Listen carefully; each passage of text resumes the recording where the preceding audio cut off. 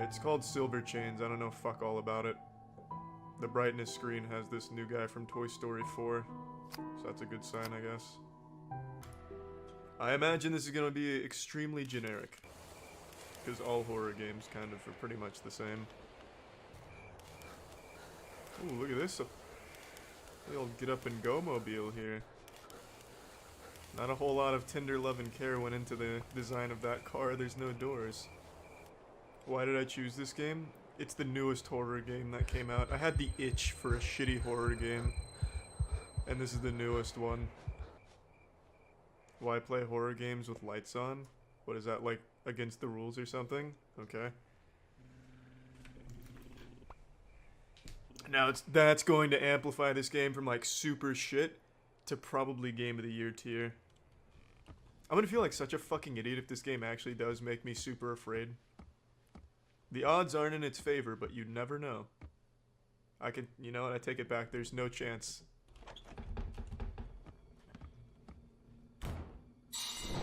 Oh, Jesus! What was that? It's haunted by a soccer player child. I just got an achievement for that. I have a sneaking suspicion there's going to be a jump scare in a moment. I'm calling it. The jump scares are coming. I'm Uncle Tickle Fingers. Well, that wouldn't make any sense. Why would the kids want to play with Uncle Tickle Fingers? They'd be actively trying to avoid me, I'd imagine. I'm gonna take a strong guess that the second I go for this boat, there's gonna be like a shadow demon or something that pops out of the water. It's a sneaking suspicion I have here. Let's see. No, that's... I mean, who could have called it, to be fair? But I got Georgie's boat back, and that's what matters. This is but I don't have the key in here. But I definitely picked up the key. Huh. That's weird. Oh, wait. Oh, I'm a fucking idiot. The key just opens this door. What do you mean, look up? There's nothing here. Oh, I see. I see. I need something to reach for the key.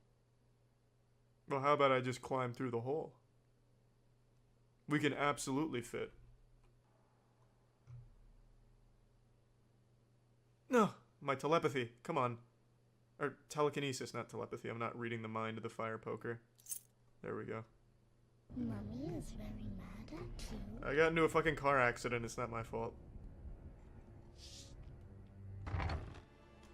But it did sound like it came from this direction. She was playing the ghost piano. Can you play Lil Wayne's Lollipop? Now hit some through the fire and the flames. God, every door opens. Shit, this is gonna be like a huge house to explore. And the fact that it just autosaved tells me there's about to be something that kills the character here. I'm a genius! That looks like one of the Black Pearl crew after they got cursed. He's making a run for it.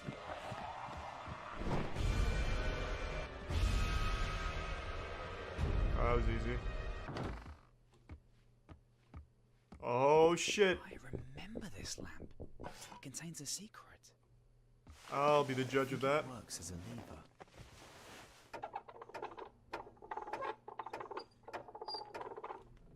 Okay. I thought anything was going to happen. Whatever.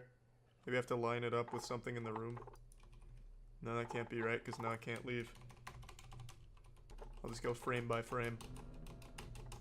Since I guess it's gonna lock into place when I do it right, maybe? What secret does this hold? It sounds like the Tin Man getting oil. How do I get out of this? I've clearly hatched the secret by now, hopefully. Oh, Q, thank you. I don't think I quite found the secret. Looks like I'm going back in.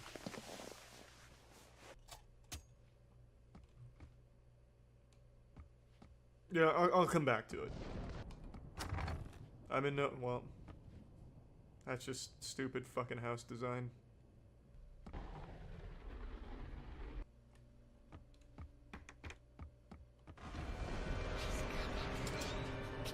Am I being hunted? Alright, I got lost. No! Oh, shit.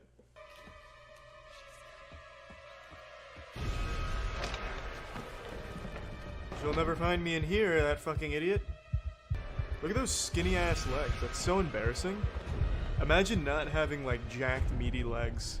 Woke up to check on the kids, entered the room, noticed a smell, same smell, accompanied Harold, returned from the hunt, woke up in bed, found decapitated remains of animals, a lot of blood, mixed with dirt, fur, cum, shit, stench, all into the bed of children, took the kids to room, ordered servants to clean it, could have done it. Seems like someone's trying to drive her crazy. Take away the children.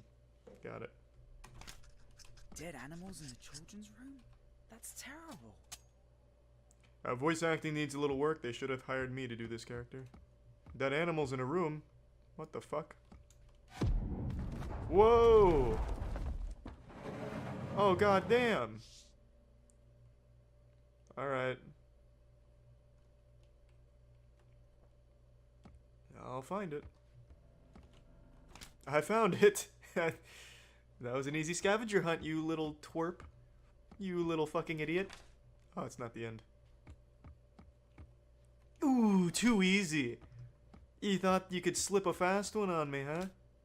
Where's that last one at? Oh!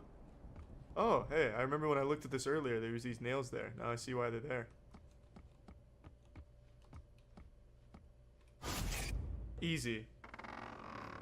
Man, this family looks weird. It looks like they're all Chucky dolls that were brought to life. I didn't really collect anything, did I? So I can't go back and open anything. Wait, no, hold on. Yeah, I can. I can open up that little box. Bang. I was wrong. That's a shame. I can go back and play with the spinning star angel thing, I guess. Spin the handle 5 times clockwise. Okay. 3 times counter, 6 times clockwise. Okay. 1, 2, 3, 4, 5.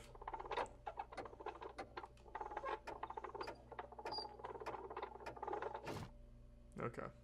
How would you ever know that? How the fuck were you supposed to figure that out? That's... like, this means nothing. There's been no hints to this. How the fuck is this a horror game? Because you walk a lot. That's about it, I think. What the fuck was that? Oh. I couldn't tell if that was the screen tearing or something in the game. Use the monocle. Okay. Well, I don't have the monocle. Which means I need to find it. Oh. Ah. That's where they hid it, huh? Oh, gee, God damn it. This game is too complex for me. I see. It's a map for me. I thought I had to look at the monocle, or look at the paper through the monocle, and it would change. Okay, I get it. Ah.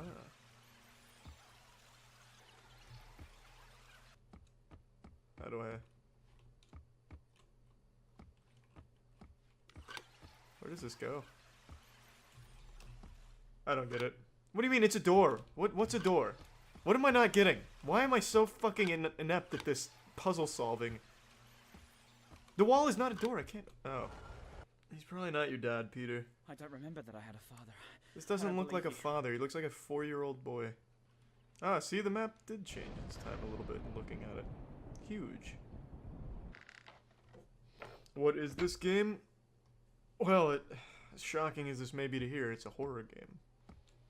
I'm not changing the game, I'm gonna beat it. Once I beat it, then I'll change the game to another horror game. Don't push me. I will.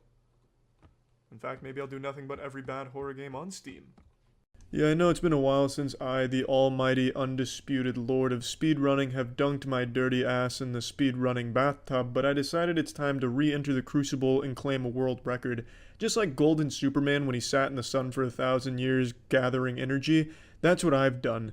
on a much larger scale. So I'm coming back and I'm definitely getting a world record here. This is on a porn game called Game of Moans. If you follow the official podcast, you know that our friend Jackson made this game a couple months ago and put it out. Since then, it's been getting frequent updates, but the first version he published is this version, and in this build, there's a game-breaking bug, an STD, if you will, that allows you to beat the game way before you should be able to. So with an optimized route that I've calculated and put into practice here, I should be able to beat this game in under a minute, when normally it offers far more than a minute's worth of gameplay, unless you prematurely ejaculate from all the build-up and also all of the sex and porn. So let's go nuts to butts here. Time starts once I hit enter on my name, so let's begin now. Now I need to start by apologizing to all of you watching and Jesus Christ himself, because I am going to be skipping through all of the actual pussies, titties, and ass and penis.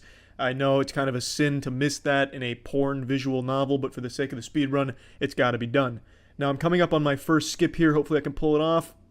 Ooh, there we go. Got the hands of a fucking surgeon. What can happen there is you misclick on brand and click the door and it costs you a few milliseconds. Ooh, like I just did right there with Sir Roderick. Oh, fuck. Roderick is the eater of runs. The amount of times that he sidesteps my mouse, just jukes me out and makes me click the door behind him is immeasurable. That man just fucking obliterates great runs. I'd reset if I didn't have such a good brand skip. I can still get world record here, could still get under a minute, as long as I pull this off properly. As long as Roderick doesn't take me over his knee and spank me again with his penis. Coming up in the most technically difficult portion of this run, I have to make sure I get this rabbit on the first try. Come on, baby. Oh, perfect. That's expert marksmanship right there. All of those years of FPS gaming at the highest level are finally paying off. This is the speedrun to finally put me in the history books beside the hentai speedrunning greats like... Well, I'm sure there's a few people that speedrun hentai games besides me. Come on, baby. Oh, fuck, I just went the wrong way. Oh, shit, that's a time loss. That's alright. We're still making spectacular time. Come on, baby, come on. Give it to me. Bang. Time. A 123 is not bad. It's definitely world record, but I truly think I could have refined this and got it under a minute. Now, if any of you have played Game of Moans, you know this isn't the true ending, but I can't speedrun the true ending on YouTube, but I'll show you where it takes place. So you grab the panties, come down here with Sansa, you get a scene that ends with you seeing straight up pussy. You get the beef curtains, you get the whole meat of vagina. And I clearly can't speedrun that, so I decided to make it an any % route of just claiming some soiled panties. And I've set the world record as expected, as I usually do when I set my mind to speedrunning a game. So, I'm fucking happy with that. Bang! I am now the world record holder for Game of Moans, and probably one of the very few porn game speedrunners out there. There's a lot I want to talk about here after seeing what happened at TwitchCon last night with Emiru being assaulted by a rogue lunatic fan who just walked completely unimpeded past the line at her meet and greet and unconsensually hugged her and looked like tried to kiss her, which is textbook assault. And it's very scary that it was able to happen so easily here. He was shoved off by a security guard, but then he just walked away.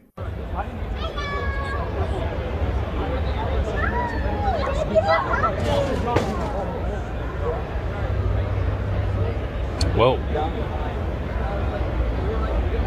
That's crazy. Holy shit, what the fuck was that? You're a creep! What The full clip goes on for about a minute and a half longer, but you've now seen the entire security presence here for the Emiru meet and greet. One person. One security guard. I have seen a stronger security presence at my dilapidated local Winn-Dixie. This is fucking crazy. One guy. And also worth mentioning, it's not Emiru's preferred bodyguard from what I understand. I had a security guard 2 years ago where there was a guy following me around TwitchCon and he asked him to stop multiple times. My guard asked him and the guy wouldn't stop, so he grabbed the guy, but he didn't hurt him. He was just holding the guy until the con security came. And then for some reason they're like, yeah, because your security guard touched him, he's permabanned from the venue forever. But he didn't even hit him or anything. He just held him while they waited for the police to come. And what the fuck? And it was my favorite security guard. I can't have him at TwitchCon anymore. Now, as I was rendering this video, Emiru posted an update to everything to shed light on everything that happened. And this bodyguard you see push that guy is someone she hired. It's not her first round draft pick or anything. It is not her preferred bodyguard, but it's who she was allowed to bring. and she was surrounded is the word I'm using, very loosey-goosey. There was like a couple of other Twitch-provided Fiverr security drones elsewhere that just didn't react at all. The only one who did something was the one she hired. We're going to be going through her statement quite a bit here, but she's giving an update to let people know that she's okay and thankful for the outpouring of support. The guy had crossed multiple barriers, even in front of other creators, to grab and try and kiss her, which he was unsuccessful at doing, thanks to being pushed off. She then says that she doesn't understand how he was allowed to get that far in the first place, and that the security that does react is her own, confirming that it's not her usual security guard since he was banned. She then says that there were 3 to 4 other TwitchCon security who didn't react and even let him walk away, which, again, is something you can confirm by watching the clip, that he just walks away completely unimpeded. The woman who was walking me away is also her own personal manager. It's not even event staff, which I thought it was event staff. Turns out it's not. The only 2 people who were checking on her and comforting her were her and her friend. Not even Twitch staff was coming to check on her. There's more in her statement we're going to get to in a moment, but I want to go in chunks here. So, I thought it was 1 security guard and then a couple of event staff that you could see in the clip. Turns out it's 1 security guard she brought, and then no event staff. It's just her manager and her friend. So where the fuck is TwitchCon security or staff at all here? They just let this guy walk up to her and did nothing, and even just let him get away after assaulting her too. Again, I still cannot even believe they banned the security guard that she wanted to bring and had brought in the past that did successfully prevent a potential threat from harming her. It's so fucked up, and I truly can't understand the thought process behind their decision to ban him in the first place. He did his job properly. He held the potential threat until authorities arrived. What else are you supposed to do? That's like the number one thing. You're supposed to stop the threat. And that sounds like exactly what he did here. I think maybe Twitch was concerned that he used excessive force or something because he grabbed him. What? Like, what do they think? He put him into a headlock and then hit him with an atomic power bomb into a fucking tombstone pile driver and then a Frankensteiner on the way out? Like, what do they think happened there? Now, I've read mixed things on who's responsible for that bodyguard being banned, whether it was Twitch or the venue TwitchCon is held at. But regardless of who's responsible for the ban, the fact that he is forbidden from being there because of being good at his job is just unacceptable. This guy walks past this entire line, literally just fucking fee-fi-fo-fums through the whole line here at the meet and greet, and assaults Imiru. Nobody stopped him when he was cutting through the line, and it wasn't until he had already assaulted Imiru that he got pushed off. And then he didn't even get stopped or anything by additional security because there was only that one guy that was there as like a bodyguard. Like, I don't know, I would just kind of expect after a fucking assault just unfolded here, there would be a big response from the TwitchCon security personnel. Like coming over here throwing like a spike strip down or like at least throwing a banana peel down so he slips and falls on it so they can apprehend him. But I didn't see any of that happen. Nothing at all, just fucking crickets. Just tumbleweed rolling through here. Like, he just walked away. Apparently he did get ID'd like after this happened later, because Twitch made a statement, which we'll go through in a minute, and it sounds like they ID'd the guy and everything. But this is a complete failure on Twitch's shoulders here for their event. They banned her preferred bodyguard, whom has previously demonstrated the ability to stop something like this from happening, and instead supplied non-existent TwitchCon security around her meet and greet, and forced her to hire a different bodyguard, one that wasn't nearly as efficient as the one that she typically uses and wanted to have present here to protect her. And just stew on this for a moment, because when you break it down, TwitchCon security literally did nothing. Not only did they not stop the guy before he assaulted Imiru, again, it could have even been a murder or something if he had like a weapon or something. He was not stopped despite plenty of, ample opportunity for them to intervene. Not only did they not stop him, after it happened, they didn't even pursue him. The only one who acted at all, that one security guard, was not a TwitchCon security guard. It was someone Imiru hired, a bodyguard she hired. That was the only person that acted at all. And the only people that checked on Imiru were her team. No one on the TwitchCon event side of things, apparently, according to Imiru. So that means at TwitchCon, the security didn't do anything at all, nor did the event staff do anything to even check on her after this happened. Holy shit. That is inexcusable. I've talked about events and stuff in the past. I've never been to TwitchCon. I have no plans of ever going to TwitchCon or anything even remotely similar to it. And I've always expressed, A, I don't think I'd have fun, and B, I'm always worried about events like that, like legitimate safety concerns.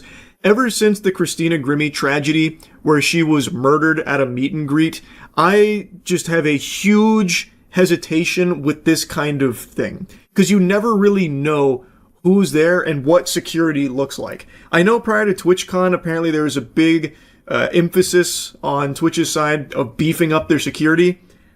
I'm not seeing that at all. The proof is not in the pudding here from what I'm seeing. It's extremely concerning that this creep was able to just walk up slowly, mind you. It's not like he charged the stage or something, with a fucking 4-second 40 where they couldn't respond in time. He slowly, calmly walked past everyone. Security, event staff, no one stopped him at all. Like, shit, I got stopped more often trying to go to a lacrosse party in college. Like, they were more vigilant about stopping people from getting into a fucking party, let alone, the actual safety of the guests here at this event. It is just crazy to me because this guy could have had a weapon. He absolutely could have had a weapon. It is just dangerous. It is dangerous, and it's a complete failure on Twitch's part here. Now, like I said, they did make a statement about this. The safety and security of all those attending TwitchCon is our highest priority. The behavior displayed by the individual involved in the incident yesterday involving a high-profile streamer was completely unacceptable and deeply upsetting. In line with existing TwitchCon security protocols, law enforcement and event security were on site and responded to the incident. When? In 7 business days? Where were they? Because, again, in the longer clip, it's 2.5 minutes, and he just walks away. You can see him leaving, and I maybe I missed it, but I didn't see anyone stopping him at any point. We immediately blocked this individual from returning to the TwitchCon premises, and they are banned indefinitely from Twitch, both online and in-person events. We're coordinating with the impacted creators team, and per our standard protocols, continue to cooperate with any law enforcement investigations. We have increased security at the meet and greet attendee check-in point, and we'll have additional security personnel surrounding participating streamers. If you've RSVP'd for a meet and greet, please note that we are unable to accommodate +1s for the remainder of the event. Twitch has zero tolerance for harassment or acts that inhibit the safety and security of our community. Like I said, based on their statement here, it sounds as though they ID'd the guy responsible for this assault here, mentioning that he's been banned on Twitch and from the events. It sounds like there's also going to be additional follow-ups, I believe. That's how it read to me. Now, as a result of the assault that Emiru experienced at their event, they are going to be having a stronger security presence at further meet and greets that are scheduled. The question begs to be asked, why wasn't that an emphasis beforehand? You're saying that safety was your top priority, yet it's very clear, very evident in this clip that there's not a lot of security there. So what are you doing about safety? I don't understand. If safety's such a high priority, where's security? Why, I don't know why it's so lackluster then if it's such a high priority. And again, this is a huge streamer. Emiru is one of the biggest streamers. What does security look like for streamers that aren't her size? I genuinely have no idea. It's a legitimate question I'm asking because, again, Emiru is one of the biggest streamers, and TwitchCon didn't have any adequate security presence at her meet and greet. What does it look like for a smaller streamer doing a meet and greet? Did they provide anything at all to them? And also, what they do provide is basically anyway, nothing. The security didn't act at all here. So now let's go back to Emiru's statement, because she says something very interesting here about Twitch's statement. In Twitch's statement, they said that the guy was immediately caught and detained. Sorry, but that is a blatant lie. He was allowed to walk away from my meet and greet, and I didn't hear he was caught until hours after he attacked me, and it felt like this only happened because of my manager pressing for it, not because TwitchCon staff present thought it was a big deal. She mentions there's more she wants to talk about on it, but I'll save it for stream. She then goes on to thank people for the support and confirms that this will be her last TwitchCon, which I think is completely understandable. I think other creators should seriously consider not attending in the future. I did not feel cared for or protected, even bringing my own security and staff. I can't imagine how creators without those options would feel. So according to Emiru's statement here, she believes that the guy wasn't immediately caught and ID'd by TwitchCon staff or anything like that. And in fact, it wasn't until her manager pressed them for action that they did anything at all. That's unhinged. They didn't want to, jump into action after a fucking assault just took place? I just don't get it. That's completely unhinged. It almost feels like maybe they're more angry about Emiru's bodyguard there shoving the guy. Like maybe they're thinking about banning him from Twitch events in the future or something. Like it doesn't seem like their priority is safety. If they were going to just let this guy walk away until Emiru's manager had to force their hand to do something, this is just not a safe environment. And this isn't a new criticism of TwitchCon. This has been consistently something that people have spoken out about for years with TwitchCon. Like, I'm sure a lot of you have heard the horror stories that have been reported numerous times in the past at previous TwitchCons about like drink spiking or like the lack of security present, stuff like that. It has been something that people have mentioned numerous times, and every time Twitch tries to assure the community that, you know, they're really taking security seriously this time around. This time, you know, it's fucking locked down. There's going to be no issues. And like clockwork, there's always seemingly some kind of big security concern or something that arises at TwitchCon. It's just, I don't understand how they're not doing anything to like remedy it. Even in this, which is again supposed to be like their big year of security, like, cause they made a huge, you know, stance on how strong they're going to be with security this year and how seriously they're taking it, how seriously they're going to take it. And then day one of TwitchCon, Emiru gets assaulted. And then in this clip, it really seems like there's not a lot of security there. And if there is, like off camera, a bunch of security, they're not very efficacious. They're not very good at stopping a legitimate threat. Like I said, this guy's intentions could have been to murder Emiru here. He could have had a weapon, and he wasn't even stopped. He got all the way to her and assaulted her before he was finally shoved off.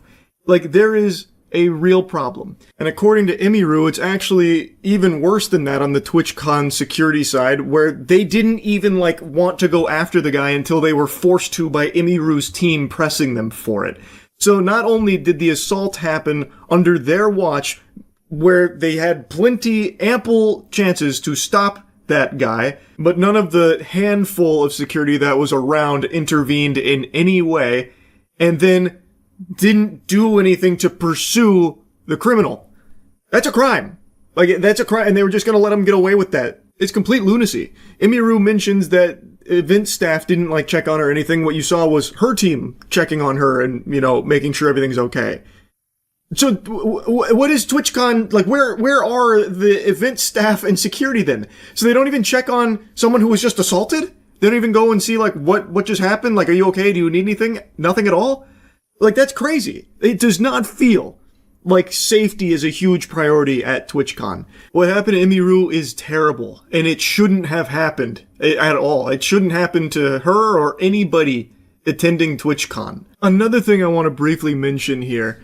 Apparently, Emiru didn't even want to do the meet and greet. She was obligated to in order to keep her show. So I had to cancel my meet and greet because of the stuff, but in order to, I can't cancel my meet and greet and not cancel her show because of the fact that the reason I cancel my meet and greet is I don't want to be in the same place for 2 hours because of people being weird. Okay. And then I'm under contract with them, so I can't cancel one and not cancel the other. Interesting. Oh. So I'm sorry, I kept my meet and greet because I wanted to keep my show. Surely it'll be fine. I'm sorry, Emmy. I'm sure everyone will be nice. It sounds like it was a contractual obligation that if Emiru wanted to keep that show, she would have to do this meet and greet, which is something it doesn't seem like she wanted to do, but was trying to approach it with optimism about people, you know, being nice and not being weird. Unfortunately, that's just not how things panned out. And it's crazy. She didn't even want to do this meet and greet. It's something that it seems Twitch was requiring her to do in order to keep the other thing that she actually did want, unrelated to the meet and greet. So she decides to oblige and do this meet and greet, and Twitch doesn't even do the bare minimum of giving her adequate security to protect her. Holy shit. So anyway, I just wanted to talk about this a little bit. That's about it. See ya. I bet if you went through every movie review I've ever done, you could probably count the amount of comedies I've reviewed on one hand. It is very rare for them to come around. It's like a solar eclipse in film. Like, it is just not a genre that gets made much anymore. And the ones that do come out over the last decade have just been pretty trash. Like, there's not a whole lot to like about them. Usually you just end up wishing you had seen something else or just stayed home. Which is a shame, but the new Naked Gun movie just came out, and I saw it mainly out of respect to the franchise. I wasn't expecting a whole lot from it. I was somewhat hopeful that Liam Neeson would kind of slap in the role, because he did a great job in that one Ted scene, so I knew he had some comedic chops, but I was beyond surprised with how much I enjoyed this. Liam Neeson as Frank Drebin Jr. had me giggling like a baby playing peekaboo. I was actually, not exaggerating, out loud laughing multiple times in this movie, which does not happen. When I go to a comedy over the last 10 years, the few times that I have, for all like 7 comedies that have come out, I sit there like the Grinch, stone-faced, and it feels like I'm watching a snuff film. Like, I bet if you walked in on me watching a comedy in theaters, you would think that I was watching traumatic footage of my grandmother being set ablaze or something by a terrorist. Like, I am just not having fun. But in this film, I could not stop smiling and actually got loud laughs out of me. I was so impressed because it felt like Hollywood remembered how to tell a joke. It did feel very reminiscent of some of the great iconic gags from the original Naked Gun films. Like, without being just like super derivative. Like, it felt like it was paying homage without just trying to walk the same path and emulate it one-to-one in the modern age, which I really, really appreciated. So, Liam Neeson plays Frank Drebin Jr., the son of Frank Drebin. R.I.P. to the great Leslie Nielsen. I really think Liam Neeson fits perfectly here for this film. He does a great justice to it. Like, I really was impressed. But not only with him, Pamela Anderson. She is, like, really good in this movie, too. Now, of course, the chemistry works really well between them because apparently, like, they're actually in love in real life, which is actually somewhat wholesome, and it really works well in this film. But by far, like, the best part is just how serious Liam Neeson is. And of course you know that going into it, but I've seen countless of his films, and I don't think I've ever seen him so stern. Every single word that leaves his lips sounds like the most important thing you'll ever hear in your life. It really helps elevate it. So the film has a lot of different kinds of comedy that it weaves in here. It has classic slapstick, even like some prop humor and gags, really clever wordplay. Like, it's non-stop jokes. It reminds me of old Tom and Jerry cartoons where they spit out watermelon seeds like a Gatling gun, but instead of it being watermelon seeds here, it's just like endless jokes in every single scene. Pretty much every line of dialogue is setting up a joke or like expanding on the back of a joke, and it works. Like, it never gets tiresome. Obviously not all of them land. In fact, I would argue like maybe like 60% of them aren't gonna have you like, you know, gut busting in your chair, fucking Santa Claus ho-ho-hoing or anything. But the other 40%, like, they're actually, like, they had me laughing. And that's exactly what you want. Just having a good time start to finish. Not every joke needs to be a fucking home run grand salami, you know what I mean? But this film does what I've missed so much from movies that the old comedies used to do, like the old Naked Guns. God rest their soul. Really doing a great job of being a smart, stupid person. Like, you can have all kinds of oafs, bumbling fucking morons, like drooling homunculi idiots, and that's fine, but to have like a really smart one is special. What do I mean by this? I mean, like, the character is clearly supposed to be incompetent, but it's written in a way where it's like really smart incompetence. So, like, some of my favorite, like, lines are things like, Pamela Anderson is at Liam Neeson's apartment, and he's cleaning up off his table. He's like, I just haven't had the drive to clean up after my wife died, and he's like throwing away bullets and guns and hand grenades. And she says, how did she pass? And he responds, extraordinarily well. She had an arm like a cannon, could easily throw the pigskin over 50 yards, and then she died, so we'll never know if she could have gone pro. Like, that kind of writing, I have missed so much. That had me laughing pretty hard. It almost felt nostalgic. I don't even know how to explain it. I just had such a fun time with it.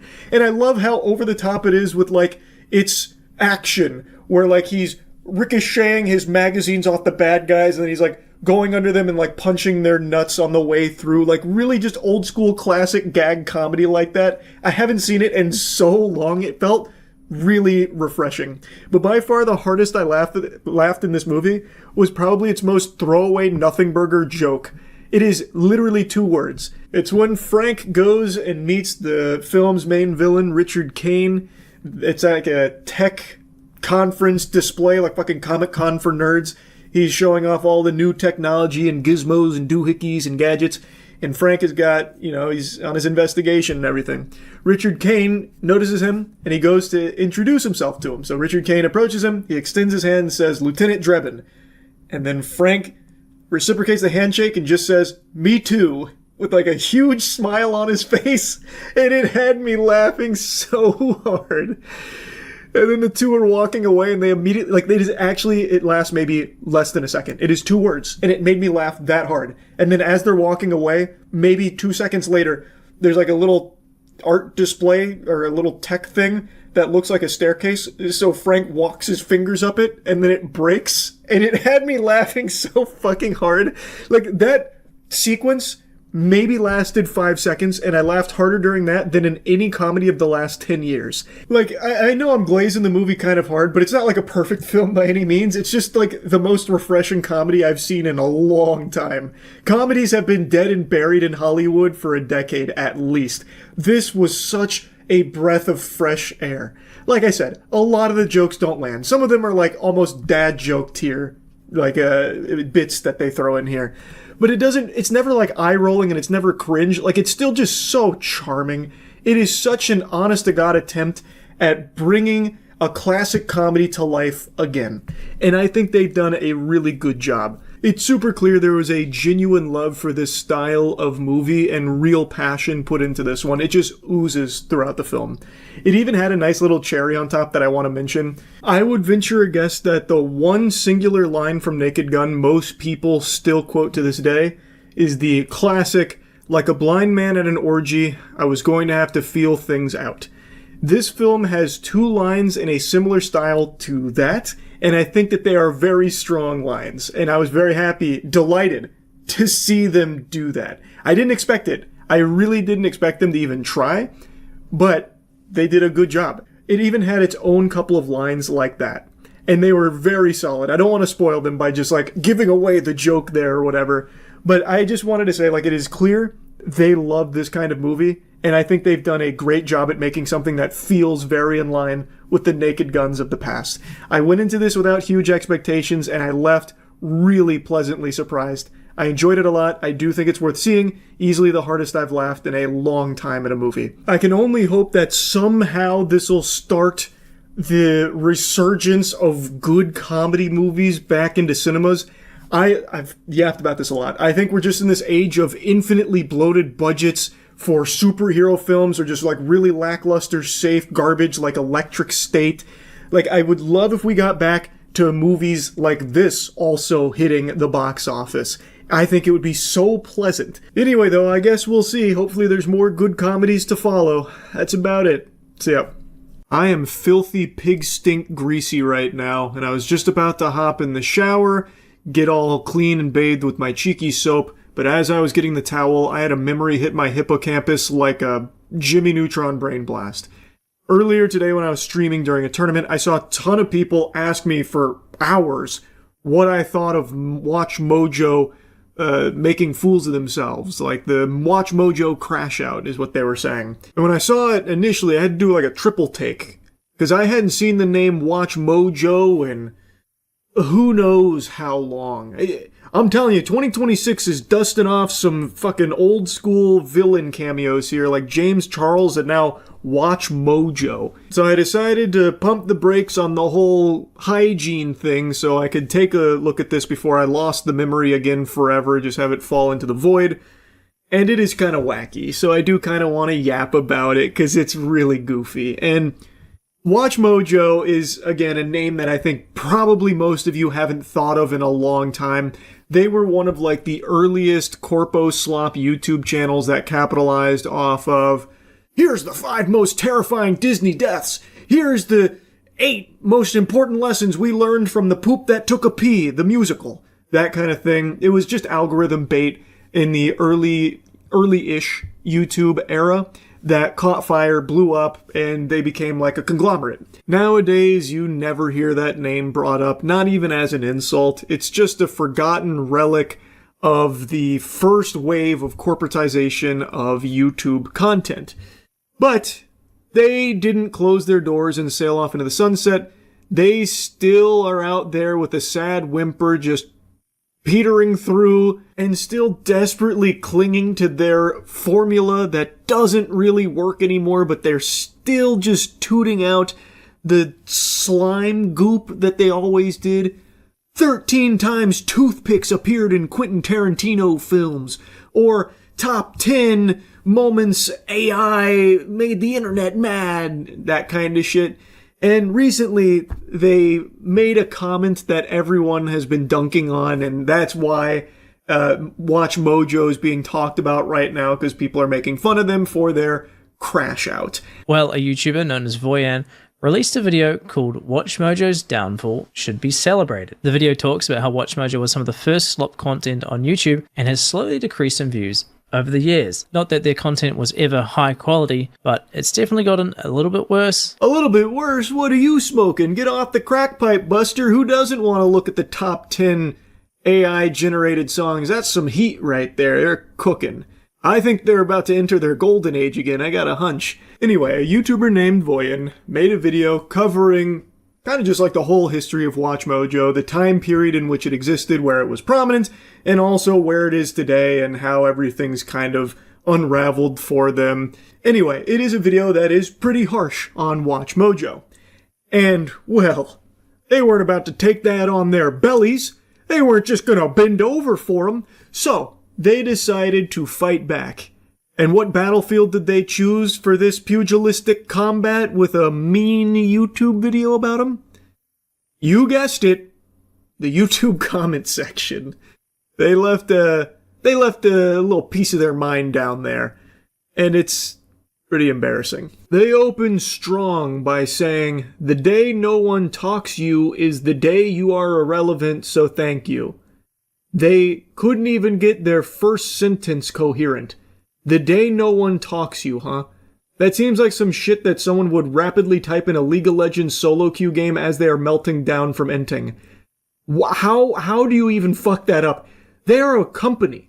This isn't just a guy. This is a company that's posting this, by the way. Okay, never heard of your channel, and I admit I didn't see the video, but a few points. Yeah, these are going to be really strong points.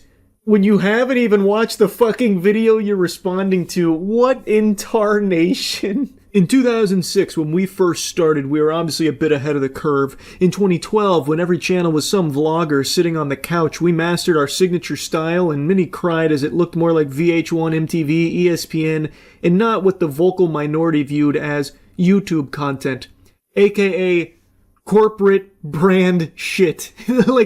That was the complaint, that it felt soulless, that you were just delivering off of like, here's 5 games, okay, and there they are. That was the complaint. It didn't look like VH1, MTV, or ESPN. It looked like just fucking montage of 5 things that you found on Reddit that you put into your top 5 games that have punching mechanics. That was what people were talking about there. The challenge in media is staying relevant, keeping your audience guessing, etc. What guesswork is there with a Watch Mojo list? What the fuck? Companies like BuzzFeed, Vice, Vox, and channels that inspired themselves by us, by their own admission, all came and went. We managed to both keep our OG fans happy and innovate. Is there such thing as a Watch Mojo fan? I feel like that's not real. That's just a fairy tale. That's like being a lobotomy enthusiast. I feel like Watch Mojo doesn't have fans. It has bots or has people that just had the YouTube running in the background and Watch Mojo came on through autoplay. Or 12 years ago, they saw the title 8 times that sci-fi movies used a whoopee cushion. Some shit like that. And then they stumbled across a Watch Mojo video. But I don't think there's people that are like actively salivating over the next Watch Mojo release. Like, I can't wait to see what AI generated song is popping this time around. Can't wait for Watch Mojo to deliver. If by downfall you mean being a survivor, having 100 plus FTEs who earn their living with us, then I will take it. How does Watch Mojo have 100 plus full-time employees? I'm assuming that's what FTE stands for. There's no way that has to be a lie, or that is the most bloated company for the simplest dog shit ever. That has to be the easiest job on the planet. They're patting themselves on the back for still drooling out the lists, but it's not like they're doing well. That's kind of like one of the big points of the video they're responding to that they admit they haven't even watched. Like, they're hanging on in the same way that Blockbuster is. Like, yeah, there's still one left, but you wouldn't really call it, like, super healthy, but at least Blockbuster has its own charm to it. Watch Mojo has nothing. But they're over here like, any publicity is good publicity, you're talking about us, so how the fuck is that irrelevant? Checkmate. Also, this may be inside baseball, but you are aware that a VOD is YouTube 1.0, and the platform is evolved, right? I could break it down for you, but why bother? Hint, viewers are spending nearly an hour per watch session watching our content. We are, in the ways that matter, more pertinent than ever. Holy delusion. Yikes. As per Sound Mojo, again, think of 2012 when the vocal minority whined and then we got the last laugh. Then they sign off with a mic drop. Haters, envious, jealous people are fuel to our fire. The reply right under it had a big giggle out of me. It says, this is like the Ouija board speaking back. I thought that was a banger. Pretty stupid to respond to something they didn't even watch in the first place, and they just come across as like a bitter, delusional douchebag organization. What a dumb response. And again, they didn't watch the video, so they have like nothing to even like refute or even really dive in about. They just instead suck their own cock about like how long they've been around and how they were ahead of the curve. And actually, based on the data that matters, are more pertinent now than ever, which is just provably false. They are not. Unless they're going by like watch time metrics where they themselves are juicing it by auto-playing to bots or something, they are not as pertinent as ever. Anyone can look that up and see that that's just a full-blown lie. Maybe they're trying to like convince investors or something, I don't know, but it's not going to work on like sane people. It's just a really baffling decision because they didn't need to like respond to it or anything. And it's not like they're known for clapping back against people that make fun of them. It just feels so out of nowhere. So it is wacky, and I did want to yap about it because why? why do that? Maybe it is just like one person who has the password to the account that felt personally attacked by it. Maybe it's the owner. I don't know. But yeah, pretty silly. That's really about it. So, as you can see, the joint is had an hour. Where did you find that piece of chicken in the dumpster? They didn't say what. The fuck is that? Canned turkey? I'm not very good at cutting meat. Never have been. Oh, don't worry, Kay. It's not meat. Looks like the ass cheek of a skunk or something. It obviously went into the potatoes and same with the carrot. That's okay. I don't think anyone's going to be complaining about that, Kay. The juice being a little contaminated is probably going to be the least of your guests' concern here. And here's the taste test. If it's good enough for a dog, it's good enough for my family. Even the dog's like, Kay, can you please get this abominable dish away from me? And I just want to also tell you about She's such a happy woman. I like that. Yucky. If you're using panko breading, you usually dip it in eggs. I get that, but that did not look right. I like how the husband is watching this salmonella disaster unfold in front of him and he can't wait to eat it. Those meatballs deserve a channel strike. My mouth is a watering, Kay. I can't wait to gobble those up. That's the word I was looking for. Suddenly I have a craving for meatballs. Lee, what I'm doing, you need to wash. Oh, we have a second round of mincemeat, eh? Well, far be it from me to make this sin here, but I am going to skip forward to when she finishes the tray. Now I'm going to put these in the oven for 10 minutes. Is 10 minutes enough to cook that? Kay, I'm no health inspector, but 10 minutes for that amount of mincemeat meatballs. You can hear me over there. I don't know about that. Does my head in? You can see. Oh, yum, yum, yum, yum, yum, yum, yum. Which is something I didn't want to I do love vomit balls. So what I'm going to do is, nearly ended up with that ball on floor. Oh. So what I'm going to do. Kay, I'm drooling. Let me see the cross section. Is I'm going to drain some of this juice off, put them back in the No, oven the sacred juices, Kay. That is crucial to the flavor. Turn them over. Oh, this is going to be fun. Trying to turn them over. I can already sense the umami explosion. Nope. Just a little fungus. You don't have to. You can see the meatball, meatball. My God, that's fucking gross. Just too busy. I love when my meat looks like urine. As you can see, I have it. Just throw them in there again, Kay. I'm sure with every time they get thrown into that oven, they get better and better. This looks like what Rick O'Connell uncovered in the Mummy movie when he was uncoffining Emotep, when he cracked open the sarcophagus. They look done. Speak to me, yes or no? No. They're done. They're alright, yes. Well, it's better than immediately having convulsions and falling over. So, I don't always eat that's my good. own food. Guess what? Dogs can have them. Good! Just what a dog wants. More Kay's cooking. End product bit. Watch out, Kibble. And Beef today, alphabet I'm doing pasta a soup. twist.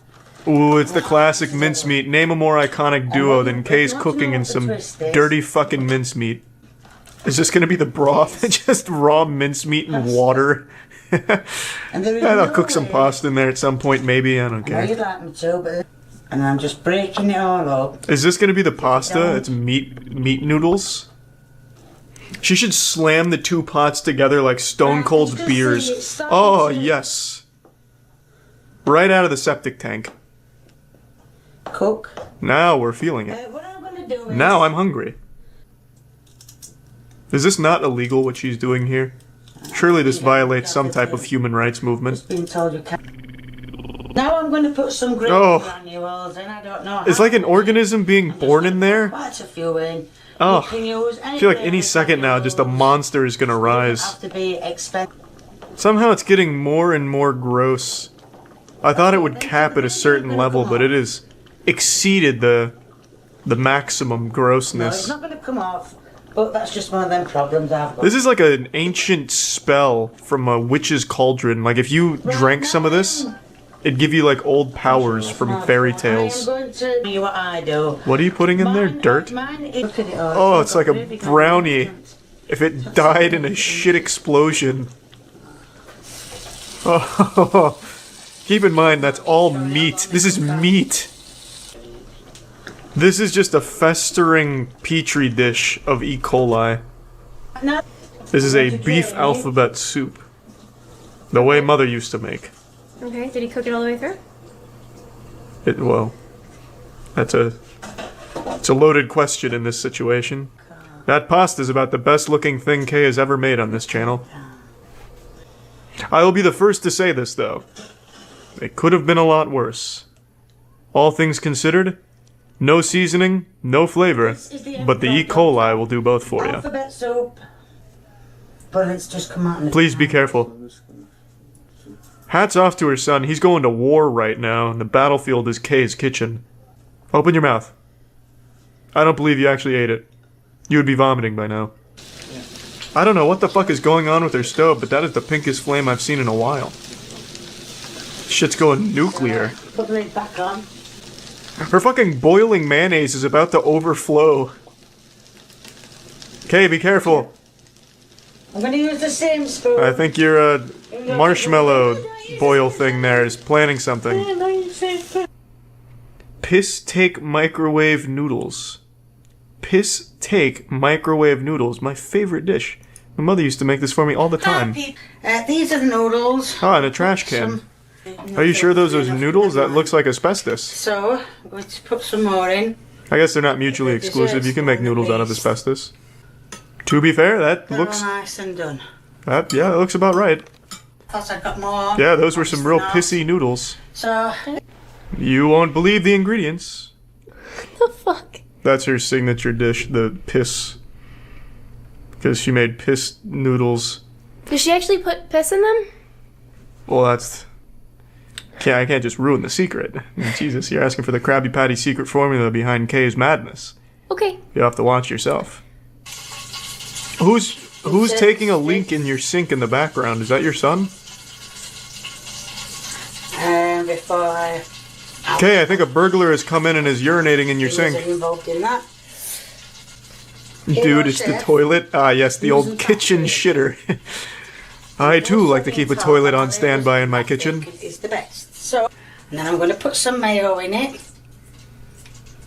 Naturally. Go ahead and dump some of that mayo on there. I guarantee I'm ready you for the will money not shot. regret doing some research on. Where is the mayonnaise? This is a lot of bacon. Yes, it's an impressive quantity of bacon, but where is my mayonnaise I was promised? I hate the feel of bacon. No. I feel like I've been clickbaited. I've seen no mayonnaise yet. And I'm getting impatient.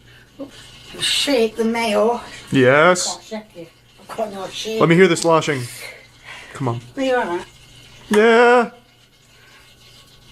Oh, that's a healthy amount of mayo. I'm gonna mix No it. expense spared on that mayonnaise distribution. The spirit of YouTube chefs live on within Kay's mayonnaise. Oh. You surprised me with that one, Kay. I didn't expect any more mayonnaise, you dirty girl. Oh. Now I'm ready. It's got to have a bit of juice, hasn't it? Now this is finally real cooking. One more. Oh, I didn't expect a third. Kay, I'm dried up. I can't handle more. No more mayonnaise, Kay. We're reaching a point where it's too much. That's it. This dish. Of course. That's the old mayonnaise baker. Forget a thing. That's scrumptious, Kay. That looks alright. This is the kind of food that wars are fought over. Godspeed, my friend. I'll leave my son to get the salmonella. Easy. Yeah, I didn't. Right in the old gullet. I should have put it other way as well. You can really almost taste some meat beneath that mayonnaise. Mother, I must be honest with you. I think you use too much meat in this mayonnaise. Nice multi flavor, yeah. Flavors. There's two flavors: chicken and mayonnaise. Something like that. Dude just dies. He gives a thumbs up and just falls over backwards. I'll leave that one alike. Anything that involves mayonnaise, K, is good with me. I'm a papier-mâché rhinoceros, bitch. You humans better keep your head on a swivel, cause I'm looking for friends in all the wrong places. A standard rhinoceros only has 4 legs. I have 8, all of which I can shove up your asshole. I even have Shrek's ears on my forehead. I am the ultimate weapon. Are you working under the assumption that this ping-pong net can stop me, you insolent bastards? Oh no, not the sticks. Shit, they've got the sticks. Fuck, it's the sticks. Son of a bitch, they have the sticks. The sound of bamboo sticks hitting the ground is too much for me. The power is overwhelming. The gloves are coming off now, gentlemen. Oh, I'm sorry about that. Nearly impaled your friend with my horn. It was an accident. No, stop. Get those sticks away from me. It was an accident. It's just an accident. I'm sorry. I didn't mean to do that. Fuck you. I did it on purpose. I tricked you. I'm coming through. I've spotted an opening in their defense, coach. I'm going through. Damn it, the construction workers are back with their sticks. I can't go any further. I may look outnumbered, but nothing could be further from the truth. The pendulum swings in my favor. Please, flamingos, assist me. Do not forget the numerous battles flamingos and rhinos have fought together. What are you doing with that weapon there, soldier? Do you really think that's enough? You're gonna need a tank if you want— oh fuck, it's a direct hit. My left ass cheek has been punctured. Everything's going blurry. No! He hit me with an ancient Indian blow dart. He propelled it from a gun. That's cheating. What are you all looking at? I'm still a rhino. Get the fuck back. No, shit. Losing strength. No. Not the net. Not the net. No, I feel like I'm being cocooned in a spider's web. Despite all my rage, I am still just a rhino in a cage. When you rip a piece of paper, do you feel remorse? If you are a female and you see a rhinoceros, do you get horny? If the answer to either of my questions is no, then the only thing truly made out of paper is your soul. A lot of you know this, but I recently took up the multi-year task of watching every video game adaptation ever made. So every movie based on a video game, I will be watching to find definitively the best one and the worst one, ranking them from worst to best. I've watched in total 6 now. but I've only made 2 videos on them, one for Silent Hill 2006 and one for Silent Hill Revelations. But I've watched 4 others, I just haven't made any content on them. And that's because they're more modern movies, which means the copyright on them is a little stricter. So like when I did Silent Hill Revelations, that got flagged pretty hard. Immediately YouTube came in with the fucking whistle, the hall monitor badge, and slapped the old copyright claim and block handcuffs on the video. So for these 4, I don't think I could make big videos on each of them, so instead, I'm just gonna yap about them right here to your face. So spread your lats, get ready, I'm coming in hot. So the first 3 I did in a batch because I was just gonna make one video for this entire series of live-action video game adaptations. It's the Tomb Raider series. I didn't want to break these up into individual videos. I thought it'd be better just to do them all in like a batch. So let's start with 2001 Angelina Jolie fronted Tomb Raider. This movie I actually have pretty fond memories of because I actually watched this after coming back from the hospital and having an eye patch on my eye because my friend's dog bit my eyeball. So I spent the day at the hospital, they were tending to my wound, they were performing voodoo magic and dropping, sacred Phoenix down eye drops in there to fix it all up. And when I got sent home with an eye patch on, my dad threw on Tomb Raider and he said, we're gonna watch this tonight. To date, probably still the only time my father has ever willingly watched a video game adaptation, or anything even loosely based on a video game. I think it was just that early 2000s Angelina Jolie hype train. So, this film is somewhat sentimental to me. And going back and watching it, I can confidently say, it's fine. Like, it's a fun movie. It doesn't do anything super special. It's very much a product of its time, which I actually think is a really charming aspect of it. Everything about this film wants to be extreme. So, like, the very first scene, she's, like, hanging upside down and then fights a robot. And actually, the robot looks pretty good. Like, this film does have some very bad CGI moments. I mean, it's 2001, of course, it's gonna have some fucking wonkiness. But for the most part, I actually think this looks better than most of the old DCU movies from a few years back, like with The Flash and all of that shit. This film looks pretty solid overall, and it's really fun. She's using video game moves during her robot fight, so she's doing like backflips and shit. She's dual wielding and doing all kinds of like gun fu on it. It's like really well choreographed. And it of course tries to suckle from the teat of The Matrix because, I mean, it's the early 2000s. So it has like her dodging bullets and stuff and doing those kind of maneuvers, which really fits in line with the Lara Croft character overall, to be honest. I really think the action in this was a slapper. I thought it was such a good thrill ride. Now the story, it's nothing amazing. I was surprised to see Daniel Craig here, but the story, I wrote it down.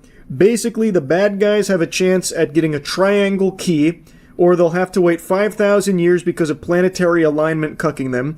And okay, I went out of order because I jumped from like my plot synopsis to Angelina Jolie wore tit enhancers.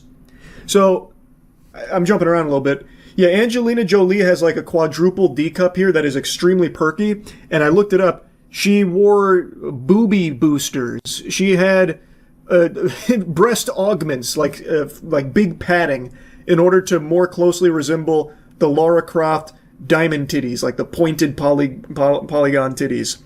So that's worth mentioning. I thought that was kind of wacky that they did that.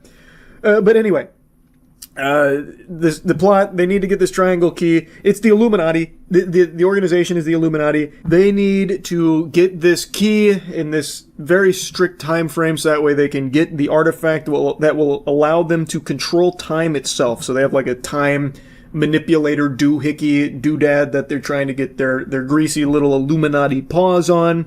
And eventually Lara Croft meets the bad guy, and he's fundamentally just a Redditor. He's like a prototype Redditor. All of his lines are so cringy. Like, one of his lines is, "Your ignorance amuses me. What a pleasurable torment this shall be," and stuff like that. There's also a side booby scene with Angelina Jolie, which I vividly remember being like a big like wow moment back in the early 2000s. So that was cool, I guess. But yeah, basically, she is trying to stop them from getting the Triangle of Light and controlling time because you don't want that power in the bad guy's hands. So she is now trying to get the Triangle of Light herself. And it is a lot of action. There's like a bungee cord fight in her mansion, which is a really cool mansion, by the way, and the bungee cord fight is really cool. Again, I think the action super slaps. Daniel Craig, like I mentioned, is here, and he's like a pseudo love interest of Angelina Jolie, but he's working for the bad guys, and he's also kind of cringe. He is very on the nose with his exposition, so he reveals like the big twist that he's been contracted with the Illuminati to get the Triangle of Light, and he says, Laura's in it for the glory. I'm in it for the money. So that's his whole character trait. Money, money, money, money, money. He's Mr. Krabs. It's not deep. This film doesn't even really try to give you a compelling narrative, and that's by far like the worst element of it. It's fun. Like, it's a fun adventure. They go a lot of different places. She solves little puzzles and riddles, all of which are kind of cool. But there's no emotional weight to it. So Daniel Craig, his name is Alex. At the end of the film, they're all standing off, trying to get their hands on the Triangle of Light. And in order to try and force Laura to give over the Triangle of Light, the bad guy throws a knife and kills Alex. And thus, it prompts Laura to get the Triangle of Light to reset time so that way she can save Alex.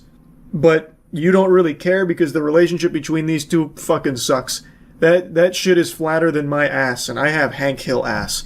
So, by far the worst part of the film is, like, its story. It doesn't really do much to make any chemistry between the characters, but overall, I really did enjoy watching it. It is a fun early 2000s action flick. Now, moving on to the next Lara Croft Tomb Raider film. This one's Cradle of Life. This one has Gerard Butler. I didn't remember him being in this film either. But this one, I think, is definitely a step backwards. I think this one is just worse in every possible department. The action's not nearly as flashy or as cool, but I don't think it is a bad movie. It's just definitely worse in comparison to the first one. So, like, in the very beginning, there's a CGI rock avalanche at a wedding, and it looks like shit. It somehow looks worse than the first movie. I'm guessing what happened is, for the second film, they thought maybe they could, cheap out on the visual effects and maybe just focus more on star power with having Gerard Butler here and, Angelina Jolie. But it doesn't, I don't know, like, there's no chemistry between them either. I guess there's a little more between them than her and Alex from the previous film, who is completely forgotten, by the way. I don't think they even mentioned his name once here. It's like he never even existed. They fucking vanished after the Triangle of Light brought him back to life. But yeah, as more and more memories of it are coming back to me, I watched this like 2 weeks ago. I wrote everything down, but as I'm remembering more of it, it is actually significantly worse than the 2001 Tomb Raider film. Like, there's this CGI shark where she's like swimming to get like this golden ball, and there's like this CGI shark actually looks like something out of an indie game from Steam. I don't know what happened in the visuals department. I think that maybe they went on strike or something. They said, fuck it, I'll have my son finish it. He's used Blender once. I don't know what went wrong, but yeah, it looks much worse. Also, the story is a lot worse. There is still like a grand sense of adventure that I can appreciate, but it doesn't really have as many like intricate puzzles or anything to solve. It's all a lot more like streamlined and on rails. So it loses that sense of scale that the first one kind of had. And I also hate the villain in this one even more than the last one. He's even more cringe. So this guy is like a world-renowned super genius turbo megamind galaxy intellect, but he uses his mind for evil. He turns to a life of crime where he becomes a bioweapons trader. And he likes to release poison weapons to the world just to watch it all burn. So he's giving like this speech about how he just likes to see the effects of his bioweapons, his virus. It's like some shit out of Umbrella Corps, really. So he's giving this speech and he's talking about how he released enhanced Ebola, like super Ebola, and wants to sell it for $100 million to some bad guys. But he doesn't even really care about the money. He more so just likes people using his super Ebola and all of his other, engineered viruses just to kill people for the sake of it. But he believes that there is an even more potent bioweapon out there that he wants to get his greasy paws on. Pandora's box. That's the main item that must be retrieved by Lara because she doesn't want that falling into his hands. So MI6 gives her a huge exposition vomit sesh. They diarrhea out tons of info on the bad guy. I didn't write his name down, so I don't even remember the bad guy's name. But he really is that forgettable. He's kind of just a fucking loser. But he wants to use Pandora's box to kill the whole world, because Pandora's box in this film is a plague. That is what is in the box, and he wants to unleash it to destroy the planet. That is his entire mission, his whole goal. and Gerard Butler enters into the fold. His name is Terry, because Laura needs to team up with Terry because he's the best tracker she knows. He's like the most equipped for this mission. But he's in jail. He gets a deal from Laura to get him out of jail as long as he teams up with Laura, and the two then go try and get Pandora's box to stop the bad guy from having it. They drop out of the battle bus into China, and they find like this underground group, the same group that she fought after the CGI sharks when she was getting the golden snitch. They confront the group. They're called the Shay Ling, and Lara Croft kills one of the guys, and then they drive motorcycles on the Great Wall of China. And then after they escape the Shay Ling, after causing a ruckus, Gerard Butler, Terry, reveals how he's still really salty that their relationship didn't go anywhere. These two were once romantic. Almost in love, you could say. But then things went cattywampus, and he's not happy. And Laura, she does not trust Terry. Yep. I did a really bad job at writing down the plot synopsis here. It's all over the place. But yeah, I wrote this down, and it's true. Terry's basically the exact same character as Daniel Craig. Like, personality-wise, he fills the same role. Literally like a one-to-one carbon copy of Alex. I have to imagine Daniel Craig just had other obligations, so he couldn't be part of this film. So they're like, all right, we'll just write a new guy and forget about Alex. Yeah, I don't know. It was interesting. But anyway, the reason their relationship crumbled is because he left her and abandoned his country, but he regrets it. Anyway, though, I don't know why I'm getting, like, even deep into this, because it doesn't matter. It's not fleshed out. It doesn't feel natural. There's no real chemistry between them. Again, it's very stale. Ultimately, the big part of this film, the action, is still intact and still fun. Like, the gunfights feel very much out of a Tomb Raider game from the PlayStation. The choreography is still pretty hype. It just looks worse than the first one. It does take a step back in its visuals, but I do appreciate that the action is still flashy and it is still fun. What ultimately happens, though, is they get to Pandora's box. They fight some shadow guardians, which are like these tree demons. So they fight like these, almost like tree imps. They just kill the shadow bad guys, and they're forced by the main bad guy to lead him to Pandora's box. And then she fights the main bad guy who likes bioweapons, and she throws him into a pit of acid that Pandora's box is sitting in. So he starts just melting and dying next to Pandora's box. And then Terry and Laura are face to face with the box. Laura obviously wants to leave the box, believing that this plague is too powerful for any one man to have. Terry, on the other hand, wants the box because he wants to sell it for money. He wants money. Remind you of anyone from the first film? So he says, I need this because I want to sell it. And, well, that's not gonna fly. So she refuses to let him, and so he slaps her and gets ready to shoot her, but then she beats him to it, shooting him. It's supposed to be emotional, but all movie these two are just not clicking, so who cares? Wasn't a hard choice is what I wrote down. It's very true. It wasn't a hard choice, and who cares? Overall, Cradle of Light, much worse than the first film, but still not a bad time. I actually find these Angelina Jolie Tomb Raider movies to be pretty charming. Like, I still did enjoy watching them. They're decent films. They're nothing special, but I think they're, I don't know, a good representation of early 2000s action flicks. Now we get to the final Tomb Raider movie, Tomb Raider 2018.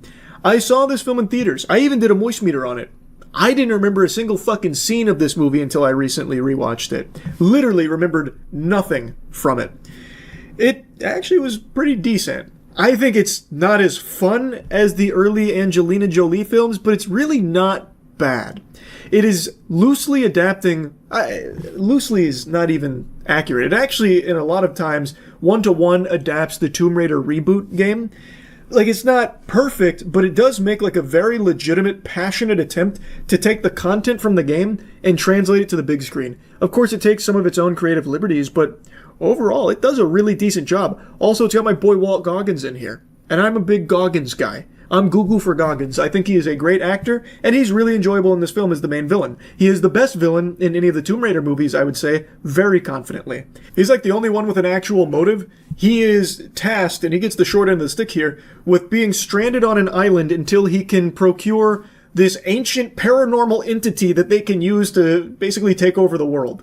this new bad organization. Well, I mean, not exactly new bad organization, but the organization that is the puppet masters to him. He is not allowed to leave until he can find it, but it takes him years to find it. Many, many years. So he is just stuck there, unable to leave, and he just so desperately wants to see his family again. And he will do anything to get back to his family.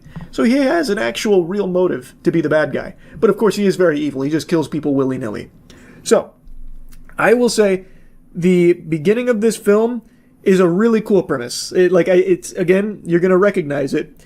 So, Himiko is an old ancient ruler who spread death with a touch but got imprisoned on an island by her generals, and Laura's dad has a map to it and leaves Laura behind to go unleash her. So her dad wanted to pursue Himiko, and this ancient organization also wants to pursue Himiko for much more nefarious purposes. You see, Laura's dad is doing this because he wants to find a way to bring his wife back. He wants proof that there is something beyond this realm, beyond our understanding of reality, so that maybe there is something that could bring his wife back, because she's gone. And he's very upset about that, naturally. So it's kind of like the polar opposite of Angelina Jolie's Lara Croft in this film. So the new Lara Croft here is very much in the beginning steps of her journey. So she gets her ass beat immediately. Like the first scene you see of this new Lara Croft, she loses a fight in the ring. And she's also much more quirky. Like, I really don't like the quirkification in this film. I think, again, this is just a symptom of the era that the movie was made, where everything needed to be quirky and quippy. So, like, when she loses the fight, one of her friends says that she got marmalized. Not a huge fan of dialogue like that. Anyway, Lara Croft is significantly weaker here than in any of the other movies. Again, she's just starting. She's learning. And she gets her ass beat. She's also extremely broke here, so she's living paycheck to paycheck as a carrier. And she's extremely broke because she is refusing her inheritance, because by accepting the inheritance, she would have to admit that her father is dead. Because, like I said, her father went to look for Himiko. Well, he abandoned Laura by doing that and hasn't been seen since. So he is presumed dead. Thus, she is entitled to the inheritance, but she doesn't want to sign the papers because it would be admitting that her father is dead. So she chooses to live her life broke and in the shadows, and she eventually takes this deal to be a fox in a fox hunt, where she rides her bike, leaving behind a paint trail for hunters to follow, and if they catch her, she loses, but if she gets away, she wins 600 quid. She loses, and she gets arrested, and then her guardian comes to save her, letting her know, you have so much money, why are you doing this for 600 quid? And that's when we learn about all of the exposition with, like, you know, I don't want the money because then it would mean admitting Papa has perished on that island. Well, she goes to the mansion because she's finally starting to come to terms with maybe she should just sign those papers. Her life would be easier, it'd be better. And she's in the mansion, and she happens to stumble across a secret room, and there's a tape in there that her father recorded, and it actually has the classic trope where it says, if you're watching this, I'm already dead. And then he goes into detail about Himiko asking Laura to burn the research. Obviously, Laura doesn't burn the research. She uses it to go to the island to find her father. And then we get to see a familiar journey from the games play out on the big screen, and it's actually pretty decent. Like, the visuals in this film look pretty good. Like, they look solid. I mean, it's 2018, it's big budget. It's, of course, going to look pretty up to snuff for the era. But I was actually pretty surprised with just how good this movie looked at points. Like I said, I don't remember seeing it in theaters. I evidently did, based on the voice meter I made at the time. But this felt like a brand new experience, and it reminded me very much of playing the reboot game for the first time, which I did have a good time with. You see a lot of familiar set pieces, you see a lot of things play out similarly to the game, but it does have its own spin on things that I didn't love. So it does change certain things. But some of the things that it keeps one-to-one, I thought really hit. But anyway, she teams up with Captain Lou. They go to the island. Lou's dad was also on the island. They teamed up together. Laura's dad teamed up with Lou's dad. They got to the island. Lou's dad, unfortunately, was killed on the island. Laura's dad was still found alive, fucking crawling around on all fours, you know, like an absolute feral creature. And he doesn't believe that's the real Laura there. but then of course realizes, no, that's actually his daughter. I've already mentioned quite a few things here that weren't present in the game but are in the movie, and like I said, some of these I don't think works. Like, for example, the father who hasn't seen his daughter for 7 years immediately starts shitting on her when he realizes that she's there and she didn't burn his papers. Like, he's not mad about her presence per se, but he's like, well, at least you burned my papers before coming, right? You burned them before coming, right? And she's like, well, no, how the fuck do you think I got here? And he's like, you didn't burn my papers! Damn you, Laura! And it, like, immediately pushes her away when he was so happy to see her and he, like, loved his daughter so much. Immediately pushes her away. So she leaves. He doesn't even care. He lets her go, basically, after not seeing her for 7 years. So, like, there are definitely some things here that weren't present in the game, at least not that I remember, but there are some that are. Like the plane scene, which I do think the plane scene is pretty close to how it was in the game, and it's still pretty hyped to see here, just like it was in 2013 in the game. There's also, like, the kill where she has on the guy, like, pushing him into, like, the puddle, where it's, like, a really grueling task to kill this one guy. It wasn't just, like, she popped him, instantly died, or, like, KO'd him with, like, a judo chop or something. It was, like, a really intense back-and-forth life-or-death fight that ultimately ended with her victorious and her taking someone's life, and she has to come to terms with that. Like, there are some really good moments here that are recognizable from the game, but when it does try to do its own thing, I do think it stumbles quite a bit. Anyway, though, I'll just go ahead and fast forward here a bit. Walt Goggins and Laura, they meet and they exchange some words back and forth. Eventually, they, per usual, the bad guy and Laura team up. So now they are teaming up going to Himiko's tomb. They are working together because if they don't, Walt Goggins is just going to kill her dad and she doesn't want that. So they're going to the tomb. They're going to Himiko's tomb. There's like some booby traps along the way. The booby traps are kind of cool. I always appreciate some good Indiana Jones level booby traps. I will say, some of them are really lackluster. So one dude steps on a booby-trapped tile where a spike impales him, and Richard farts out a super stinker of a line that I think makes no sense. He says, that wasn't designed to keep people out. It was designed to keep something in.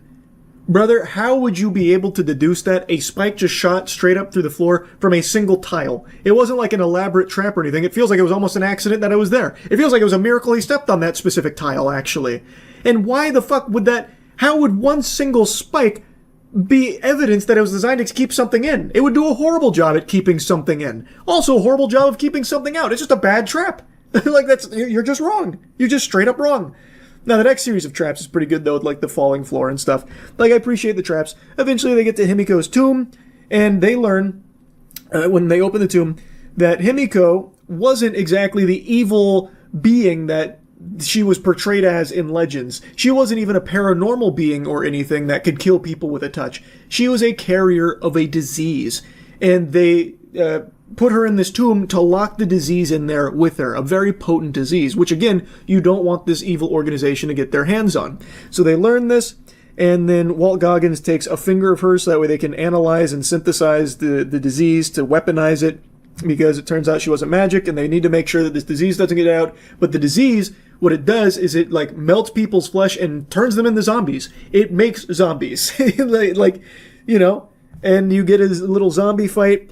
Unfortunately, Richard Croft, he catches a bad deal and he gets injured, and Walt Goggins is running away. There's an emotional reunion between Richard and Laura. They share some final goodbyes, and it's very, very profound stuff. And then Richard blows himself up, destroying Himiko's body and the disease there, sealing it all in the cave. And Laura and Walt fight each other.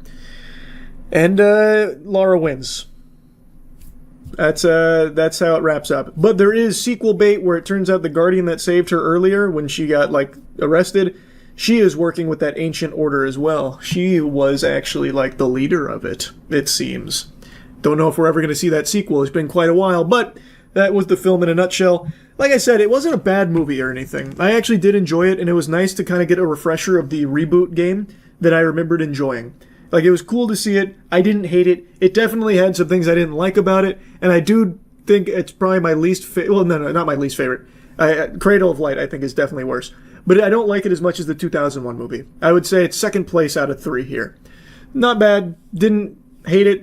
I actually really did enjoy watching all 3 of these movies again, though. Like, it was kind of fun to revisit these. They are fun action-adventure films.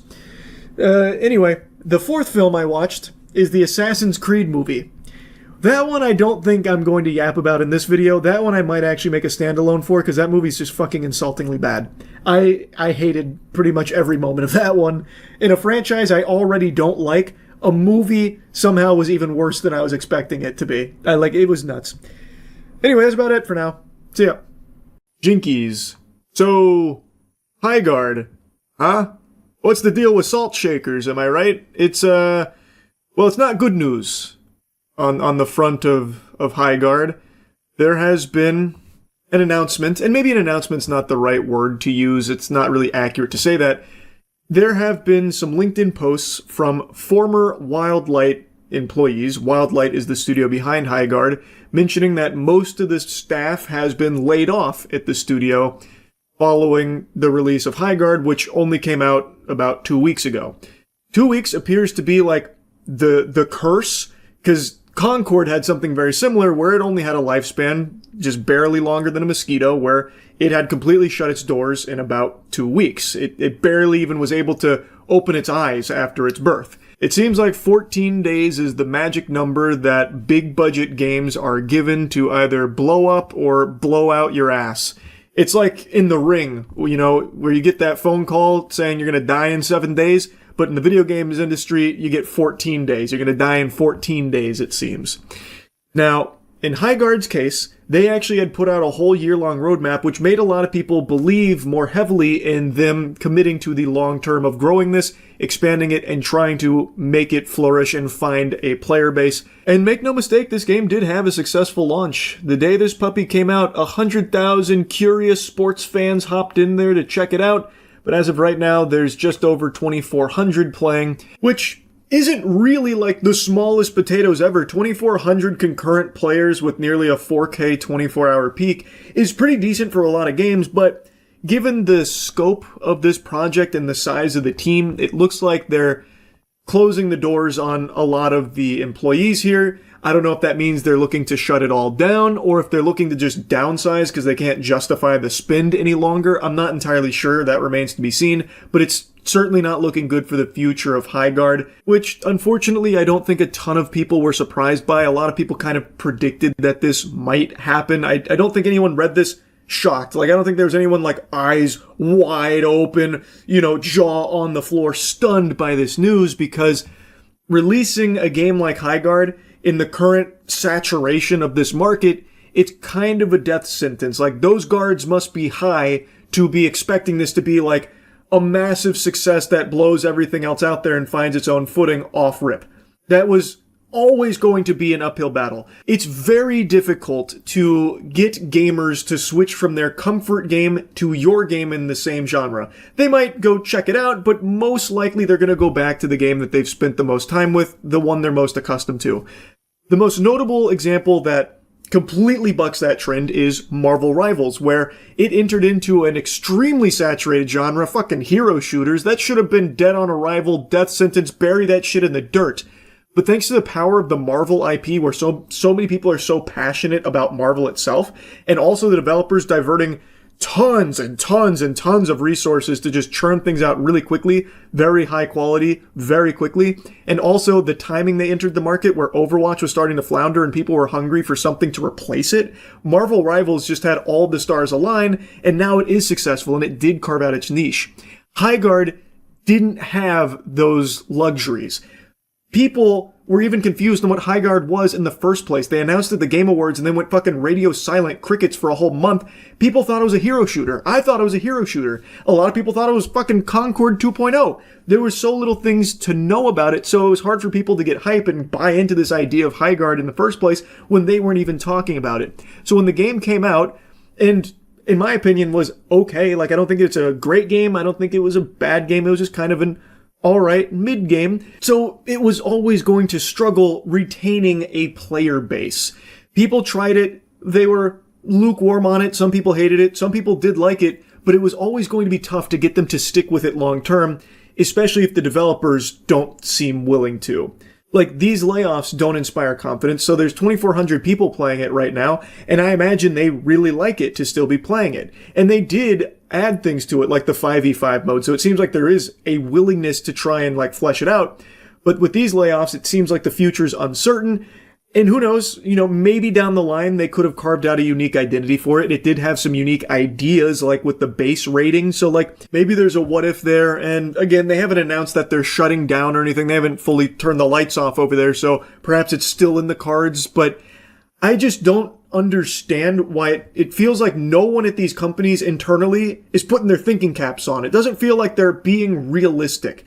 Because this was a very likely outcome that most people were kind of expecting to unfold here. So why are they already laying off people after only 2 weeks? Why wouldn't you go into a project like this with a longer runway? Like, look, we might be bleeding players for a couple months, and that's okay. Like, we have allocated budget to account for that as we look to try and find our community and build this game with the players. Like, they're already doing mass layoffs after just 2 weeks. So it seems like they were expecting this to just fucking explode and be the next Marvel Rivals or the next Call of Duty or something. Like, who really knows what the expectations are anymore at these companies? It just surprises me how quickly games will come and die. Anyway, though, taking a look at the LinkedIn here, this comes from someone named Alex Grainer. Unfortunately, along with most of the team at Wildlight, I was laid off today. This one really stings as there was a lot of unreleased content I was really looking forward to that I and others designed for Highguard. However, I'm excited for my next adventure. If your team or anyone you know needs an experienced level designer, hit me up. Check out my portfolio here to see what I've done the last 7 years as a level designer in the AAA space at alexgrainer.com. Cheers. The way that Alex writes about it on LinkedIn sounds like most of the team at Wildlight has been laid off, and then he said how disappointed he is because there is unreleased content that they were excited for, meaning that it feels like that unreleased content is never coming. So my impression is that these layoffs are in preparation for shutting it down, especially when you also look at Josh Sobel's post. Today I was laid off from my job at Wildlight along with most of the staff. Once again, echoing that same sentiment that most of the staff has been laid off. You can't run a game like Highguard with most of the staff gone, and this was the lead tech artist. So this is like a pretty big position, it feels like. It was the best team I've ever worked with, and I've never put so much of myself into a project before. I wouldn't trade the past 2.5 years for anything. And then he goes on to talk about his experience, so if anyone has, a need for his expertise, to please reach out about it. To me, this feels like the end of Highguard, more like Bygard, because it's saying goodbye here. It feels like these posts make it pretty clear that most of the staff has been laid off, and that it's likely winding itself down for that next step. It feels like it's in that stage where it's probably closing its doors. But I could be entirely wrong. It's just, the statement about the unreleased content that's not coming, these layoffs, most of the staff gone, as well as like a position like fucking lead tech artist. I mean, it'd be tough to keep the game going with basically no one left at the company, right? You would think. Anyway, though, this isn't something that I think is worthy of celebration or anything. I wish Highguard was better and performed better so that way they could keep chipping away at something and maybe make something special eventually. Like, take, for example, No Man's Sky. No Man's Sky came out to nothing but booze. Just an absolute flood of booze, trash, and look what happened over the years. They worked so hard to make an extremely special game, and now No Man's Sky is a fucking masterpiece, right? I'm not saying Highguard was ever going to be able to do that, but I would just like if these games, they actually were willing to stick with it for a while to at least see what they could do with it. I was very pessimistic about the game going into it because it didn't seem like a game that I was going to enjoy all that much. I tried it and it was okay. It's just kind of a meh thing, but who knows? Maybe if they really committed to it, they could have made something great out of it. Now, I don't think we'll ever really know, because it seems like these companies are more than willing to spend unfathomable amounts of money, millions of dollars, to develop a project like this, and then just close it in 2 weeks, just let it die, lay everyone off, say, well, that was a failure of an experiment, is what it is. I would prefer if these games came out and were good. I don't like to see all these people losing their jobs. That sucks. And it's not like the developers were the ones that cooked the idea here. I imagine that came from a higher level position. Most people could tell you, you got a real tough battle ahead of you, a real war to fight if you're trying to carve out a strong community in a genre this full that Highguard was competing in. Like, it's just, I feel like it should have been obvious, but I think so many people in the games industry at the highest level of the food chain just are delusional. Like, it is what it is, man.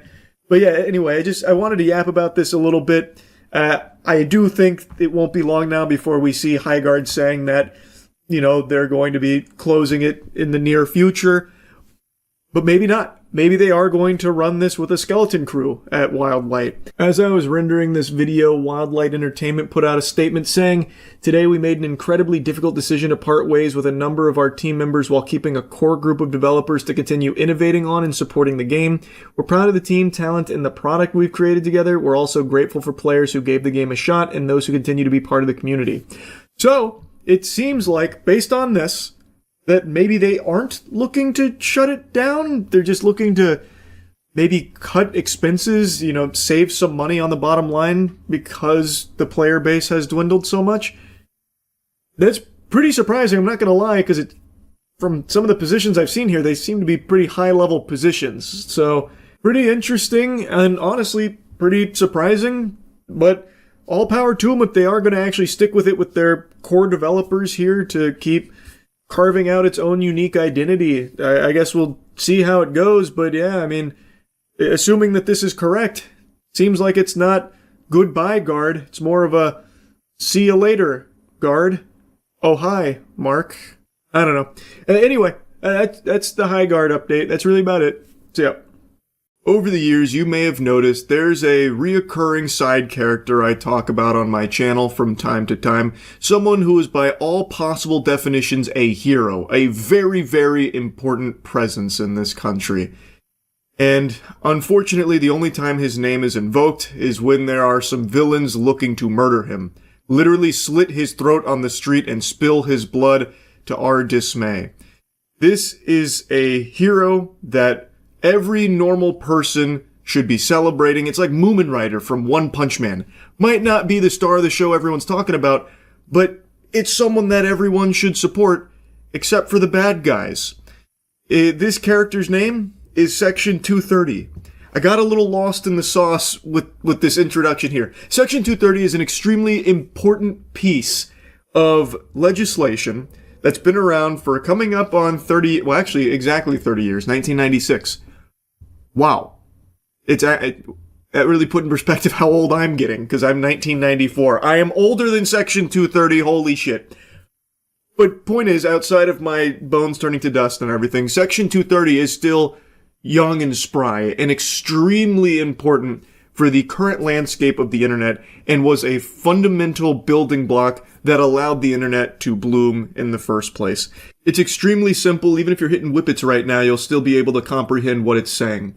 No provider or user of an interactive computer service shall be treated as the publisher or speaker of any information provided by another information content provider. Now, why am I bringing this up now? Well, it's because there seems to be a pretty big push to dismantle Section 230.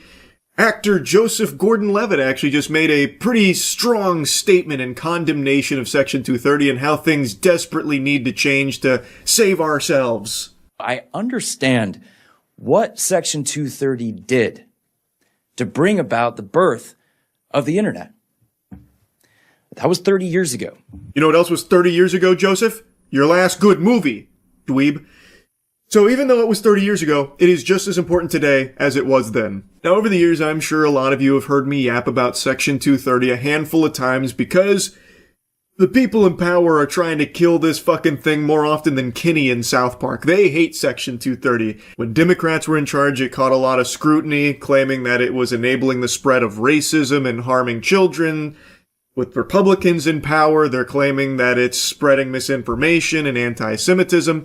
This is a bipartisan punching bag that they desperately want to just beat down. It's just been thorn in the side of people that want to control your speech pretty much since its inception. Since the advent of the internet, Section 230 has been a target for people that want to control your speech and infringe on your First Amendment rights, and dismantling Section 230 would fundamentally change the internet as you know it, and that's not an exaggeration to say it. To put it even more simply, Section 230 allows goobers like me to post whatever they want, saying whatever they want, and the platform itself is not liable for whatever I've made or said.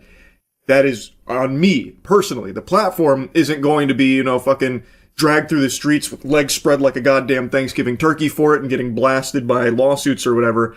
Now, of course, there are limitations in place when it comes to illegal content, things that actually break the law. That is, of course, a very different set of circumstances. That's a different can of worms, and that's handled differently. But it should be obvious why Section 230 is so important, because if these platforms were held liable for every single thing people post on their platforms, they would get into a lot of hot water and they would just not allow people to post things. Full stop, because it would be too dangerous to do so. They would need to micromanage and control every single thing that hits the platform in order to protect themselves. No matter how you spin it, this would ruin the internet. It's a pile of dog shit. No matter how much perfume gets sprayed on it or how they want to repackage it, it still stinks. This would affect literally every platform that has anything user submitted in any capacity at all. And I also understand how the internet has changed since then. Because back then, message boards and other websites with user-generated content, they really were more like telephone carriers. They were neutral platforms. But that's not how things work anymore. Today, the internet is dominated by a small handful of these gigantic businesses that are not at all neutral. So nothing's changed. Brother, wake up. Stop sipping the stupid potion. These mega corporations, these platforms, they've never been neutral. Just because you want to delude yourself into fantasy land thinking that it used to be neutral just because you didn't want to pay attention doesn't mean that's the actual truth of the matter. They've never been neutral. But instead, algorithmically amplify whatever gets the most attention and maximizes ad revenue.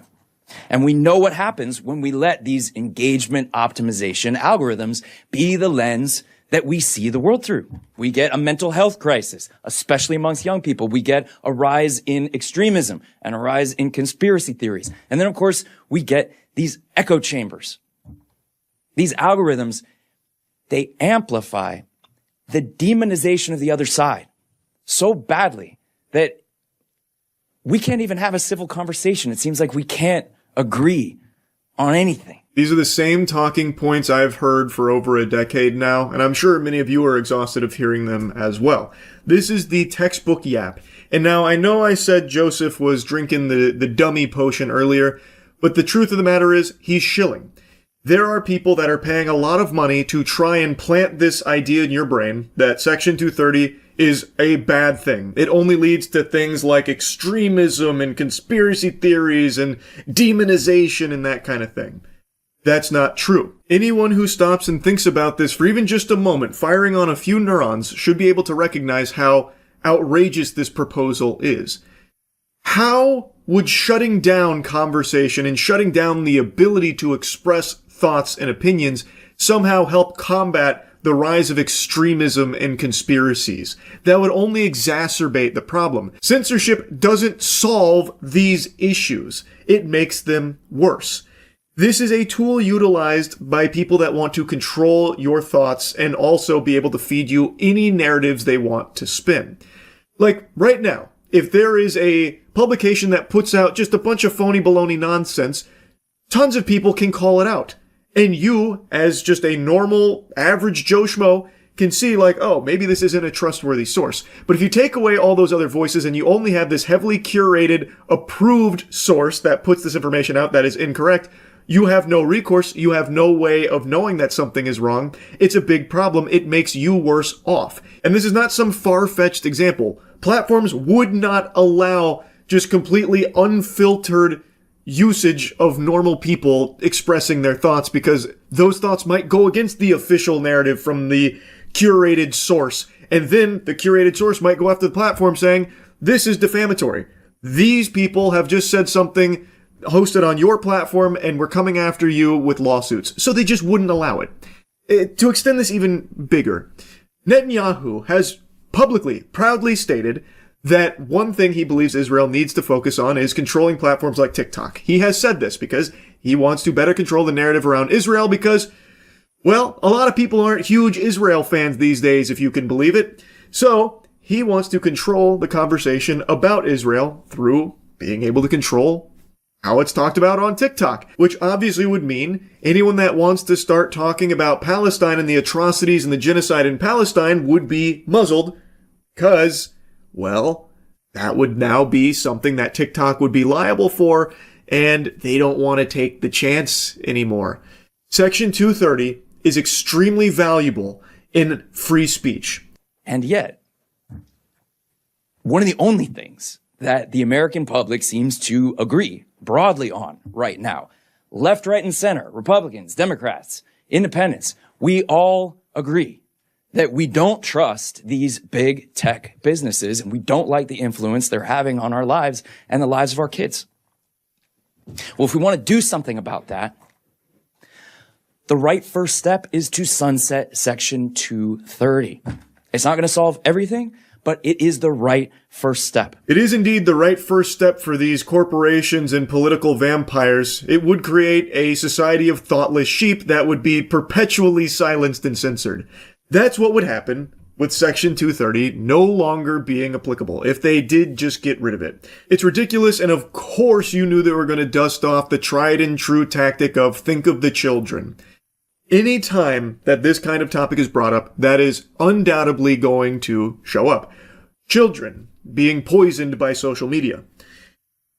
I hope you're sitting down because there's going to be a shocking statement here. There's a brave take. Be a parent. Kids shouldn't be on social media in the first place. They shouldn't have unmonitored access to the internet to begin with. Be a parent. It is not the internet's job to cater to your lack of parenting by just letting your kid online. Fucking lazy, trash-ass parents just sit a kid in front of a computer or an iPad and then are stunned when apparently they find bad shit. Be a parent. Be involved in your kid's life. Raise your children. Don't make it the internet's job to do that for you. This is something I've said for over a decade now, and it keeps coming up. It's unbelievable that some people still think that this is some kind of slam dunk and like a good justification for getting rid of Section 230. It's so concerning. And going even deeper here, they keep saying that this rolling back of liability protection for tech companies would help enforce real accountability. By the way, how about real accountability for bad parents that just let their kids online? He then pointed to the Kids Online Safety Act, KOSA, which I'm sure a lot of you are familiar with. Something needs to change. Big tech needs to be incentivized to protect kids online, and if they don't, they should be held civilly liable. Sunsetting Section 230 won't destroy the internet, and nothing we are proposing will impact our First Amendment rights, said Bridget Noring, whose son Devin died by fentanyl poisoning after connecting with a drug dealer on a photo messaging service Snapchat. What it will do is end blanket immunity without responsibility for tech companies. That is tragic, and I'm very sorry to hear about the loss of her son. However, what she is saying absolutely would destroy the internet. This has been a conversation that's been had for decades. You can go and look at all of the data and why this hasn't happened before in the past, because there has been enough sense from people to shoot it down eventually, even though it does sometimes make it kind of deep through the motions. Eventually it has been getting shot down because of how important these freedoms are and how it does impact First Amendment rights in a lot of cases. Also, that statement about ending blanket immunity for these companies, that's not really going to be the end result of 230 being destroyed. And also, there's not really a blanket immunity in general for everything either, because, again, illegal content is still not allowed. Notably, on Twitter, like a month or two ago, there was a huge issue where users were using Grok to undress children in photographs. They were taking photos of children and asking Grok to take their clothes off. So they were spreading child porn throughout Twitter. That is highly illegal. That is a horrible thing. And that is something that is not protected. Now, I know I've been yapping about this for a while, and I've made quite a few videos yapping about Section 230 in general because it's something that continues to be targeted. It is something that if you don't know about it, you should know how important it is that it remain. It should not be something that is just fucking destroyed and abandoned. So don't fall for like the brainwashing here that Section 230 bad. That's just not true. Anyway, just wanted to talk about this a little bit. That's it. Yep. Yeah, I know what you're thinking. When did Charles learn how to smolder like this? My God, 31-year-old man still stuns the old-fashioned way. Well, it's because today, for some reason, the internet has decided to feed me beauty-related news. Don't know why. Haven't searched up anything. Like, the closest thing I looked up to anything even remotely associated with that topic was, like, melatonin supplements, I guess. But I don't know if melatonin helps you glow or whatever. I don't know how that would build a bridge to beauty-related articles and everything, but whatever. One of them that got served to me I found to be so fascinating that I just have to talk about. Influencer suffers from severe chemical burns after attempting to remove facial parasite. So you can see on the right there, it's still in the process of healing, but it looks as though she had briefly peeked into the Ark of the Covenant and singed the lower half of her face off. And it's because she put Nair directly on her face to combat this supposed parasite that she is now named Caroline. It's a really interesting adventure here that I stumbled upon. So this is Brandi Glanville. She was a star in a show called Real Housewives, as well as a couple of other productions, and she has since become an online influencer. And apparently in 2023, she started experiencing symptoms that resulted in facial disfigurement and was later diagnosed with stress-induced angioedema, which causes facial swelling. And according to an Instagram post, it presented itself after a trip with her friends. And since then, she has now claimed that it is actually a facial parasite that is causing the facial disfigurement. So now she has waged war against it and has given the enemy a name, Caroline. That is the Voldemort for which she has sworn revenge and recently used biological warfare against it with Nair cream on her face. Okay guys, I'm getting back to you because I don't know how to do TikTok and I know I look attractive. So, good news, you guys don't have to spend a lot of money on pills and lasers anymore. Because I decided to put Nair on my face because when I have an exfoliated face, it pisses the Caroline off, whoever's living in my face. She's right here right now and right here. And then she moved up here when I did the Nair. And yeah, but you know what I mean. So Nair is the fountain of youth. I figured it out, but I overdid it. 7 minutes, don't do it. But right now, my mom, because she trusts me. She then proceeds to talk about her mom being there. But anyway, she thinks there's a parasite living in her face, which is why she's taken such drastic action against it. Though there is no evidence to support that claim, there is nothing to suggest she has a facial parasite. Now, of course, I'm not her doctor and haven't conducted an exam myself here. Maybe it is entirely possible she got bitten by the radioactive spider that gave Spider-Man his powers.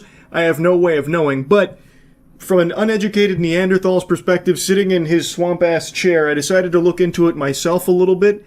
And to me, this sounds like delusional parasitosis. Again, this comes from a Cro-Magnon man, but it does sound like a textbook example of this, a condition in which a person has a fixed false belief that they are infected by an organism despite evaluation not showing an infection to be present. This refers to things like bugs living under their skin, parasites, worms, mites, that kind of thing, even though there is no doctor-supported evidence of it. So now with this belief in her head, she's going scorched earth on her own face. So she's carpet-bombed it with Nair, which has clearly done a lot of damage to it. I don't think it'll be permanent. I imagine it'll probably heal fine. But again, I'm no expert on chemical burns, Nair, or pretty much anything, to be honest. Though I just have to imagine with that whole, like, Nairing your butthole thing, I think the body's pretty resilient when it comes to it. It's just not good to use it on your face and other areas that it's not intended to be used on.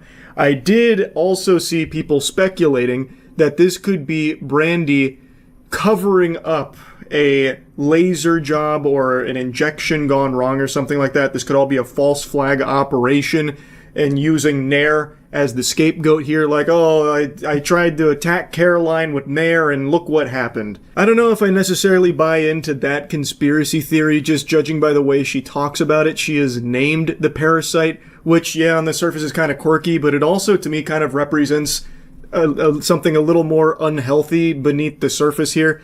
She's already, like, from the sound of things, disregarding the medical diagnoses and instead has self-diagnosed as having a facial parasite.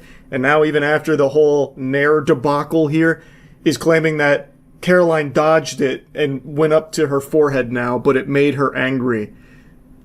Like, she's talking about this fucking thing like it's the Demogorgon here. Like, again, something that there is no evidence to support its existence. I don't think this is her, like, making a cover story or anything like that. I don't think it's her trolling, especially judging by the description here. Beauty hacks. This is a good one, but do a test patch. I did 7 minutes and I'm on fire. So... Joko. What? So... Oh, that's not a J. So, Ioko, don't to 7 minutes. It also burned the loose skin off my arms and it's $7. Mix up some aloe vera, cucumber, and black tea. Put it in the freezer. Put it in the spray bottle. And once it's cold enough, spray all day because I'm in some pain. Reading it in my head, it didn't clock with me just how messy that description was. Reading it out loud was painful. I was like fucking reading Haunting Adeline out loud. I had a hard time getting through that. It was all over the place. That actually read like unhinged scribblings. But what she is saying here is that she has found Nair, used it, but was too aggressive with it, but still is preaching about Nair as like a good thing to try for like exfoliants in like chemical peels, when it's not a good thing for that at all. But she's even giving a tutorial like, I did 7 minutes, but don't do that. Instead, use aloe, cucumber, black tea, freeze it, and then spray it, and you're good to go. Do not follow that advice. I urge you not to make the same mistake she did of like narrowing all of your sensitive spots. You're gonna not have a good time. I'm gonna tell you right now, you're gonna be singing the blues on it, I bet. But the reason I'm even mentioning the description here is none of this leads me to believe that she's taking the piss. None of this seems like it's her making a joke or something. She is like actively trying to give advice on like using Nair on your face, which is a bad thing to do. I do think this is a case of delusional parasitosis, and when I looked up Brandy Glanville plus Caroline to see like if the name had any meaning, turns out it does. It seems like she named this facial parasite she believes she has after a real person, Caroline Manzo, who filed a lawsuit against Bravo, which was a station where this show was airing, Real Housewives. Caroline filed a lawsuit against Bravo for sexual harassment and assault that she allegedly experienced from her co-star Brandy Glanville. I couldn't believe the depth of the lore here, so I went even deeper into the rabbit hole. I then even checked out bits and pieces of the podcast, and then I also read this article which covered more of the podcast, where Brandy was talking more in depth about it all. She was opening up about how hard her life has been since the allegations from Caroline Manzo were made public.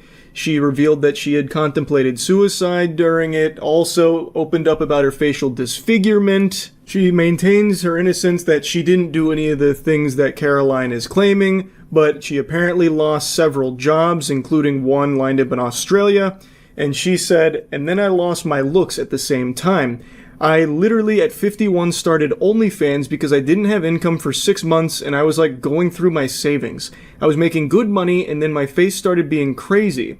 She was apparently using a mask to hide her face, but then the fans over there were asking that she not use the mask. At the time she didn't have a diagnosis. Eventually she did get the diagnosis, but now, fast forward to today, she now believes it's actually all caused by a facial parasite, which she is battling with Nair, giving herself severe chemical burns on her face now to try and fight against the supposed parasite.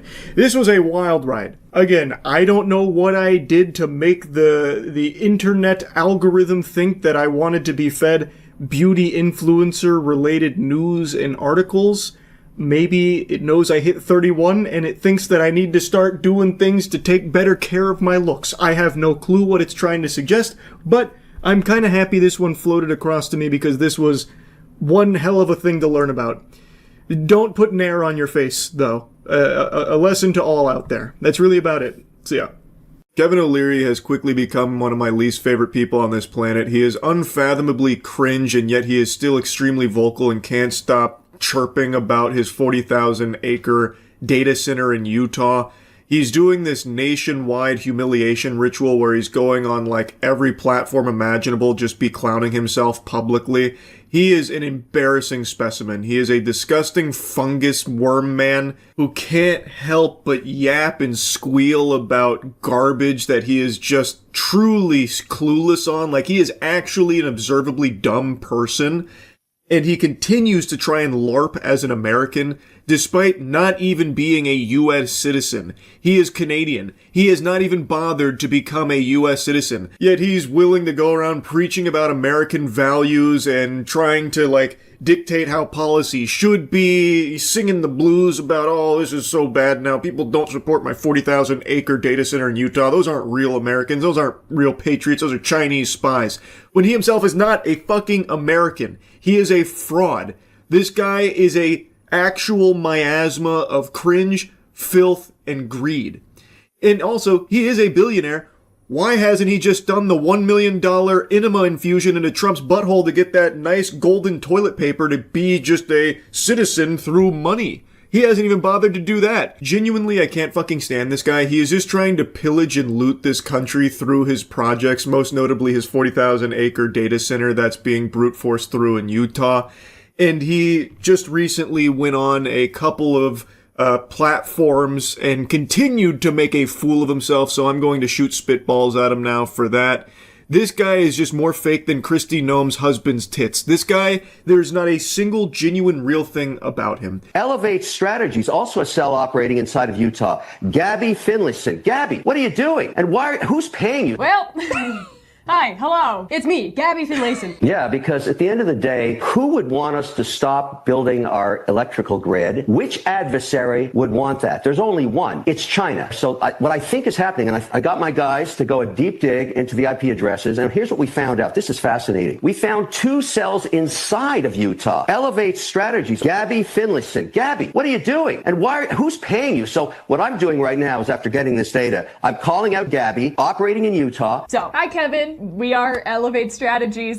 This is Utah. You might not know it because you're from Canada. This is where we live. It irks me to no end. It is nails on a chalkboard painful listening to this slug man, Kevin O'Leary, utter the words "our." Having those words leave his filthy, corrupt, contaminated lips that are used solely to kiss ass drives me up the fucking wall. What do you mean, our? Kevin, you're not American. Why are you saying our electrical grid? You are not on the team, bud. You're not even on the bench. You are not in this at all, Kevin. You can't speak for Americans. You aren't one. You don't even bother to try and become one either. It is a complete disregard for this nation. You use it solely to line your own pockets. You fucking suck, man. Now, he's trying to call out Elevate Strategies, which is an organization in Utah, and he's saying that they're actually Chinese spies, and he thought he had like this gotcha moment, this dunk where it's like calling one of them out by name, Gabby. So come, Gabby, I'm shining a light here. Show yourself. And I guess he was expecting, a fucking Chinese operative to step forward, or just complete radio silence and crickets, but what he got was the actual organizers here, Gabby herself, coming forward and talking about their goals and what they are doing in Utah as people that actually live and work there. This isn't some fucking grand conspiracy to try and stop these benevolent saints from bestowing upon us plebeians the gift of data centers. We have so many data centers that are blowing up across the country. Well, not literally. Don't worry, BlackRock's already taken that into account. I yapped about that yesterday. I mean, like this explosion of data centers being built. Like they are pushing for data centers in every single location imaginable. You'll probably find some data centers in your fucking thoughts too. They're starting to put them there as well. Like they're actually going everywhere. And we have the information from the data centers that have been operational for a while that it is a terrible deal for all the normal working people. The normal civilians get butt fucked by this. Their energy bills go through the roof. They lose water quality. It's just a complete contamination to their way of life in their local communities. And again, it doesn't bring jobs. I've mentioned this a lot. I've yapped about this endlessly, especially over the last couple weeks.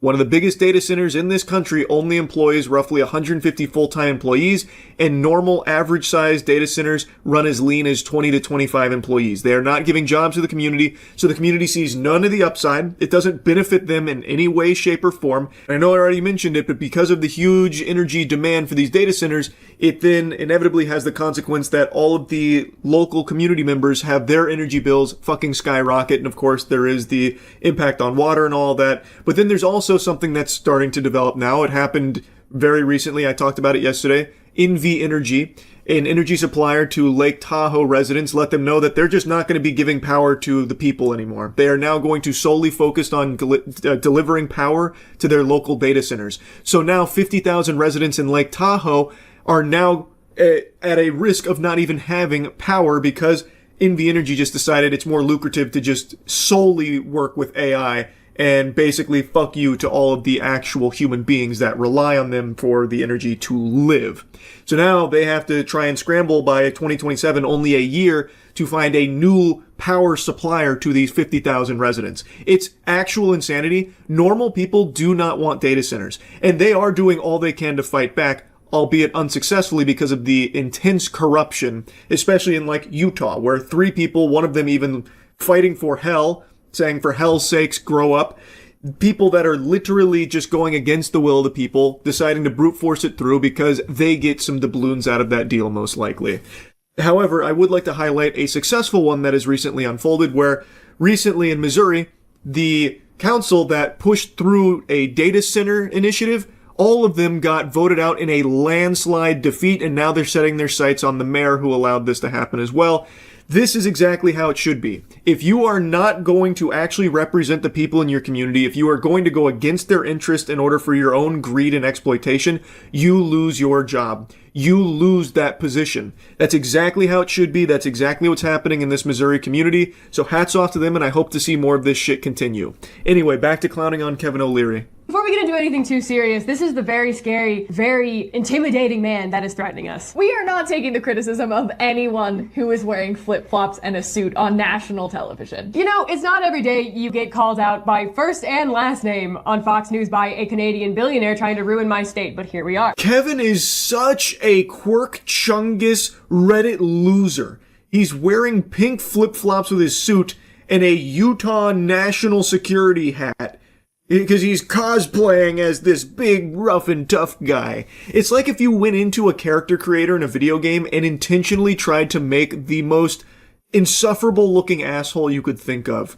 And he also has a life-size cardboard cutout of him in the same room. I want a forensic audit of who's funding their platforms. Who is it? So these are proxies for the Chinese government's my argument. And if they're not, because I want them to be able to defend their name to Gabby, come out, wherever you are. Okay, Kevin, go ahead. Mr. Wonderful's Nancy Drew little detective agency, have at it, brother, because if we were Chinese operatives, we would be the worst operatives in the entire world. Someone alert Beijing that the payment portal to Jackie and I's Amex bills is somehow broken. As a reminder, we run Democratic campaigns in the state of Utah. If we were in this to be making money, we would be doing literally anything else. And you should know that because your job is to give small business owners an aid. But if we're talking about audits, we should be auditing the Stratos Project. We should be auditing all of the politicians that, I don't know, do you have property surrounding the Stratos Project? Or maybe do you have interests that you were changing the laws before this was created? Hypothetically. We're just saying we should maybe look into people that stand to make hundreds of millions of dollars off this project. Audit is a word that should be treated like Voldemort in Kevin's vocabulary. He should fear the word audit. Because if anyone actually gave a fuck about Kevin's business dealings, they would uncover some extremely shady shit, I imagine. The last thing he would want is any kind of auditing for his projects like the 40,000 acre data center, the Stratos project. He's trying so hard to use the worn out method of everyone who disagrees with my business practices is a spy or a terrorist. They're not real Americans. But it doesn't work, Kevin, because data centers are so unanimously hated by real people that actually live in these communities that you are infesting that this just doesn't fly. Because again, average ordinary people are directly impacted by this in a wildly negative fashion, and they do actually go out and try and fight against it. So when you, a foreign billionaire, come over and start stepping all over them, insulting them and saying that they're not real Americans, they're being paid by China or being bussed in and aren't actually representative of the real enthusiasm true Americans have around data centers, it just doesn't work. People see right through the lie. He also just can't help himself but to go on this humiliation ritual where he makes it abundantly clear that he is just actually a stupid imbecile, like a bumbling moron.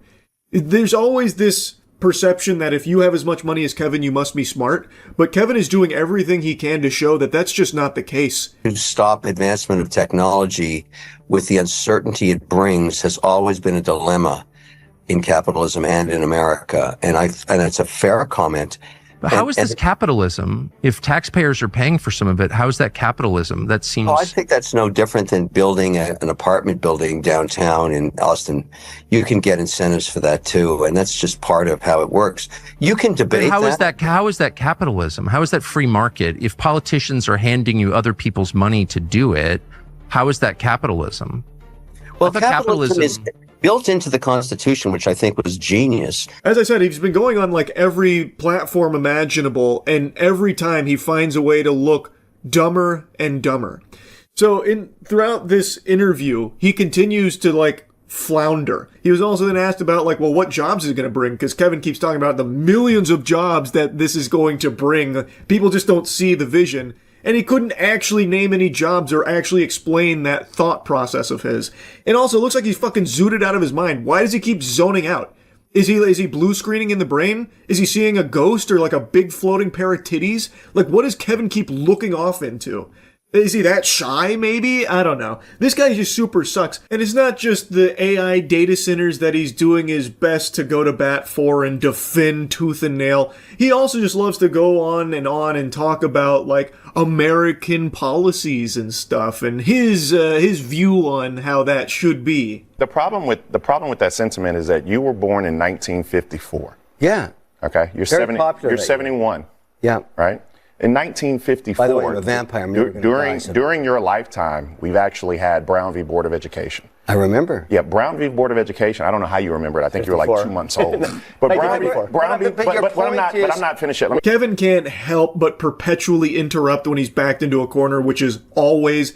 This guy, if he didn't have money, would have just been the kind of douchebag, the kind of dweeb that just gets shoved into lockers. So he tried to pretend he knew what Brown v. Board of Education was. He's like, oh, yes, I actually remember that. Very, very vividly, in fact. And the guy there's like, no, you definitely don't. You would have been 2 months old. And also, you're not American.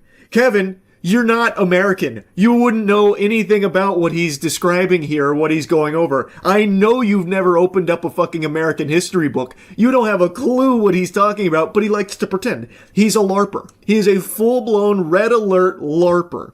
It's all he fucking does. Well, to be fair, I guess it's not all he does. He also can't help but constantly remind people that he was in Marty Supreme. That's what you heard right there where he said, I'm a vampire, by the way. That's a reference to one of his character's lines from that film where he plays a villain. It's like the only thing Kevin's done in recent memory where there was any level of praise for his work. So he's still riding that high, and he will not let people forget the vampire line from his Marty Supreme debut. It's actually a SpongeBob ripped pants moment. He just keeps doing it. I ripped my pants. I'm a vampire. Fucking loser, man. I hate Kevin O'Leary. Anyway, I'll stop yapping about it. He just goes on to keep embarrassing himself every time he does one of these shows. It is indefensible what he is doing in Utah with the 40,000 acre data center. This guy sucks major ass. Fuck you, Kevin O'Leary. That's really about it. So yeah, the bulldozer attack. There's always a lot of heavy equipment police chases now. I feel like this happens pretty often.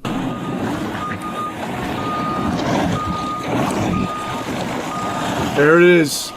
Hey, stop! The kaiju. You can't stop it. Stop the car!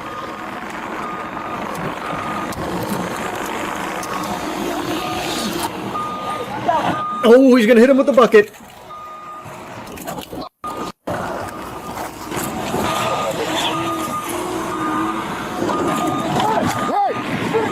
Put it down! Stop it!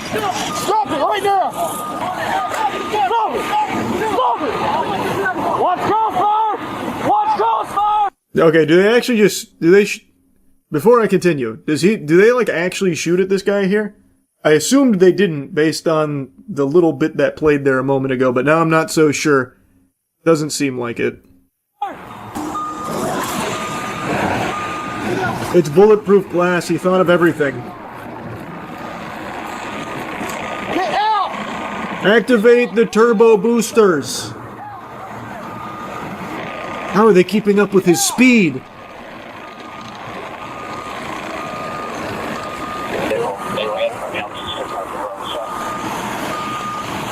Officers, may I remind you that impeding in a construction site is indeed a crime?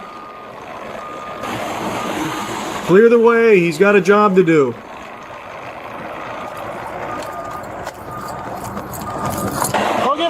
Oh, the officer's gonna get out there and hold him back with his bare hands.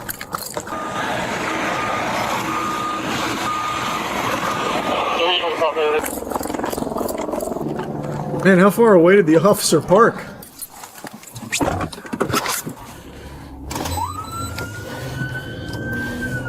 Maybe he doesn't see them. True! Maybe he didn't see them. They didn't have their lights and sirens on. The cherries weren't activated. Now he probably sees them.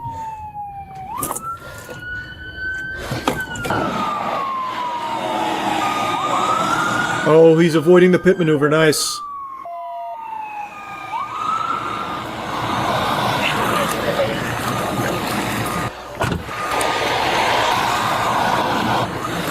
Get the spike strips out. We'll try and bust the tracks. No,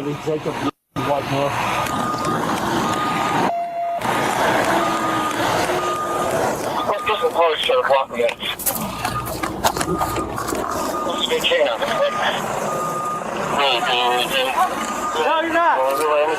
Show me your hands. No, you're not. Wait, who is that? Those building employees? Are they implicated in this? I feel like they just came out to watch the chase. Some cars try to block them in. Also get K9 this way.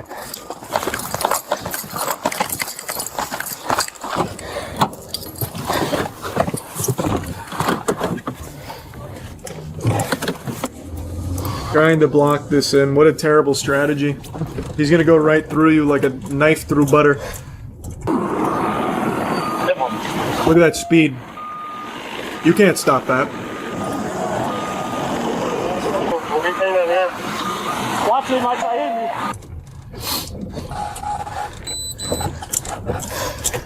me. Man, this officer is really winded. Should maybe park closer next time.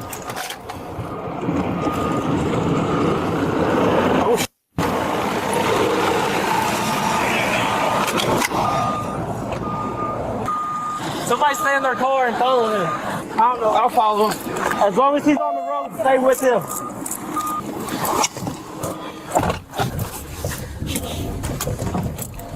High-speed pursuit engaged again. He's trying to get back and run inside. Okay, I'll stick around. Y'all got 3 heading that way. This is the one thing the officers could never plan for. They have no countermeasure.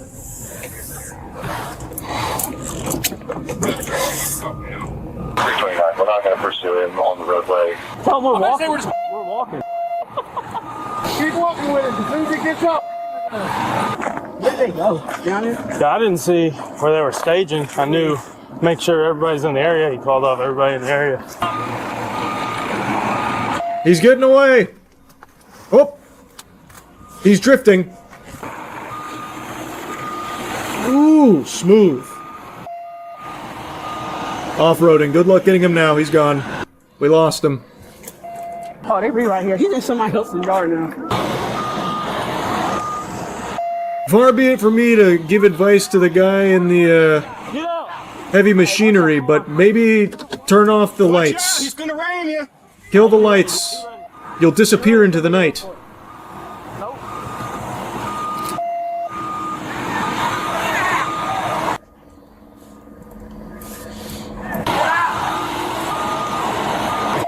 K9 gets here, you can rip that door up and let it. Yeah.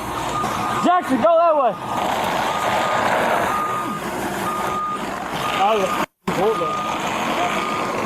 there a way to open that back hatch and disable it while it's driving it? Go deeper into the wilderness. Backhoe whenever we try to get near it. And start spinning it in a circle like Penguinz0. Then they can't get close.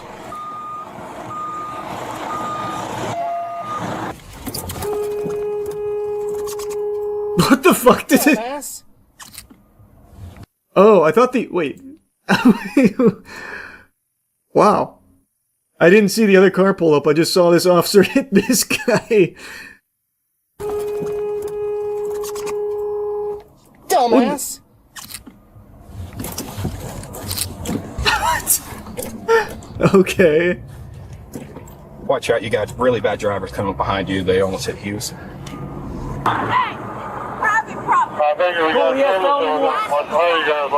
He has felony warrants. He has felony warrants. For what? What's the charge? Enjoying a drive? A succulent big bucket drive?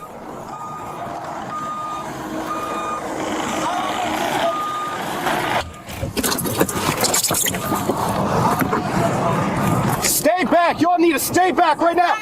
I don't give a f***! Stay back! Stay back! No, he has warrants. Leave him alone. No, he has warrants. You need to stay back right now. He has warrants. I don't care. I don't care. I'll get him. No, no, don't touch me. Don't touch me. Y'all need to stay back. Y'all need to stay. Oh boy. Get him out of here. It's getting crazy now. The crazy family has arrived. As advertised.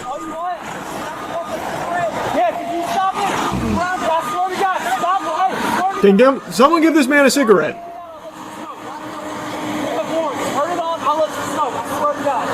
We're gonna let you get a cigarette, dude. Just step out of the bulldozer. Knock the Quit touching. Y'all need to stay back. Quit touching me. Let me get him. I'll get him. I'll get him out. I promise you, I'll get him out, man. Man, these two really, like, these were the actual bulldozers. These two just went right through the cops. Stay back! I won't let you through! And then they just walk right by him. Very good. Called that bluff, I guess. Get him. I'll get him. I'll get him out. I promise you, I'll get him out, man. Hey! He's coming out. Hey, I can get him out. Get off of him. I'll get him out. I'll get him out. Hey, get back. Hey, get back.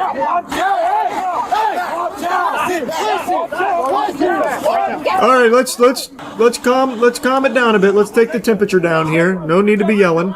Jacob, we're not. Come on, step out. Easy enough. He just didn't know you guys were there. I'll let you know. Quit touching me. Stay back.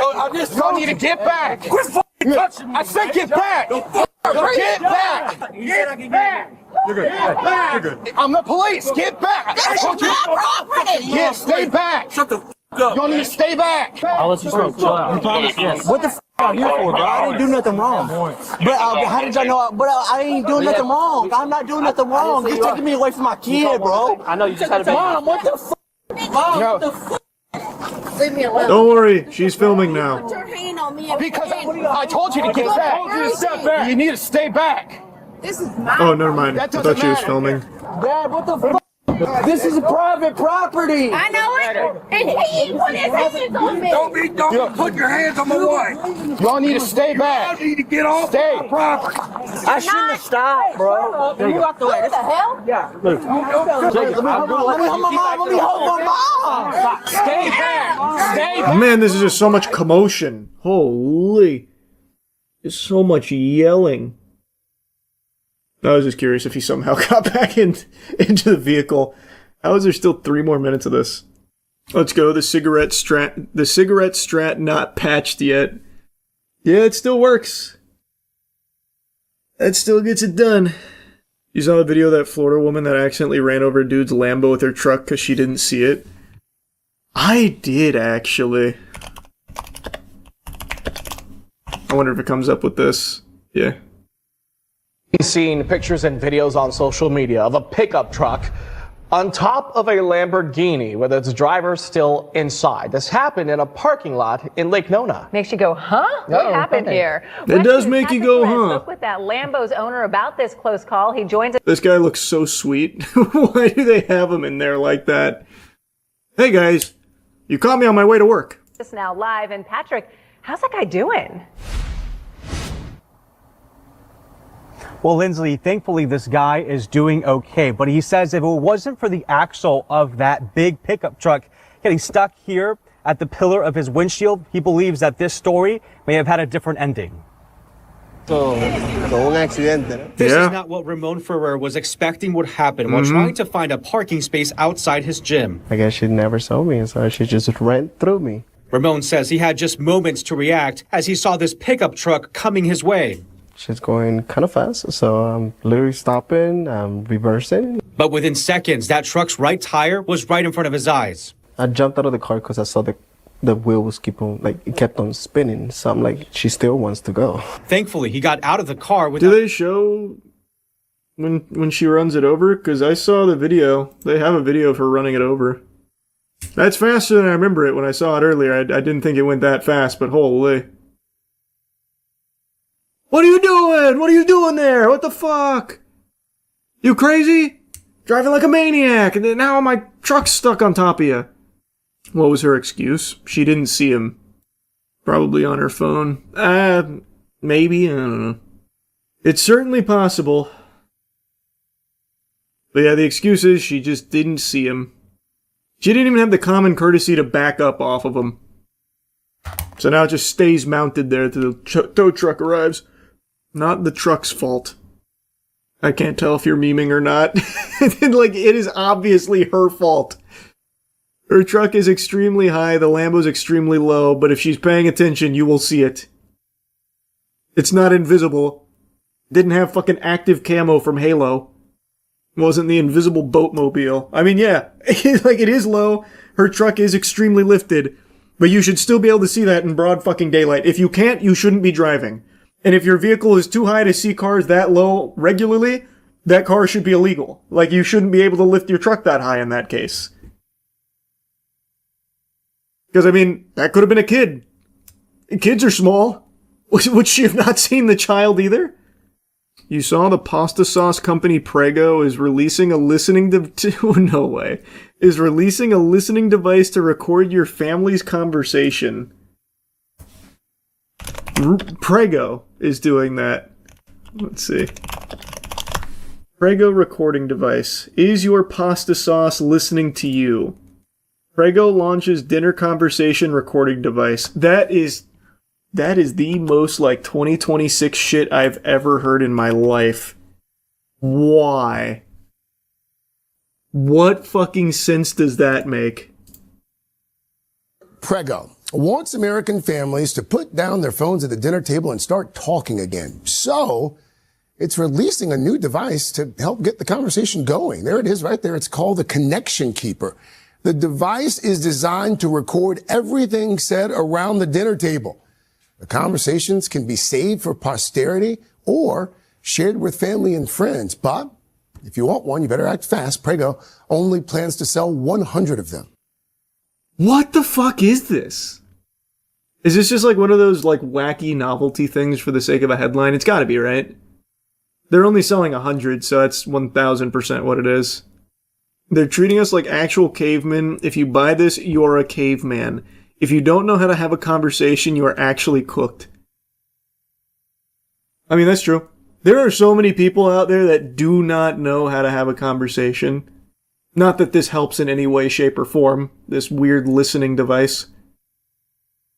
But there are so many people that actually cannot talk to another human being in real life. Imagine going on a first date with someone and pulling out the Prego tape recorder. Yeah, that's some like old-fashioned noir shit. Hold on a second, toots. Drop the Prego on the table. Let's begin. Just another way to sell more customer data. If this was something they were actually selling, like in meaningful quantities, that would 1000% be the goal. But the fact they're only doing 100 bundles tells me that this is just for the sake of like attention-grabbing headlines. I don't think it's like a legitimate effort or anything to do, actually anything beyond just get some eyes on it. I think it's just advertising. There are some stories that are so powerful they transcend the bounds of time. No matter how many years pass, these stories are still talked about, they're still discussed, and they are still remembered. Like the Epic of Gilgamesh, the Iliad, Journey to the West, my battle against that wasp when playing Elden Ring many moons ago, and now today, the story of 7 dogs that escaped from a meat truck in China and walked 10 miles home to their owners. Actually a crazy story that sounds like it's ripped straight out of a Disney film from the 90s. So the story goes that on March 16th, a man named Lou noticed a group of dogs that were walking in formation along a roadway. He found it peculiar, so he started recording them and even tried to lead them to safety, but the dogs ignored him. This video has now racked up over 200 million views. And apparently these dogs were stolen by thieves working at a dog meat shop, and they busted out of the truck and spent a couple of days walking 10 miles in unison back to their homes. They were led by the corgi, who would occasionally look back to ensure that no one went astray.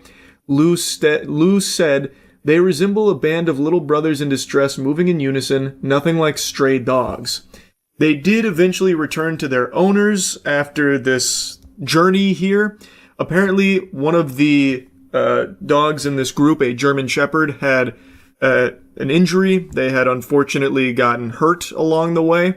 So they formed kind of like a protective barrier around the German Shepherd and moved together like that. Kind of like out of, fucking 300 or something, where they plant the shields around them up top and in front to block the arrows and everything.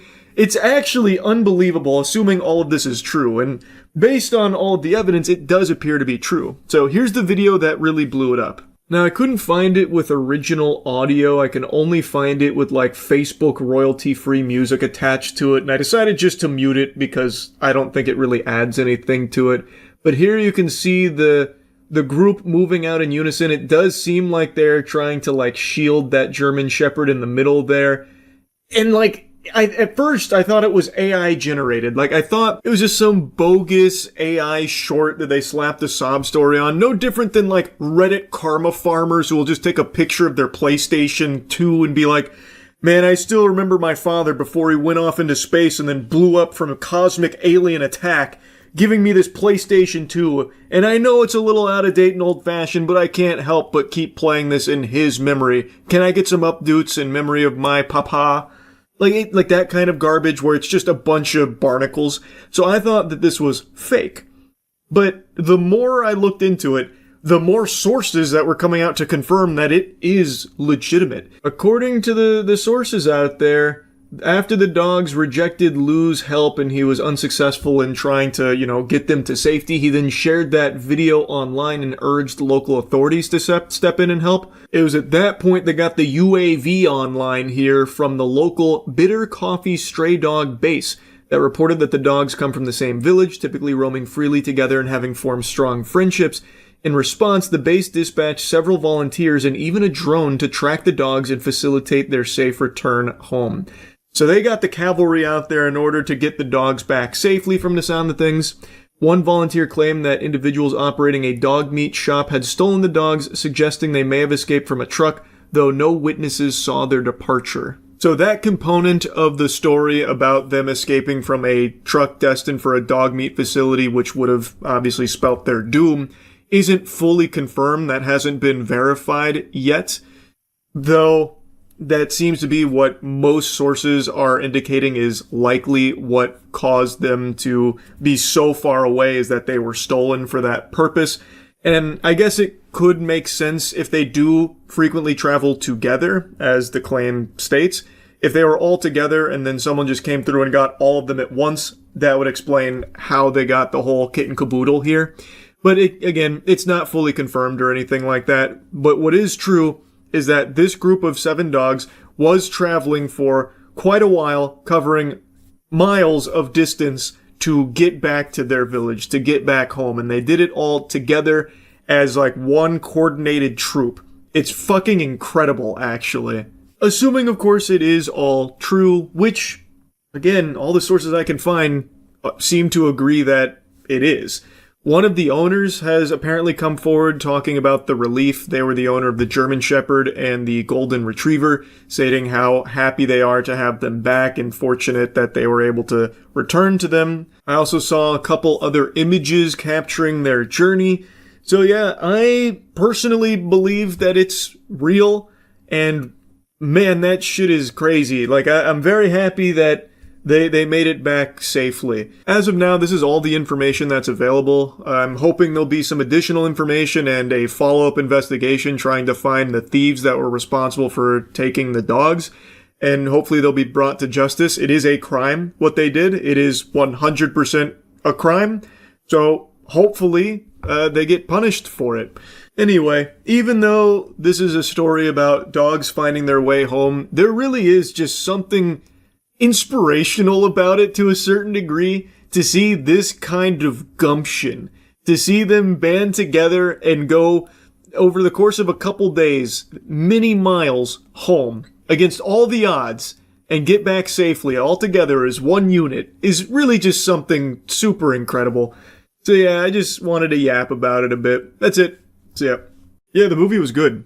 And I'm surprised to be saying that, because I went into this movie a little Scrooge-esque, a little bah humbugging, because from the first trailer, I thought, like, yeah, this could be entertaining, but, the last big screen Predator film, Predator 2018, was unbelievably horrible. That was complete dog shit, but I will always defend this.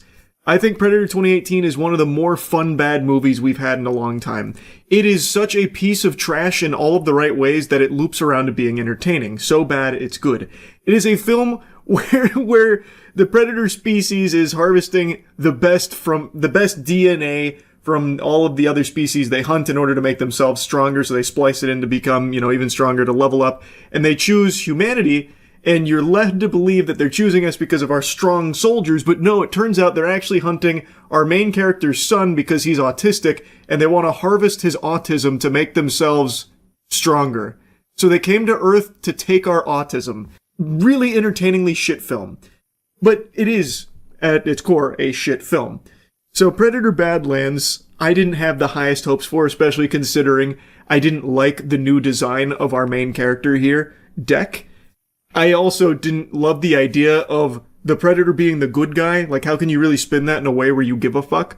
But in the context of the film, his look really works because he is the runt of his clan. And he is, like, about to be called because he is weak. And they're insulting him, this and that. So him looking so different from all the other Predators does make sense in the context of the film. And it works, and you buy into it. And I also really think that they do make you care about him. Like, having him be the main character and the good guy, I'll put in quotes, it works. And it doesn't feel like super cheesy or super stupid. Which I was pleasantly surprised by because, again, conceptually, I don't love the idea of taking the Yautja and making him more human throughout a hunt. I just feel like we don't need to make every single character that you ever see in film have all these human traits. I think it's very cool if they're super different from humans across the board. So, like, the idea, I don't love, but they execute it really well to the point where I thought it was really well done, and I actually enjoyed it. And you know what you will enjoy is some canned goof juice, baby. That's right. Gamer Sups is back with some canned goof juice, this time sugar-free. It's available right now, so go get some sugar-free goof juice in a can, baby. What I will say gets a little cattywampus, though, is the humor. So, you can see from the trailer, he does team up with a synth. It's Elle Fanning's character, Thea, and the two of them basically form a little tag team in order for him to complete his task. And they actually banter occasionally. Like, I wouldn't quite say it's MCU humor, but it's just like little jokes and goofs here. Which I do think is a little weird because, I don't know, I feel like the Yautja probably wouldn't be so chummy while on this sacred hunt after everything that Deck had been through. I don't think he would be such an open book, ready to just start, like, joking and, like, nudging a friend here. It just feels a little odd. I don't even think it's, like, poorly done or anything, but I just think that's a little, a little much. Another thing that I was pretty concerned with is that this is PG-13, which I didn't know until I got to the theater. And watching the film, it doesn't feel like a PG-13 movie because there is so much gore, dismemberment, and death and destruction, but it's synths. So, Thea, and I'm going to avoid spoilers for now, we'll get into spoilers in a moment. A lot of other synths are there doing research on this planet where Dek is on his hunt. So he's killing a lot of, like, aliens and stuff, but it's not red blood. It's like Covenant blood from Halo. You know, you got all kinds of different colored blood, yellow and shit, and the synths, of course, aren't red blood. So even though the kills are really gruesome with, like, heads being collapsed, impaled, ripped off, like entire spines getting ripped off, there's never any blood, so it's able to get away with a PG-13 rating, I guess, which is cool. I mean, I'm still glad that it's so gruesome, but I will say it does make it feel a little weird because since they are synths, you're expecting them to be smart. But all the synths, aside from a couple, are actual fucking idiots. Which to me doesn't make a whole lot of sense because why are these robots so dumb? And like, they even show fear sometimes. Like just random grunts, and I don't think they were, you know, supposed to have that emotion there. Like, I understand there are some synths in the universe that do, but here, like, just random ones. Like, they're all really dumb. And I just don't think that computes here, because why would they all be so bad at, like, deducing the most basic things? Like, there's actually a scene here where they go undercover to try and, you know, stealthily break through enemy lines here, and the synth even stops one of them and actually falls victim to, like, a Jedi mind trick. Except I'm being very generous with that. It is literally, they're just telling a very comical lie to the synth's face, and he's believing it. And they eventually get the leg up on him because of it. So, like, why are they synths when they are this stupid? The only reason is so they can get away with a PG-13 rating and still have a ton of blood and gore. It's just, when you stop and think about it, it just doesn't really make a lot of sense why all of them are so dumb. They're robots. And I know it's not the biggest deal in the world, but it is just a little weird. Unless these are like fucking first generation Roombas or something, just like throwaway dumb idiot bots that they brought to this planet for an extremely crucial mission. But yeah, if you were worried about this movie being like really watered down because of its rating, I don't think that's really a fear you need to have going into it. I think they do a really good job with the action. In fact, I think the vast majority of this movie is action sequences. He's either hunting creatures on this planet, being hunted himself, or killing synths. So there is pretty much non-stop action happening, and I think it's all really, really cool. Like, they didn't pull any punches, even though it is a PG-13 rated film. So I thought they crushed it in that department. Now, before wrapping it up, I want to briefly get into some spoilers to talk about some other stuff I thought was really cool, but it is a spoiler, so here's a spoiler warning. I really liked Thea, and I really liked seeing more of the Yautja culture. I thought it was very cool to see the Yautja home planet and seeing Dek fight against other Yautja. So him versus father at the very end, I think was super hype, where he, you know, easily, well, not, I guess I won't say easily, but he overpowers the Royal Guard. I'm assuming they're the Royal Guard, considering they're his father's right-hand men. And the way that he evolved after his time on the most dangerous planet we've seen yet, the death planet Jenna, was very cool. And then his showdown with his father that mirrored what happened to his brother, basically. And then he says, I have my own clan. I think was a really fun conclusion, and the way they set up for a further Predator film was very hype with his mother showing up. I thought that was so fucking cool, and I think they did a great job with the action. And I really liked the Yautja, and I'd love to see more from it. And I also, like I said, like Thea.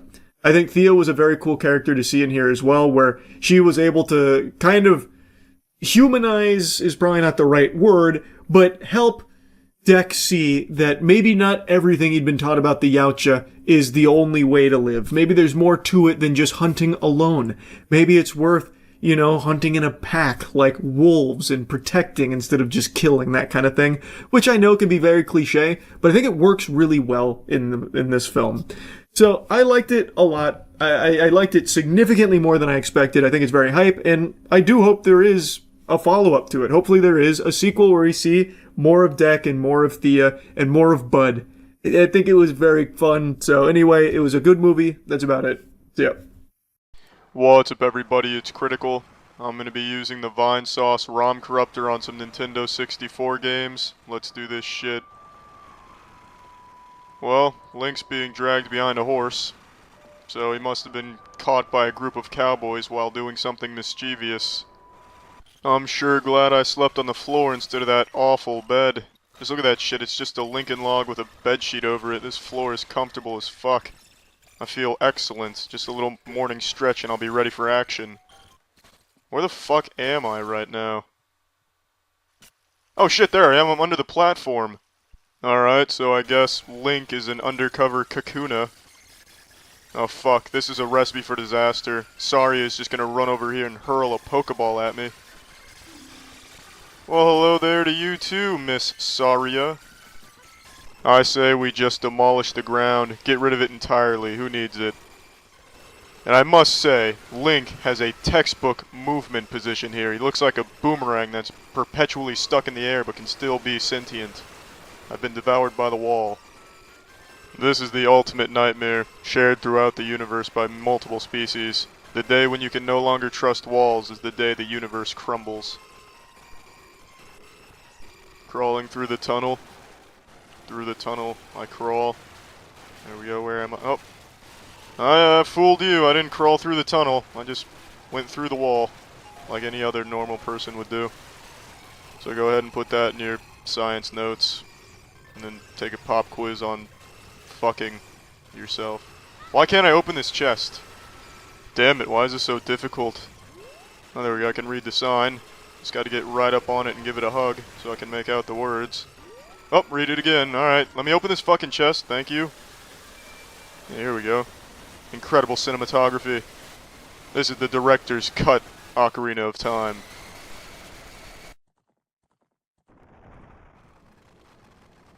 Well, that's about what I expected. If you're gonna ride a horse, you may as well be 30 feet above the horse. I wonder how high I can make Link go. If I can just keep adding to the value, and if it'll keep increasing his altitude. Let's see. That's a little higher, but it's not high enough, damn it. I'm not stopping until you're in space, you son of a bitch. I guess I sent him too high, he's not on the screen. Step aside, Commander Shitty. Invisible. Alright, well, not invisible, I guess. I don't know how the fuck he saw me, I am invisible. I mean, he could see me, but he couldn't stop me, but I don't know how the fuck he saw me. Because I'm not even on the fucking screen, he must have, like, infrared goggles or some type of really advanced shit. Either way, he is a qualified guardian of the forest. Oh, there I am. Just taking a little extreme lounge in the sky. Just a little snooze. Saria, please help me. I don't know what the fuck you're saying to me, Saria. Speak English, not hieroglyphics. Just please give me some assistance here. I look like a fucking floating bowling ball with a malfunctioning television for a face. Damn it, Saria, at least give me a blowjob or something to compensate for this. And stop flying through my face, Navi, damn it. You're making a difficult situation. You stole my face, you sack of shit. Finished the pirate ship I was building for the aquarium. There. That shit reminds me of the time I went diving for pirate treasure. I'm having a little trouble understanding you, Grandpa Lou. You must be going through a tunnel. The reception's a little fuzzy. Oh, what the fuck is this? Is this one of those songs that's supposed to make it rain? There's Grandpa Lou transmitting a message to the aliens, telling them it's time to invade. What a sick fuck. Well, I guess that's the end of his story about the pirate ship. And what a riveting tale it was. I guess Tommy's trying to fly away here. He's not really getting off the ground, though. Well, I gained 2 cookies, but I guess 2 cookies was too much for the game to handle. Fucking crashed. Holy shit, Tommy. You alright there, Sprout? This bastard just got re-atomized. But the game must go on. 3 spaces, let's rock and roll.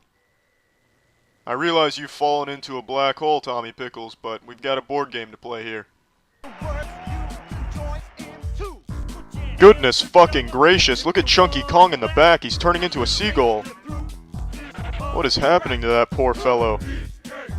I tell you, I remember the song pretty well, but I don't remember the animation being this crisp and fluid. I feel like Donkey Kong should be here. Oh, there he is. He was just exploring a different dimension. The sing-along lyrics are a little behind the actual audio, so if you're trying to sing along, be wary of that. Oh, fuck! Oh my goodness, Donkey Kong is giving us the serving treatment right now. Holy shit. I feel like Donkey Kong just shaved my ass cheeks with those moves. Might just slide out of my fucking chair here now.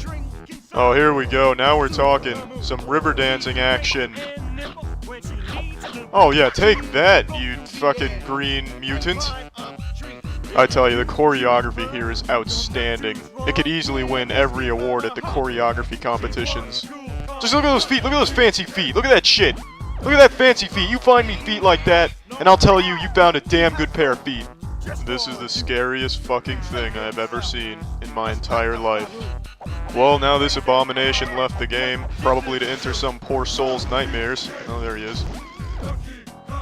Look at this fucking creature from the Dagoba swamps. It's basically a demented piece of spaghetti. This is just absolutely disturbing. I don't know what's going on here. Alright, so Diddy Kong seems to be locked in a fierce battle against this hat. So this is where the idea for Beyblades came from, huh?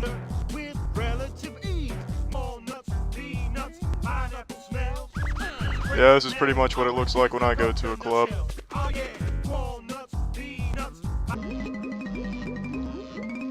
Professor Donkey Kong is turned into a piece of paper. Will you please help? Holy shit. The blue dude's riding the lizard like a horse. That is impressive teamwork. Ooh, that was impolite. The blue guy was just riding a horizontal motorcycle. To keep Donkey Kong distracted. Steal that hoard of golden bananas and treasure so much. They seem like a trustworthy group of gentlemen. They seem loyal, charismatic. I'd trust them to save the world. Especially that pink guy. His energy is really impressive. He seems very passionate about his job. I hope for your sake you're right this time. No. Yeah, somebody give Donkey Kong a smooch. That's what he's looking for.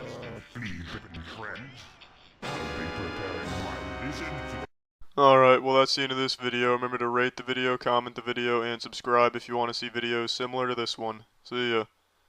In the world of video games, there's a single word that'll make most elite gamers erect, or even in some cases prematurely ejaculate. That word is Valve. To some, Valve is just a video game company that's responsible for some fucking bangers, great games, and a really good platform called Steam. But to others, Valve is a fucking church. It's a holy sanctuary, a metaphysical entity that gives their life meaning.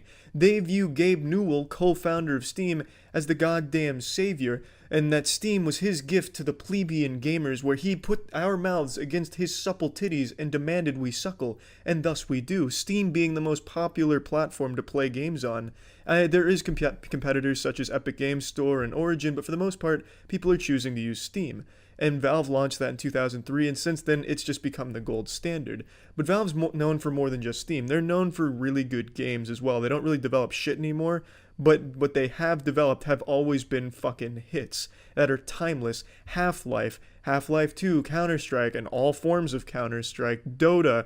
The list goes on and on. Left 4 Dead, Portal, all of these games that everyone loved universally, massive successes. But there's one game in their entire catalog that absolutely flopped and ate some of the fattest shit I've seen in a long time, and it's their most recent game, Artifact. So let's dive into the history of Valve's biggest and most shameful stinker, Artifact. So the game was a multiplayer card game that was a little different from most card games out at the time. Instead of one central board where the card game's being played, there's 3, and each guarded by a tower, borrowing some elements from MOBA Dota 2.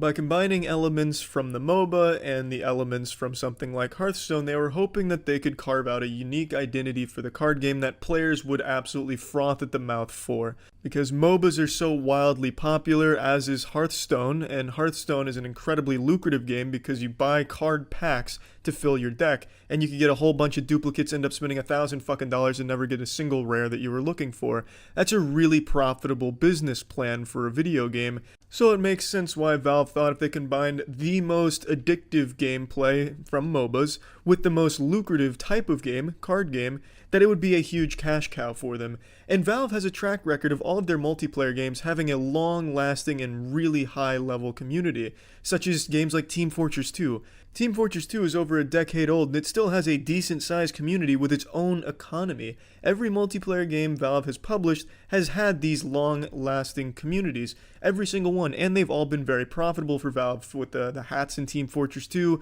the skins in Counter-Strike. These have all just been really successful ventures, so if you could have the same thing with a card game like this, it could have been massive for them, and I believe that was the goal. However, the game just wasn't fun. And it certainly didn't help that it came at a time where people were really getting tired of being abused for their wallets by video game companies.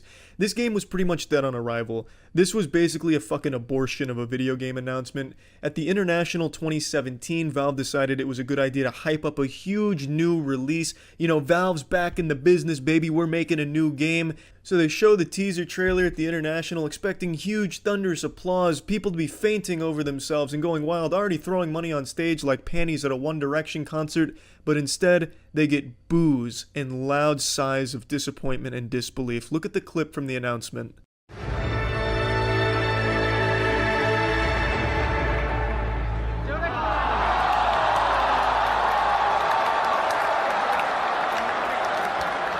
This is hugely wrong time, wrong place. They're at a fucking Dota championship, a massive tournament for Dota, and they're advertising a game that's a spin-off that really just seems like a cash grab. Obviously, it wasn't going to generate hype. However, they were able to bounce back from this. Over the course of 2018, Artifact started to get a positive reputation in the community. It was revealed that basically the guy who invented fucking card games was behind Artifact, Richard Garfield, the man who invented the Magic the Gathering, fundamentally.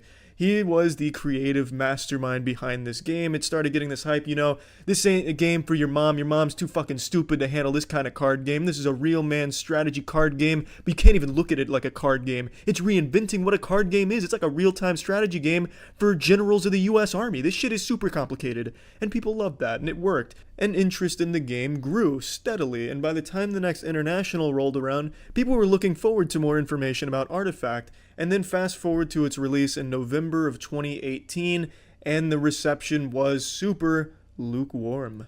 Now, lukewarm reception is a big deal because all of Valve's games get universal praise. You see, in video games, there's certain companies that when they release a game, you're genuinely not allowed to criticize it negatively or have a negative view of it for at least 6 months after its release. You are not allowed to, or you'll be outcasted by internet communities, called a loser, clout chaser, and just trying to be edgy with a different opinion. You're not allowed to have a negative opinion. Companies this goes for is Nintendo properties such as Zelda, Super Mario Maker, Mario Odyssey, Bethesda games you can't criticize, Elder Scrolls or Fallout for a good period of time, except for Fallout 76, that was just a punching bag across the globe. Rockstar games, you're not allowed to say anything bad about a Rockstar game until at least a year. And Valve. Those are the main ones that you are not allowed to have a negative opinion of, so people feeling confident enough to give a lukewarm opinion on a new Valve release, and Valve hadn't released a game in a long time, that's a big fucking deal, and Valve felt it. Because you see, on launch, Artifact had a major problem that wasn't even gameplay related. It was the economy.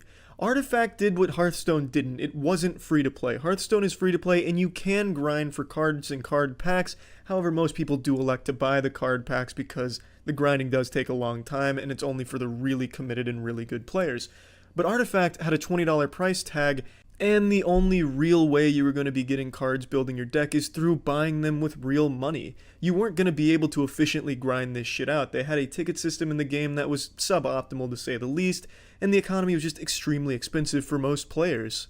It really is just a confusing model why they would think this would ever work. $20 upfront and then additional costs just to keep playing the game to get packs and stay competitive. It really makes no sense when the other card games are free to play. Now, the $20 was probably enough to make people not buy it in the first place because the launch at its absolute peak had 60,740 players. That's abominable by Valve standards and just bad in general by Steam standards. Any big budget game on Steam that launches is easily getting over 100,000 players on launch day. That's typically the norm. To put this 60,000 in perspective and how low it is, I compared it to Team Fortress 2's concurrent player count, and Team Fortress 2 came out in 2007, and in any given 24-hour time period, there's 53,000 concurrent players playing that game. So on launch, which is basically prom for video games, that's when you're getting the most activity, Artifact was just barely able to beat out a 12-year-old game on any given day. That's fucking wild. So not only were the responses to the game lukewarm from the few people that did buy it, but really no one bought it in the first place. That bitch was left alone out in the cold streets as the rain poured down on it. And it only took a week for the player base to drop 60%. By the time 2 months had passed, it went from 60,000 players to 1,500 players. So everything that could have gone wrong for Artifact was going wrong, pretty much from the get-go. And now, as of today, September 2019, the most players that have been on in the last 30 days is 150. The game is beyond dead. I'm sure Valve has already washed their hands of it. They're trying their best to forget about it and trying to erase it from the internet's history, but it's not going to happen, I'm sure, because Artifact lives on in infamy as a lesson to all video game developers on how not to launch your game, how to do research about what your audience is looking for and how to, get them excited for your upcoming titles. But also, Artifact has another legacy, a much more recent one that I talked about, where Artifact had a second life on Twitch. You see, during its death, its spiraling demise, Artifact was comically pulling 3 viewers, 5 viewers every day on Twitch, which is lower than pretty much any game you can imagine.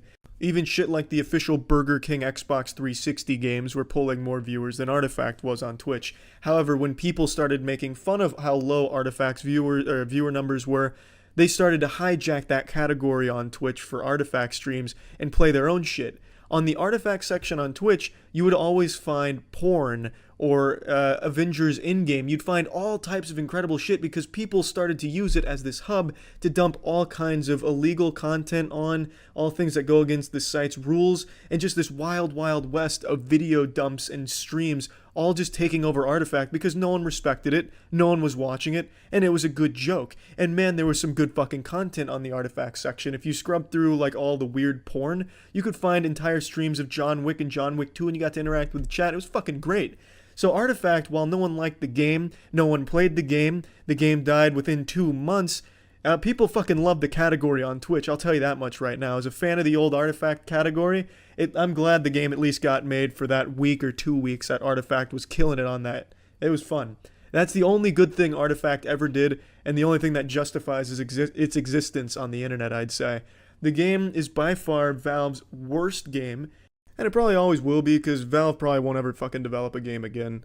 But anyway, what really killed the game ultimately wasn't just the monetization model, which sucked ass and was way too expensive, but it was just very simply, the game wasn't fun enough for the players that were playing it. It wasn't fun enough to justify the incredible expense it would cost to play. It was too RNG heavy for some people while not being RNG heavy enough for others, and it just wasn't a well-liked game by even the very few people that had unfortunately subjected themselves to playing it for any meaningful length of time. So they didn't recommend it to anyone, they couldn't recommend it to anyone because they didn't want to, and they stopped playing it themselves within 2 months, and thus the game died. Now, again, I don't think Valve is going to top this in any way. I don't think you could, because this game was just a perfect storm of everything going wrong from its announcements to its design and its timing. So that's the end of that story. Valve will probably not top this anytime soon, and I don't think we're going to see an Artifact comeback if they're even still acknowledging the game's existence. So yeah, that is Valve's worst game. So yeah. Wow. I just learned about the Switzerland ski resort fire last night, and what a devastating tragedy. At a ski resort bar, a fire broke out that claimed the lives of 40 people, and over 100 have been injured. As of me making this video right now, those are the numbers that are reported, and it is just heartbreaking. And what made me want to talk about it is there's a lot of videos floating around of people that were filming the fire, instead of prioritizing escaping it. So there's videos of people that were still actively partying while filming this fire. Like, there's still music playing and everything, and people just not taking it seriously. They're busy filming it for social media. And I can't believe it. Social media has reached the point where it overrides people's basic survival instincts. To see people actively still partying as the entire building is being engulfed in a blazing inferno is unbelievable to me.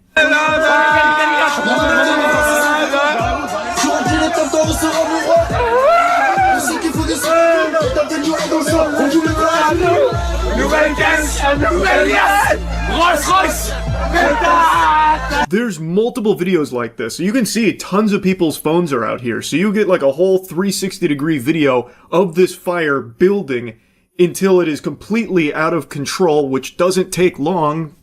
That's how fire works. And then people panicking, scrambling to escape, but for some it was just way too late. 40 people died in this. It's fucking tragic.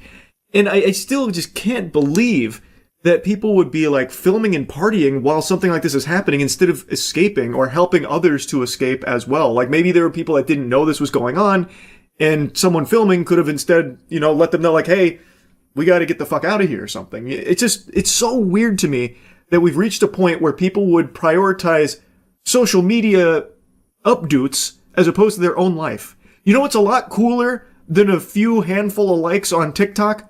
Being alive. I urge anyone watching this to remember that at the end of the day, social media is not the most important thing in your life.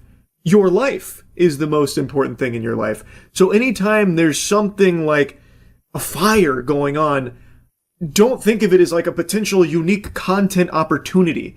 I feel like so much of the world has become incredibly geared towards like content brain 100% of the time, when it just shouldn't be that way. You should always be trying to prioritize your actual life as opposed to like your digital footprint and whatever you do online and all that kind of thing. It's just very, very sad to see this. Celebration in the Swiss Alps shows the chaos as the deadly flames spread at a bar popular with young people and tourists. You can hear the screaming, people scrambling for the exit as the flames rip through the confined spaces of the bar Le Constellation. Swiss authorities say about 40 people were killed and more than 100 injured in the fire that began at 1:30 a.m. The cause of the blaze now under investigation. It's extremely hard to watch that footage. It's gut-wrenching. Now, in the news segment, they mentioned that the cause of the fire was still under investigation. As of me making this now, it appears they have a lead on it. They believe that sparklers were what caused it. The sparklers appeared to have led to what is referred to as a flashover incident where the fire spread very rapidly. Investigators would assess soundproofing foam used in the ceiling and whether anyone needs to be held criminally liable for the fire. The sparklers they're referring to are champagne bottle sparklers. Now, I've seen this picture floating around, which seems legitimate, but in the age of AI, I can never really be sure anymore. But I've seen this in quite a few different places, including actual publications. But even still, I always take everything with a whiff of uncertainty because, again, it could be, phony baloney AI. But in that picture, the soundproofing, the foam on the ceiling, that does match what appears to be catching on fire in the videos that were filmed. So, regardless, it seems like it was the champagne bottle sparklers that started this incident, and it spread the fire very rapidly. It immediately reminded me of the 2003 Station nightclub fire, which killed 100 people, and the fire started in a very similar fashion where the acoustic foam paneling caught on fire during pyrotechnics. Here, the sparklers caught that foam on fire. Now, I believe the venue should be held liable. I do. Now, of course, I'm not a Switzerland authority, nor am I a fucking fire marshal or anything like that. I am a 5'6" homunculus layman. But I feel like if you are going to be selling champagne with sparklers on top, you probably also shouldn't have exposed, highly flammable foam paneling, where if a sparkler is raised a little too high, it can just cause all of it to ignite. That's clearly a huge problem and a big oversight to be combining these two things. It is a recipe for disaster. Now, I don't know if this was like the first year this bar did the sparklers and champagne thing or not, because if they were doing it previously, I'm surprised it wouldn't have happened sooner if the layout and the materials have stayed exactly the same. Like, that does seem to just be a glaring issue to have that there while also selling sparklers. But anyway, I saw in an article that one of the bar owners said that it's been inspected 3 times in 10 years and it passed the regulations. Again, I am a fucking idiot when it comes to this kind of thing, but that feels like a very little amount of inspection to be conducted over the course of a decade.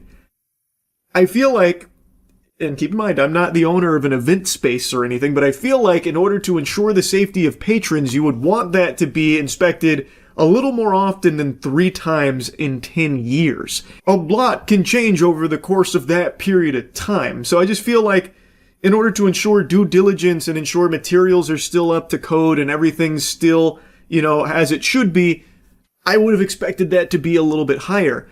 And I've seen people questioning, well, what are the regulations when it comes to this kind of thing there? Like, I haven't seen any reports on if there were, like, sufficient escapes, Like, maybe there weren't enough escape routes for people to exit in case of emergency. I haven't seen anything about that as of me making this video right now, so there's just a lot of question marks in the air. But based on the videos I have seen, it really feels like this venue will likely be held liable, at least in some sense, for the fire, because it doesn't make sense why they would even be doing these sparkling champagne bottles while having known flammable material on the ceiling. And it's not like the ceiling is like 50 feet high where it would never touch it or anything.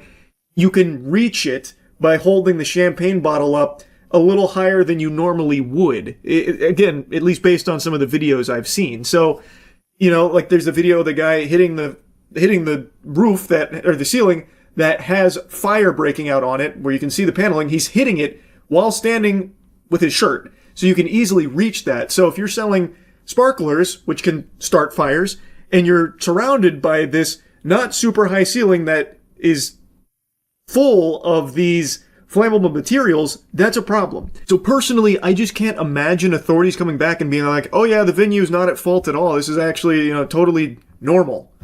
Because it just doesn't feel like it should be. In that case, maybe we need to update the fire inspection protocol over there, because I don't think you should be mixing flammable foam paneling with fucking champagne sparklers. It's an absolute fucking disaster. And it's so tragic, man. It's just so fucking sad. 40 lives lost, over 100 people injured on what is supposed to be an extremely happy celebratory day. It's so fucking awful, man. Anyway, wishing the best for everyone affected, all families, everyone that survived it as well. Just terrible stuff. Truly awful stuff. That's really about it. So yeah. Island Boy. Did that just send you into a fight or flight response? Yeah, I bet it did. That's a name you probably haven't heard in many moons now. The Island Boys have had a huge fall off. Very few people even remember them. I completely forgot they existed until a clip surfaced of one of them doing a 20 women versus 1 Island Boy, and he was just getting brutally cooked, absolutely roasted. It wasn't like a dating thing, it was more just 20 women line up to insult this guy to his face, but he is so unbelievably stupid, he can't even understand half of the insults. It's cinema, and I have to share it with all of you. In today's video, we got 20 women versus 1 Island Boy. This intro had me giggling hard. I was hooked immediately. 20 women versus 1 Island Boy. And the guy's just awkwardly sitting there doing this. That kind of thing. Oh man, I knew I was in for a good time watching this. All right, what's up? Listen, I'm the island boy. I'm here with this girl. What's your name? Annie. Annie. I'm gonna rate you 8. I didn't think it was possible to have this low of a charisma stat. This guy can very barely get words out of his mouth. And he looks like he is like spamming idle animations on a Mortal Kombat character select screen just to stay somewhat lucid. Because it looks like if he stopped moving for more than like 3 seconds, like stopped swaying, his whole body would shut off. It looks like he is perpetually on the verge of passing out. Like his brain has to work so hard just to get a few neurons to fire to do the bare minimum of human sentience. It's unlike anything I've ever seen before. Oh, she's an A. Why you give her this an A, bro? I don't know. Are you Asian? Yeah. You're Asian? Mm-hmm. Like fully Asian? I'm half Vietnamese. I don't know, because I heard Asian girls have like bad. Oh, really? Yeah. Who told you that? I f***ed the Asian girl before. Oh, it's not me though. It's not you? Mm-mm. Okay. What am I supposed to do with her? Yes? So how you feel? You said swipe right? Yeah. Swipe right's good. Nice! Look at the way the island boy handles business here. Smooth talking, silver tongued Casanova. Are you Asian? I heard Asian girls have something pussy, I think is what he said. And then she said, okay, where'd you hear that? And he just goes, I fucked an Asian girl. So you heard it from yourself. I also don't think he fucked an Asian girl, by the way. I think he was trying to look cool. It's incredible how just, even through the computer screen, I'm getting dry. Like, it's making me, like, shrivel up into myself. I can only imagine what it's like to be in the same room as this kind of vermin. Like, it's like a Dementor of vibes. He comes in, he just sucks out all good vibes and leaves nothing but awkward cringe in its wake. Swipe right? Look, right, so she good. Okay.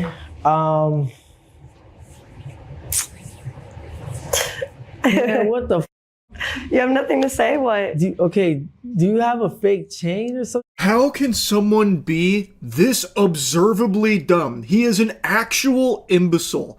Every time he opens his mouth, you can hear the idiot inside of him. This guy is actually just fucking stupid. By every measurable metric imaginable, he is just fucking dumb. And he can't interact with people at all. So even on this dating show, he can't muster the bare minimum of introducing himself. The best he can do is interrogate her about a fake chain. And the host of this has to keep prodding the island boy for a couple of extra thoughts because he just can't speak in more than like 3 words at a time. So the host is like, why'd you rate that girl an 8? Or, why do you think that, Fly? That's the island boy's name. This is Fly, one half of the island boys. It's unfathomable. And honestly, seeing that they're successful should show you just how far we have devolved as a species, that we allow someone like this to have as much money as he does. It's so embarrassing, it's so fucking sad and pathetic. You have fake chains, so what's the problem with me having a fake chain? I don't have any chains on. Well, I mean, you have fake chains, so like if I have a fake chain, why is that? You're supposed to be asking my name and introducing yourself. Girl, what are you talking about? I have fake chains? Well, you're asking about my chain. Like, are you introducing yourself? What's your name? Okay, yes, my name is Fly. Fly, you kissed your brother. I most definitely kissed my brother. Yep, uh-huh. And I made millions off of it. Oh, congratulations, bro. You'd do it again? No. You wouldn't? Okay, valid. Okay. I mean, I wouldn't either. Wait, Fly, why you say no? Like, why you say you wouldn't, bro? I feel like the host also despises this worm. He's constantly kind of poking him like, so why wouldn't you kiss your brother anymore, Fly? Come on, explain it. Now, this is the clip that went viral, is this lady in the gray outfit. She came on and just instantly tears this guy's asshole apart. She stretches Fly's ass full goatsy and does not let up. So she immediately lets the audience know that Fly makes out with his brother for internet attention and money online. Fly likes to claim that through kissing his brother, he makes millions, which is a full-blown fib. That is a super lie. There is no way he and his brother have generated millions of dollars through them constantly making out in those videos. Nobody wants to see that disgusting shit. The only reason the Island Boys did make money is because they were paid for appearances so people could clown on them. And the people that watch them solely to make fun of them. They are a public spittoon that people like spitting on. So they made a lot of money through that. Not through the incest that they used to like to film for content online. He definitely hasn't made millions from making out with his brother. If you made millions off of it, wouldn't you do it again? Because look, to be honest with you, like she said, I had fake chains on. You said is my chain fake. And to be honest with you, listen, I wouldn't. Okay, if I was to walk past by you at the mall, I would. Well, I don't go to malls, but I wouldn't even look at you. Thank God. He can't even process a question. The host said, why wouldn't you do that anymore, Fly, about making out with his brother? Explain why you'd put the kibosh on that. And it didn't register at all. He completely forgot that that ever existed because his brain is so fucking poisoned from drugs and lean and whatever else. So he completely forgot about that and then said, like, because she talked about me having fake chains. So you stopped kissing your brother because she came in here and said that you have fake chains? What are you talking about, you fucking weirdo? You absolute degenerate scumbag weirdo. And then he's like, if I passed you in a mall, actually I don't go to malls. But if I pass by you, I wouldn't look at you. Yeah, I mean, you're my height, you're scrawny, you're skinnier than me, you wear a size small, you made out with your brother, everyone thinks you're Jeffrey Epstein's son. Like, I mean, good job. Okay. You're looking for your third baby mother because the first two you couldn't keep? My third baby mama. No? Why would I? Why are you on a 2v1? I'm just asking. Because you I was yourself. asked to.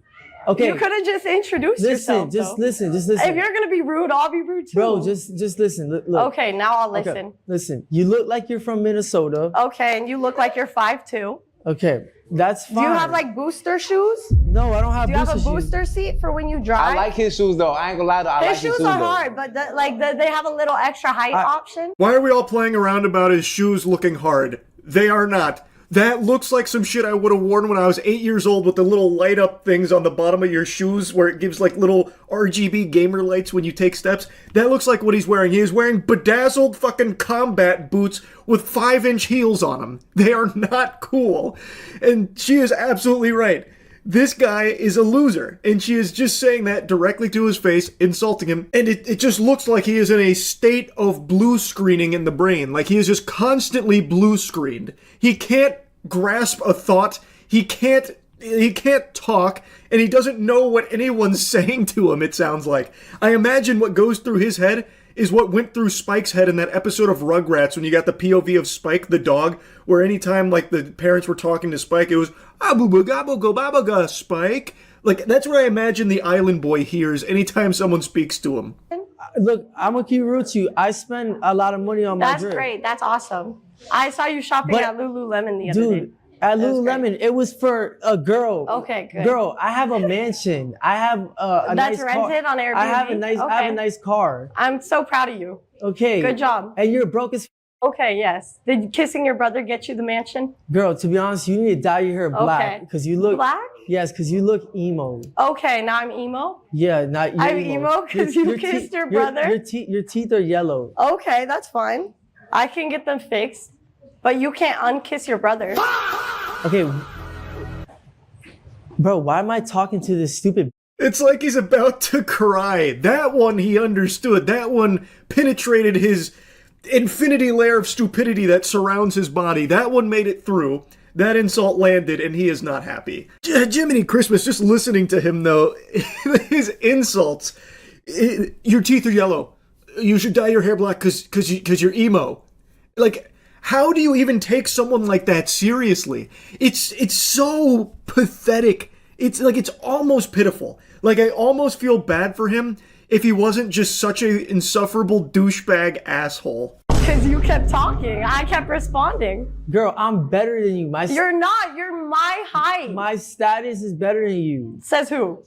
Okay. You're famous for what? You get clowned on the internet for fun. Good job. You're famous for getting laughed at. What do you want to be? Oh, Jinkies, she is so right. Their entire legacy, their entire existence is just to be laughed at. They are just a laughing stock, and they have made some money off of just being those clowns. He is not better than her. He likes to try and pretend that he's better than everyone he interacts with and his status is so much better. But she's right. He's just someone that people can't help but point and laugh at because they're fucking losers.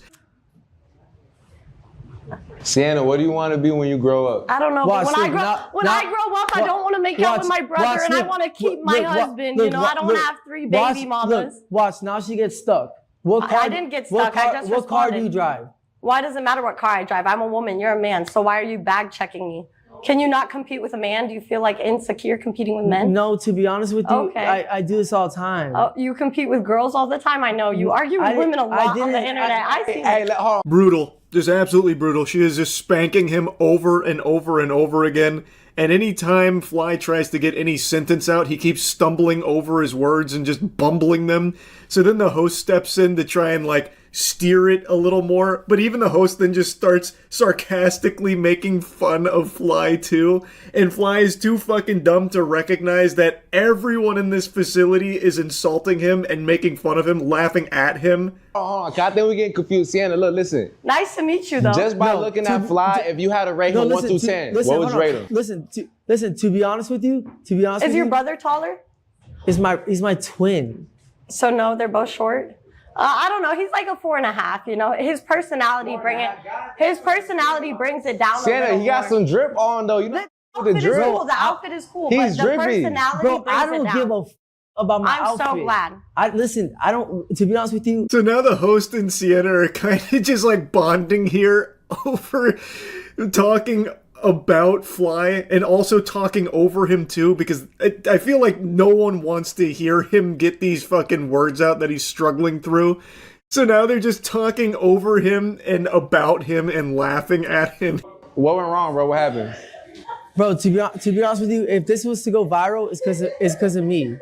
And to be honest with you, you ain't like her? No, she's a fan. No. Wait, hold on, Flash. Let her at least step up to the plate right quick. The host has me laughing, man. I gotta be honest. He's like, okay, Fly, so what went wrong there? What's crazy is the host had to step in to even have a conversation through Fly because he is completely incapable of talking to human beings. So the host was really the one talking with Sienna. And then, he eventually breaks down and gets her to get out of there, tells her scram, and then you can literally hear everyone in the studio laughing at the island boy. So now he's pouting, so now he's crouched over, really upset, and he's got a little tantrum going on. So the next girl that steps up, he just instantly says, no, get out of here, no. Immediately no? Is it because she made you mad, or is it genuinely no, just immediately? Immediately no, to be honest with you. Can I ask why? She calls him out on it too, is it just because you're mad? Because of what happened there, where you just got absolutely fucking smacked down there like it was WWE? Is that what's going on here? He's like, no, it's just immediately no. I just immediately no. Because you gotta introduce yourself. I don't think he's ever had some nice chocolate in his life. You know what I'm saying? He done experienced the white, the Hispanic. Fly, what you know about chocolate, bro? I fucked a black girl before, and to be honest with you, she just played NBA YoungBoy, and she just. I don't even listen to that. I don't listen to most rapper trap music. My name's Mila, by the way. Okay. I also don't like your name. He's such a fucking loser. It's crazy. You could not write or create a bigger loser of a character in a show, right? A cartoon couldn't make someone this pathetic. It goes against conventional wisdom that he exists in the current state that he does. He is shockingly pathetic. And I couldn't watch the whole thing. It was just too painful just listening to him.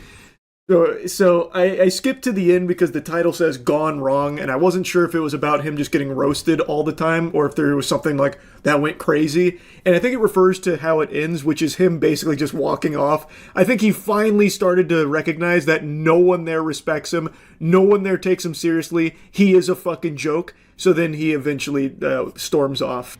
Hello, Kikuda. I would paint you. That's hard. I don't really need your paint because it's not gonna do nothing for me. Okay. So,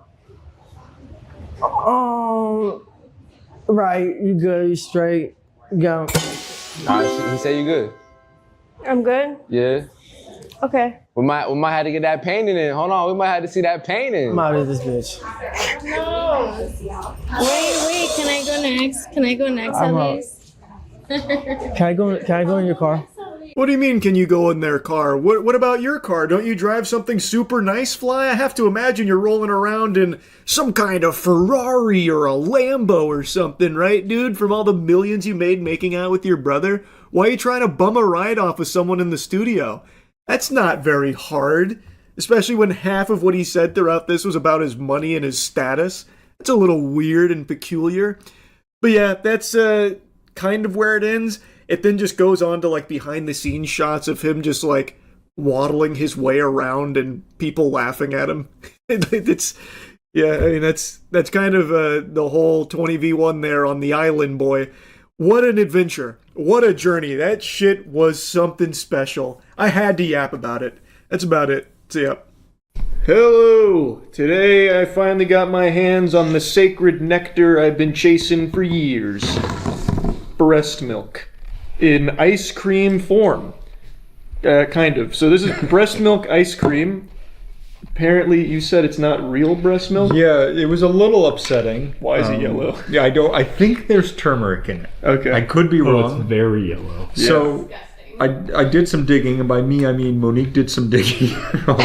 It's, I was going to say colostomy. It's not colostomy. It's colostrum. Colostrum. Thank you. Much different than a colostomy thing. Yeah.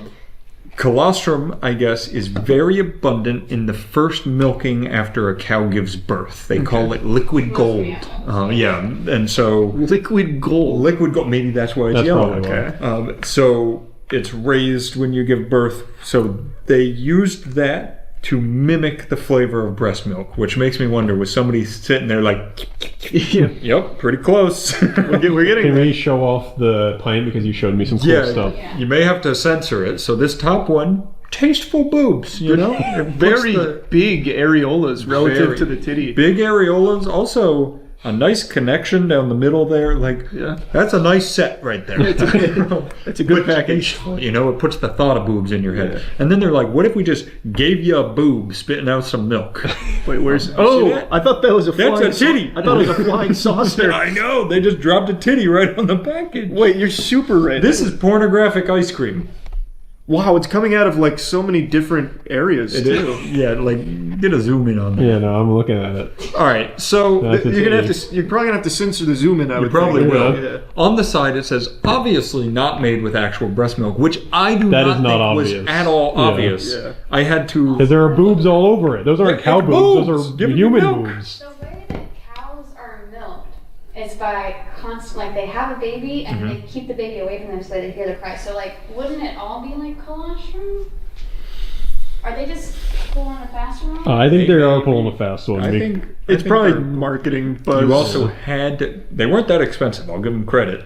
You had to get two. Couldn't get less than two. One for left each boob. right boob. Yep. Naturally. Are you a left or right boob guy? I'm more of a left. Before you taste it, do a sniff test. Does it smell weird? Does it smell different?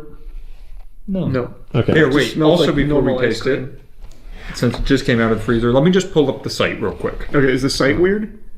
I've never heard of Frida. Are they a big brand? I think Frida, so Goodfellows is the ice cream brand. We have a Goodfellows in Tampa. Okay. Which I called them, thinking Goodfellows had the breast milk ice cream. Guy answers, I called them the minute they opened, and he was like, I don't know what you're talking about. And he was like, no, we don't have that. And I was like, I'm not going to explain this. I'm just going to hang up and hope he doesn't call me back. I panicked really hard. That must have been a weird call asking for breast milk ice cream with a guy who had no clue that they'd make that. I was like, oh, did you guys get the breast milk ice cream? Yeah, it's like, do you guys have Battletoads? But I was like, do you have breast milk ice cream? Did you get it in yet? And he was like, no, I don't know what you're talking about. And I was like, this bitch knows what I'm talking about. He's got to know. So it's 2 pie minimum, lightly sweet, a little salty with hints of honey and a dash of colostrum. And while it's not actually made with human milk, we think our recipe tastes pretty close to the real deal. The ingredients are milk, heavy cream, skim milk powder, sugar, dextrose, egg yolks, invert sugar. It's when you turn it upside down. Naturally. Guarga, blah, blah, blah. Like a gravity bong of sugar. There's a lot of normal stuff in here. It just sounds, to me, just based off that, it sounds like they just made ice cream but with a gimmick calling it breast milk. Yeah. Like, I feel like most people, us included, don't know what breast milk tastes like. At all. Yeah, it's been too long since I've had it, so I don't know what, like, the flavor's supposed to be, like the profile. I think they're just capitalizing off the confusion. It's also a lot more yellow in person than it is in that Okay, picture. hear me out. Okay. This is a great video as you guys tried the ice cream. It tastes like normal ice cream. You want Whatever. to breast milk. Let's make our own breast milk ice cream. That's a really good idea, actually. We'll get Niall Red back out. He's going to be like, guys, stop. Stop bringing me out. We need your milk. Please. People are going to start wondering what we have on him to come do all of this. All right, before I dive in more, He's just our frozen fart, frozen ice cream guy.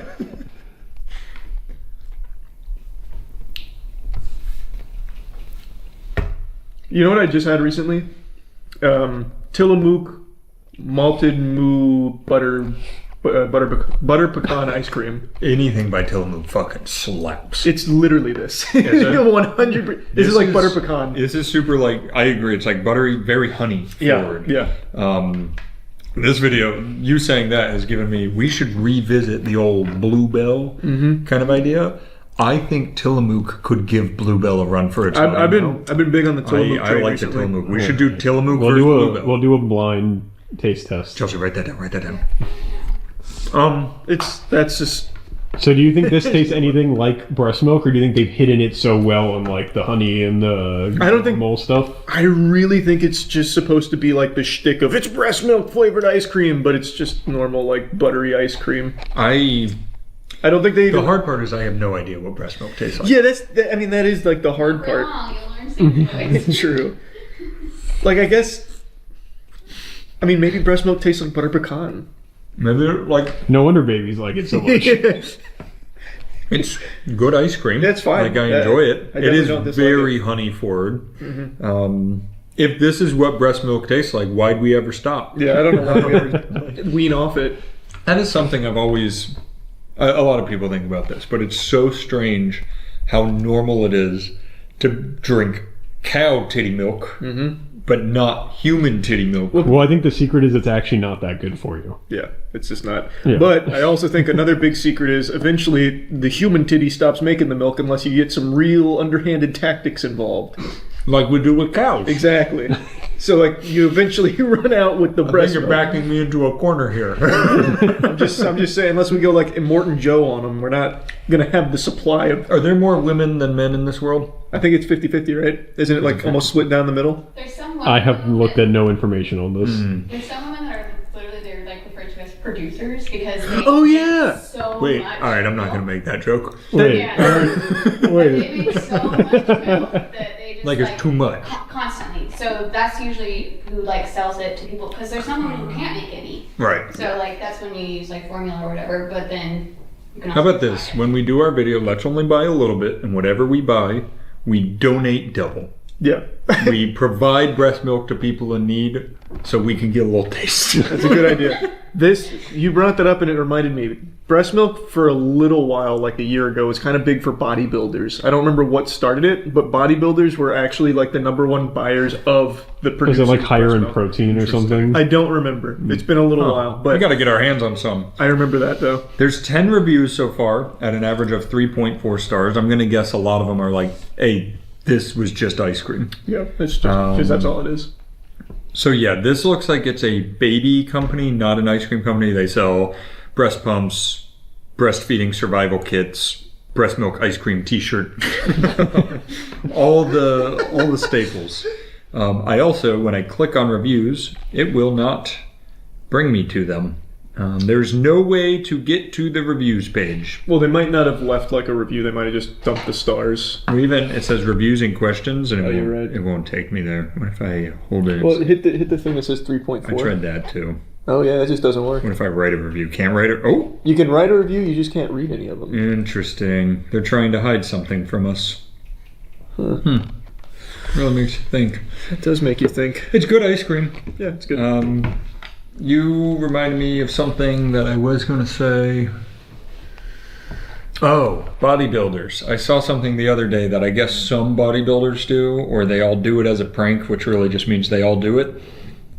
My man takes a box of, the big box of egg whites, like liquid egg whites, takes chocolate syrup, sprays it in the top, shakes it, chugs the whole thing. It's like 100 grams of protein. Holy fuck. And I was like, that's the most rancid shit I've ever seen. That's I could never. That's just disgusting. That is pretty gross. That is good macros, though. Great macros. Good macros. And the guy was like, tastes like chocolate milk. And I was like, there's no fucking way. Guess we're trying tomorrow.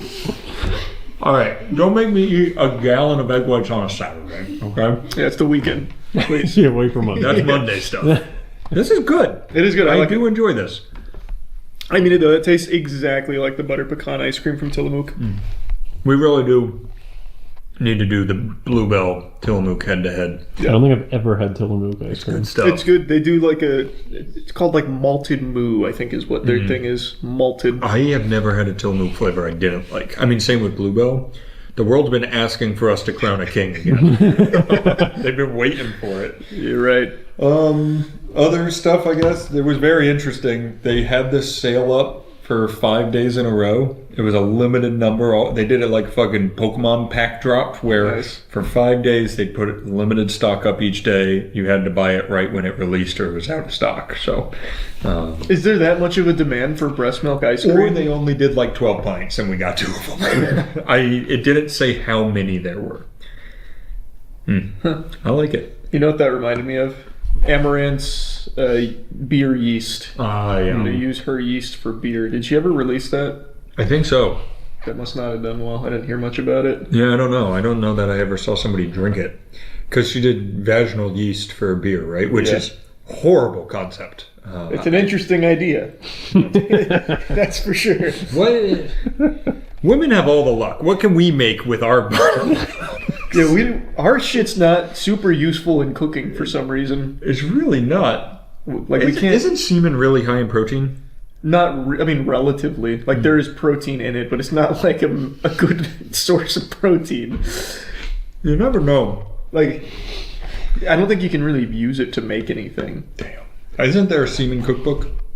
Probably. Maybe. You could make a child. I was gonna say you can make a person. One singular human. They're making ice cream out here. What can I do? Well, I wish it was more. I don't know.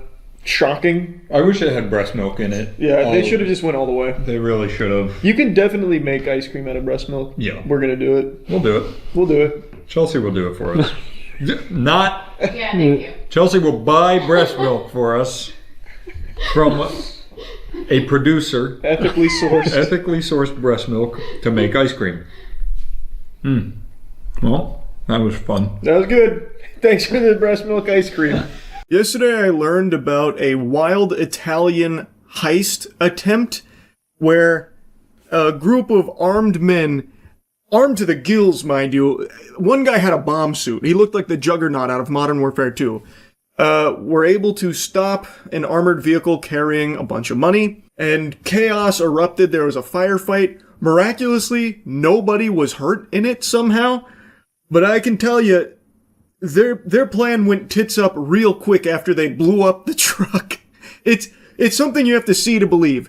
Now, right before I was talking about this Italian heist, learning about it, I was learning about how a dinosaur convention called DinoCon had recently just banned a ton of people that were named in the Epstein files from attending. So you're going to see a pretty interesting headline even before the Italian heist here. I'll go ahead and show you some clips of that after the heist, because that too is also fascinating. But I think the heist is probably what you're going to be most impressed by. You see the heist in Italy today in traffic with fake police cars? GTA shit. Fake police cars. Oh, I didn't see this.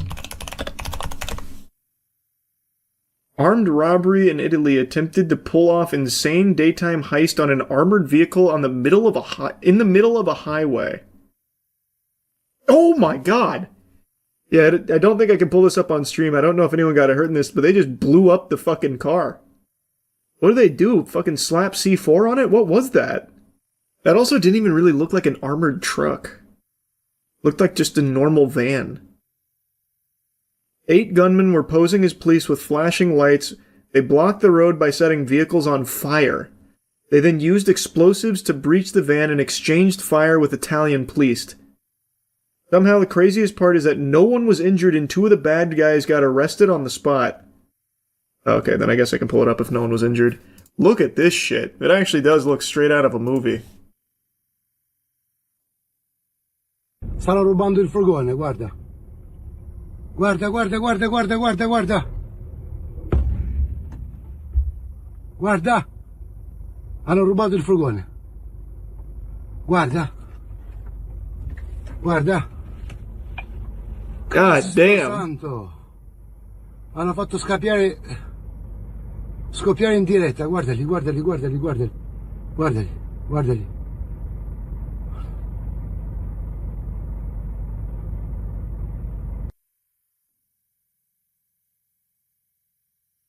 Using a soccer mom's minivan to transport the money, I see. That's what I said. That does not really even look like an armored truck. It actually just, it looks like a normal delivery truck. Are they sure they got the right van? They ended up just stealing my shoes. That's it, just a bunch of Skechers in there. So reading about this, they weren't even like a super coordinated trained team that did this. It was just some guys. Just actually some guys. Did they get anything out of this? Well, despite blowing up the vehicle, they were unable to access the cash according to multiple reports. That's when the firefight erupted with patrol officers. No way. Italian media reported that other drivers caught up in the ambush were also robbed as the gang made their escape. What? So they blew up this fucking truck, got nothing, and then on their way out, they just started robbing other people that just were unlucky to be in the area? They escaped by stealing cars from passing motorists to break through police roadblocks. So they escaped with no cash, and a couple of them stole vehicles. 2 of them were arrested. 2 more are at large. What a crazy plan. The guy who blew up the truck had a full-on bomb suit he stole from the police bomb unit. That's why he survived the explosion. What do you mean that's why he survived the explosion? What did he do? Just fucking have a stick of dynamite in his hand and just let it blow up on the truck with him standing there? I made the assumption that they, set some kind of explosive and walked away. Why would he just carry the explosive with the bomb suit on? What a fucking maniac. Gave him plus 100 defense. I mean, it worked. It's just... Wait, now I'm so, watching this initially, I made the assumption that this had to be, a highly coordinated plan or something. Because, I mean, just look at this. Guarda, guarda, guarda, guarda, guarda, guarda. But now, after you told me that, I can actually see the guy running behind the van as it's blowing up.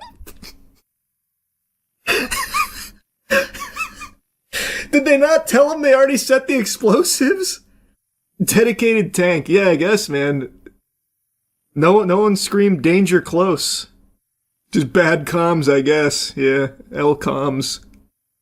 They didn't get the money because of protective foam mechanism foiled by foam. Oh yeah, I read that. The reason they couldn't access the money was apparently some foam system they had in the vehicle.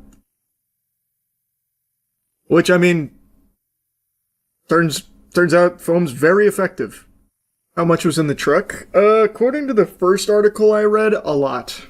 They didn't specify how much, but it made a explicit mention that it is a lot that these trucks carry. Which surprises me, because that does not seem to be a overly fortified truck. But it shows what I know, because this soccer mom van was able to thwart not only an explosion, but everything else that followed, so... I still can't get over this. Now that I know that this guy stole a bomb suit only to run into the bomb for fun is crazy to me.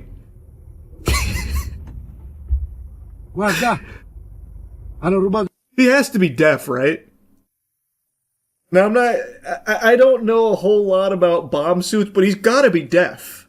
They had to blow his goddamn eardrums out, right? Wile E. Coyote-ass Strat. Yeah, I have no idea what his thought process was there. Why steal the suit if you're not gonna use it? That's a good point. That's a good point. They went through the effort of stealing the bomb suit, god damn it, they're going to get some usage out of it. Put it through its paces. Dinosaur Convention bans all paleontologists named in Epstein files out of safety of our attendees. Wait, what? We find it deplorable that some established paleontological organizations are not taking firm action, DinoCon's statement reads. What? Oh my god, don't you fucking dare. One of these dog shit journalist sites that force you to pay just to read the rest of the article, you make me sick. DinoCon, a UK-based paleontology convention, issued a statement regarding the scientists, authors, and researchers named in the Epstein files, noting those associated with the late sex offender were officially banned from the annual event. How many paleontologists were named in the Epstein files? I must have missed that. While the convention statement did not name the individuals, the Monday announcement made it clear DinoCon would not tolerate their presence at the July event. We at DinoCon take the safety of our attendees, speakers, and staff very seriously. As a result of the release of half the Epstein files, it has come to light that a select number of scientists, authors, and researchers relevant to the field of paleontology allegedly engaged in correspondence with members of the Epstein organization after the convictions of Jeffrey Epstein. We want to state that all respective individuals are banned from our events. I mean, that's it. Hey, that's good. I'm happy to hear that. Had no idea there was paleontologists named in the Epstein files. Additionally, we find it deplorable that some established paleontological organizations are not taking firm action to protect their members in light of these allegations.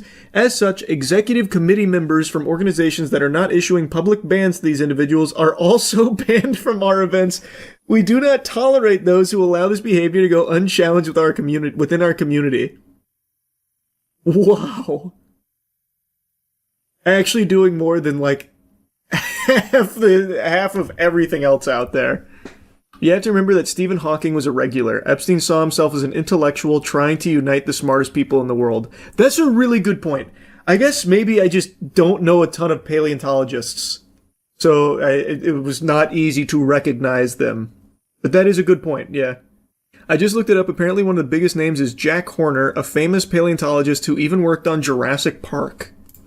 So it would seem. Scientist Jack Horner linked to Jeffrey Epstein in newly released DOJ files. 30-year age gap, but our love life is hot. Going to be 55 in February. 54 years young, baby. I'm What's up, Vince? 24. I just turned 24 in September. That's how old I am. You want to date me, Vince? It's off because I'm kind of a Disney aficionado. So we're entering Fantasyland. It's our last Yeah, you know, nothing weird about that. Just 54-year-old non-married man, no kids, going to Disney for fun. It looks like I'm looking at the middle school gym teacher making out with a student. Like, I feel like I'm just looking at something frowned upon. His mom. Love you, Wes. I still remember the Prohibition. She doesn't even know what that is. I still use AOL. She uses anything else. I had unprotected sex for about 2 years, and then Vince! I was pregnant. So, My it was more of a man. miracle thing. Yeah, really getting in there, Vince. Let her feel all the dust. I kind of feel like Vince has a single shirt. It's a Chicago Bears shirt. I actually feel He's never like been seen I in anything can else. teach and They say when he bring conceived his items child, he was also wearing a to Chicago Leslie's Bears life shirt. that I have gone through, not like you're their father, or not like you're their parent. Mhm. You have to be on the same level. I typically worry about that as well, making sure women don't feel like I'm their father. Hi. Just stating things, am I right, Having Vince? the age gap. Fuck yeah, I share my husband with my boyfriend. That's some 2019 guy shit right there. When you have sex as a group, I mean, is that something you enjoy? Yeah. Nope, wow, they're like clones. Wait, what the fuck? Yeah. Is that Nicolas Cage in a disguise? And is this Nicolas Cage playing Nicolas Cage in another disguise? Hold on. And Place your bets, chat. Which one of these two is her husband and which one's the boyfriend? Which one looks like the bigger cuck? I'm saying this is the husband.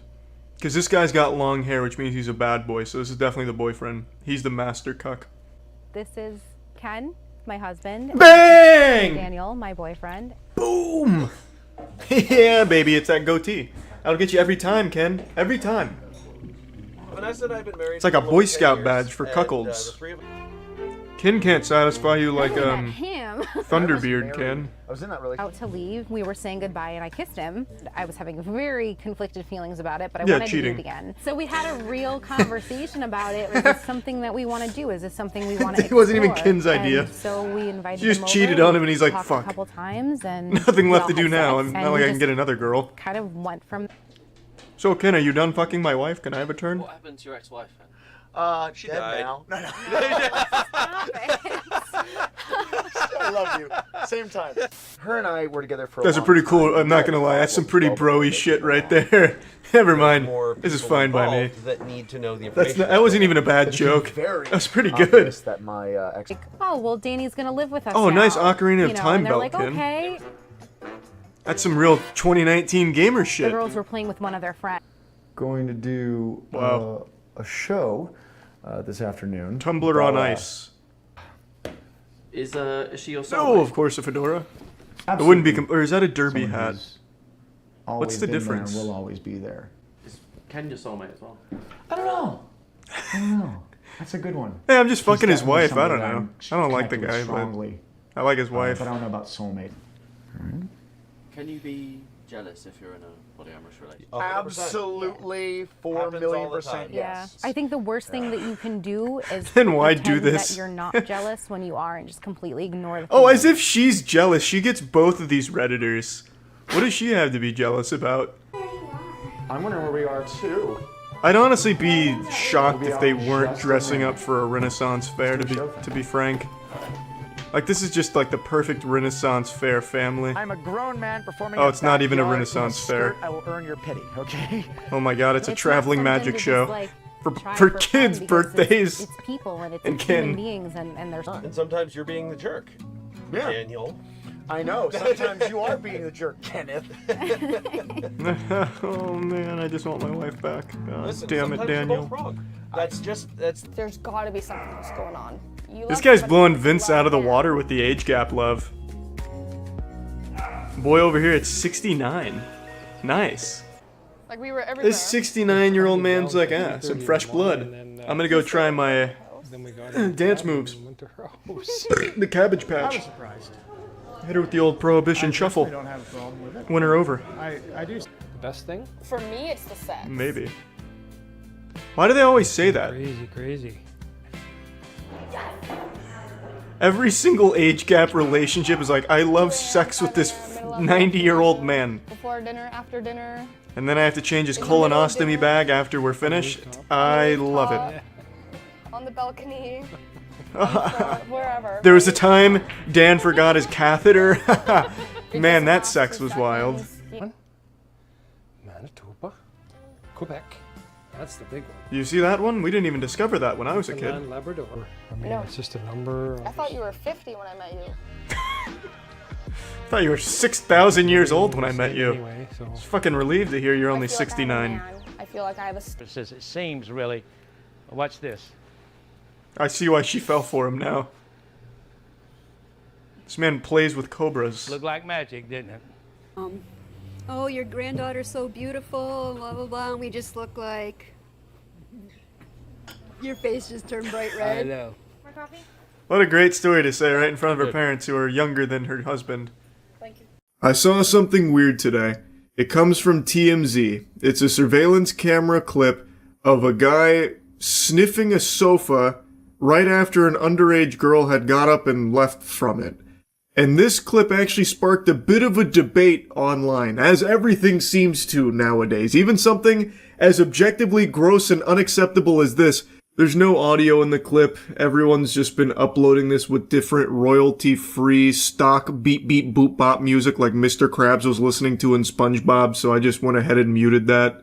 That was apparently an underage girl that just got up and left, and this guy wanders in there and immediately just beelines like a homing missile to the sofa where she was once sitting and just dives in like he's bobbing for apples, gets a big huff, and then just leaves. This happened at a dance studio, and apparently one of the owners had contacted the police to report the disturbing incident. The cops watched the video, felt it was strange behavior, investigated, discovered his identity, and were determining whether or not criminal charges are warranted.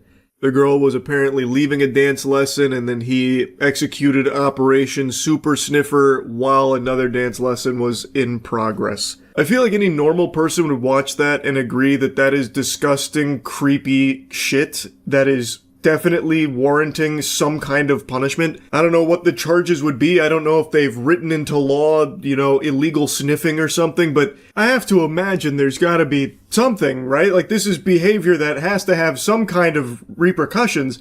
He walks into this dance studio after this child leaves that sofa, and it seems like his main goal there is to sniff where she was. Now, it does seem like there is like a cut between when she leaves and when he enters. I don't know how much time elapsed, but he immediately has like a mission in mind. Like, he goes in there with a plan and does it right away, then leaves after smelling it. I don't know if he's even on a phone call. Maybe that's just a ruse. But, I mean, if he is, he's talking to somebody on the phone. Oh, yeah, business. business, and then excuses himself from the dance studio. Like, it's fucking weird. Since there's not a ton of information about this, it's been a lot of speculation on what he's even doing there in the first place. Because it's not like he just ended up there by pure coinkydink. He didn't just spawn in the second that girl left the sofa. He was clearly already there. And the question then becomes, why? Maybe he has a child that also attends the same dance studio, which would be extremely concerning. I also have to imagine this isn't his first rodeo with this kind of shit, considering he just so brazenly does this just in public here, while there is another dance lesson going on as well. Absolutely, no hesitation or anything. He just walks in there, he gives like a little hand gesture, like he was doing a Jedi mind trick to an ant or something, and then he just immediately goes for it. This is a sick freak. Now, as I mentioned, this clip has actually had a bit of a debate with people defending him, if you can believe that. And I'm sure you can believe that, because that is the state of the world right now. The biggest thing people are saying to fight for this guy's honor is that maybe he didn't know that that girl was underage. Maybe he thought that was an adult. Okay, let's play ball with that game theory. Let's assume he thought this was an adult instead of a child.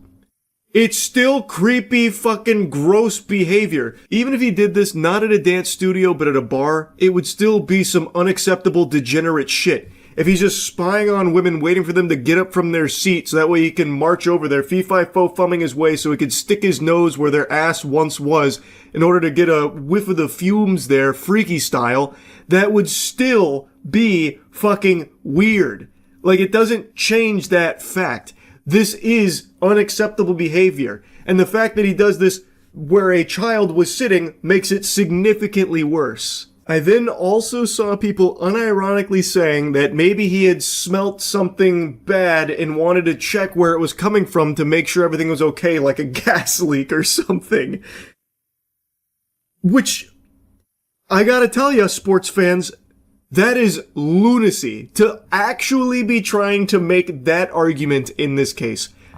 How many of you, when you smell something bad, your instinct is to go shove your whole face into it? Like, if I smell dog shit and it's like, oh boy, P.U., this is yucky, I'm not immediately going to bury myself in that dog shit to confirm the bad smell. Like, this guy was damn near rolling around in the sofa. Like, there is no world where this guy was just trying to investigate a yucky smell to figure out where it was coming from and what was going on. And it doesn't look like he smells something bad, by the way. He's not like, oh, like he's not scrunching his face up. It looks like he is like delighted to go right where that girl was sitting on the sofa so he could get a big smell of it.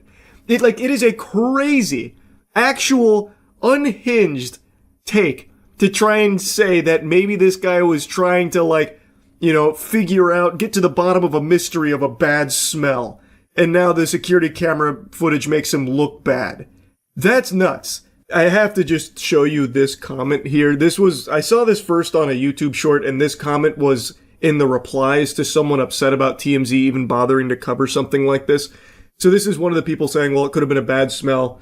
What if there was a bad smell and he was checking where it was coming from? There's so many reasons why that could have happened. Get a life. There's so many reasons why that could have happened. They're making it sound like this guy tripped and fell or something, or slipped on a banana peel. What do you mean so many reasons why that could have happened? It's not like it was an accident. This guy didn't just lose his balance and plunge face first into the sofa where that underage girl was sitting. He did it on purpose.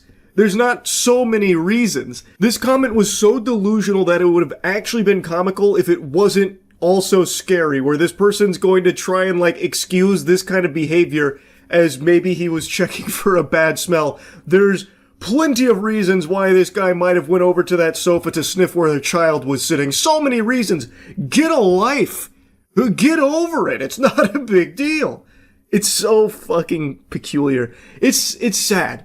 It is sad that something like this can't even just unanimously be condemned anymore. That there has to be people still, for some reason, fighting tooth and nail that A, it's not a big deal, or B, you're just not understanding what actually happened here. Here's the real story, and it's just fucking fanfic people are pulling out of their ass to defend a complete stranger who was just a degenerate. What the fuck? Now, just to be crystal clear, the vast majority of people agree that this is completely unacceptable and that there needs to be punishment coming to this guy for this. I truly don't think this is his first time doing it either. I think he has probably done this many times. This is just the first time he's been caught doing it.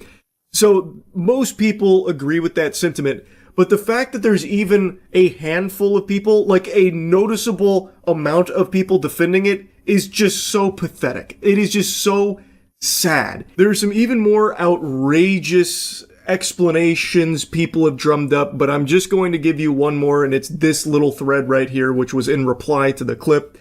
There may be some reasonable explanation for this behavior. He enters, talking to someone, goes to couch, sniffs, continues talking, then leaves. That is not the behavior of a perv who would spend more time with the area where the girl sat. Perv may not be the explanation. Now, I don't know why is, but I will watch the story. He then has a couple of people who agree with him in the comments. The idea that a perv would sniff a couch for only 3 seconds then leave is ridiculous. Whoever released this video should be sued for violating privacy. Employees should be able to do their jobs without having every moment scrutinized by an online mob. There are so many assumptions there, I don't even know where to begin. I don't know where he's pulling this from, that it's an employee doing this. If it is, that's extremely alarming. This other person chimes in. I thought the same. Felt like something smelled wrong, maybe like piss, and he fast checked. I would imagine something different if he really wanted to enjoy that. So basically the Goof Troop's argument here is because he only did it for 3 seconds, he's not a pervert most likely, because he didn't take his time to enjoy it. And they say that the notion that he is a pervert is ridiculous because he only spent 3 seconds doing it. That makes no fucking sense. That doesn't compute. Would you also say that the Burbank butt sniffer is not a pervert? This was a guy who cruised bookstores and would periodically sniff women's asses. And he would only sniff their ass for half a second, maybe a full second. Is he not a pervert because he didn't spend his time enjoying it? He didn't sit there for 10 seconds doing it. Is the Burbank butt sniffer also innocent? This is stupid. They're unironically trying to say that he didn't meet the time threshold to be a pervert, thus there must be another explanation. Doing the act at all is the act of a pervert. It doesn't matter how long he did it for. What the fuck? That is so unbelievably dumb. And it's not just this group of 3. Like I said, there are quite a few people making the same argument. And then that last guy had an even stupider take about how maybe he was checking for piss. Okay, so the piss patrol walks in here, and the way that he checks for urine is to face plant into it? Who checks for piss that way? Who would possibly do that? I have yet to see any explanation for this other than him just being a fucking degenerate.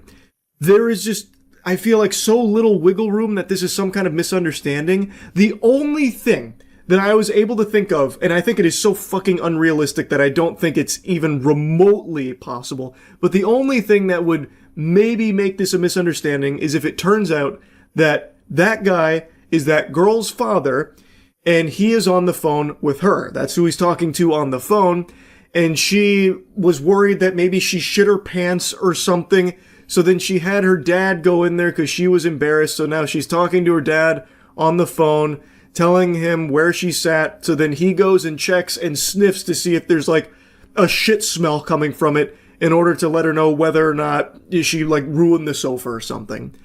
But I think that is very unlikely considering the dance studio contacted the authorities. I feel like the dance studio would probably know if that was the girl's father. And also, again, if he was there to investigate a bad smell, whether she shit or pissed or something on the sofa, he wouldn't put his whole face into it and like run it around the sofa. Nobody in their right mind would do that. I feel like there is just no possible explanation for this that isn't him just being a fucking freak. So anyway, I wanted to talk about this a little bit. That's really about it. So yeah. What's the big difference between AI and my height? AI is still growing. And most people recognize that a lot of jobs that exist today won't exist in the next handful of years because AI will replace them, and companies are being pretty forward about that. There's plenty of signs about, the corporate direction here and the role AI is going to play and the effect it's going to have on the workforce. But what a lot of people still don't fully understand is even if somehow your job survives the initial purge, your life is still directly being affected by AI's existence in a negative way, such as electronics prices getting higher and higher. Most recently, the RAM crisis that hasn't even fully set in yet, by the way, and already seeing an explosion in price there. But even outside of that, as data centers become more and more common, as more and more get installed, the price of just living in the area is going to go up. And we're already seeing that in communities that have data centers going up, where water, electricity, all of that, their price has started to increase exponentially because of data centers. So even just being in proximity to AI as it becomes even bigger is a net negative on your life in terms of being able to live it or own things or pay for things that you previously had no problems paying for. But also, outside of that, not even your gooning is safe. AI filters have gotten so good that now anybody can pretend to be a hot babe, holy honkers, big-titted online influencer that's influencing the nut right out of your sack, and you're none the wiser to it actually not being a human being there. It's all AI. Or in some cases, a dude with the AI filters on as well as a voice changer. That's another thing that's become very common so far since this has gotten so sophisticated. But oftentimes on Instagram in particular, it's just fully AI, no actual human being there. And they're making tons and tons of money, tens of thousands of dollars per month based on some of the reports I've seen from these individuals, as well as some of these are even like small businesses that are just pumping out AI women on Instagram to make money. I saw the real-time AI filter on Twitter. That shit's crazy. Which one? There's a bunch of them right now. I imagine it was probably this one. This one I think is the big one.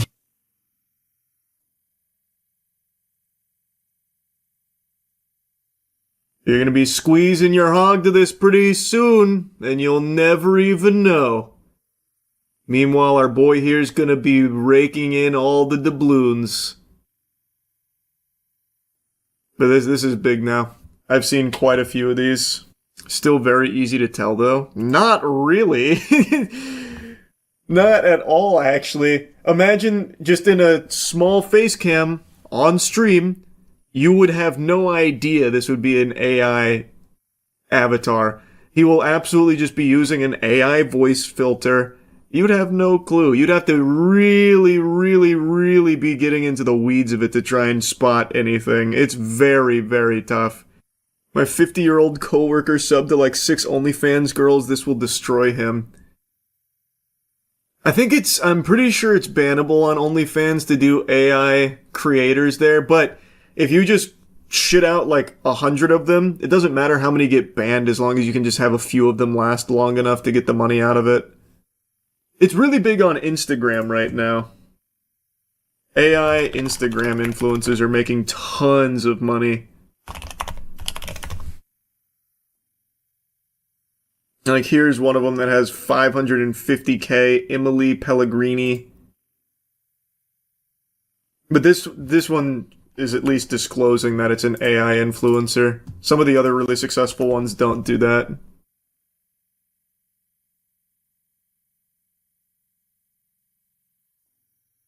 I don't know, Emily Pellegrini AI lady. But there are so many.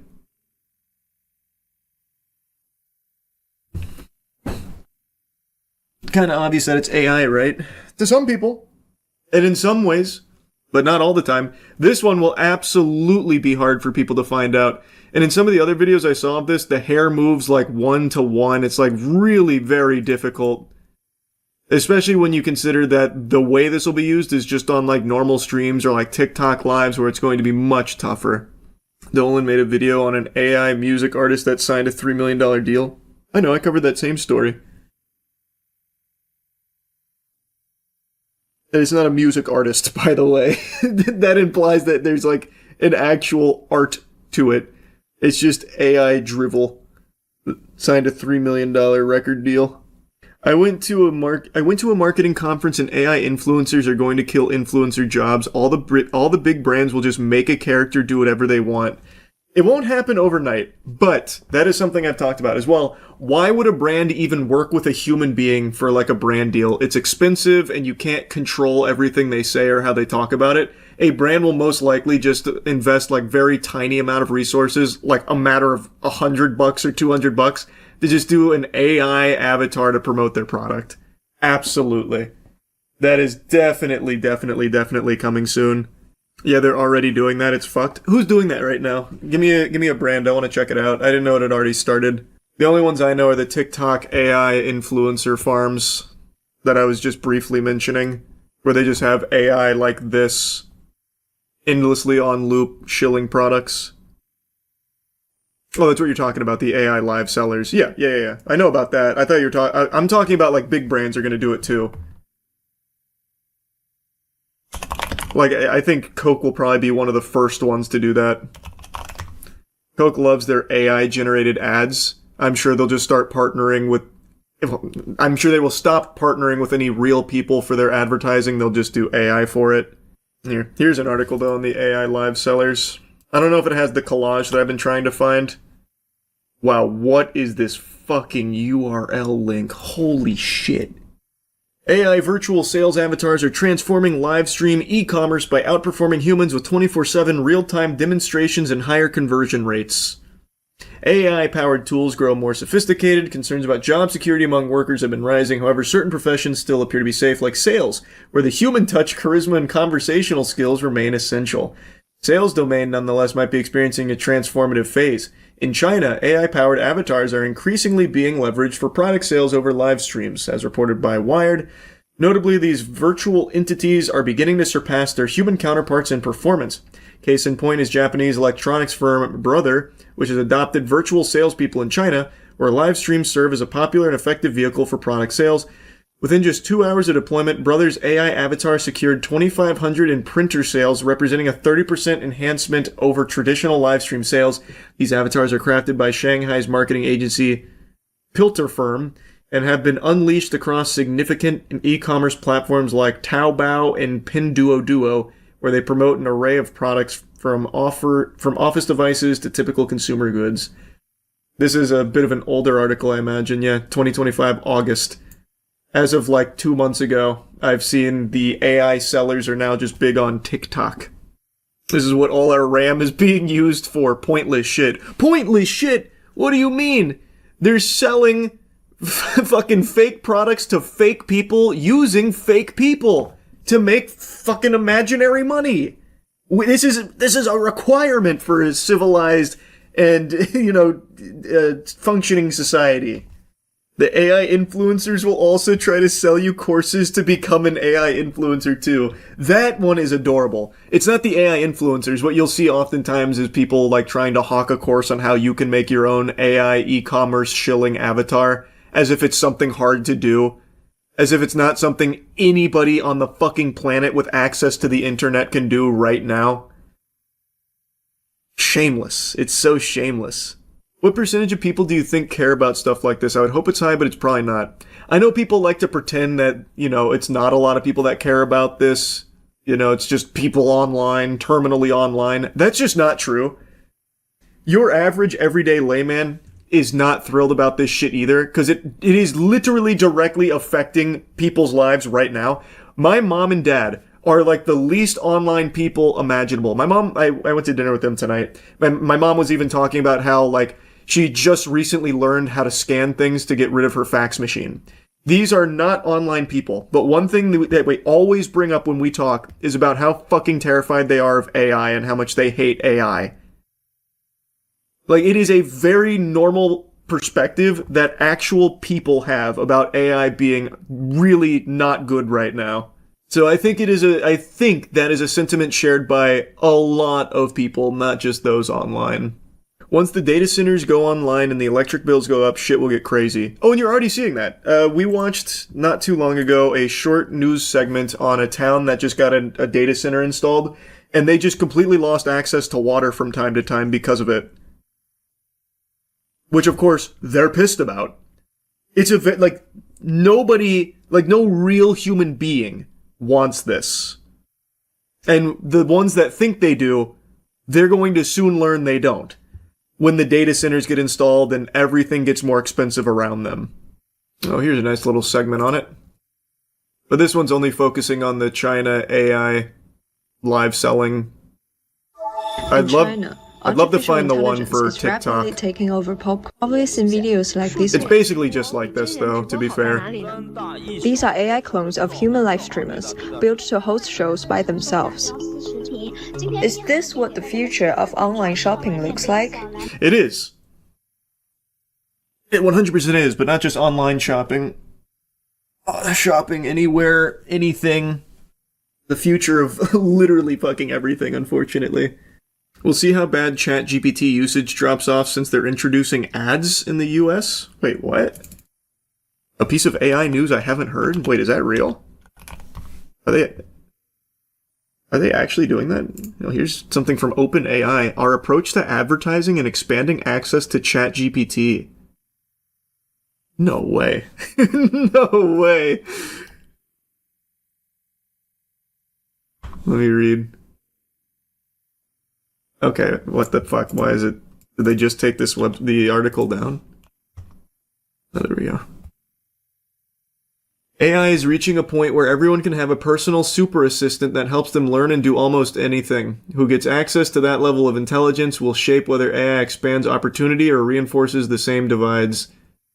Hey, also, by the way, brother, this has existed for a while. It's called Google. Just going on your cell phone and researching things yourself. Like, you can do that right now and have been able to for a couple decades. But the difference is now you'll never even bother diving into things, so oftentimes you'll just get fed wrong shit and learn how to do nothing. It's very cool, actually. We've been working to make powerful AI accessible to everyone through our free product and low-cost subscription tier, ChatGPT Go, which is launched in 171 countries since August. Today we're bringing Go to the US and everywhere ChatGPT is available, giving people expanded access to messaging, image creation, file uploads, and memory for $8 a month. In the coming weeks, we're also planning to start testing ads in the US. Yeah! For the free and Go tiers, so more people can benefit from our tools with fewer usage limits or without having to pay. Plus, Pro, Business, and Enterprise subscriptions will not include ads. Wow, that's so sweet. That's so nice.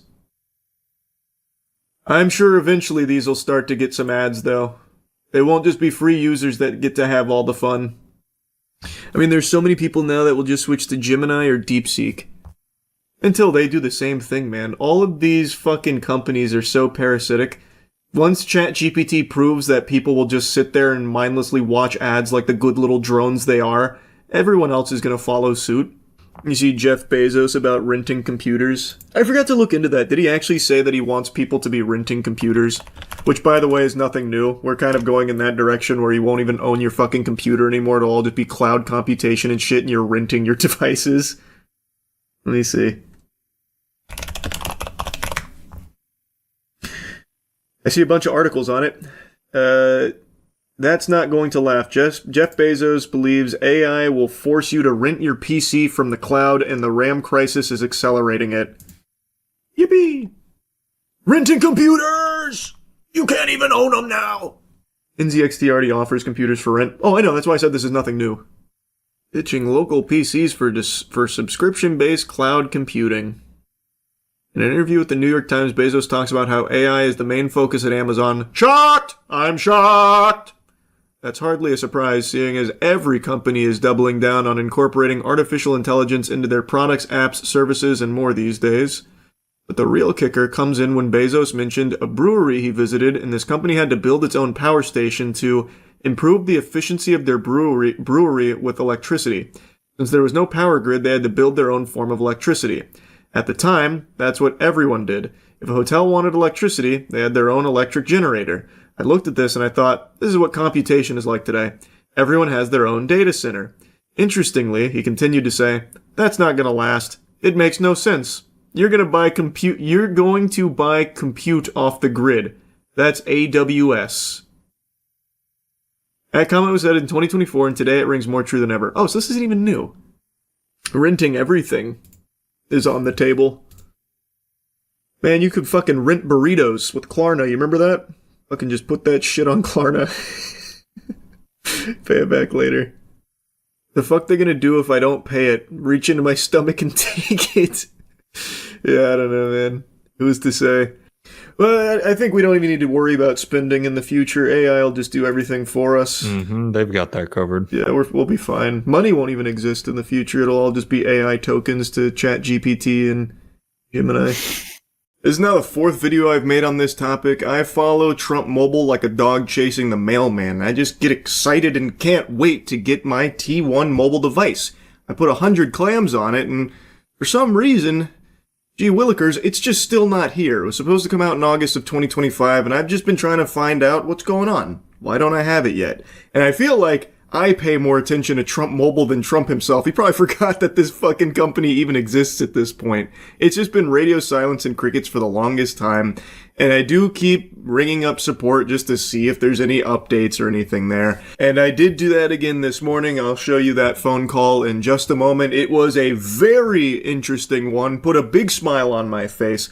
But before doing that, I want to give you like the foundation for everything that's been going on recently with it. And just to bring you up to speed on the lore, if you missed the previous episodes of Dragon Ball Z, in January I called and they told me that it's any day now. In March I called and they assured me that they're shipping at the end of the month.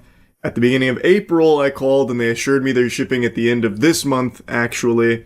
And I was going to wait to call them again in May, but I saw some news developing about the Trump phone, and it got me a little concerned. I had heard some whispers that they may have like quietly canned the project, which I just didn't believe, because if they are taking $100 deposits, even still to this day, and then just decide not to do it, that would be a huge issue, and I don't think that's going to happen. I'm just surprised it's taking them this long. I assumed that they'd just be drop shipping some Alibaba garbage, but they haven't even done that much. But there has been some fresh little nuggets that have been dropped that they've changed the look of the Trump phone, even the cost, and of course it isn't made in America. That was one of their biggest claims they were touting in the beginning when they were selling this to the country, that it's a made-in-America smartphone at a $500 price point, which is literally more impossible than the fucking unicorn and Loch Ness Monster.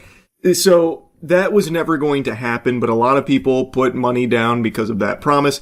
They did, a few months later, change it to being a proudly American design when it became painfully clear that it would be impossible to domestically manufacture this kind of phone. And since then, there's been no updates until this week, where the website did get spruced up a bit, and The Verge actually did get to see a product that might be the Trump phone that they start sending out to people that have put money down. Now, the report comes from The Verge, but I can't actually read it on their site because it is paywalled, and I outright refuse to pay to read articles from these fucking sites that already ham-fist thousands of auto-playing ads out the wazoo, as well as banner ads everywhere to the point where you can't even read the fucking article anymore. I will never fork over a single doubloon for access to those kind of websites, so I can't read it directly from The Verge, so instead I'm going to be going through CNET's reporting on this Trump phone and what The Verge learned. So it starts by just giving you a timeline how in February, the Trump Mobile executives actually showed off a handset that they said was near production version of T1. They showed that to The Verge. There were some changes to its appearance, and it was a completely different camera. Basically, the phone was not the same thing that they said it was on their website, and were still actively advertising it as on their website. What they showed was apparently completely different in a lot of ways. They spoke via video call with executives at Trump Mobile who held up the phone. I imagine that went a lot like Lion King, where they hold out Simba over the valley. This will be your domain, T1. Everything the light touches, you will have service. They then make a mention about the FCC documentation that they uncovered authorizing what appeared to be the T1 device. It comes from Smart Gadgets Global, whose CEO is Eric Thomas, a Trump Mobile executive, and it was FCC certified in January, which means that back in August of 2025, they had no FCC certification or anything for this, it appears, which means they were actually selling fucking nothing. They were selling the concept of an idea of a golden phone made in America, none of which actually existed, and couldn't exist, by the way, because you can't domestically make the phone that they were talking about. Genuinely impossible at that price point. Smart Gadget's global website is apparently mostly empty, apart from some stock images of tech, and the AI chatbot could not provide any info on the T1 phone, and they submitted a question to a human via the chatbot, but we're waiting to hear back as of the writing of that article. Now, on the site, there's less information there than there is on fucking DB Cooper's true identity. Like, it is always insisted that the T1 device is coming later this year, but it's been like that for 8 months. It missed the deadline in 2025, but it's still got plenty of time in 2026, I suppose. It launched in June of 2025 with their monthly mobile plan, and they sell refurbished Apple and Samsung phones ranging from $369 to $629. It was initially announced that the Trump phone was going to be made in the US, supposed to launch in August of 2025, but it did become obvious that domestic large-scale smartphone manufacturing would not be possible, so they dropped that claim and just call it proudly American without specifying what that even fucking means. That's actual just gobbledygook. It is manufactured overseas. They are trying their best to bury that, but it is just manufactured outside of the US, but they're still trying their best to put on this facade that it's proudly American. And apparently, according to Verge, they were actually eyeing a March release window. So when customer support told me last month that it was coming at the end of that month, maybe they were genuinely told that information and thought that's what was going to happen. But per usual, they were unable to deliver. It then goes into detail about the website's claims for the T1 device versus what they actually saw on video. According to The Verge, it wasn't what was being advertised on the website. Now, that has changed since the website overhaul. They did fix that up. I say overhaul, but it's not like they did a whole lot to improve the Trump mobile site at all. It reminds me of that meme of the guy who takes a picture of himself and then takes another picture of himself turned the other way, but a toothpick in, and it's about how that toothpick one is like a huge improvement. That's basically what they did to the Trump mobile website. So yes, they did try and change it to make it more accurately reflect the T1 device that The Verge saw, from my understanding. But for 8 months, they were advertising something totally different, and the cost of the Trump phone, the T1, is now completely different. It is more expensive. And also, it made me giggle that according to the report, the T1 logo will disappear before launch, but it'll keep the American flag. I don't know why that had to happen. They had to banish the T1 logo to the Shadow Realm, but yeah, I guess that's going to be going. But they are still accepting the $100 deposits on the phone, which continues to be advertised as being $500, which is still what it is on the website as of April 29th, as of me making this video. But this phone will reportedly cost more. If you've already put down the $100 deposit, they lock you in at $500, but I guess everyone else who, doesn't get in on the FOMO right away will then have to be paying more. It's unspecified how much more, but they're saying that it will be under 1,000, just more than the 500 initial. According to Trump Mobile executives speaking to The Verge, the phone has been delayed because the company decided to take its time and skip the first initial entry-level phone that they were going to kind of introduce and be quick to the market. And they told The Verge it's being made in a favored nation with final assembly in Florida. It's unclear what qualifies another nation as favored to handle most of the assembly of the T1 phone. Now, there are pictures of it that exist, and they're not like Sasquatch photos. They're not blurry. They do actually have pictures of this puppy here. But I gotta tell you, I'm equally as confused, scratching my head, wondering what it means favored nation will be doing the heavy lifting on the phone here. What the fuck is a favored nation in this case? Do they have the fucking Atlanteans working on it or something? We partnered with Atlanteans using their advanced tech from under the sea. So they're going to be doing a lot of the construction there. But don't worry, final assembly's in Florida, so it's proudly American. It's very silly. It's not made in America. It is made overseas and then I guess is put together in its last step in Florida. I don't know about you, sports fans, but that doesn't sound proudly American to me. To have the phone that you advertised as being made in America be made overseas, giving the business, not domestically, overseas, and then just having it come over here for, like, the last touch-ups in Florida. Doesn't really scream proudly American to me, but, what do I know? I also love their excuse for why it is so incredibly late. Oh, we actually just wanted to deliver a much higher quality product. Initially, we were looking to just kind of pump and dump some poop out there with this entry-level phone and get our feet wet in there, dip our balls in the hot wax. But we decided, you know what? You deserve better, so we're gonna do better. I don't think that's the case at all, because many of you might recall, the first time I called them in January, I was told that the reason for the delay was because of the government shutdown. The government shutdown from little ways back, which wouldn't have had any effect on the T1 phone. Again, it's not even made in America. But they had actually used that excuse for quite a while, that the reason the phone's delayed is because the government shutdown, that pesky shutdown, put the brakes on the glorious T1 device. Like, they've had a bunch of different excuses, and now they're saying that the reason why it's taken so long is because they wanted to do even better. They didn't want just an entry-level phone. I don't know. Sounds a little fishy to me. But anyway, I didn't lose hope on my Trump phone. I did genuinely put money down on it to receive it, so I want to make sure I didn't just fucking have that vaporize into the ether here over nothing. So I did give them another call today to see where's my Trump phone. It's the end of April. I should be getting it pretty soon, or at least getting an email, right? Ooh, got me hitting the hot dog. I'm excited. It's the end of April, and you know what that means. That's right. It's Christmas. Because my T1 mobile device, my Trump phone, should be on its way to me right now, and I can't wait to sink my teeth into it.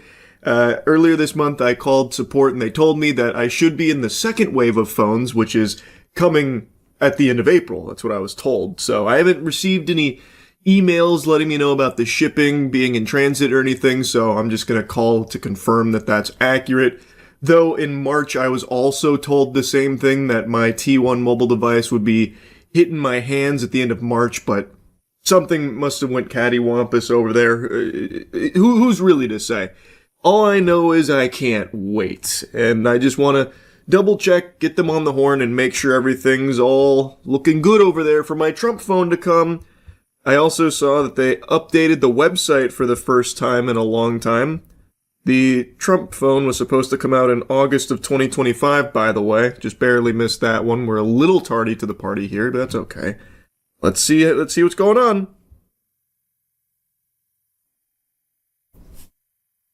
Thank you for calling Trump Mobile. For English, press 1.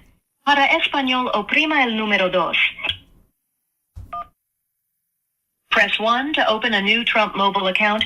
Otherwise, press 2 for support with an existing Trump Mobile account. That's me. Thank you for calling An existing Trump Mobile. account. Your call is very important to us.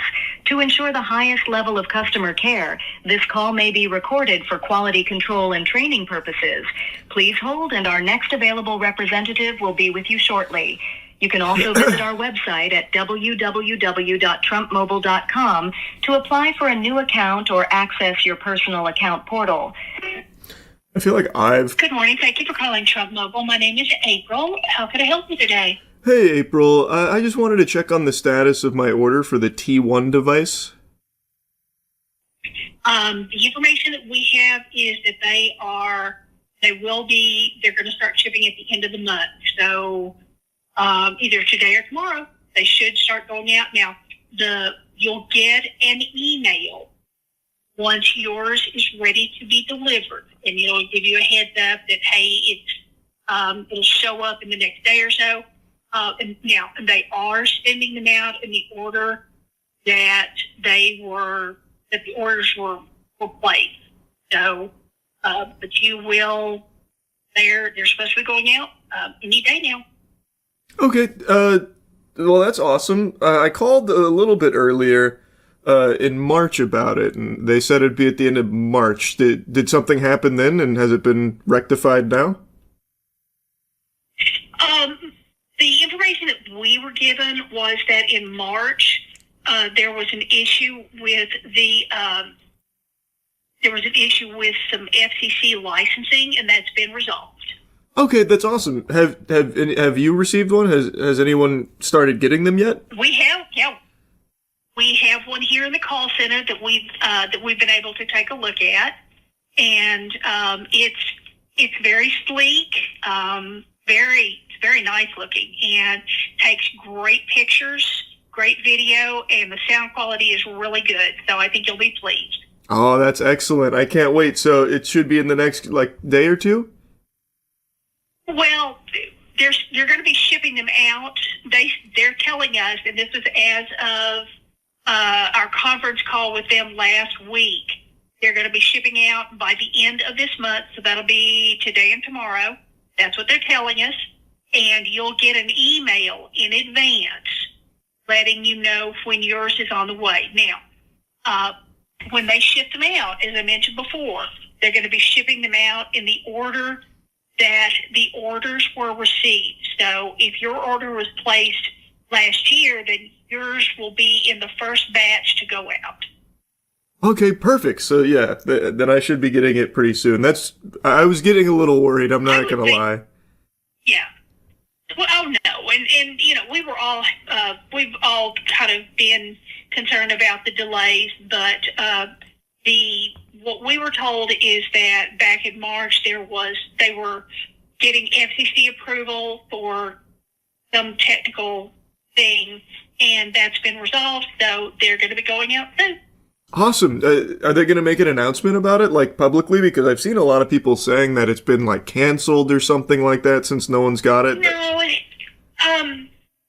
our understanding is that there will be notification. There's going to be some news coverage on Fox News. That's the one.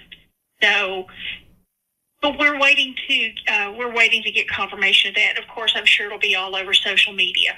Awesome. Well, I can't wait. Thank you so much. That's great news. You are very welcome. Well, thank you very much for being a Trump customer, and I do hope you enjoy the rest of your day. You as well, April. Take it easy. Thank you. Thank you so much. You too. Bye now. See? What was I worried about? I knew it was any day now. It was any day back in January, now it's any day here in April. So I should be getting it here within, well, at least an email within the next 24 to 48 hours, I believe. So I can't wait to sink my teeth into it. I bet you all feel real silly forever doubting that this was coming, because now we have proof that it is, because they said so. I'm going to be hoisting this like a prized fish pretty soon, and you're gonna be jealous of all this awesome phone action I'm gonna be getting in on with the T1.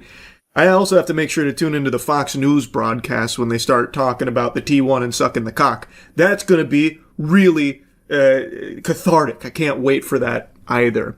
So yeah, now we have confirmation that the T1 phone is going to be here any day now, which is reassuring to hear for the fucking 30th time. Anyway, just wanted to give you the update on the Trump phone. That's really about it. So yeah, here's someone I haven't talked about in a really long time, but today I saw a clip of one of their streams recently, and I fell down the rabbit hole again, just kind of checking up on them to see what's been going on. Only Use Me Blade. Only Use Me Blade might have just triggered like a Winter Soldier moment in some of you watching this, because he was one of like the first big Call of Duty YouTubers. He was huge back in the day, in an era where YouTubers weren't really like a thing that existed. He was very popular and beloved by the community. But he unfortunately had a struggle with alcoholism, and over the years, that demon only grew. It got worse. He became a full-time degenerate streamer doing awful shit. And he grew a community that was there to eat some popcorn and point and laugh at the clown putting on a show of pathetic, terrible shenanigans.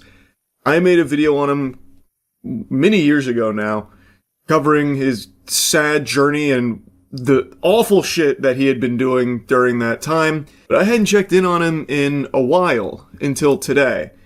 And somehow, against all known sciences, against God, he found a rock bottom below rock bottom. It seems like he is even worse now than he was then. He went below the bedrock straight to the fucking nether, and it is actually so, like, sad. And I really think this can serve as like a big PSA to anyone out there about what alcoholism actually looks like. I've been seeing like a lot of those headlines about how, you know, the new generation isn't drinking as much. That's a really good thing. That is a very positive thing. I swear, watching clips from his stream is like an episode of Scared Straight.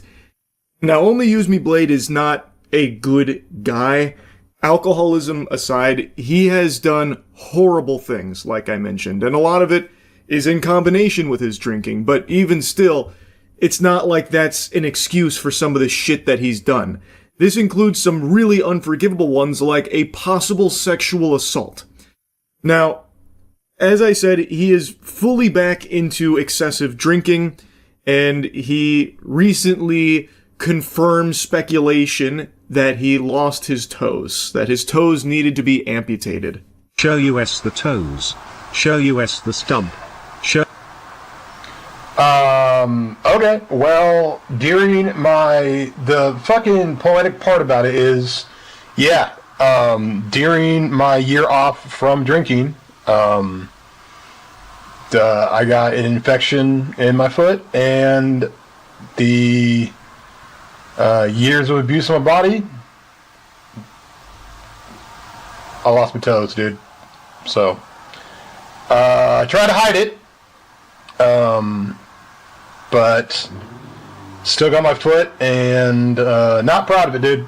Chat asked for a little show and tell, so he brought up what's left of his foot, and now they call him Only Lose Me Toes. I also saw some pictures from some of his older streams that showed the state that his toes were in prior to the amputation, and they look like fucking charred sausages. It actually looks like frostbite, and it's from his excessive drinking. It's called alcoholic neuropathy. What happens is, through this much consumption of alcohol, it damages the nerves in the foot. And what happened here is, he probably lost sensation down there and didn't realize that something was awry. Because circulation stops, functioning optimally.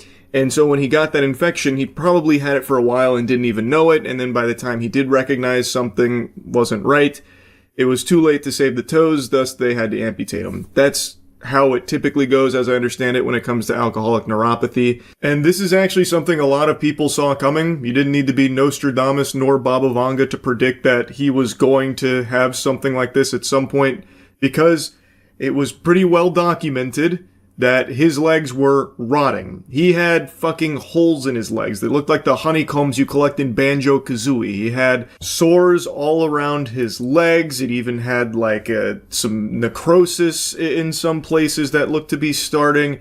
They were in rough shape. So I don't think anyone was really surprised to hear that his toes had to be amputated. But he did mention that this happened during the break that he took with the year of sobriety. So it turns out he actually took a pretty extended break from streaming to be a full-time caretaker for his mother. So he is currently at her retirement home as her caretaker, but he's also very much back into excessive drinking. Like, constantly. Well, give me some down. All right. You're a black person. Look at me. You assault us. Seahawks? There he goes. Seahawks? You didn't assault Don't come to weed down. I don't know if you've been drinking because I'm a black. No, I've been drinking a lot, dude. Well, you say I assault you. Don't come to me with that bullshit. There are quite a lot of moments from these streams where he's just this wandering vagrant around the retirement home, just harassing the people around him on stream. Like, there's another one where he's talking to an older lady about how much she squirts. What's her squirt ratio? What's your squirt ratio? What? Your squirt ratio. You did not say that to me. I did. Oh. Because I love you. I love you too. And you got a dog, and you need to squirt, ma'am. You need to squirt, ma'am, figured out. Yeah, I probably do. Hey, what's up? Free squirt? Get it? Hey. Because he's trying to put on a performance for the chat. So he's, honking his nose, Bozo the Clown here, and he's sloshed, absolutely hammered, blackout drunk. So it's just an entire life of lowlights. It's really fucking sad to see, especially considering that he's supposed to be a full-time caretaker for his mom. But his mom is the one that seems to be having to take care of him, her early 40s son, who is now just unable to stop getting blackout drunk and is passing out drunk on stream and having the cops called as a wellness check to make sure he's still fucking alive. Yo! Hey!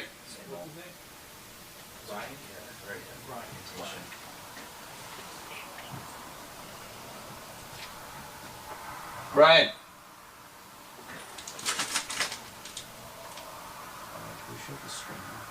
Yeah, I got you. Alright. Yeah.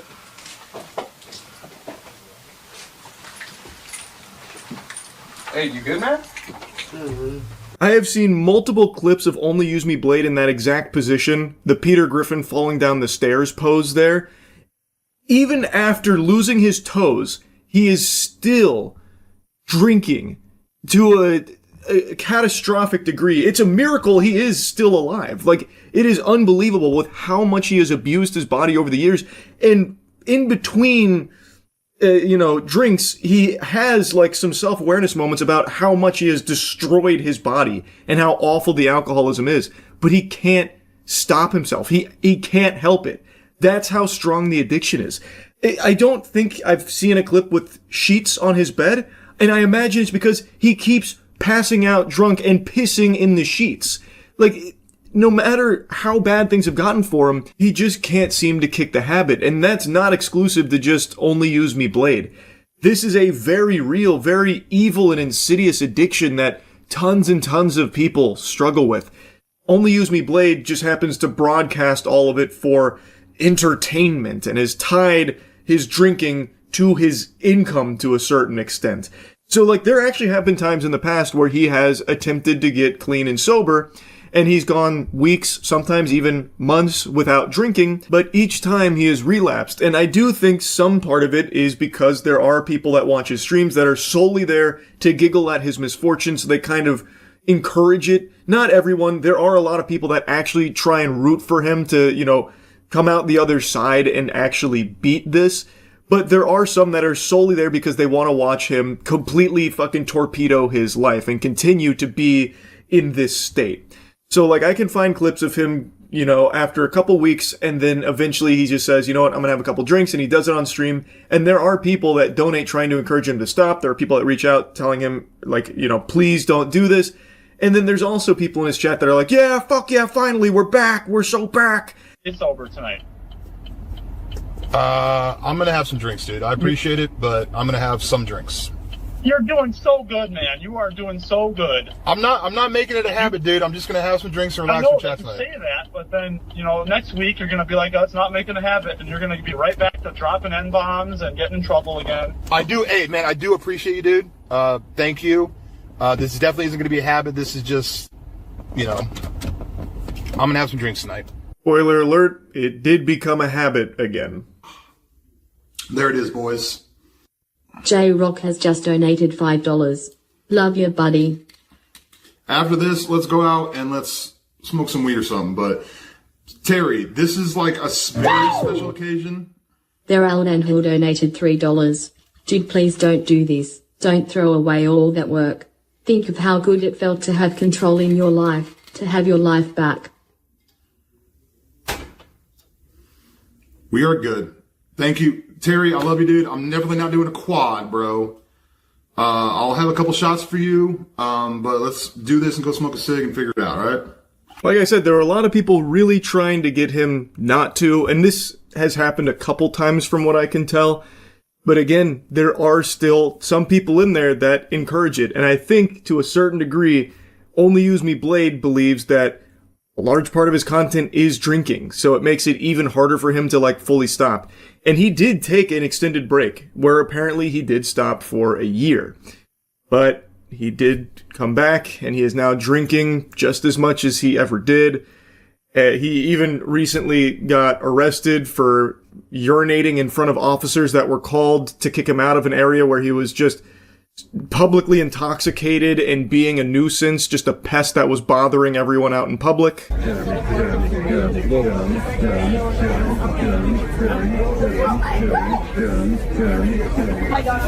Nice seeing you on YouTube.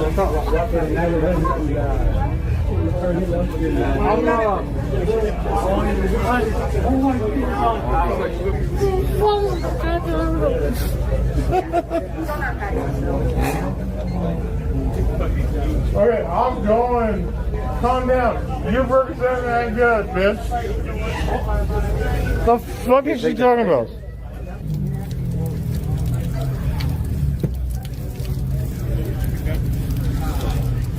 All right, he's under arrest. Oh no! All right, What'd you do? he's pissed. Right in front of me. All right. He can hardly even stand up, and he's bouncing around from person to person there like a fucking pinball. And just stumbling around, spitting out mumbo jumbo, not even able to form a full sentence. He was talking to the cops for a little while there too, then he came, got the camera, and then pissed on some stranger's car in front of the officers, just pulls his cock out, pisses on the car, and gets arrested right there for it. So he's not isolated to just the retirement home and harassing everyone around there. He's spreading his wings and taking it all over the place while being able to hardly stand or speak. And of course, he still loves to be weird and creepy to women every chance he gets. What's your name? M? I swear there's more people out here than there are inside. Is it okay if I ask you your name? Sorry. I'll be discreet. It is serious. What's up? I'll be the little discreet. Figure it out. Cool. Person. Heyo. I love you, person. You're awesome. You too. What's your name? You cuddle really hard. I'm sorry. With my, cuddle with my dog. My dog. You cuddle your dog? Figure it out. Hey, my name's Brian. I love you. You girls okay? Yeah, I need to take a photo of this. This is funny. That's a certified, now that's what I call Riz moment right there. Holy. Regular old Casanova.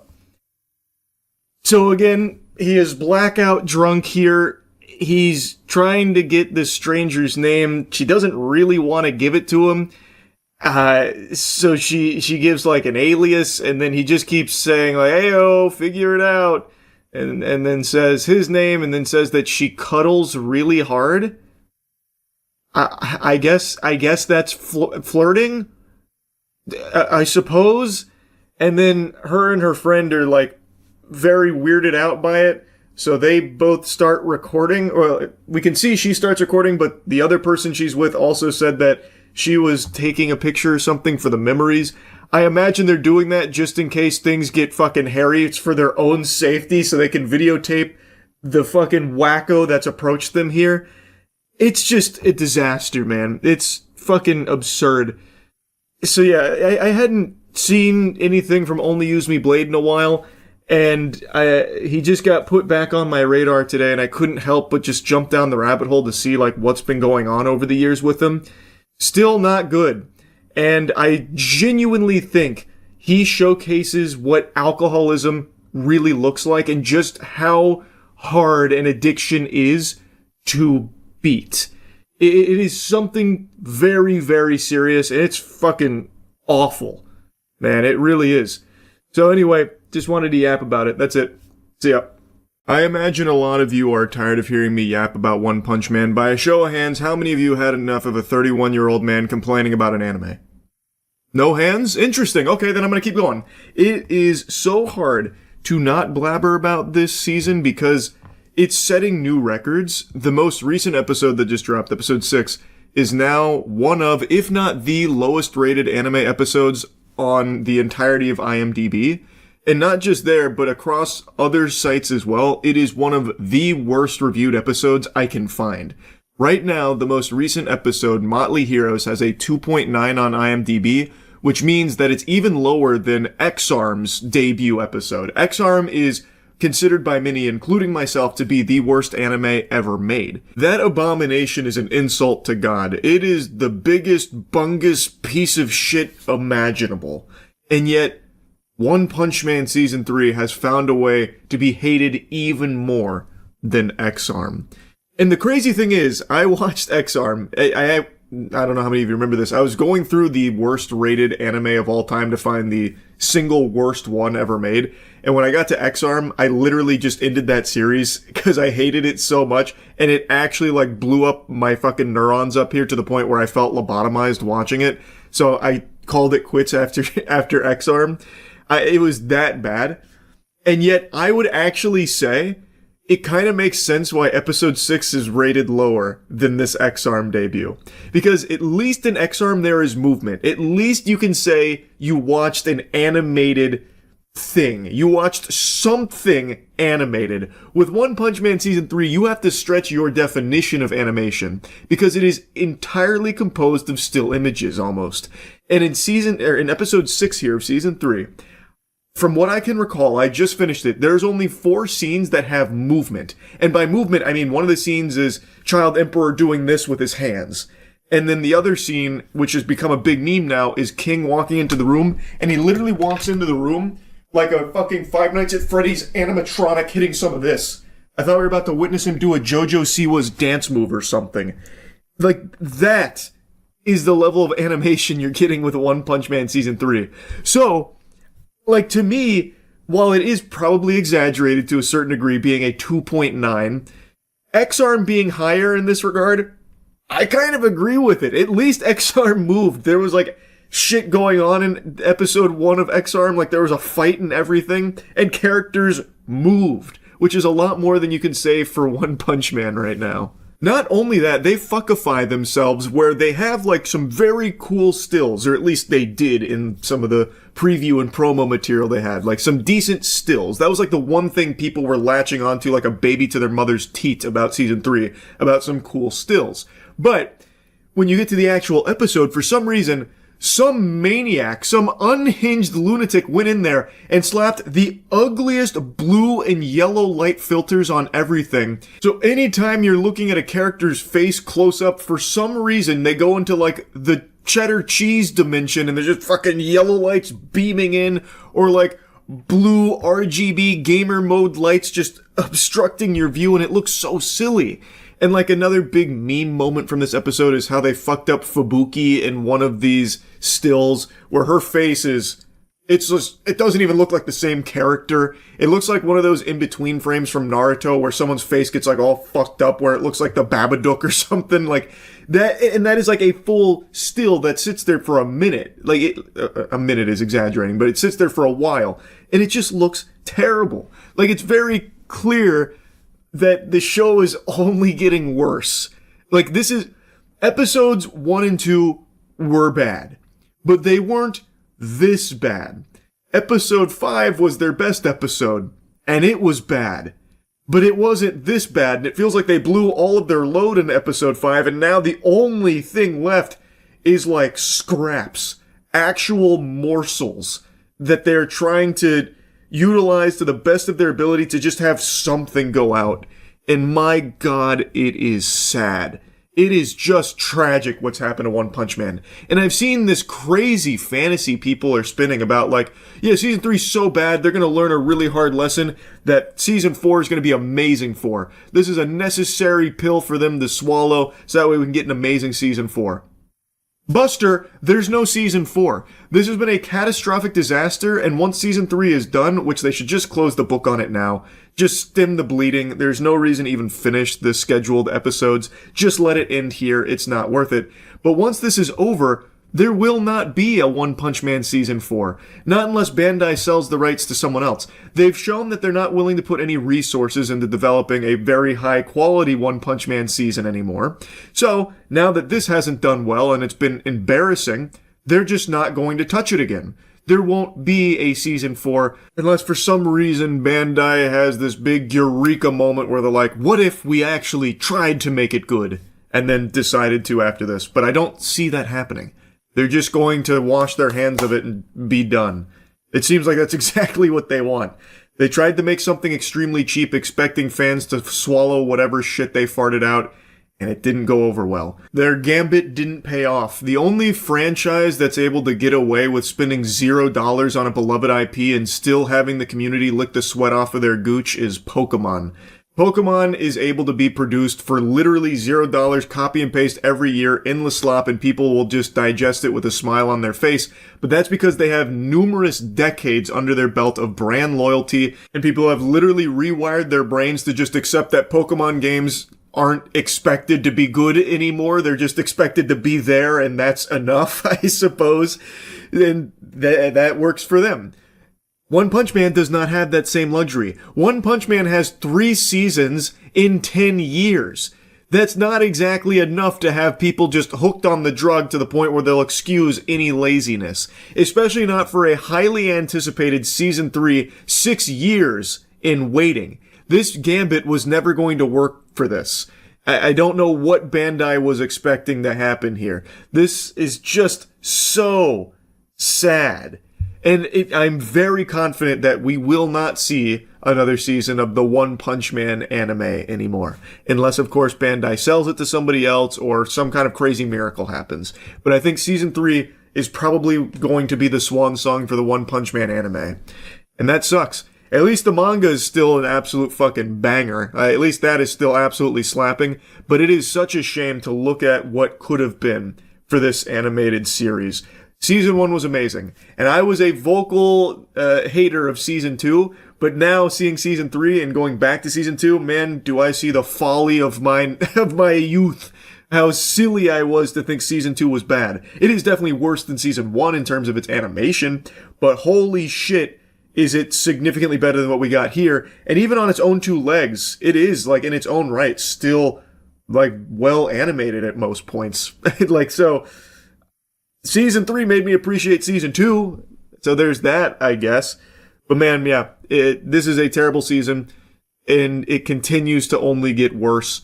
I can't believe... If you had told me One Punch Man would be one of the lowest rated anime seasons on IMDb or across the board, I would have spit in your face. I would have laughed at you. I would have like tried to admit you to an insane asylum, like Arkham Asylum or some shit. Because that's just crazy. But... look at where we are now. What a shame. Anyway, that's really about it. I don't really plan on making another One Punch Man Season 3 video, but I guess we'll see. There's still a lot of episodes to go. I guess it can definitely get even worse for it. So, anyway, that's about it. So, yeah.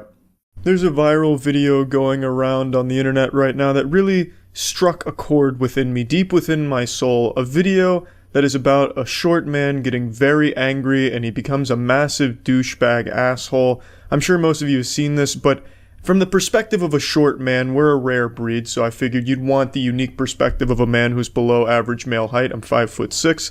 And one thing I'd like to say about this video before I play it for the few of you that haven't seen it, is this video is so embarrassing on this guy's part that it made me feel tall. Watching this video made me forget that I was short, and I was just laughing at this guy like, this fucking loser must suck being short. And it didn't occur to me until I went to take a shit and I looked at myself in the mirror that I was like, God damn, wait, I'm short too. You're a great woman. Why is that okay? Why is it okay for women to say, oh, you're 5 feet on dating sites? You should be dead? That's okay? Who said that to you here? Nobody. Women in general have said it on dating sites. So you're looking at the protagonist for this new sitcom called 2.5 Hobbits. He's very upset that he's short, and allegedly, according to the girl who posted this video, this took place at a bagel shop, and he was just being misogynistic asshole to all the women, and that's when they started filming it, and he immediately starts talking about dating sites where girls make fun of him, which leads me to believe that he had just got rejected on Tinder, and Bumble, and Match, and Christian Mingle, and his favorite Twitch streamer rejected his application to be a mod, so I'm guessing just all around was a bad day, and he took it all out on women at this shop. You think I'm making that shit up? Everywhere I go, I get the same fucking smirk with the biting lip. Shut your mouth. You're not God or my father or my boss. Dude, you want to step outside? You want to step outside? Huh? I'm not standing, pal. I'm not. This is the highest level short man rage I've ever seen documented. This is the kind of shit you only read about on Reddit. I actually couldn't even believe that this was filmed. It's like filming Sasquatch. This is such a high level of short man rage. It's like DEFCON 3 of short man rage. It's unreal. Just looking for a fight, constantly on edge, looking to be disruptive. I wouldn't be surprised if before he even got into the bagel shop, he started sizing up a 7th grader, thinking to himself, yeah, I can take him. He may be a little taller than me, but I can definitely beat his ass. That'll impress the girls around here. But by far my favorite thing about the entire clip is the little chest bump on the guy ready to rumble. He chest bumps the dude's nutsack. This guy is so short, and the guy he's trying to tussle with is so much taller than him that when he does the little chest bump to be intimidating, his tits are rubbing the man's penis. His nipples are handshaking his scrotum. You shut up too. Just like, no, go ahead and attack me, Jacob. Oh my god. Oh my god. I just wanted bagels. I recorded the whole thing. The classic, what are you gonna do, stab me? Says the man who got stabbed. Hey, go ahead and attack me, as he gets fucking tackled by a dude 5 times his size, a fucking college linebacker out of nowhere. I imagine he immediately regretted that decision to try and act that tough around that guy. And the video goes on, but this is the one that's viral, but there is a follow-up to it that shows what happens after he got taken down. Look, and a guy 3 times my size. You ask me, that's okay? Get your food in the What happened? What I'm sorry? Get your food in the You know what? Fuck your fucking breath. There's no need to play. You think that's funny? That's funny? Now I'm going to take my breakfast. You think that's funny? All you women. What a fucking roller coaster he took us on there. First he says, fuck that bread, wants nothing to do with it, he's above that bread, an alpha male doesn't need that bread. But then Alvin and the Chipmunks start laughing at him, fucking Looney Tunes style laugh comes in, and he changes his mind immediately. You know what? Fuck you, give me that bread, bang. Snatches it up. I wish he had scarfed it down for a power move, or since he wants to really puff his chest out and be an alpha, I'm surprised he didn't drop trow and start peeing on the bread just to show his dominance over the bread. But he kind of pussies out, picks up his bread, and then goes back to just being a really huge asshole and insulting people. All you women say shit like shit. All of you. All of you. Yeah, all of you. You want to go. No, you women need to stop being so fucked up.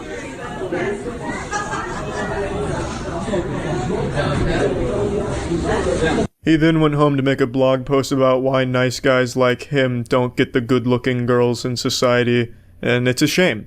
He is a nice guy, as you can clearly tell, well-adjusted. He seems to have a good head on his very small shoulders, but I think it's really sad the lack of self-control and most likely self-awareness. I guarantee he went home thinking he did nothing wrong, and that society was just beating down the short guy again. Now, he says he's 5 feet in the video. I don't know if that was an exaggeration or if he's under 5 feet or above 5 feet and he was just exaggerating on either spectrum. Doesn't really matter. You know, there's nothing you can really do about your height. You can either be an insecure little bitch like this guy and take it out on the world, you know, shaking your fist at the clouds because you're upset that you're so goddamn short and it's unfair, or you can just live with it, fucking deal with it, and don't be such a little pussy. Have fun with it. Make jokes about it, but why act out like this at a fucking bagel shop? No one wants to be around a guy like this. But I mean, yeah, I don't really have a very super unique perspective on it. To be honest, I just kind of wanted to make jokes about this. But it really is sad that my fellow short brethren act out like this, and that's why a lot of people expect short man rage occasionally, you know? There's no reason to be this insecure about something that you just don't have control over. And that's about it. So yeah. We're talking about something very serious today. Throughout the video, you're going to see my shirt changes. It's not some kind of like crazy, wacky, you know, magic trick from America's Got Talent or anything. I actually filmed this video earlier this morning when the story first broke. It's the killing of Alex Preddy in Minnesota at the hands of border agents. And I made the video, but I was pretty heated and I wanted to kind of simmer down and take a break, so I went out before posting it. I just got home, and now even more angles and videos have been released that show beyond a shadow of a doubt that this is a 100% unjustified killing of an American citizen here. And it seems like the execution stems from them finding out that he had a gun on his person. His Second Amendment rights. In all of the videos that exist, there is not a single moment where he is reaching for the gun, brandishing it, threatening with it, or anything at all, and we have video that shows the entire interaction from start to finish. His name was Alex Preddy, a 37-year-old nurse who worked in the ICU at Minneapolis VA healthcare system, and according to the police chief, he is a U.S. citizen with no prior interactions with law enforcement outside of a couple of traffic tickets, and believed to be a lawful gun owner with a permit to carry. So for him to lose his life being shot multiple times by these agents, all because of him exercising his Second Amendment rights, which again, he wasn't trying to use as an intimidation tactic on the officers or anything like that. When they were beating him on the ground, pistol whipping him on the ground, they happened to see that he had a gun, apparently. He wasn't throwing it at them as like a threat or something, or brandishing it or anything. He simply had it on him, which he was well within his right to do, and he got murdered for it. This is completely unacceptable, and the fucking drones that are somehow like parading around like this is some kind of victory or something is sickening. It should be viewed as treasonous by any real Americans when you see this footage. And they had the gall to say that Alex Preddy was like the instigator, labeling him a domestic terrorist I saw from a couple of places, claiming that he approached these agents with a 9mm. He approached them with a gun looking to start shit. But that is not true. In all of the videos you see, he has a phone in his hands. Not a gun in his hands, he has a phone in his hands. No sane person would ever mistake a phone for a gun. This is blatantly obvious what they're trying to do. And it's something they've been doing a lot recently. Trying to tell you that what you're seeing isn't real. Trust their words, not your eyes. That is completely fucking outrageous, and people are willingly doing it. That's the craziest part. There are people that are like, oh, I saw he had his phone, but if they say it was a gun, well, that must have been a gun. I cannot believe we've reached this level of brainwashing. There are so many angles of this, and in every single one of them, you can see he has his phone in his hand, and at no point during this interaction did he ever, pull a gun on them or anything. And in fact, in one of the angles, you can even clearly see that the agents actually took the gun from him prior to him being shot. You can actually see what looks to be one of the agents disarming him, taking the gun out of its holster and running away with the gun prior to him being shot.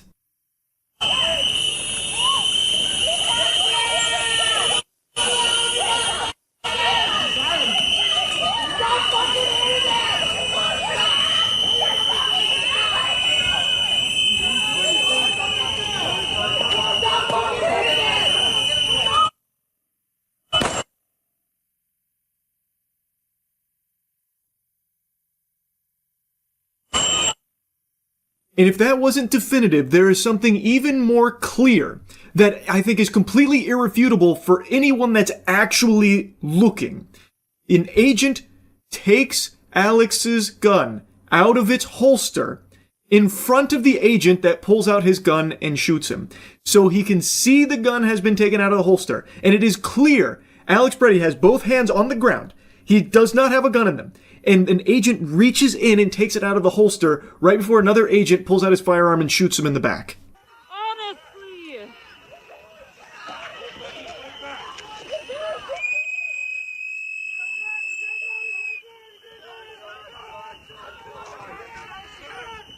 Just in case you somehow missed it, look, the agent in gray has his hand on Alex's weapon, which is still holstered. It was never unholstered. This agent takes it out of its holster before he runs away with it, and the officer right next to him is the one that pulls out his gun and shoots him. And now I want to show you the clearest video that shows everything that happened here and how it doesn't go how the authorities are saying that it did.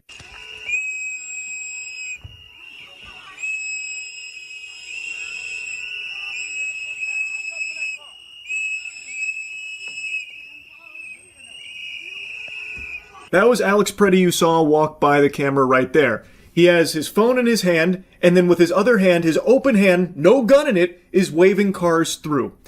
There is clearly no brandishing of a firearm here. He is not approaching agents with a gun or anything like that, and you will never see anything even remotely close to that happen.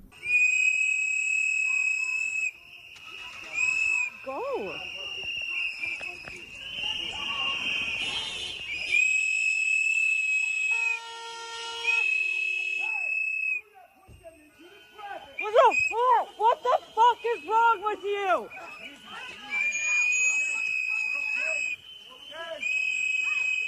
In this section, you can again see Alex Preddy has his phone in his hand, and now he's trying to get some of the civilians away from these fucking worms that are now starting to push them. And then one of them got pepper sprayed, and then he got pepper sprayed as well. And when he gets pepper sprayed, you can see his hand shoots in the air like a student about to try and ask the teacher a question. It is a wide open palm. There's no weapon in that hand, and in his other hand is still the phone. There is no gun anywhere here. And now this is when he starts getting beaten by the multiple officers there.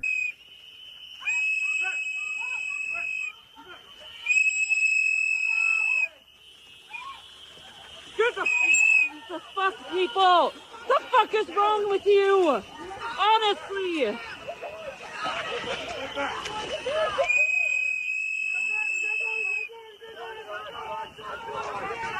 I'm gonna stop the video right here because this is when Alex Preddy gets shot to death. This fucking subhuman coward, you can see, pulls out his firearm and shoots him in the back, and then shoots him multiple times after as Alex Preddy lies on the ground. You can hear one of the agents says gun, and that's when this brain-dead troglodyte pulls out his firearm and starts shooting into Alex while he was still surrounded by his boys, mind you. This is like the antithesis to all training that agents go through, by the way, to shoot into a suspect while still being surrounded by authorities. You're going to get your own people shot too, by the way, you fucking moron, you unbelievable homunculus. So he immediately starts dumping into Alex because someone said gun. But the gun, from the other angles we can see, had already been taken away from Alex, out of his holster. You can see one of the other agents running away with it.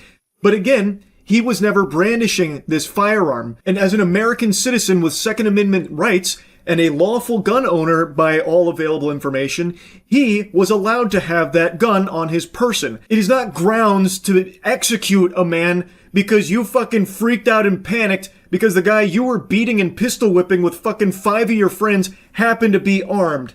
He wasn't using it to try and like shoot anyone here or threaten them. They saw the gun and then this guy just freaked out and murdered him. Shot him multiple times. This is indefensible. Completely indefensible. And the fact that they even took him to the ground in the first place and started beating him, with one guy pistol whipping him, by the way. In other angles, you can see a guy just like pistol whipping him like he's trying to hammer a nail in with his gun. Like, it should have never even been acceptable for that to happen. All Alex Preddy was doing was filming, and then when some civilians started getting pushed, he tried to help. And when one got pepper sprayed, he tried to help. From all available angles and evidence and videos here, it seems to be that's all he was doing. He even made an effort to try and show that he's not like a threat or something. Like he threw his arm in the air, wide open, nothing in his hand or anything. He wasn't fighting back against the officers. He got taken to the ground and then immediately started getting beaten. Like, all because he was fucking filming and trying to help other people around there, it seems. This is so fucking sickening. And the freaks that are cheering this on and parading around like this is something to be celebrated are just scum. You're not even American. You're a fucking drone if you actually think this is a good thing. All you care about is just like sucking wiener from the authorities now all of a sudden. You care more about just being on a team than you do thinking for yourself. It's fucking tragic. It is embarrassing. This is crazy now that I'm seeing people justify this guy's murder because he had a weapon. Wake the fuck up. This is America. You can carry weapons. I sometimes carry a gun in public. I have friends who every day carry. It is your right as an American to carry a firearm if you so choose. That is not grounds for a murder. And based on all of the video footage, all of the available evidence, this guy was not brandishing it or anything like that. Thus, he wasn't threatening anyone or about to shoot someone with it, so they had to kill him to stop him. That doesn't seem to be the case. They're now just using the fact that he had a gun as a justification to kill him. That should be extremely alarming to anyone who cares about 2A. Like, again, him having it should not be an issue. And any real, actual American, like a real patriot, should be arguing for his right to carry, because it is something that we have the right to do, and that should not be a justification for this man being killed by these agents. This point that they're trying to beat into the empty minds of a lot of people that are trying so hard to justify it is that the only people being arrested and targeted by ICE are rapists and pedophile illegal aliens, which is just not the case. There definitely have been rapists and pedophiles that have been snatched up in all of this, and those rapists and pedophiles that have been caught and taken away, that's good. They shouldn't be out there breathing the free air. Great. But that's not all that's happening here. You could also right now march into the White House and arrest everyone in the White House, and you would get a ton of rapists and pedophiles. Why isn't that happening? If the goal is getting rapists and pedophiles off of American soil, thrown in the slammer, taking them away from society, why is it only just walking through the fucking streets of Minnesota trying to do it? You would get significantly more rapists and pedophiles if you took ICE and brought them to the White House.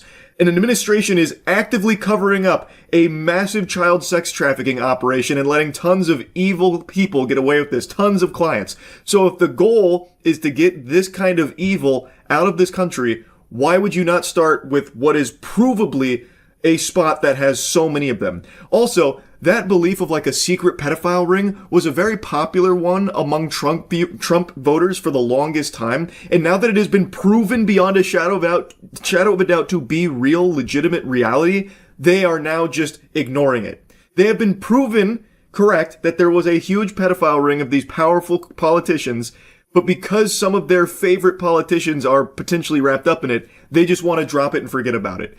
Absolutely unhinged, by the way. It's crazy. So many people for the longest time were adamant against like government surveillance and Big Brother watching them being a huge concern. Now, plenty of people are welcoming it with open arms and a huge smile on their face. For the longest time, people would be preaching about the importance of the Second Amendment and gun rights. And now, even with this, they're saying, well, he had a gun, which means that's an executable offense. So it seems like they now no longer believe in Americans' right to own guns or carry guns, which was a core component of like the right for a long time, where there was like this big fear about they're coming for our guns. And now the same people that were arguing like to protect that are now arguing against it, saying, well, this guy deserved to die because he had a gun with him. It's a fundamental right of Americans to have guns, gun ownership. You can carry them in public too. Like that, you shouldn't be killed for that. And in the footage here, it doesn't seem like he was brandishing it or anything. And also, the same people that only like a year and a half ago were constantly telling you to question the government, that you can't trust anything that comes out of the government, the authorities always lying to you, are now just willingly, blindly, unquestioningly following anything authorities tell them to believe in, and shut out any and all thought and just have the hive mind think for them.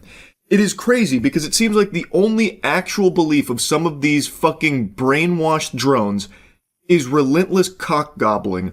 All they want to do is swallow boots and penis from the government. So if the administration or the news, which they used to hate the news, but now that the news just parrots points from big government that they like to clap their hands at like seals, they now just trust all of it all of a sudden, even though there's been no big change with these mainstream media outlets, by the way, that they used to not trust only a year and a half ago.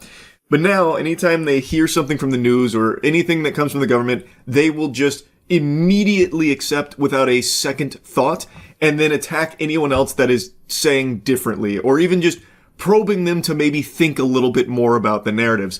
Keep in mind, the government themselves are currently not even complying with their own laws that Trump has signed, like the Epstein Transparency Act, where the DOJ is still putting up a fight and are over a month late to compliance with releasing the Epstein files. They are still fighting tooth and nail to not release them, and even recently, only a week ago, outright said maybe there's no court that can force them to order this. They didn't even say maybe. I gave them a very charitable thing right there. They actually said courts can't force them to do this, and that if they don't comply, there's nothing anyone can do. They can't be sued. If the DOJ doesn't comply, go fuck yourself, pussy. That's basically their sentiment. They are not complying with their own fucking laws, and yet people are still willing to overlook that in order to just keep, like, playing for the same team. It's like it's a competition to see who can think the least, and who can regurgitate enough from the hive mind to be, like, the biggest super fan of their side. It's fucking despicable. It's actually crazy. This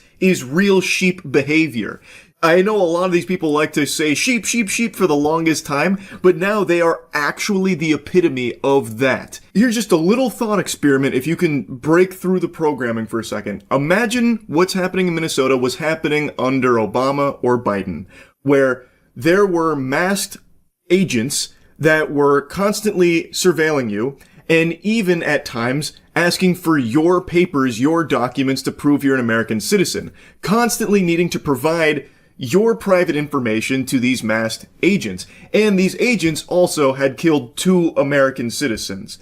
What do you think your response would be? Would you be like, oh yes, please, everyone needs to comply with this. This is good. This is what I want. This is what I look for in Obama or Biden. This is what I'm happy about. Would you be as excited then as you are now in that scenario? My guess would be probably not, because you would rightfully view this as an infringement on your rights as an American. Your Second Amendment right, where apparently even carrying a gun now is a crime punishable by death. Like, this isn't something anyone should be championing for, but because it's become such like a team-focused sport, people delude themselves into thinking that they have to support this, and thus they will abandon all of their beliefs in order to stay on this side.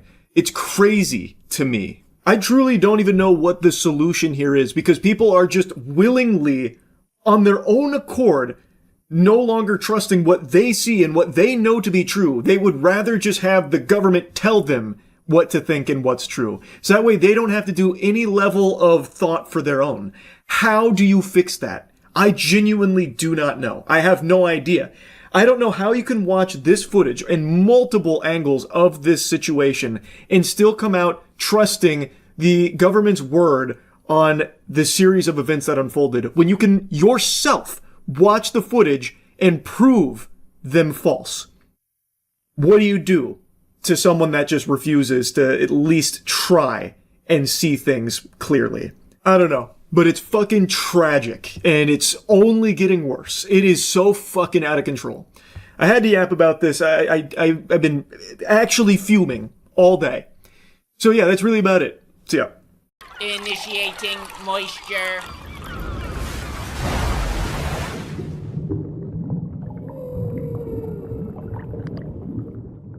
Welcome to the Moist Meter. Today we're taking a look at Spider-Man Far From Home. It's another superhero movie, which means another couple thousand Redditors with their pretentious fart-smelling tendencies saying superhero fatigue is setting in, I swear to God, this time. Like fucking doomsday preppers holding up signs on the street. Superhero fatigue, it's coming. The end is nigh. But as long as the movies still get made as good as they are, it's probably not going to set in for quite a while. The only really bad superhero movie I can think of off the top of my head from the Marvel Universe is Ant-Man and the Wasp. That one gargled some filthy butthole, but aside from that, Marvel movies are just so goddamn well done, and Spider-Man Far From Home is no exception. It is extraordinary. I really liked it. In fact, it's probably one of my favorite ones, to be honest with you. I think the villain in this movie is second only to Thanos in the superhero villain world. I fucking love the villain, and it's not because he had like a relatable goal or goals that you really sympathized with or a character you really even cared about, but he was just so fucking cool, and Jake Gyllenhaal was so good as the character. I loved it. It was just really amazing. The visuals they were able to accompany with his character, the way they executed a lot of the scenes involving the character, everything about him was amazing, and the ending to this movie is extraordinary. It got me so goddamn excited. I can't talk about it because it is a spoiler, but the ending of this movie had me and the whole goddamn theater excited. And that doesn't really happen. I like superhero movies. I think they're fun, but I never get like all giddy, dick in hand, ready to ejaculate. But when the movie ends and you see, you sit through a little bit of the credits, you're rewarded with something fucking great that I think most people that are familiar with superheroes and shit can really appreciate, and I really just love the way they concluded it. The whole movie, though, was really good. The comedy lands per usual with most Marvel movies. It's really well executed in the comedy department. It tells a cute little story as well. Peter Parker, Tom Holland, he's just fucking great as Spider-Man. I really enjoy him. There's just no bad characters. There's really no bad moments in the movie. The only complaints I have are nitpicky ones about the story, because the story's it's kind of silly. Like, a lot of the decisions from the characters don't make sense. A lot of the scenes don't make sense. The story doesn't flow all that well because a lot of it just doesn't make sense. You have to suspend your disbelief.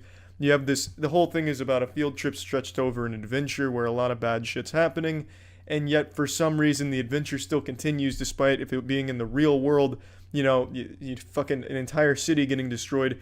Travel would probably be shut down, and since it's a bunch of kids on a field trip, the parents would probably want the kids home. You just had a goddamn demon destroy a city, a literal act of God in manifestation of destruction destroy a city. Your parents are probably going to want you to call the vacation short, but yet it still continues over the course of a bunch of different locations. A lot of the decisions from the characters, again, that I can't touch on, don't really make sense to me. There's this level of trust that was never established as to why some of these characters are so trusting of one another. It's hard to explain without getting into spoilers, and I do try and avoid them.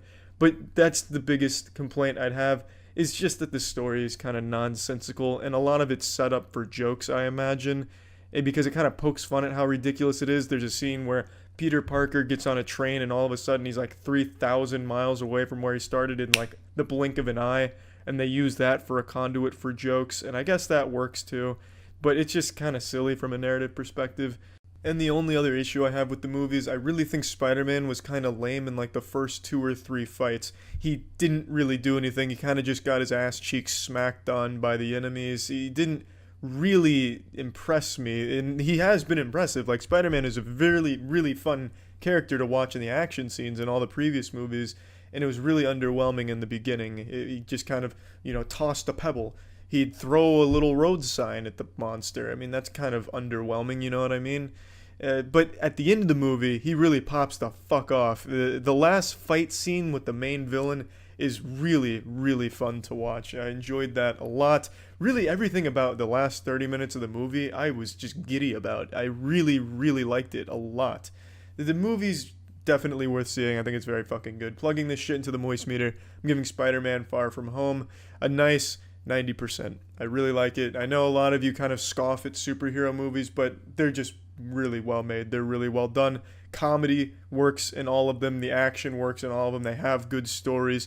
They keep setting themselves up for a really interesting story narrative perspective. It's hard to not like them. You can pretend you don't, but when you see one, it's always enjoyable. I really enjoyed it. I thought it was a lot of fun. That's about it. So yeah. As the 21st century continues to evolve, human sexual fetishes are evolving right there alongside it. All of a sudden, foot fetish and fart porn are billion-dollar fetishes, and people are preferring 2D porn to 3D live action. And I say, God damn it, this is what the Lord intended for us. I'm playing one of those 2D porn games today. It's called Hentai Survive Island. I don't really know shit about it, but it's got hentai in the name, so you know I got a hand on my dick ready to rumble. That doesn't even sound like a boat horn, that sounds like a lawnmower or an amateur trombone player. Oh shit. The boat's been sabotaged. Oh goddamn, terrorists win. Is this how the Titanic really sank? You remember those stories about how they like played songs as it was sinking? They're probably playing the Evangelion theme as this one's sinking here. Is that our protagonist? An angel falling from the heavens? Oh, pretty light landing. Pretty good dive, actually. Form left a little to be desired, but I think he did a pretty decent job, all things considered. He's probably not a professional. Oh, look at that hunk! I can already see all of the anime tits smothering his face. What happened? I don't know, the iceberg planted a bomb on the ship. Have explosion on ship and I falled into the sea. It's cut off a little bit at the end. Where am I? It looked like an island. Yeah, fair enough. Alright, the English isn't what you would consider optimal, but it's not bad. Maybe I should go around. See? Already thinking on his feet, like a real shy anime protagonist that gets all the big-titted babes. Oh yeah, baby, controls like a dream. That dream consisted of running on a treadmill endlessly. Look at that jumping animation. Or lack thereof. Who needs it? Fuck it. It's anime. Now we're cooking. This is the shit I like to see. Look like someone. Alright, caveman, settle down. Where are you even seeing this person at? Allegedly. Oh, here we go. Wow, have a people at here. Amen. The writing here is giving me hard flashbacks to Pokemon Vietnamese Crystal. That's a miracle to survive. I am lucky to get a small boat when the ship is wrecked. This is like how I used to write my notes in college when I was really in a hurry to keep up with the professor, just dropping all the important grammar and just getting the meat of it. Same thinking. Alright then, let's get after it. Nuts to butts, slamming hams. After I build a house, I guess. Alright, fair enough. That makes sense. With all these raw ingredients here, it should be no problem. Easy 5 wood with 99 wood cutting. Shit's a breeze. Oh, now I gotta do some mining? Alright. RuneScape is pussy shit compared to Hentai Survive Island. Or as the launcher calls it, the game's just called Hentai Pervert. When you try and launch it, it just says Hentai Pervert, so it's just kind of insulting you. Or complimenting you, I guess, depending on how you look at it. This is cute though, this game's like Minecraft meets premature ejaculation meets kawaii. I'm excited to really get into this game, get into the meat of it. Oh wow, that HUD just got a lot more cluttered. The interface has really blossomed. Reminds me of those educational CD-ROMs. Already in a brawn panty.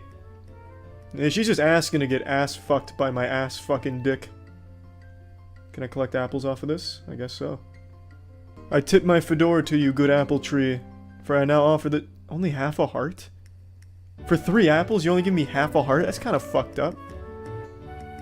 That's alright, I don't mind working for it. I'm guessing I need to max out the hearts before we get anywhere. It's not a big deal, though. Oh, she like the quest giver?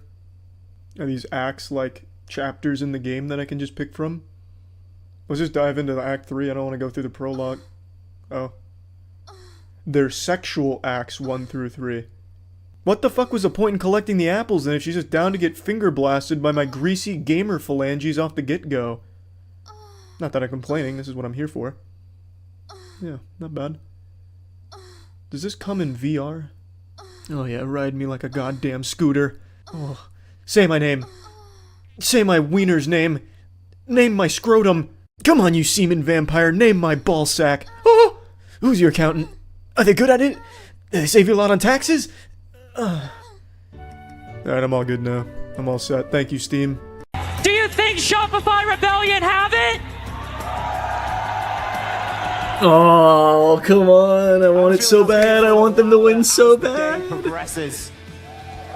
Twisted Minds, of course, a worthy opponent at this stage.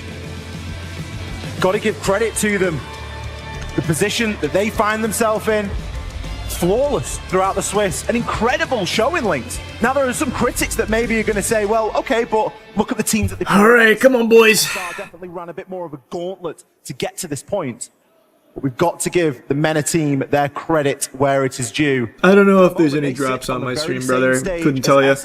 Don't know. We're quickly becoming a firm favourite. We're going to be kicking off on Lair. I was quite looking forward to this when I saw the maps come through, Lynx. I really like a little bit of Lair, and particularly, we've got quite a bit of experience casting Shopify on them. I mean, one of SR's favorite maps, and it's been one of their top preferences for basically a couple years at this point since the map first entered the pool. By the same token, something we always talk about, a team's favorite is always going to invite a lot of tape.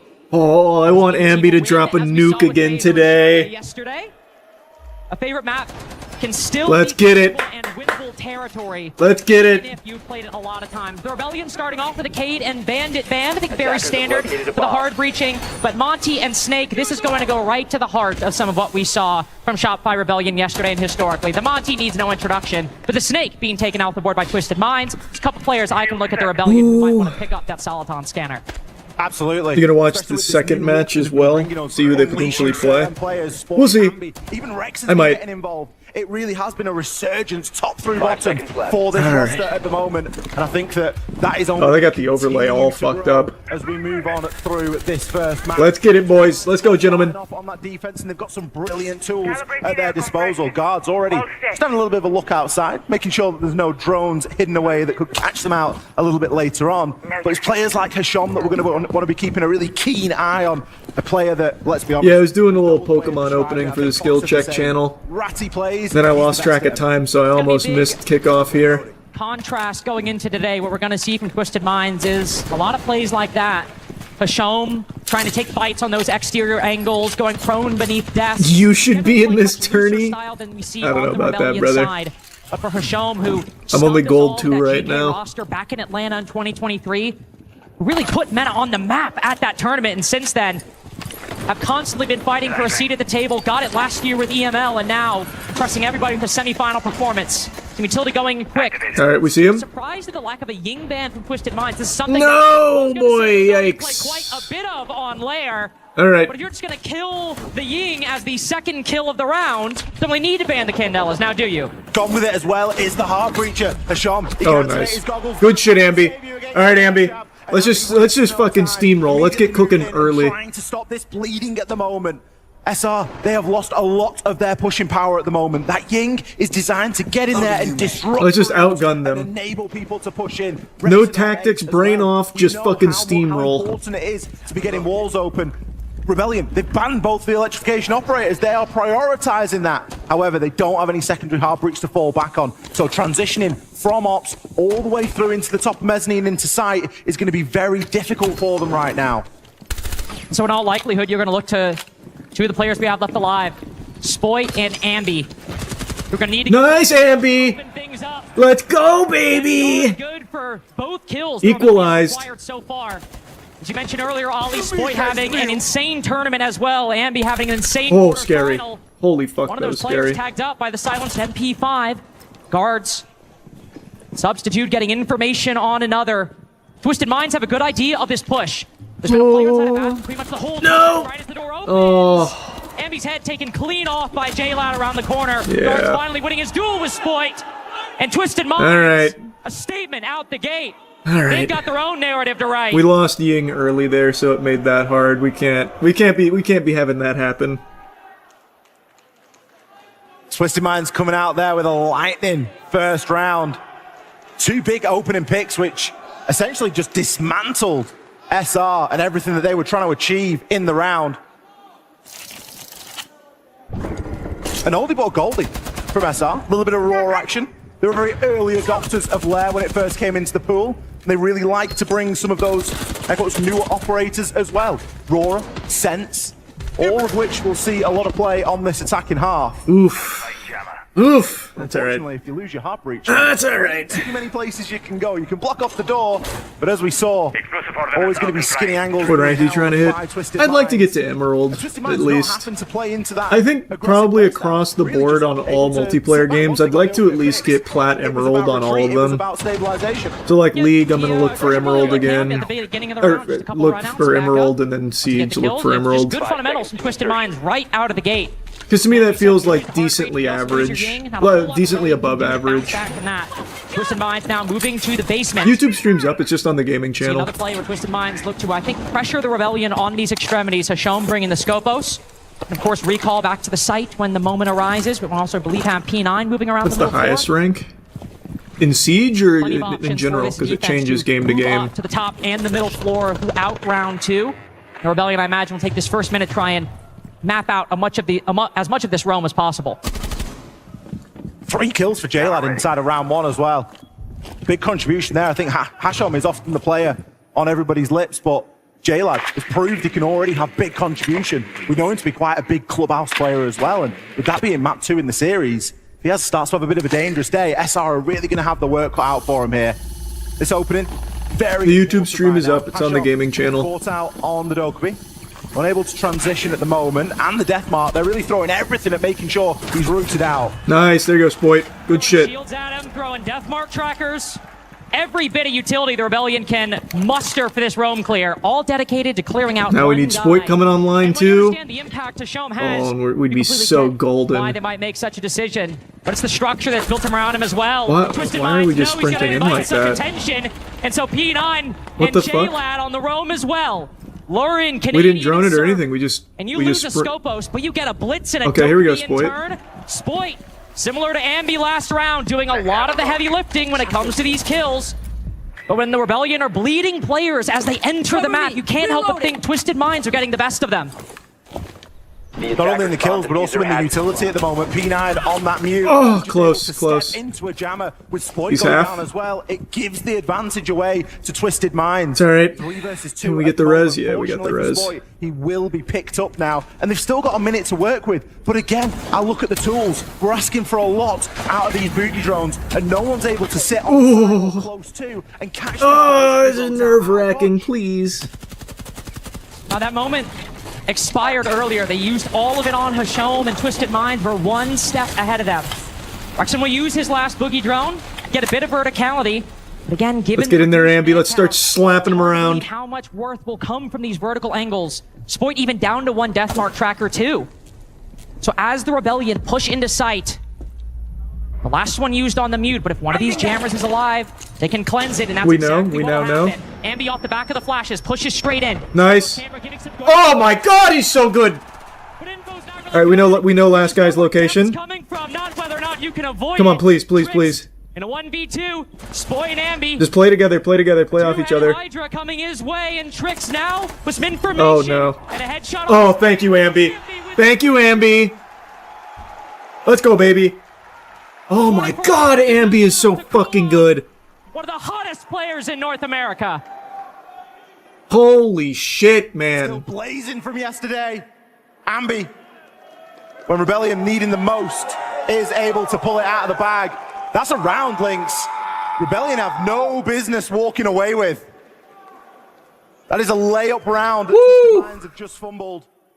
And a lot of it, all of it, comes down to one player and one player on. Very similar to our fixture yesterday with the Rebellion versus G2. The one-man army that is Ambi. Well, no one's found a solution for slowing them down just yet. So much work done by Spoit and Ambi in this round, especially coming back from a play like this from Twisted Minds. I mean, so good. Hashom baiting the attack into the whole defense. Really good play, and it entirely coming down to individual performance. God, that right there is so good. Oh my God. 5 seconds left. Kind of thing Rebellion needs to get them back into the game, and we need a little bit more to make things competitive. The individual skill, I think at this point for Shotfire Rebellion, that's never been Hey, in Scoots. question. But it is how they Yeah, use we're gonna these be in individual CS. players that we saw very well yesterday. We will be But there. 2 rounds so far, need to see a little bit more Hashom, but just see a little bit of a Rebellion player's head, but no shots, or at least no damage exchanged either way.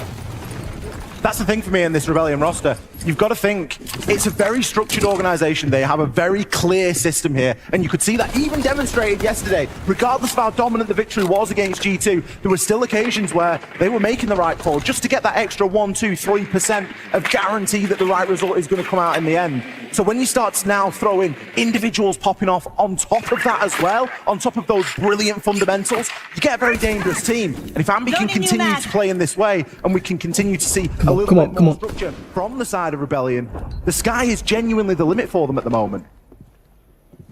No, no, that's so unlucky. Away from the rest of the team, thinking maybe going to get top rocket, but Unfortunate. J-Lab walks up. finds the Dokkaebi removed very quickly. That's an important operator. We've seen the Rebellion run this strat plenty of times, Ollie attacking Bunks breathing. The Dokkaebi, the Ying, both pieces are important.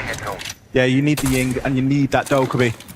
The call. Damn, that was tragic. In this series alone, let alone what Nice, Ambi. else happened.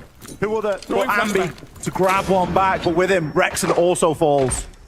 Rexon going down. A lot of weight falling to Canadian on this utility. The Yings to displace. The idea of going for a plant. The normal second part of that strategy is not happening. Calls made. Way to disorient there. That just saved us. But again, Twisted Minds know they have Okay, the we advantage. we need that kill right there. Who was that? Who missed Positioning that? advantage as well over Shopify Rebellion. So Surf pushed even further back towards Ops. But Canadian? Surely not. He just worked his way into the site, but P9 ready for it. Sitting in front of a bulletproof camera. Twisted Minds are not letting any gaps form in this Alright, Surf. Spurf Alright, Surf. to his advantage finds two. The Rebellion have been good for these multi-frags, but they've only enabled clutches, comebacks in these first couple rounds. Surf's done it plenty of times so far. This would be huge, Surf. Now, with 43 seconds to go. No bees, no drones, no nothing. One player top green. The bailiff in hand, noise being made. Super shorty around the corner as well, and he doesn't even know. Yeah, that was going to be hard no matter what Twisted there. Minds at the moment, and sharp reads on this defense. Make their way into the office, and then get an early line of sight onto the defensive setup on the second floor. He's aware of that. He acts on it. It is just really good reads and game sense from Twisted Minds right now. And also, of course, that classic gun skill that this team has become famous for. No real surprise to see a Deimos taken away here at the start of round 4. And his army as well will fall by the wayside. We've seen far less of his army, really, but it is always a very popular operator to choose, particularly for this top floor. They're the kind of plays you've got to be careful for Hashon making, because he's going to spend a lot of time at those exteriors, a lot of time at the extremities of the building. Spends an unreasonable amount of time outside for a defender. That was just a little off timing there. I think if Nadian had waited a second more for Surf to do that, we would have been fine. But Nadian had started the plant already. Oh boy. Alright, come on boys. Let's lock in, let's lock in. Higher if Shopify Rebellion aren't careful. But after that tech pause and after the rest of the ban phase, they will take away the Azami. Operator that P9 was playing last time, and also an operator that Hashom could go crazy, and with those Kibas getting aggressive, you never know what might be in store. But with that off the board, going back to our 6-room and office, only change we have in this defensive lineup is the introduction of a Tubarao. They even place out of Echo. Also a smoke as well making its way in. A lot of You're watching League later. Do we play today? Given the Rebellion and their I thought it was tendencies, I tomorrow. think that's a pretty good call. Rebellion again being quite skinny on the utility though. They're not bringing any redundancy here. We saw Canadian and Wrexham both fall very early in round number 1. Wrexham falls again and we don't see those. We played today, DSG. Oh, I thought it was tomorrow. A reasonable enough response right now. So maybe I'll watch party that as well. So Wrexham needs to keep himself really safe right now so that those Selmas can be used, the walls can be open, and we can start to see a little bit more of this plan. And really keeping that duo of powerful operators alive, right? And we've seen it basically every single round, whether it's a Ying and a Deimos Dokkaebi and a Blitz, a Ying and a Dokkaebi and a Grim, and in this case, a Ying and a Grim again. Shopify Rebellion have lost these powerful operators so consistently. Whatever they have in store for our 6-room, whether it is a plant-focused execute, whether it's just going for the kills, it has to come through intact. Even if they lose a body, just keep those Alright, we need alive. Rexon to come online here as Starting off on well. the outside, Rexon will put some of that hard breaching to use. Already at this point in round 1, the Rebellion were in a 5v3 with Twisted Minds running out of Skybridge, taking aggressive fights, getting a 5v3. This time, they're playing a bit more. There you go, Ambi. Playing a bit more passive. Guards, Clue, Nice didn't get the entry memo. frag. Smoke roaming down below, spotted by Ambi, already at 7 kills in 3 rounds. C4 attempted over the top there from J-Lad, and a mirror trick. We don't always get to see those, but a good read as to where the Selma was. Come on. Zoto canister to slow that down, and then a mirror window to be placed on. It is going to just entirely destroy that Selma, and it's going to mean that we're only really able to make a crouch hole at the moment at the best, and that is if we don't see any further tricking business here by Trix himself. Oh, I'm getting so fucking nervous. Come on, boys. I'm clinching. No, you're not getting through that. No, nobody on the planet is getting through that Selma charge. You have to go things a different way, but having the grip, having the Ying is important. But again, the Ying is the first attacker to fall. Spoit already used all of his Bs on the op side. And what better player for the round to maybe weigh on than Andy? Oh no. Especially as Rexin. Oh, oh no. Oh no. Ambi's tried to play the vertical throughout this mid-round. Oh no. Team falling up What the above. fuck? Might have to move up green stairs, recover that diffuser, join up with Surf. It's now these two players. Yeah, one half of them fall. that the other really two, fell apart. Spoit with a bailiff can only down tricks. Finished with the assault That rifle. really fell apart, Twisted man. Minds Oh now wow. in 3 rounds on Shopify Rebellion's favorite map. If the alarm bells aren't sounding yet, just wait a couple more rounds, and at this pace, they will be soon. We're almost at break glass territory, Lynx. Can you hear me, guys? Yeah. Listen, our early round ideas are good. We're not being careful, and we're not being coordinated. Okay? Yeah. If we want to rotate, we need to make sure that we're counting it down so we can all go together. They are giving us picks because they're being aggressive. We need to be patient, and we need to be all together. Okay? If we're going solo, if we're not working together to do it, you're giving them what they want because they're just getting 2s on you, right? They're giving you 1 and they're using teamwork. Use that against them, right? For basement here, we might have gaps if they're fighting us. Let's try to ID that. Guys, the biggest thing here is I think we have good early round ideas. Our mid and late round execution right now is poor. We're not working together, okay? Let's settle down. Let's get on the same page. I want to hear 3, 2, 1s. We need to make sure that we're coordinating utility for each other, helping each other, okay? Okay. Let's Go. Come on. Let's fucking win this shit now. Come on. Just a lot of That was really good from the coach. He's super right. Playing together on those 3 I think a big problem is Nadian's just going too fast. So like, the Ying idea was fine, but he's alone doing it. The team's not ready. Same with the plant before. Like, I think he's not with the team, and same with the blitz before. We just need to be more in line. Great early round ideas, but the execution is getting a little bit poor in that mid to late round. 3-2-1s, not doing things together. We're consistently seeing SR give 1v1s or 1 versus 2s even away, just drip, drip, drip. And we don't want to see that from this team. We know that they are better than that. Twisted Minds, their game plan at the moment is fantastic because they're not giving any space away. They're not allowing any sort of execute because of how tight they're playing together. We know them to be quite an individual team. We know them to have tendencies to go off there on the roam and aggressively play and really take a lot of risks. We've seen some risk taking here, but I haven't seen anything that I've looked at. All right. Let's tighten it up now. Let's put the screws to them. They've just been playing very good teamwork siege so far, and it's demonstrated in the scoreline right now. Twisted Minds. No. Out of this. Oh boy. That's going to be fantastic, especially. God, they are playing. They're playing really well. They're playing so aggressive. Won't find anything. They're doing really well. Fuck. A lot of presence, a lot of face being shown towards this Scopos. I think Hashom gets away intact. Spoit too far around that corner. Reloading. A little too slow, unfortunately. Taking a lot of damage within the first 45 seconds. A consistent play by Twisted Minds. You watching in Fire some 720? shots I don't outside think of these so. windows, Oh, I go was. for something outside of these windows. That was the then go for problem. Something a little later. Once you Good hit that catch. round Good point. comms. Another things Super pointed out, Twisted Minds are clearly giving the Rebellion picks. They are not at all worried about taking fights. And it comes like There you go, the Rexin. confidence that the desk talked about. So many wins under their belt. Making it very far. The Rexin had a great fucking map too yesterday. The Rebellion may be starting to take that So let's into keep account. that. Let's keep that energy. Let's keep that going. 8-3 so far. And at times also big player in this tournament. Specifically in that series yesterday. And so, Shopify Rebellion gained the advantage and moved to the halfway point around. This is where we need to see things tighten up for the attacking team. The positioning in the moment from Hasham is textbook for his playstyle. He's all the way on that top floor. He's got a hatch open and he can see through some of the vert. I've got no doubt in my mind that the Rebellion have no clue he is there, and he is going to be the big playmaker here. At the moment, he's leaving his team a little bit light on the site. It's going to be a 5 versus 3. Rebellion choose to just push. Oh no! Oh god, that was scary. Through that late round, it's going to be big. It's going to be big if he survives. Same might be said for Surf with a shotgun around the corner. Two more attackers fall. Guards get a both. I don't even know how that happened. Dealing with fights. All right. But the Rebellion quickly taking the lead away, albeit only briefly. Hashom moving back to the site, I do think. No!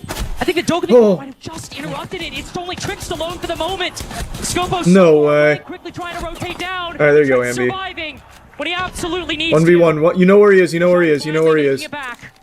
Ambi, low HP in the 1v1 spot. That a boy. That a boy. So clutch. He's so clutch. He's so clutch. Thank you, Ambi. Oh god, we needed that. We really needed that. But if a defender has his back to you, I think anybody wins that on any day. And be in the right place at the right time, consistently one of the last players alive for Rebellion throughout this first map.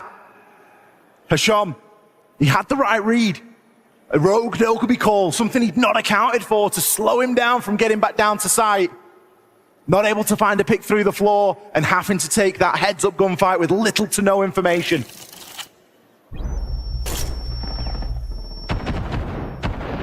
They both lined up for him. Bit of a... Without the clutch, it's poor. I was about to say, quite a stacked up attack from Shopify Rebellion. 3 players pushing through the same doorway. And might be not only a clutch 1v1 from Ambi, but a clutch Dokkaebi call as well. Setting up for a 2v1 trade on the site, and then Ambi ended up positioning himself. Oh my god, alright. Right now it's the Ambi show. We need everyone else to come alive. With an even split on this first half. For a map we've seen them play so many times inside the stage, 1 and 2. Plenty of times. That was a crucial round for us right there. Excuse for expecting a little bit more from them out of here, particularly when you remove those 2 rounds that they've won away. Both come off the back of Ambi. Makes for a good moment. Makes for something to talk about. But the Rebellion only coming away with 2 attacks because of Ambi 1v1s.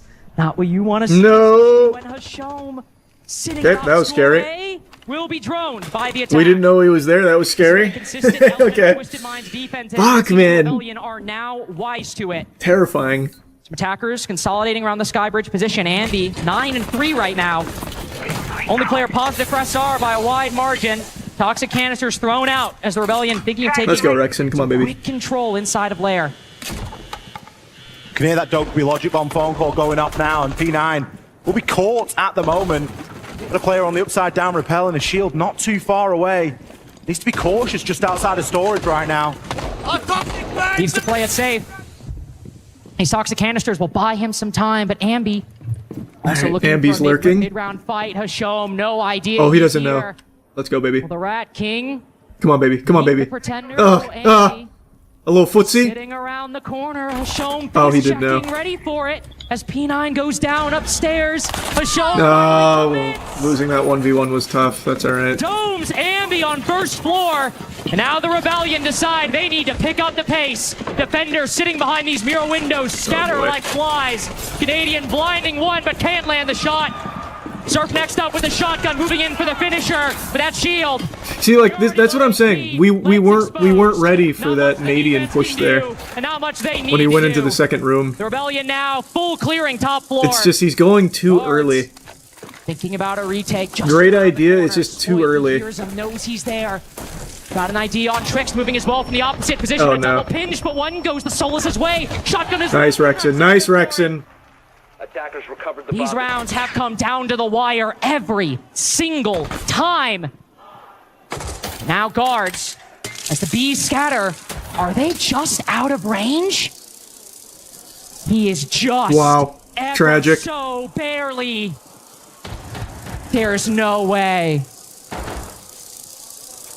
The Rebellion, with 25 seconds left, they think they have peace of mind. They think top floor is clear. They think the Malusi's in the wind. And yet as Rexon holds... Oh, he saw him. Nice, Rexon. Rexon came alive in that one, and we needed it really badly there. Very nice. Very nice. Just checking all his bases. Ties it for Shopify Rebellion. Fucking huge, Rexon. In that first half, we haven't had that the entire tournament. The reason for that is the stress levels, okay? Let's just calm down a little bit, okay? Guys, we're a great team. We fought for those last 2 rounds. All we need to do is trust each other and work together, okay? My bad. Yeah. It's all good. It's all good, guys. For basement, which one do you want to first? The Clash or the Mirror one? Let's do the mirror one first. Okay. So what are we running for master? We're gonna do one denial first. Or do you want me on the clash or what? Yeah, you should go clash. You want William on my? Play what he normally does. Up to you. All right. I mean, I can do that. That's very strong. We will take that. He's gonna be playing. We will take that. It was getting a little out of control. Rexon's come alive now. Ambi's already popping. Okay. On their ops takes. Spoit's doing fine. Surf's a little quiet right now, but fine. Nadian's just a little. I think he's just going a little too fast. So he needs to calm down a bit, and then I think we're good. Walk one up the main stairs. They'll use a Z pressure on the map. Let's do the push where you go into operation and then you rotate. I know. Tricks الهجوم ما بعد صح؟ جهة النار. حلو. And then for basement, I said like we're then gonna fight. I think we're all clear. Yeah. And for bunks, they're gonna do something horizontal. Let's make sure. If they do this horizontal thing, I have something in mind. We can do like a rush inside. If they don't think they do the default, they hold above. We can go for the north push. Okay. Guys, then remember 3, 2, 1. Nadian going fast won him that round.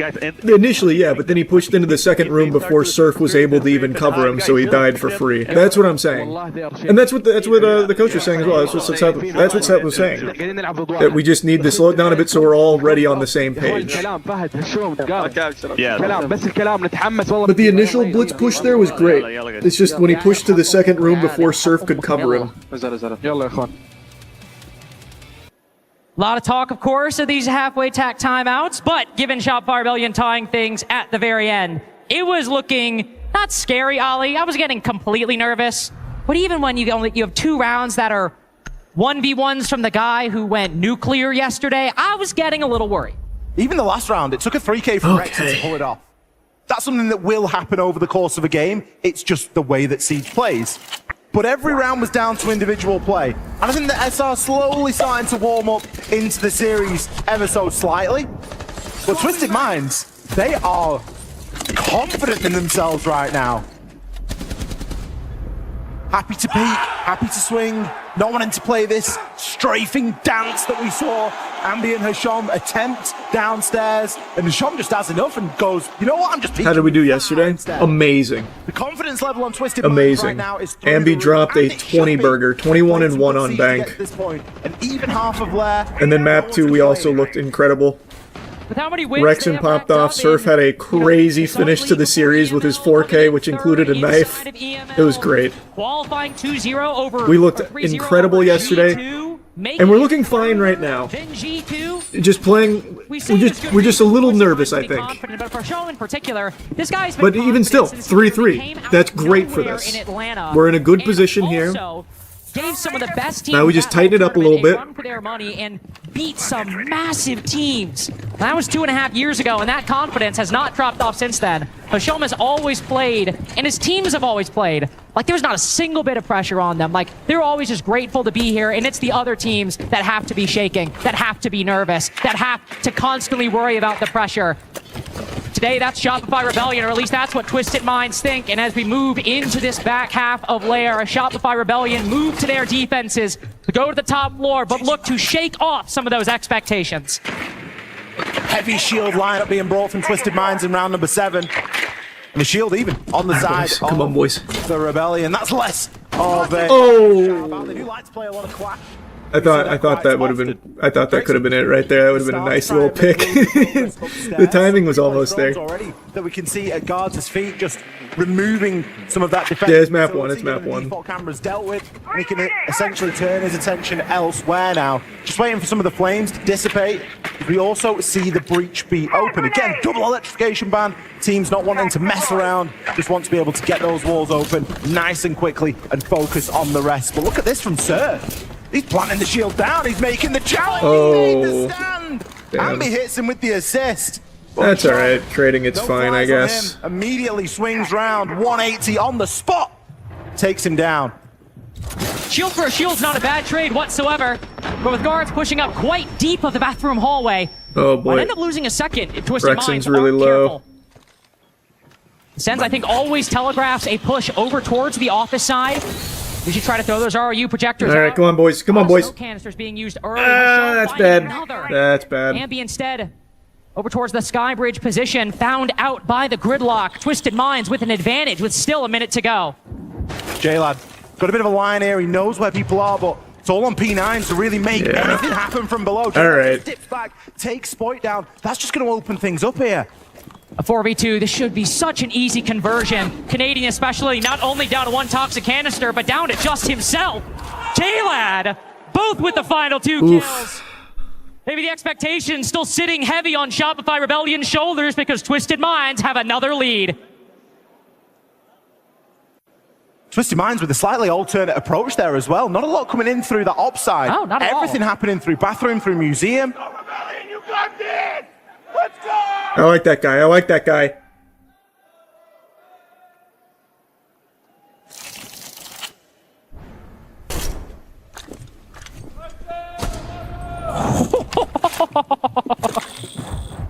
I gotta say, North America, we're kind of getting dog-walked right now.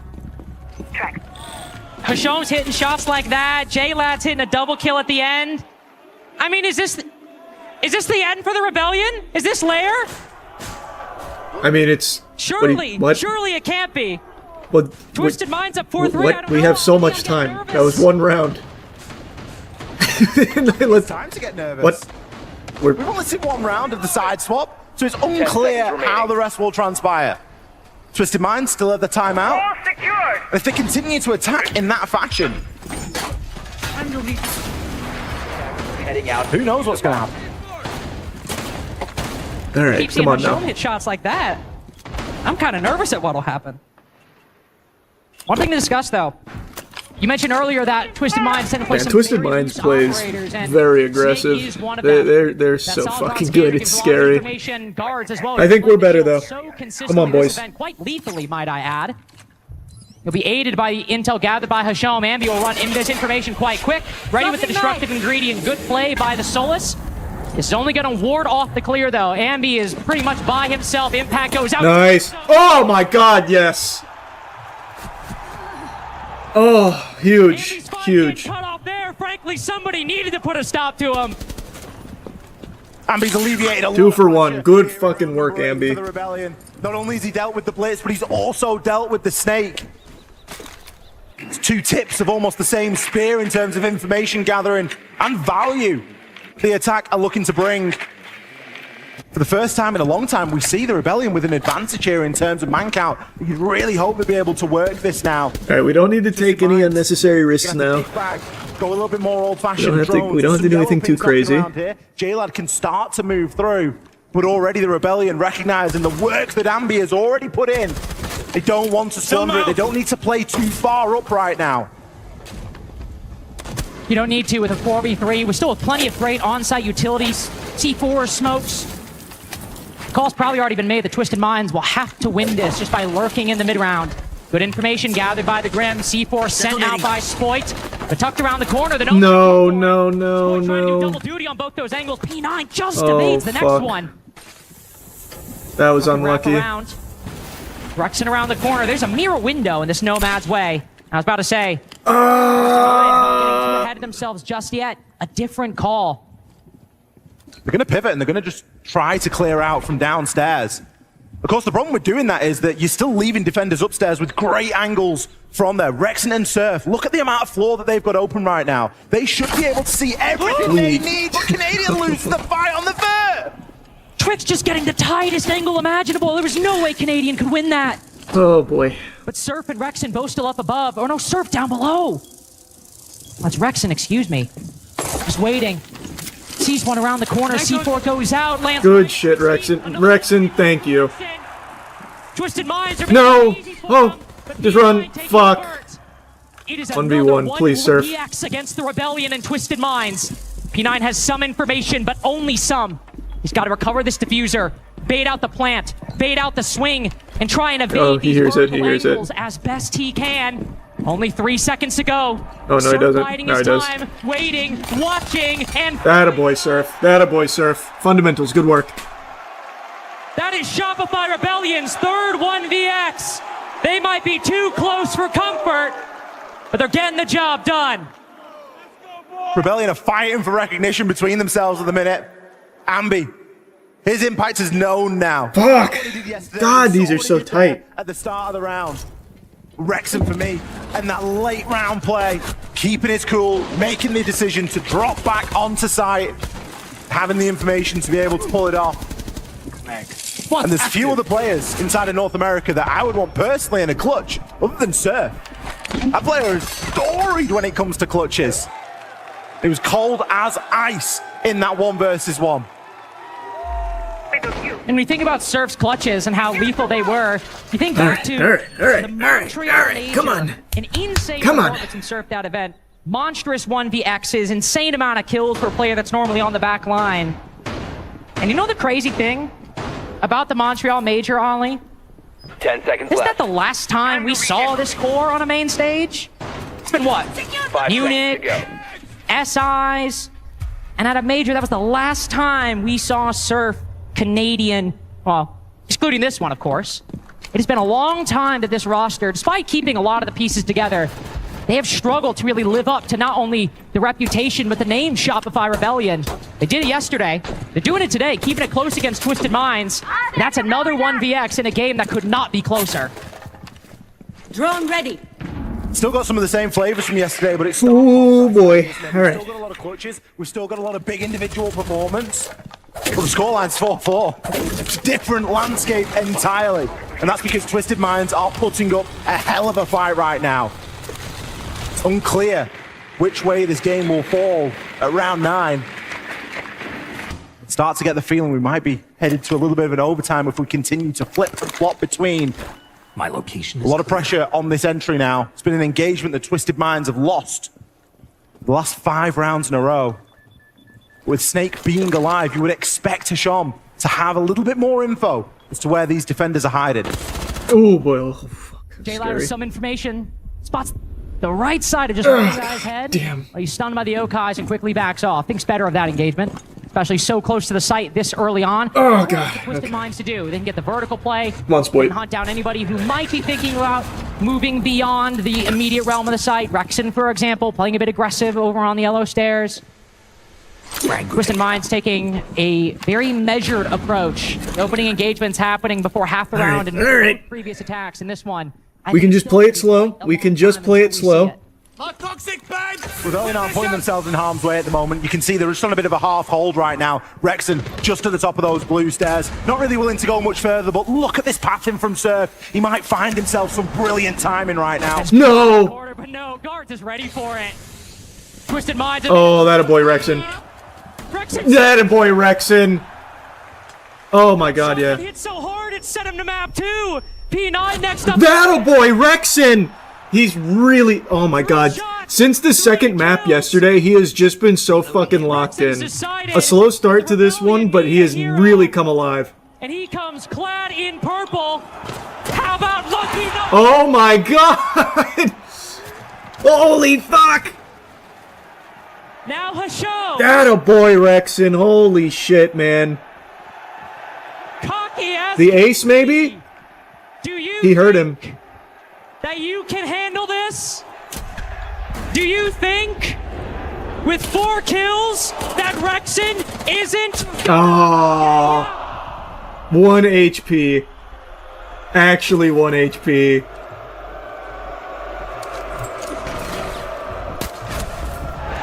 What a shame.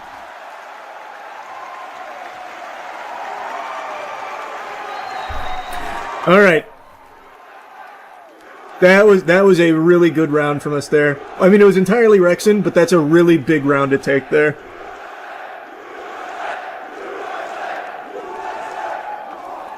Hasham winning the battle, but not the war of round 10. Round 9. Rexon hit me so hard I forgot how to count. Hasham gets the 1 gunfight, Ollie, but impactless. Oh, without a doubt. Tucked into the top of the stairs. More That's and what we more expect. We need to listen to see how Twisted Minds react. Let's keep our map control and split after this, okay? Oh, huge. Okay, fucking huge. In office, right? I think we can prepare the main wall and take only ops, and after this split. Yeah, we plan on getting into CS. Open, have so many things open. He should get dunk. I think we just hey, do the default. They all hunt. if he's looking to make a change, super open to the prospect there. اخوان اسمعوني شفت اول ستيب يعطونا اياها ببلاش. But yeah, we are going to be getting into CS. الثاني ستيب هم اللي بيقعدوا يوقفوا عليها زي هالسموك هذا، بالثاني ستيب ما راح يسيبها وراح يلعبوا ايكو وسموكات. فاحنا شو اللي بدنا نسوي؟ بدنا ناخذ اول ستيب بعدين ننتشر كل واحد يروح مكان ونجيب ابكات غبيه لانه هم ما بيعرفوا يلعبوا ضد هذا اللعب. There have been some clutch 1vx's from Ambi and Surf Ollie, but in the back half of this game, Rexen has quietly creeped in as one of the highest impact players for the Rebellion. Obviously, this needs no introduction. A huge 4K with the M59, but even to finish off their attacks, a big 3K from Rexen as well. So having a great game yesterday too, a player that has kind of fallen by the wayside on the Rebellion in light of some of the bigger names. Absolutely, and you'd think that... I actually think it's better that Rexen doesn't get the ace there. Giving that kill to, like, Spoit or just someone else to get them feeling it, I think is more beneficial. Rexen's already hot, let's get Spoit activated, and I think that's better, actually. So that way now everyone's starting to get some kills, start to feel it a little bit more, get the fingies warm. I think that works even better than the ace. Twisted Mind's obviously feeling the pressure here. Not wanting to let Rebellion stretch too much of a lead right now.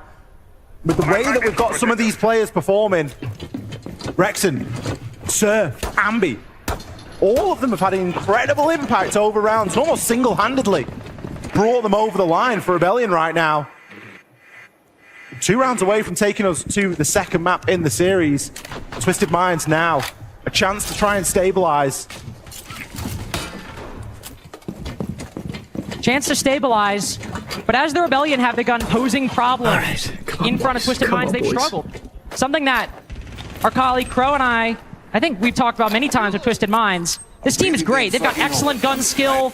They are menaces in the server, but sometimes... We got Spoit on Azami, come on, baby. In front of them, and they just seem... Best Azami in the world, come on, boy. Like their brains get broken. Spoit's our boy, come on now. And in that case, when something so simple as a smoke on the stairs, they peek them one by one by one. Let's get you cooking. Here's another problem. You got a player bottom rocket.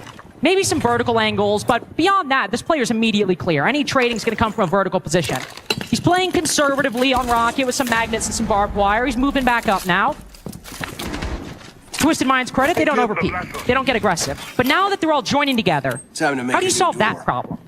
Exactly, Surf's happy to give away that position, doesn't need to commit any more magnets to it, can say, you know what, I'll back up, I'll play the magnets upstairs a little bit deeper back anyway, and I'm a little bit more less vulnerable from player just walking up. They know there's going to be a shield in play, and as good as shields are going upstairs, which, spoiler alert, they're not that great, it's still not a gunfight that you really want to be taking. P9, his focus in this round is likely going to be to get a lot of that vertical work done. Still very unsure as to where anybody can be.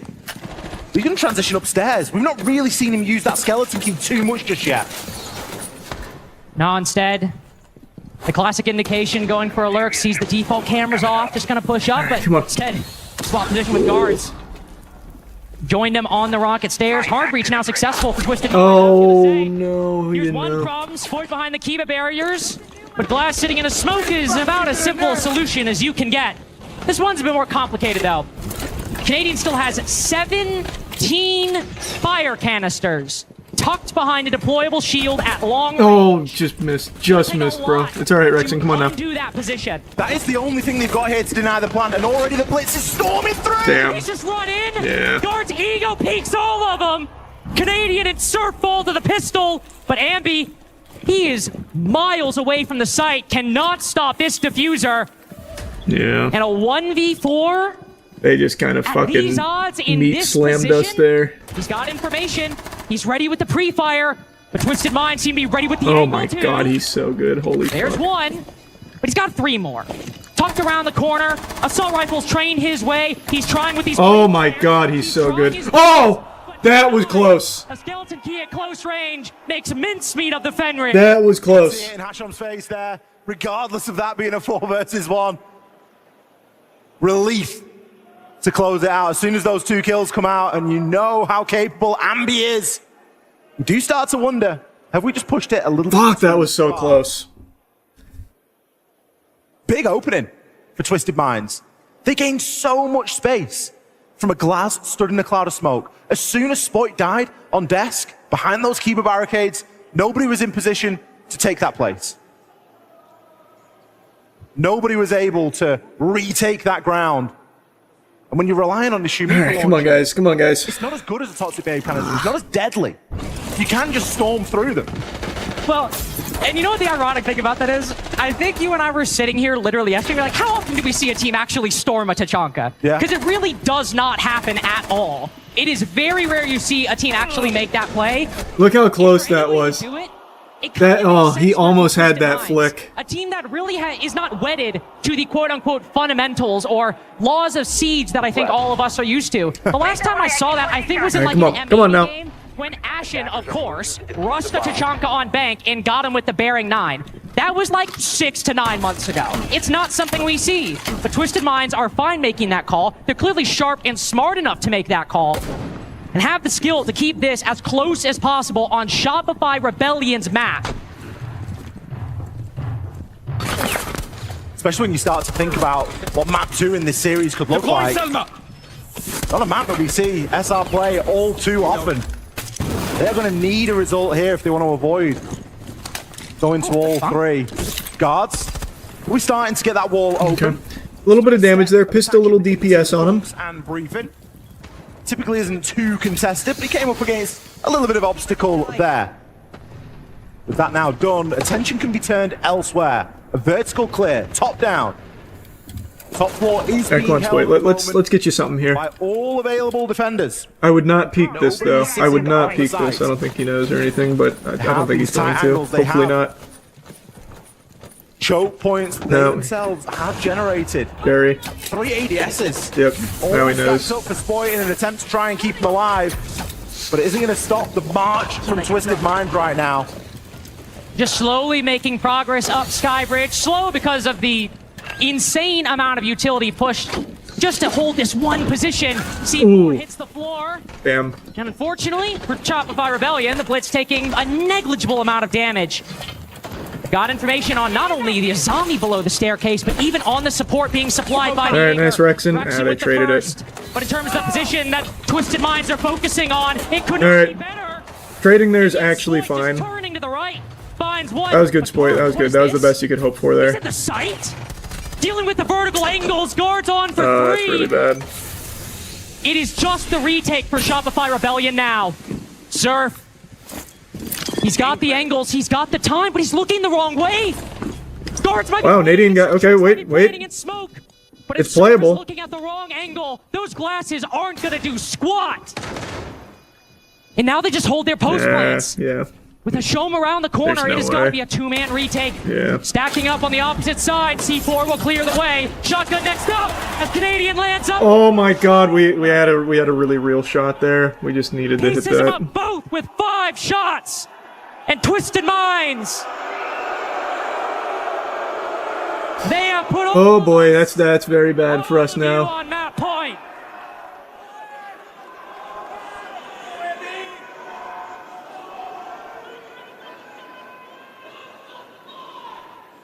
Great to see some die-hard Twisted Minds fans in the audience here. Oh fuck, come on guys.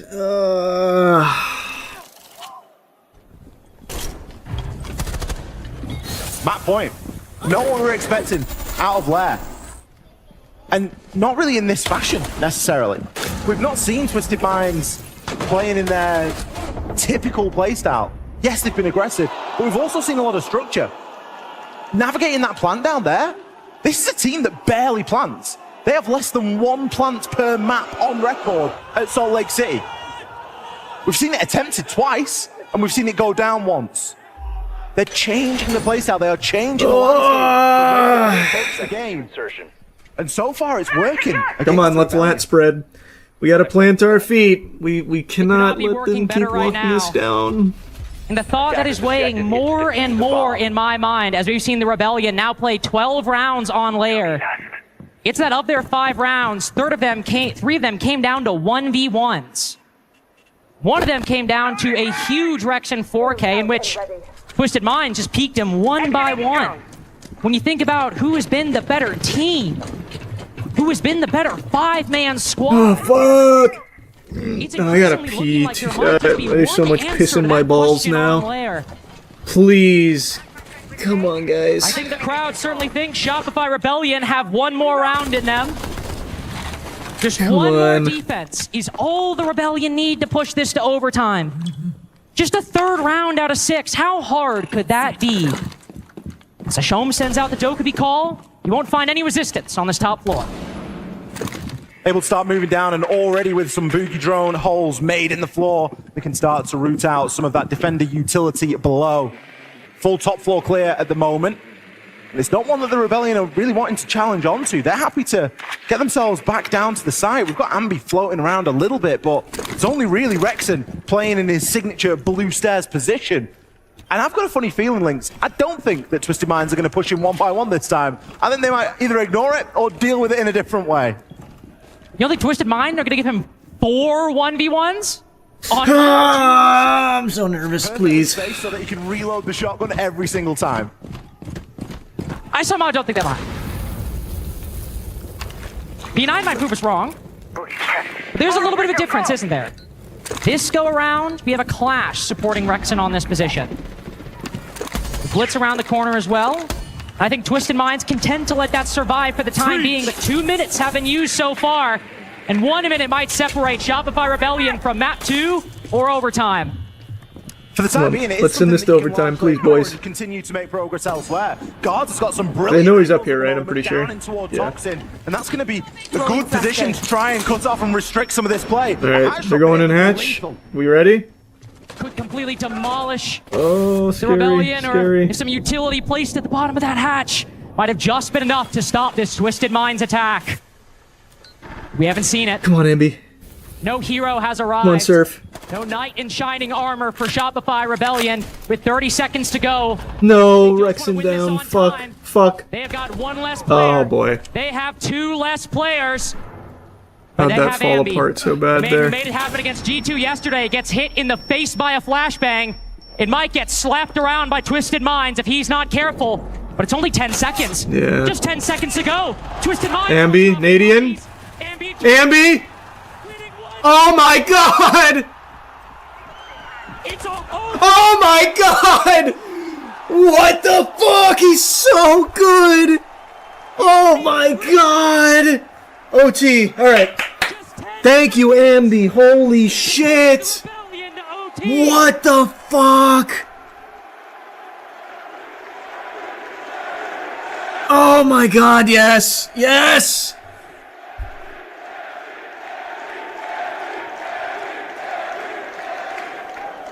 Oh, okay. What did we come up with earlier? The Postman? Ambi delivers in round. That was unbelievably clutch from Ambi. It's a consistent theme at the moment, isn't it, for the Rebellion roster? Whenever they find themselves in a dark corner. That looked like checkmate right there. Oh my god, that's just so unbelievably gross. It's so gross. Holy shit, it's so gross. God, I love Ambi. Yesterday as well. The only reason right now the Rebellion have another chance here on Lair. It's another round we can put in the Ambi column. 10 seconds left. That's 4 now? 5 seconds remaining. I cannot believe this guy, dude. Okay, come on now. Come on now. Let's take that. Let's take that good vibe there, that beautiful vibe, the Ambi blessing. Let's all start feeling that. Come on. Come on. Come on. He has made his home on Shopify Rebellion, and while he might not be 21-1, he is just 3 kills below that bank kill count yesterday.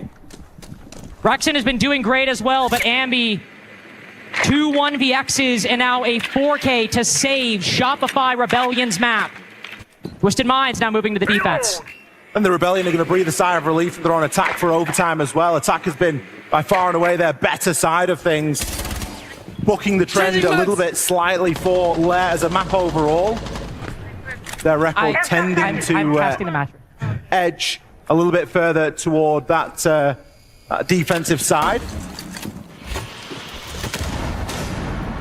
Media pressure here. No. Canadian. No, Canadian's playing Blackbeard. How's he down the head? He was full white. How's he do that? Just around the mirror window. Flashbang going out.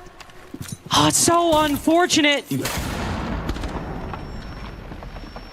And a moment like this for the Blackbeard to fall, even struggling on the hard breach. Twisted Minds are not Surf, come on, at baby. all phased by Ambi's antics. Rebellion now in a 3-4 man disadvantage. 2 amazing kills from J-Lad as well. He's hit some absolute zingers there.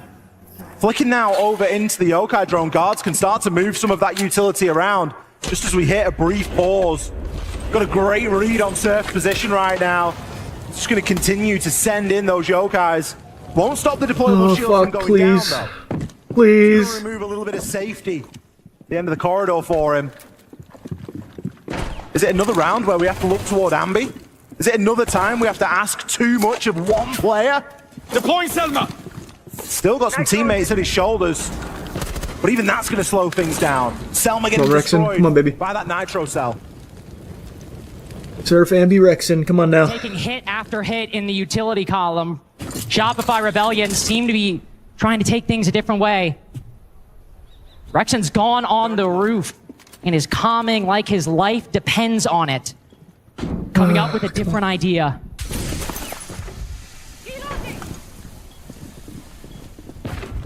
Blast breaks. Shopify Rebellion still without a clear way in. P9, more utility. He had 10 lifetimes. Surf runs right into it. Shopify Rebellion running right into Twisted Minds' hands. And Rexon, Yeah, nothing to do here. powerless, defeated. An impactless kill as impactless. Alright, I'm gonna take a piss. I'm gonna take a piss. Maybe that'll help. Completely. More than 8 other Okay. rounds in this pool. Alright. This. Okay. Come on.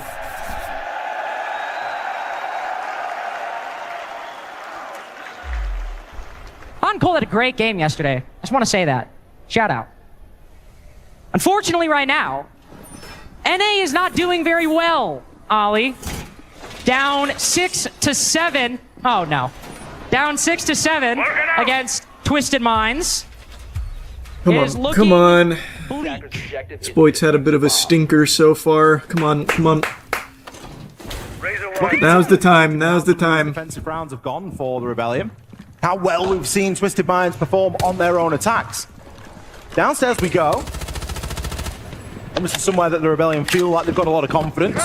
One round came down to Wrexham playing out of his mind with a shotgun on some stairs. The other, a very late hatch drop, and, well, who other than Ambi to clutch out the day and save things once again. Please, boys. Come on. Individual performance. We've not seen anything that gives us the indication here from the Rebellion that this is a sound sight. It's more that they know that they're able to clutch up on it a little bit more than others. And of course, it is going to force a full clear here. Spending a little bit more time making sure that everything is clear. But I like this line that J-Lad's finding. Maybe just slips himself into stock there, is able to disable one of the Razor Blooms. That's going to be the game given up.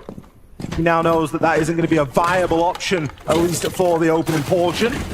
Will turn his attentions elsewhere. Trickst, he'll be getting in and clearing a little bit of that barbed over toward the backside and looking to try and work some of those vertical angles as well, and likely front himself up on those back stairs. Come on, boys. Please. With Rexon. Please, please, please, please. Need to deal with Rexon and Canadian. This clash also just moving a little bit further into this second floor. Taking some forward control.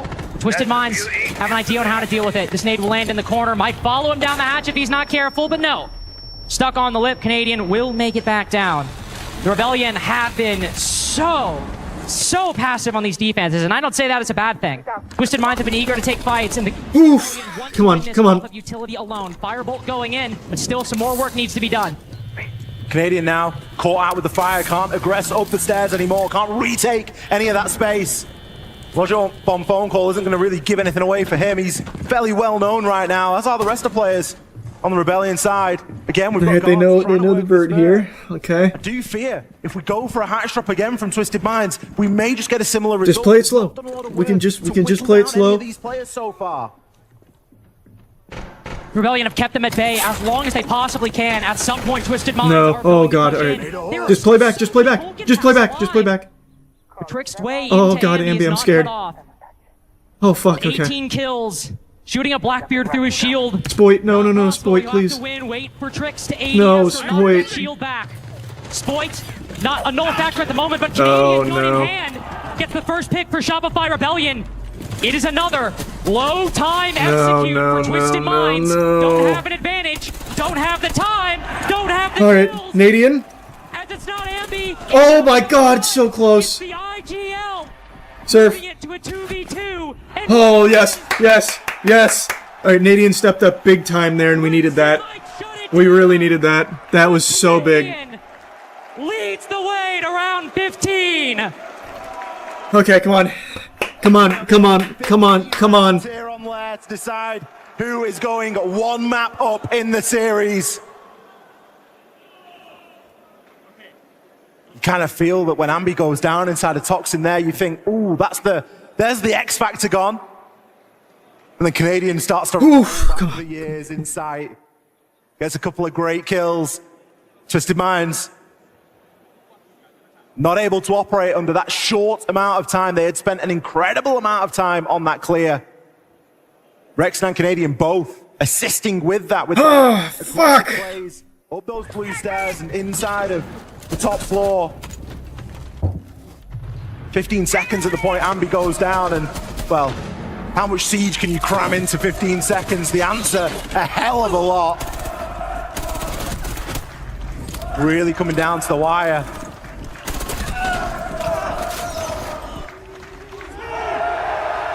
Oof. Okay, come on. That was big. We needed that from Nadian there. That was so clutch. Just to get here. 5 seconds to insertion. The Rebellion still winning every round as close as it could possibly get. Come on. Come on. Come on. Players remaining. Everything else has been either two. Watch the peek, watch the peek. We know he likes to peek. It has been hard. Come on, we know he likes to peek. Shopify Rebellion. It has not been clean, and it has not been. That a boy, Rexon. Way to fucking challenge that. Beautiful shot. Oh my God, Rexon, yes. All right, great pick. That's a huge pick. Come on. About as clean as you can get in Rainbow Six Siege. Hashom. The one tap. For the last round. Come on, baby. You got to give it to Hashom for giving it a go, I think, really. But Rexon, too good in the moment. We've spoken at length about his impact here on Lair, and we're going to feel it in round 15 as well. Good night. Oof. God, that really is so filthy. I love that. Come on, boys. Come on, come on, come on, come on, come on. Will assist in some of this early control and early map presence the Rebellion are going to be looking to get here. Spoit already made his way right up. J-Lad caught out there. Does need to be a little bit. Nice, Ambi. Nice. Find his own outside to in here. We've not even seen Rebellion commit to the map just yet, and already they've got 2 picks. Already up 5-3. We know he's playing Hatch, right? I'm pretty sure. I'm pretty sure we heard him. Looking to commit to this clear. Spoit also creeping closer. Surf dumping in some utility into our 6 room, but still taking some time to drone. Taking some time to clear things out, but P9 creeping up to the wing. Oh my God, yes, Ambi! But Ambi looking to close the door on round 15. J-Lad. No, no, no, no, no, no, no. 20% of nice! One more, and he's low. But that's just 1/4 of 80, and that is guards with nothing! Let's go! Map 1, baby, map 1. Oh my God, what an ass greaser. Also, Ambi with another 20 burger. Another 20 bomb for Ambi, by the way. But in all 15, woo! Stay alive. Oh, wow. Okay, huge map 1. Shopify Rebellion getting it done there on map number 1. Twisted map. Oh, God. Oh, my God. That was so good. Oh, wow. All right. Very tight game 1. But ultimately, the North American team in SR, good enough on Lair. Will they be good enough on Club? We'll be back right after this. Oh, that... God, Ambi's so good.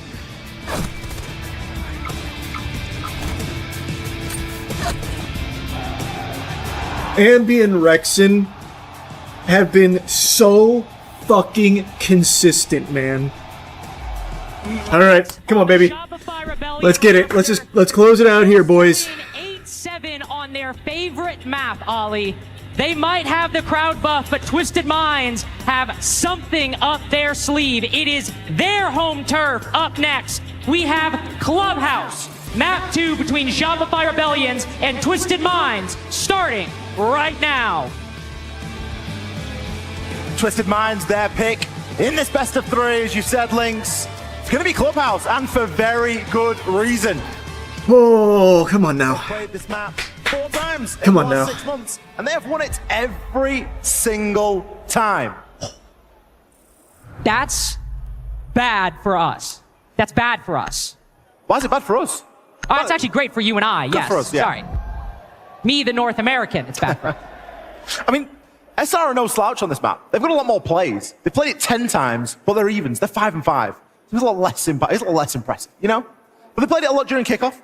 They played it a lot inside of NAL as well. So it's not unfamiliar territory. It's Clubhouse, for goodness sake. We expect all teams to be very capable on this map. The Rebellion, they are going to be starting off on that defensive side. All right, here we go. Here we go. Taking us downstairs into Church and Arsenal to kick things off. A Grim and a Capital, both removed. The Cade and the Mirror. Very standard bans. Instantly, Rebellion choosing to leave open the shields. Something that was so good for Twisted Minds over on Lair. And not just leaving up the shields, but also leaving up the Deimos and the Snake.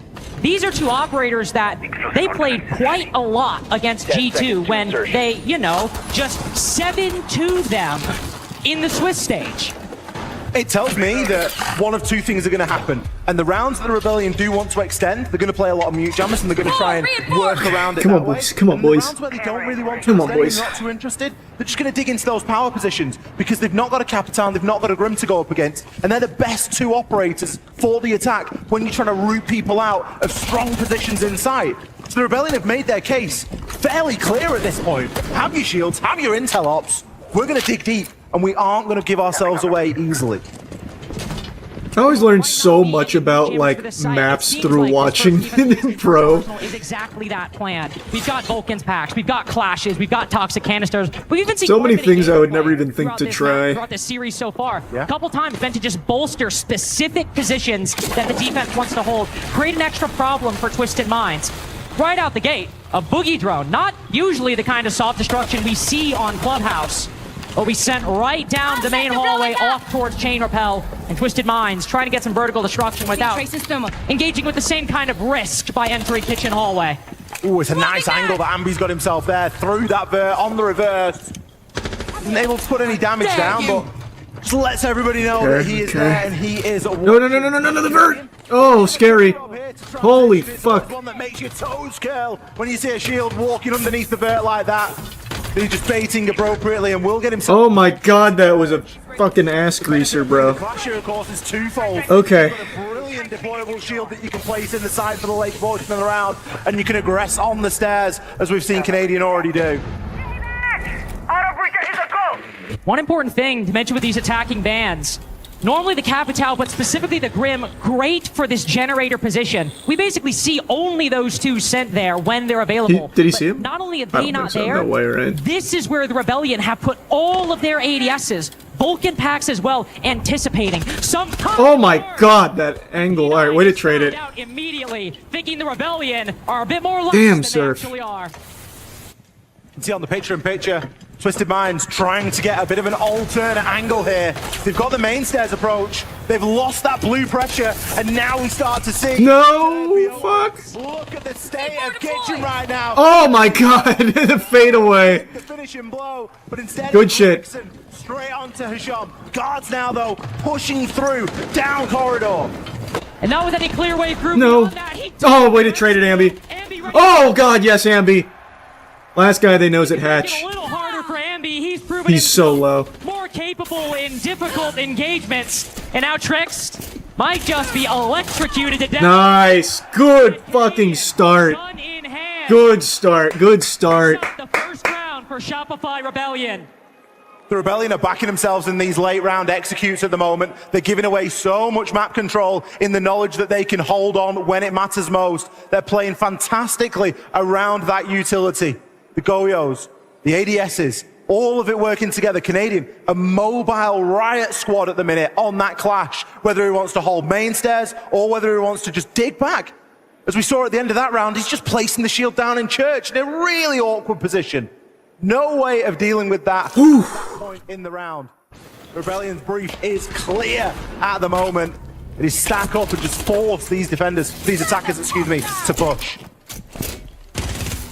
And I also love the play in blue, just stacking up all those ADSs while banning the Grim and the Capital. Just a really nice pocket strat.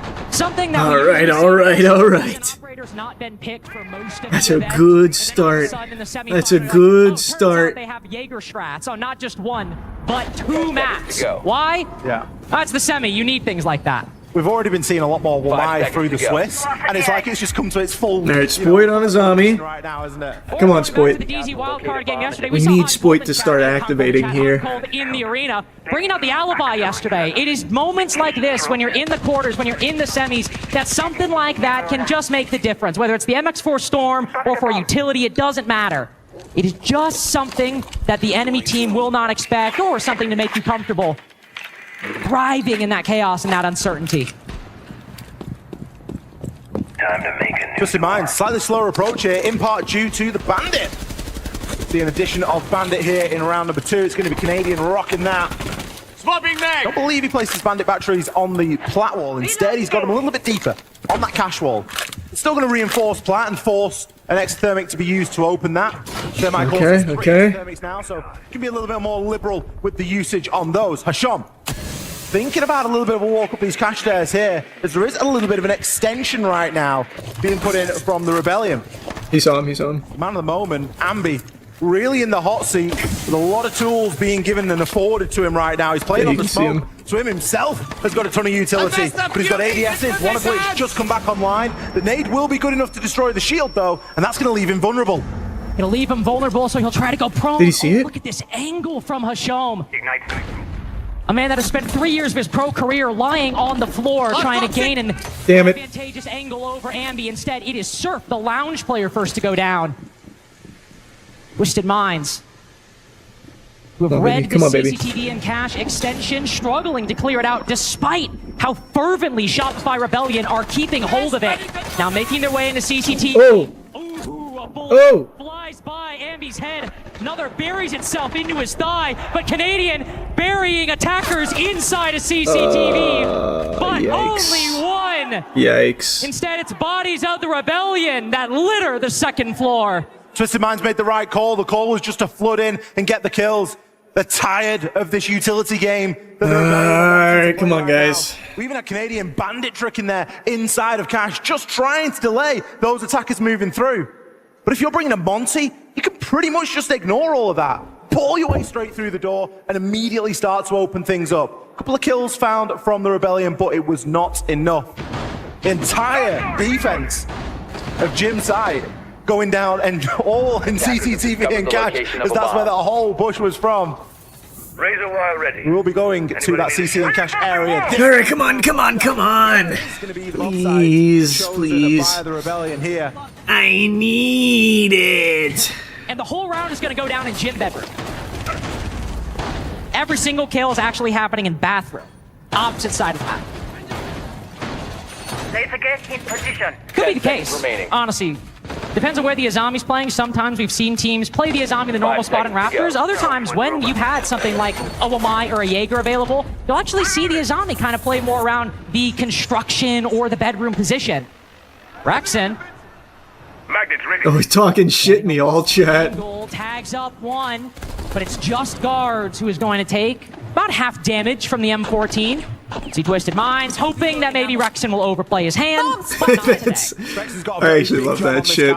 As you mentioned, Link, it's not the Azami, it's going to be the Aruni that is playing in this position. Now he has the DMR, so that's going to be a fantastic tool. You only need to land a couple of bullets, couple that with the ACOG, brilliant. His biggest vulnerability at the minute is that he's got no cover to work behind. He'll have a couple of magnets there, likely, and he doesn't have to worry about a Capital or a Grim. Come on, He's Spoit. still going to be a little bit exposed. Spoit as well now, on the counter, on the opposite side of that. He'll be playing inside a gym, but he's got much more to play with.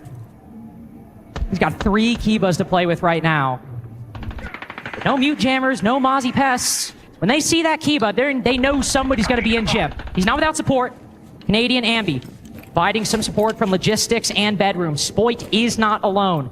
With the tournament he's been having, maybe not the most recent success with Ambi topping the charts. Spoit has been unbelievable in phase 1 and 2. Unbelievable this tournament. And now he's in a difficult spot. Azami can be really good to play your life, but the more attackers start dropping down onto Jacuzzi balcony, the more Kibas Spoit has to expend. He's got to be careful that hatch, that rotate hole isn't too far away. Half the round's been gone at this point. Dopey call goes out, but more times by Twisted Minds being wasted. Nice surf, good pick. Get aggressive, try to hit the Come on, site. Spoit, come on, Spoit. Ready for it. The Rebellion not leaving anything unchecked right now. A minute and 45 seconds. Twisted Minds have spent focusing on this roam, and the only guy who's entered the building was on the opposite side of the map.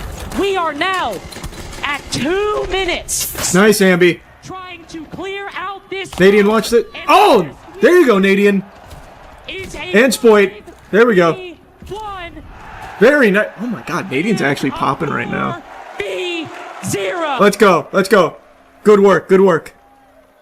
Twisted Minds really getting. Spoit did a great job holding him there. Wants to bring here. Spoit attracting a lot of attention over in gym. Keeper barricades, support from Canadian and Ambi. It doesn't matter. Can't root him out there. You've got to go elsewhere. I was gobsmacked to not see somebody get onto gym window. Any window, really. It was just so passive from Twisted Minds. They're being given problems at the moment that they are not able to adapt quick enough to solve. And again, it floods into, you look back toward the bans. What's banned? Capitao and a Grim. What would you love to get rid of Spoit playing inside a gym? Can you imagine just literally one firebolt going into gym? Oh, and then he just goes down the hatch. Yep. That round probably doesn't happen if you literally just have one. The fact that those two aren't in play, though, isn't the end all. There are still plenty of ways that you can deal with Spoit in that position, and Twisted Minds are just being a little bit too one-dimensional at the moment when they're trying to find those out. We're going to see a full site rotation here from the Rebellion. Back downstairs we go. They're not giving another go in the gym and bedroom just yet. All right, come on. Let's keep it rolling. Let's keep it rolling. They want to have another go downstairs, especially while they've still got some decent tools at their disposal. The Goyo, of course, still in play here, along with that Echo. There's Army now being taken out of the picture. Not that big a deal, I don't think, for this downstairs hold. We didn't see it feature in round 1. But equally, we've not got the clash either this time. Come on. And that was Come on, quite boys. a big success for the Rebellion in the way that they want to play. And I think to understand why the Rebellion are moving the way they are, we've seen quite a few lurks be hit by Twisted Minds, really over the course of Salt Lake City. But over the course of Clubhouse specifically, we've seen players try to go up gen, try to hop into the flat wall breach. And so while the Azami's down and you drop the clash, what do we see come in turn? We've got the Fenrir's who can stock up generator, can hold these different positions. You can't really do the same projectile denial. The strat Twisted Minds literally just by sheer numbers could overcome that with this lineup. So Rebellion instead moving to counter more directly Twisted Minds style. Guards moving up the red stairs, going for a massive pull here, of which there is nobody from the Rebellion present. It's a massive bait at the moment.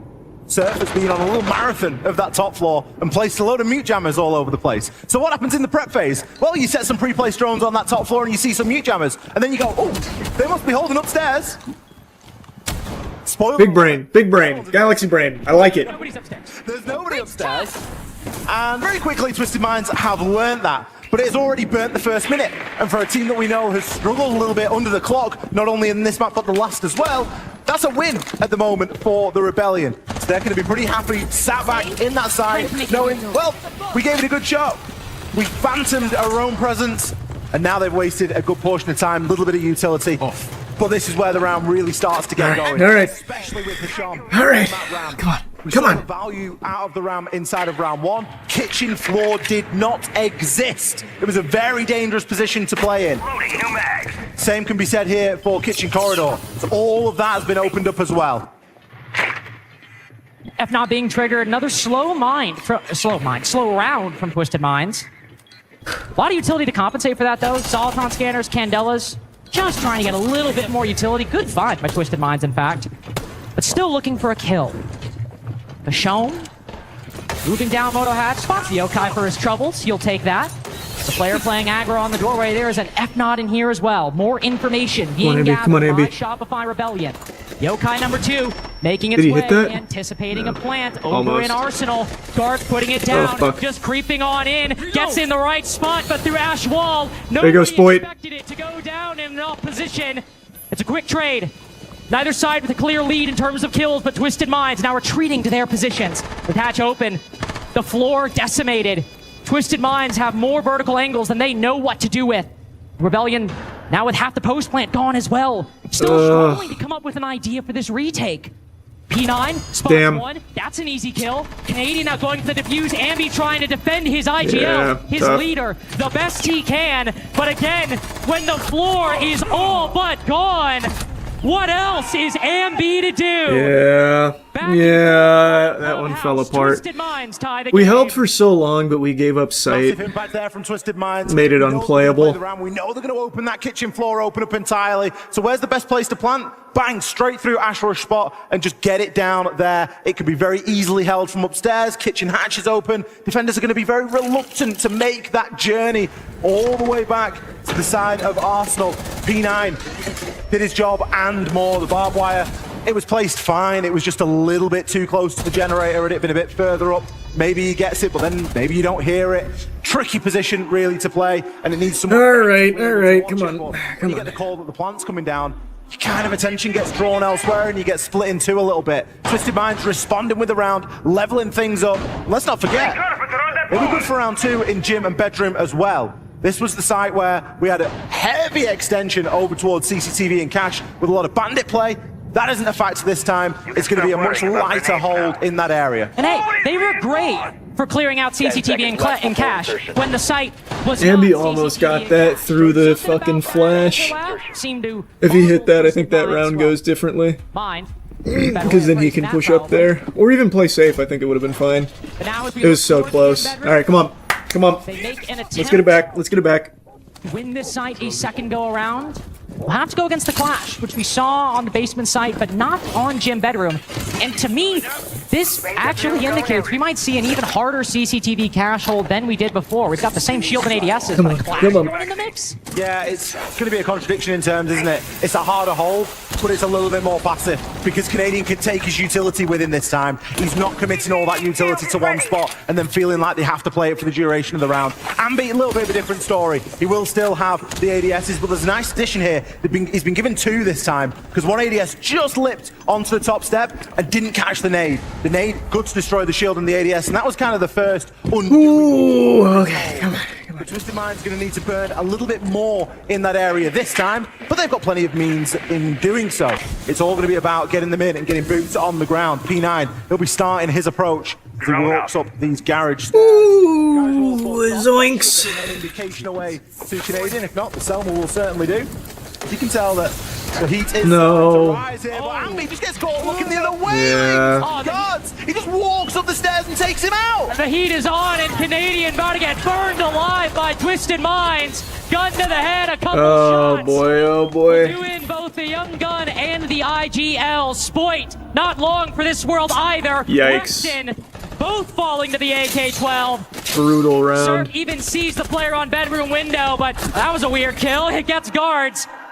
That was terrible. That was really bad there. That was really bad there. And now 3-2 on rounds. Guards is lapping it up right now. Great little interview with him before this map kicked off and at the end of the last map. But it's been a big problem for the Rebellion at the moment. You know one thing that I really enjoy? I enjoy how the Rebellion set up not quite intricate, that they set up these nice holds and how they want to try and how they see the game playing out. Guards just picks a shield and just runs straight through all of it. Yeah, I really think we should have banned Blitz. I think that would have been a strong ban for us. I like their gameplay. Blitz has been like a real headache for us. Setups, right? We've got shields, we've got clashes, we've got ADSs. It's like 2020 all over again. And to your point, guards literally just run straight through it. Just runs up the stairs, and Ambi's dead. We've basically seen this exact thing play out.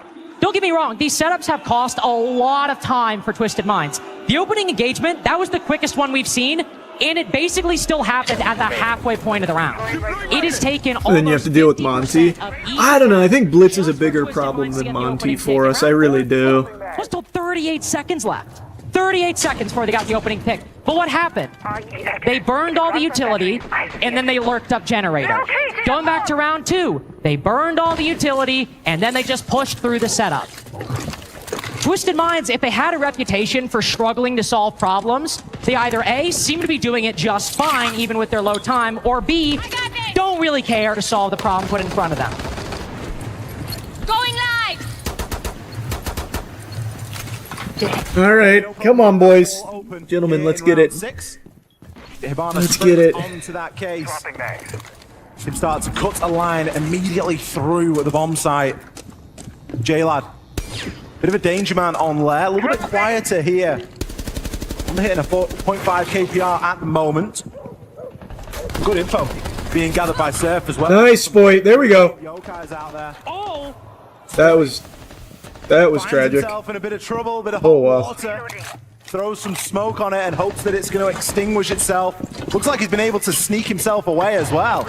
Well, speaking of sneak, Ambi literally slithering across Oh, he doesn't know, he now. doesn't know. Guards just around the corner, a lot of attention being drawn by that yokai. But Ambi playing so passive. That blitz was literally turned toward red stairs. If Ambi had swung around, he could have got him in the back of the head. Instead, he is waiting so patiently. Now it's Rexon on rafters, drawing a lot of the attention. And oh, Ambi. Nice shit.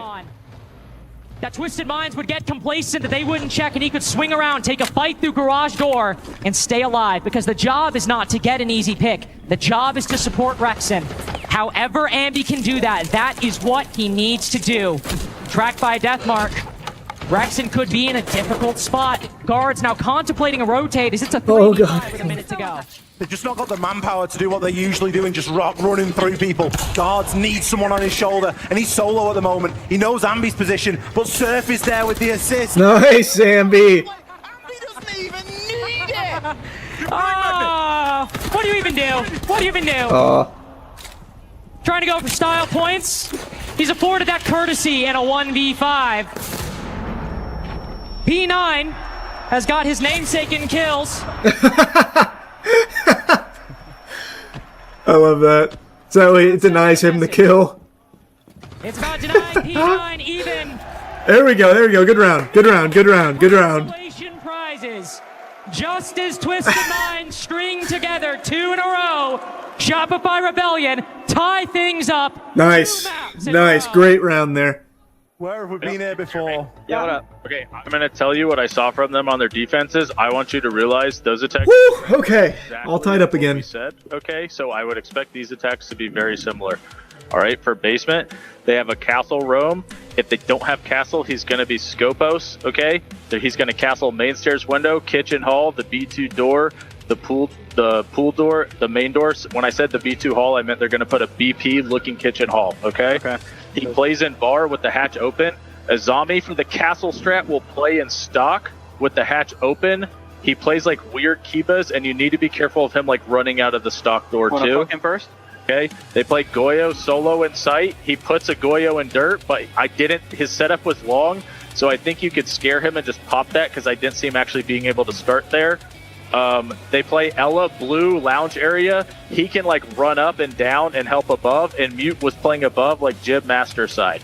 If the Ella walks up, they'll use the اهم شيء نسويه نلعب مع بعض عادي وحركات انه انت لو انا مت ايرلي راوند نقول لا تحس انه انت لازم تسوي شيء انك It is crazy, man. Like the actual planning that goes into each and every round of professional siege is unbelievable. لا تحس حالك انك لازم تجيب بيك. اثنين اخوان طريقه لعبنا دائما نلعبها هي بدناش نغير شيء حلو مع بعض وبس.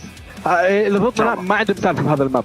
يلا والله يا واضح ما عندهم سالفه. Remember to stay close to the jammers. They like the intel operators. Huh? اوكي يا هشوم يلا زهره اذا كنا السايت اللي تحت طلعنا روم اوكي في احد سكوبس ولا اخذ انا سكوبس سكوبس خلاص Why aren't you co-streaming? If you co-stream, your chat gets drops.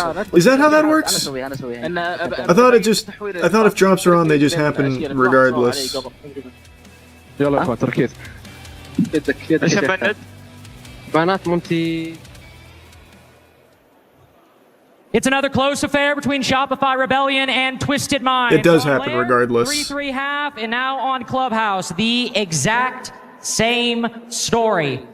They have not had a decisive series, unfortunately, Ollie. Nothing remotely close to that G2 game yesterday. Twisted Minds continue to surprise us, but the Rebellion, by the same token, continue to fight as hard as they can.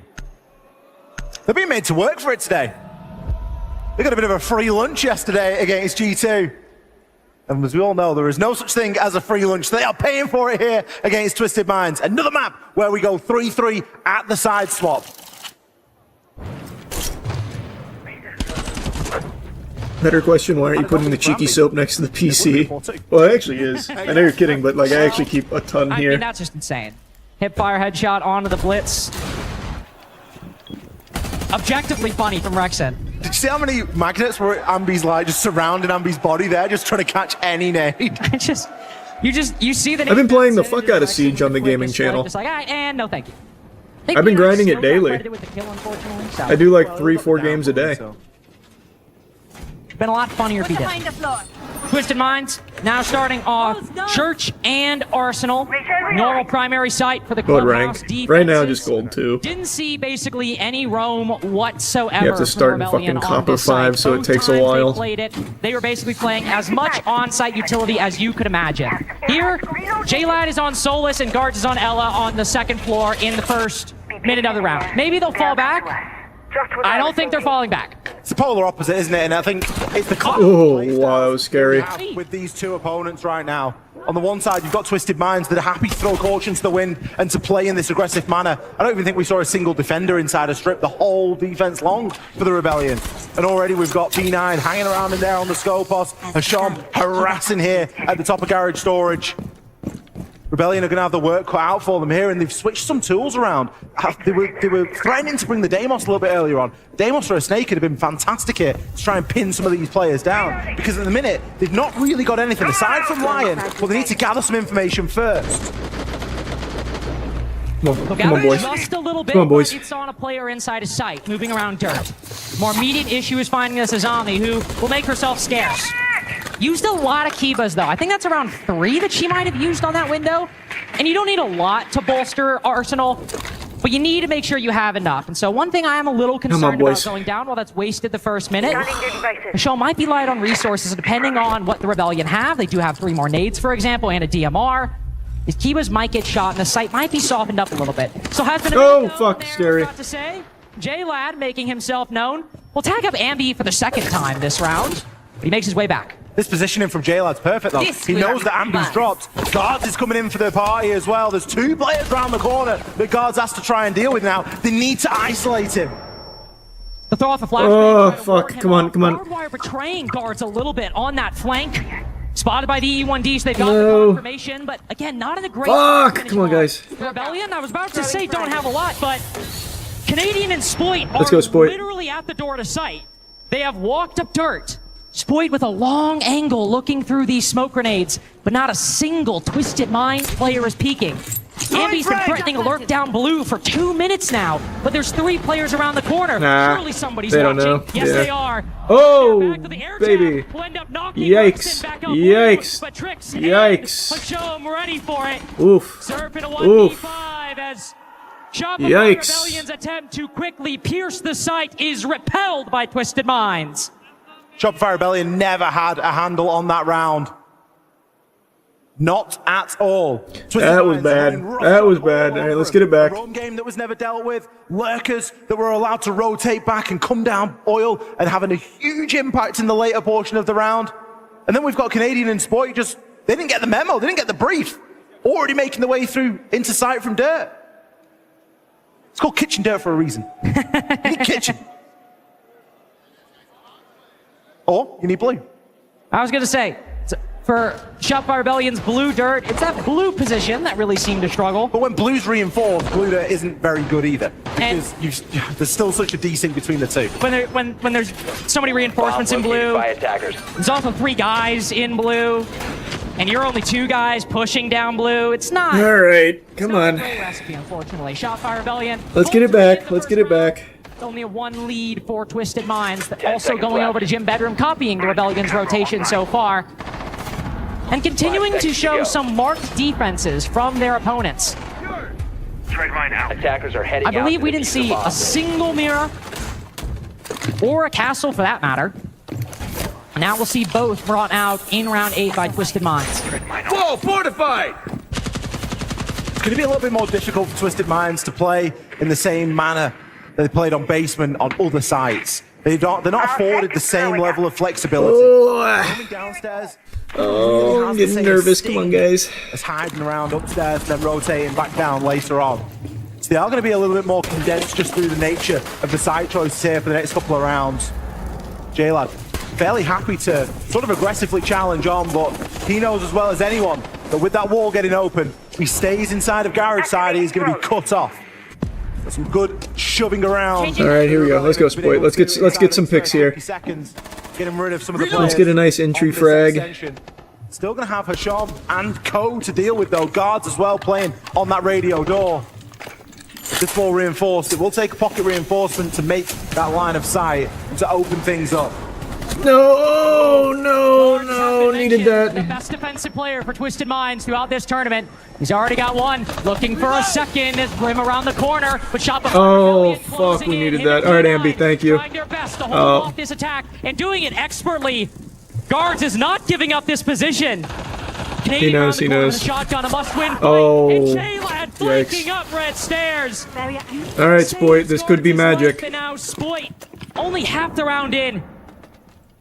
1v3. He knows. Yeah, tough. Crossfire, holding this Oh, diffuser, God, the and drop Twisted shot. Minds. Yikes. A stack up. Oh, God. Oh, boy. Oh, we're getting fucking steamrolled. Twisted Minds happy to transition as much of this chaos across as possible. We can't be losing our fights like that.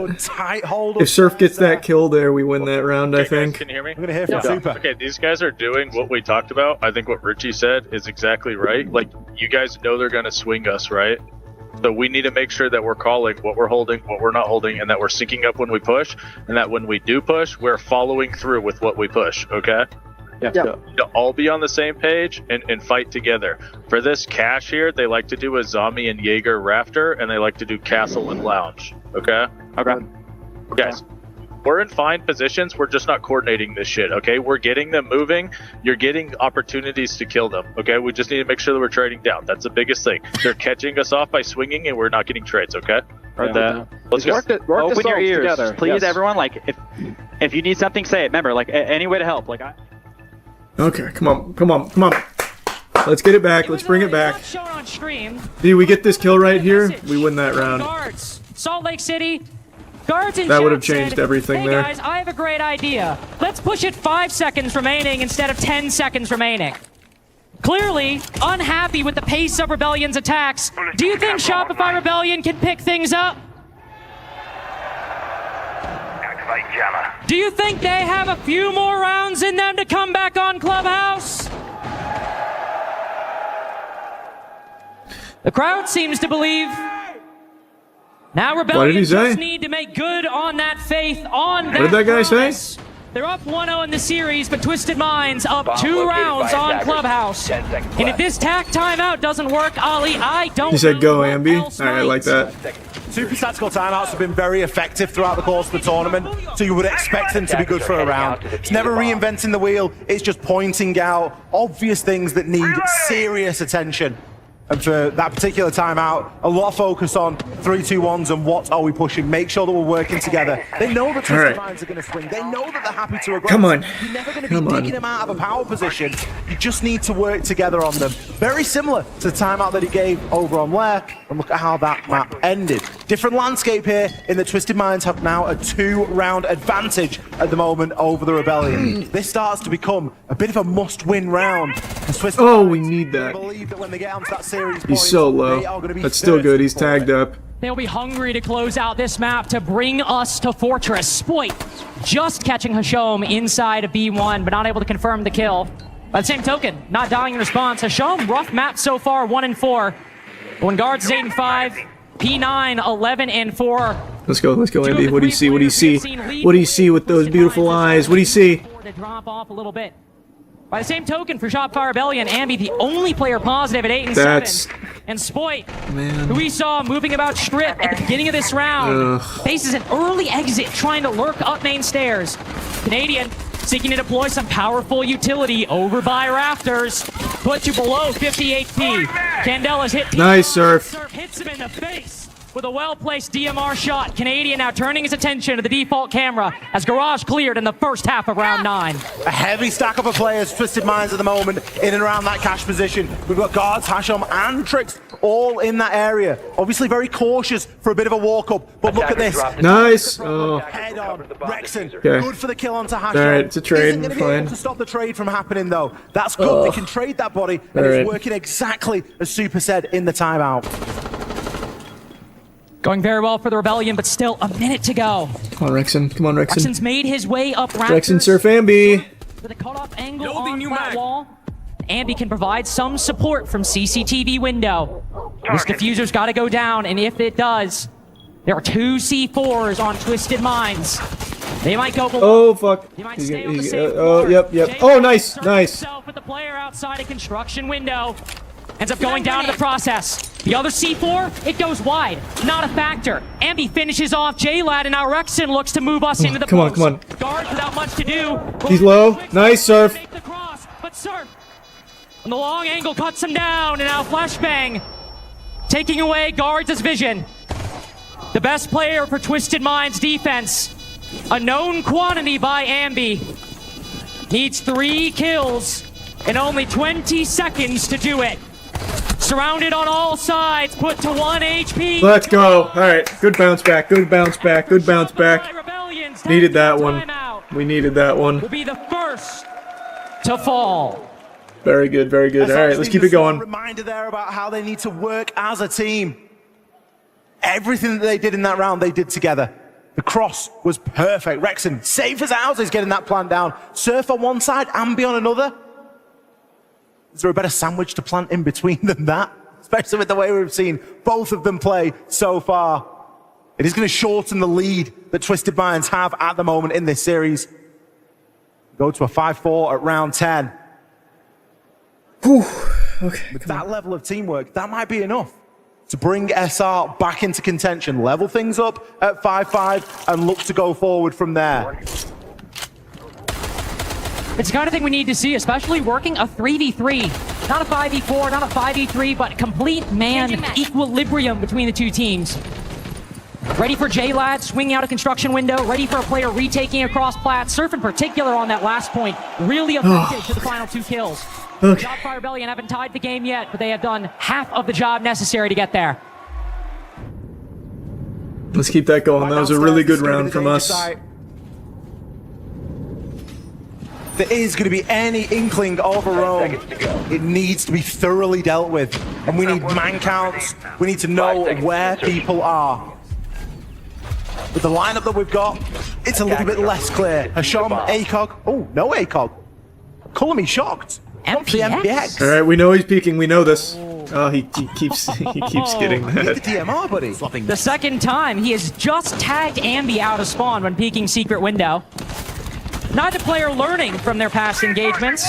Same thing happening on the second attempt of Church and Arsenal. Albeit, to be fair, cover. Many differences beyond that. No Azami, she's been banned. Hashom moves down very quickly. He stayed in secret for a full minute last time. Now, rejoining his teammates on the site. It really doesn't seem like anybody from Twisted Minds is roaming right now, save for maybe one player, I think, over by main stairs. Come on, It boys. shouldn't take too long for SR to get that information and to fully understand that. Ambi playing on Deimos, he is going to be able to deathmark track people this round. That much is clear, and it's already started. Targeting Hashom on that 2-brow, seeing if they could just try and pick one out of the herd. Guards, this is a brilliant off position. No one is really going to be expecting you to play there, although Rexon's angle says otherwise. Just giving it a little bit of courtesy. Thinking he might see somebody flanking up Oil Pit. Won't find anybody today. 4 players marked on Deimos' scanner. One of them being Hashom, who we saw at the beginning of this round, going for a spawn peek. This Deathmark tracker doesn't seem like it'll have a whole lot of use until the execute stage, with nobody from Twisted Minds threatening the mid-round, aside from anything but a C4, which, to be fair, Ollie, they have Be careful, careful SpongeBob, careful SpongeBob. The utility from below rather than a flanker. There's still quite a lot of util to cover here. We've got the ADS's guard is still harassing in his position there on generator. Alright, a little bit of damage there. Tagged them up a little bit. They're going to need slapped them up a little bit. A lot of these throwables are going to get wrapped up if they're not too careful. Hatch and Kitchen also something. All right, we gotta look to execute here in a second. 2 of them are kind of low. With the introduction of the Sense into the lineup, you're expecting something inside a church here. That's where the plant is most likely going to go down. Ooh, Canadian. Yikes, man. Slowed inside of dirt. Hashom then swings around the corner. Another key operator for the Rebellion. Taken down before it can see its full potential. That was a big trend on their attacks on layer, not as much on their clubhouse attacks. It's more just been Twisted Minds running. Alright, it's gonna be a Zerg rush. Oh, Spoit! Let's go! I was gonna say things might get problematic. Nice! Nice! Just moving down blue. Let's go! Holy fuck, way to step up. Big round. Alright, all tied up. All tied up. Big round. 2-minute setup for 10 seconds of action. The Rebellion tie things up. It's been a while since we've seen a Spoit round. That was big. That was a very big time for Spoit to step up there. Yeah, we're gonna go gym and then basement again.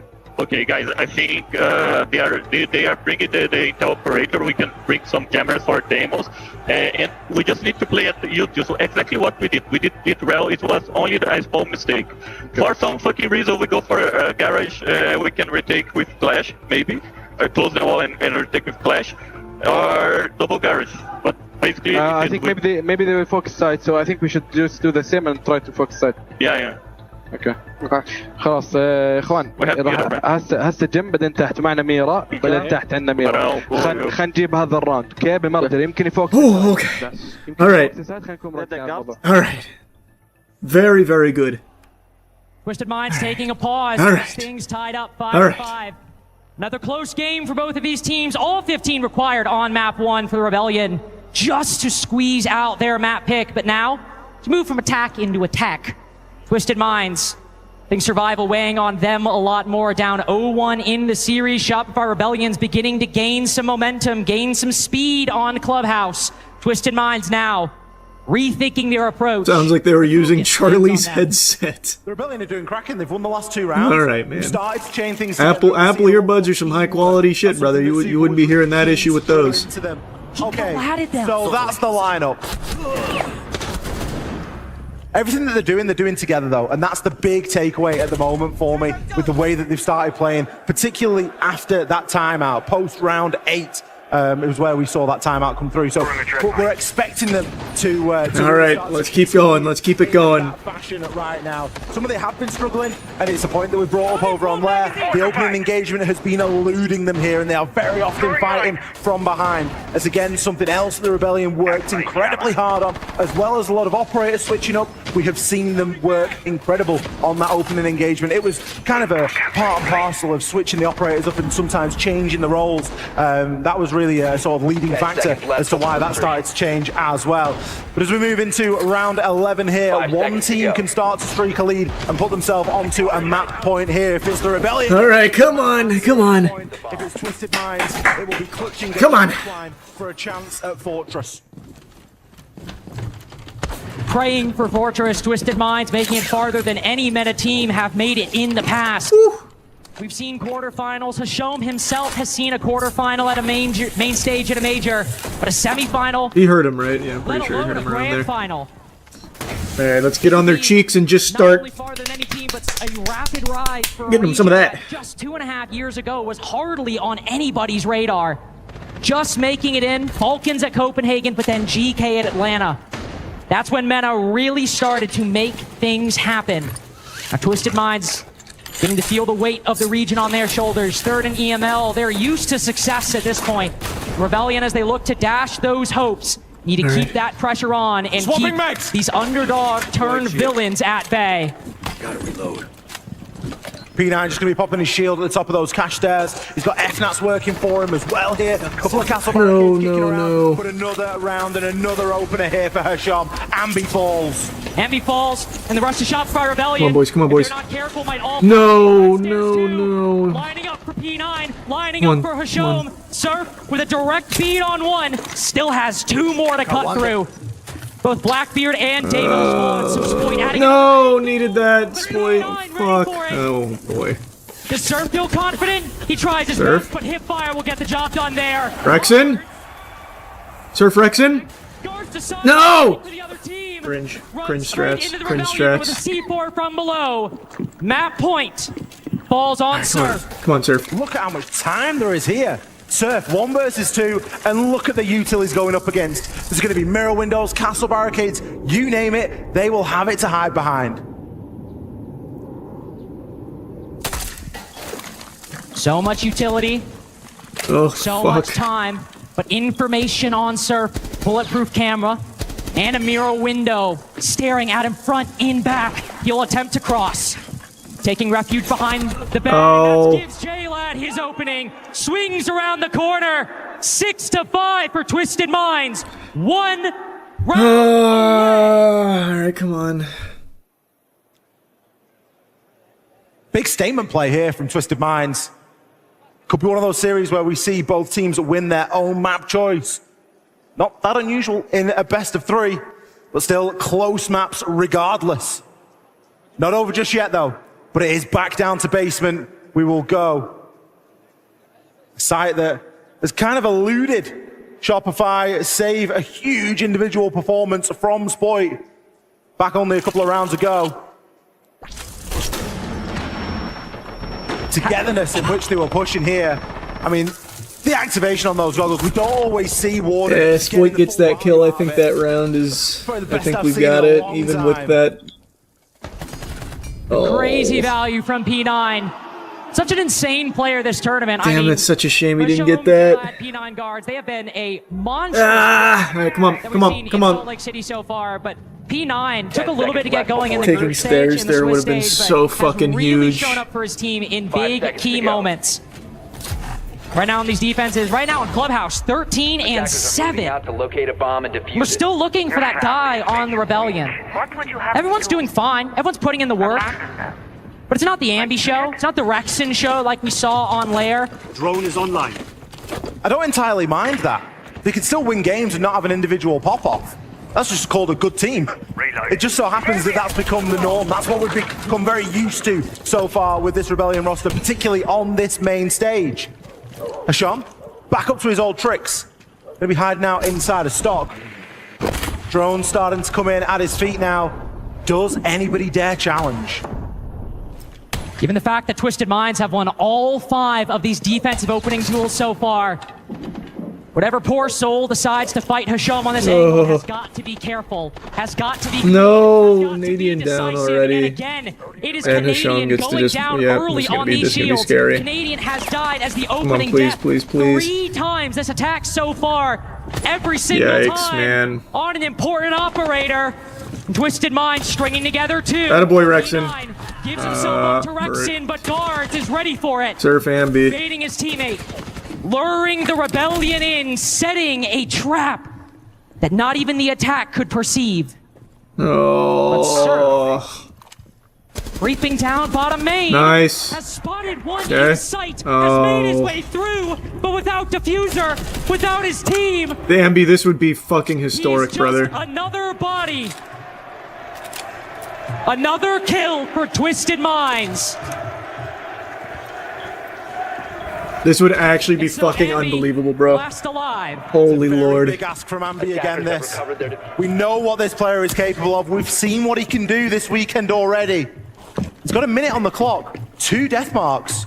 He's not in any massive hurry right now to get this job done. Can even go and recover a drone. He's able to shoot the mute jammer. Holy fuck, bro. This would be unreal. Really work this. It's not all down and out just yet. Site utility, not going to be as big a factor as you would think. Some of that's already starting to be burnt through. Oh my god. Did he see it? Yeah. Taking every second at his disposal. 2 deathmark trackers remaining. Yep, he saw it. Ambi's been alone, without help for a minute and a half now. Again, checking all this information. 20 seconds to go. One player in blue finally a little bit of info. He's got one.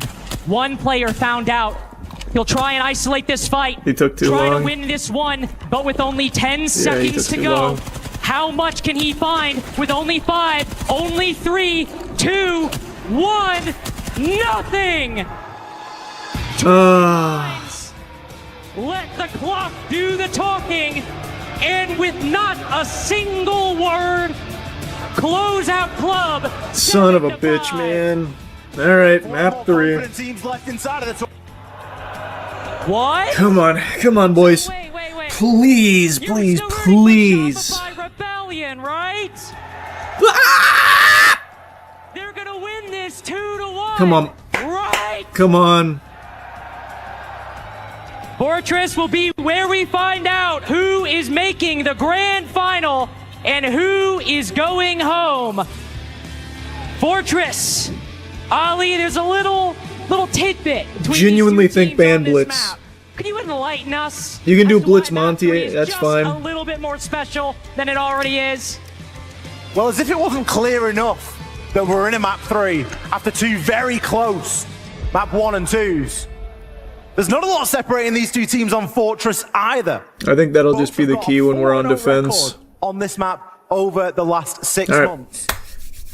It is their second and third preference. Second for Twisted Mind, third pref for the Rebellion. There is nothing on paper that separates these 2 on this map.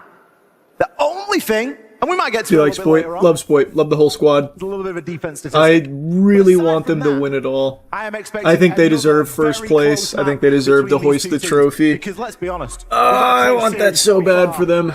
What's the point in coming to map 3 unless we're going to go all the way? What is the point indeed? Shopify Rebellion absolutely baptized G2 yesterday. Ambi demolished G2 yesterday. They come into the day going from a really good North American team to sudden tournament and grand final favorites. They have struggled for every single round, win or lose, on both Lair and Clubhouse. All right. Now as we find ourselves on Fortress, this team, I imagine, will still face the toughest fight they have this entire tournament. Hashom, again, taking a peek outside the window. Again, he keeps tagging Ambi with that. And again, neither party able to secure the kill, but Hashom makes Ambi regret it. It's like Hashom does this on purpose just to chip players down a little bit. He never overcommits, and you'll very rarely actually see him lose his life to it. I think there was one occasion where Wrexham put him in the dirt over on Club, but aside from that, he's very slippy, and he's good at getting away from these little early bouts of aggression. It'll just give Ambi something to think about for the remainder of the round. He's any of those Razor Bloom traps as well that Hashom will be bringing. Hiding out here. A little bit of prone action. Ambi's drone as well. These 2 just can't seem to stay away from one another. Will be caught out there and should probably move, but won't. Hashom has never, when the options presented itself, gotten up off the floor. This man lives just sitting, prone, holding an angle as long as he could desire. He'll be droned, he'll be spotted by not only the Soliton scanner, but the Dokubi call That'll as well. push him back. And still, he can take stairs. he and Trixt just moving around. It's not Ambi he duels, it is Spoit he kills. Oh, it's what J-Lad happened? leading the way for Twisted Minds in round 1 Oh of my god, Fortress. Ambi yikes. and Surf both quite low. Hashom finally getting another. But his main prey, catastrophic opening round. 1 for Twisted Minds, has still not gone down. It is Ambi in the 1v4. Just one player peeking around the corner. He finds him. Wow, that was brutal. That's all right. That's all right. Ending. Let's get it back. Trying to fight and succeeding to fight Ambi. It started with the Ambi versus Hashom stand-up, and it finished the very same way. SR's attack kind of just crashing out, not really achieving their desired goal. Of course, never ideal losing that opening pick. Especially point on Snake, you're looking for that, for a lot of that information. They even had good reads as to where Hashom was playing. He was laid prone on stairs and shot the drone, still didn't move. The expectation is that you will. So, kind of a good bait, good little bit to put the fear of doubt into your opponent's mind. There is no doubt in Twisted Mind's mind, though, as they are looking pretty confident here. That little spawn peak is really a big fucking nuisance. Only Rexon has been able to punish him for it. Map that we have in the pool at the moment. And I don't see that changing over the course of this series. Not just yet. No, I don't see map 3 of Rebellion versus Twisted Minds changing that. It has been 3-3 halves, both maps you've had so far, as close as it can get. 5 seconds to insertion. All 12 rounds on the second, all 15 on the first. We can only Alright, come on, boys. On map 3, Hashom. I don't even need to say it at this point. We all know it. Ooh, never mind. We don't know what he's going to do. He's not peeking out the window this time. He is come on, Spoit. Come on, man. Beneath the single window. Come on. We need a big game from you here. Send a drone over to that position as on the Rebellion side. Canadian, again, bringing in the shield. Characteristic for these Rebellion attacks. Monty Band, who goes to the Blackbeard or the Blitz. You'll have to look over on this old tower side to make sure he doesn't get caught up by anybody, say, ratting through a window. Yeah, I think Hashom was just gathering a little bit of information there. He catches a couple of players, the sound cue of them getting up there on the rappel. He can continue to play and harass around this area. And again, just make it difficult for the Rebellion to move in. You can see how heavily stacked up everybody is at the moment on this Hammam roof. And if they're all going to try and ball in off the back of Canadian, they have a bit of a problem. Might all stack up. Canadian as well has faced a bit of difficulty on these shield entries, but Shop all right. maintaining an advantage. Ambi pushing in deep, holding through the smoke. No, fuck. Smokes don't block bullets, and J-Lad, as Canadian's got to watch his own. Nice, Nadian. Ends up putting one to the back of that Soulless's head. But a quick pause. Tammy can be picked back up. Oh no, we're fine. P9 could go for another flank. Caught by the Nomad. Oh fuck. The Blitz instead. No, we can't be just wait, what is happening, as nobody from the Rebellion could get a handle on P9. And now, in the 2v2, the Rebellion completely pushed back. The cut-off wasn't sufficient there. P9 being allowed to play in that position. Retake that ground. It's devastated the advantage that the Rebellion worked so hard for. They almost had the plan down at one point, and the decision was to come off and guarantee it by having a good idea as to where these remaining defenders were. Now we've got Rexon left scrambling, trying to gather as much as he can out of the drone, and they're both going to push one door. Just one door. That was silly. That I don't know about that. Guards knew that gunfight was coming 3 whole seconds in advance. That was desperate. Trying to make it work in the exact same position. Down some support, no information. A new angle, one flashbang. Come on, Rexon, please. User in hand. Start to put it down, maybe bait out some kills, but no, not today. All right, man, this is very rough right now. We're playing super scared and we're not winning our fights. Close out the 2v1 with some textbook siege. This is very bad right now. Yikes! Come on! Come on! For that sort of an engagement, only a couple of bullets needed to be landed. The Rebellion really attempting to go for that all or nothing play, sending Canadian through. They got a decent opener. Rexon was able to take Hashom down, wiped him off the face of the board straight away. So that's all of a sudden the lurk player, the flanker, the player that you're expecting to be a bit of a problem. But the problem player was P9. Yeah, sure, Canadian gets the kill onto J-Lad, but that cross right there from P9 was devastating. Not only grabbing one, we just can't lose well. that fight there. Spoy tasked with watching that window, watching that doorway, and making sure nobody crosses. Jammer ready to it's really cost the end result of the round. 2 rounds to 0 now for Twisted Minds. They start to streak a bit of a lead. It's not unusual in this series. We've seen both teams go up by at least 2 at some point, but this is the time for response. We'll need to see a response from the Rebellion. Or all right, come on, we need to answer. We've got to answer. We didn't see it. All things considered, I mean, it was a bit of a close affair in round 2, but round 1, there was only 1 body lost for Twisted Minds. They get 3 in a row. They're making the most compelling argument this entire series that they, the best meta team we've seen on the international stage in the history of this game, making a semi-final They'll be making an argument that they can push this one more map, one more series, and be the first MENA team in the grand final of an S-tier event. Twisted Minds now looking to get that third round. Will move down to the first floor. Everybody scattered around. There you go, Rexon. All right, good. Opening pick is good. Ever the confident player will go down early to Rexon. Rexon has been such a good counter to Hasham. He was brilliant in round 1, but aside from that, he's been quiet. Hasn't had a kill since the opening portion of this game, and will be quiet here in round 3. Rexon, again on that entry. Again, that player that has been quietly putting the work in so far for SR. No immediate response, no immediate ground taken here. As SR are just looking to try and further this advantage. See if he can catch another one of these players just out of position. Guards. He's going to move to the steam room downstairs, but he's got a great chance. Oh, okay, good. Great chance with the breach open. Window as well. Nope, the call goes out. Instead, Tricks again. Canadian going out on these powerful operators. Now it's 2 kills. And be nice. Good trade. Still at the halfway point. Still equal. J-Lad puts Spoit flat on his back. And it is again Twisted Minds Surf just Ambi, please. dominating the Rebellion. Two are very low. The Rebellion started off with an opening pick this round and the Ambi last. down on drone. And now we get to the end. It is Twisted Minds up Need a miracle here. A beautiful recovery in round 3. Yikes! Yeah, we're not looking good here. In so many positions, sees a laser, just right on the windowsill. Just a little bit of hope, and yet it seems unlikely for him to get this clutch, especially with Diffuser in their hands. It just feels like an ask that is too big at this point. Sure, everyone's low. Nope, he doesn't see it. And they've got control of the kit. There's 40 seconds for Surf to try and work with here. He may find one, but picking up all 3, it's going to be near impossible. It does not seem likely, especially with a shotgun right around the corner. J-Lad and Trix might be low HP, but Surf would have to hit one of the what a shot. Shots this whole tournament. J-Lad swings a little early. Dershmot gives away Surf's position, but they already knew that.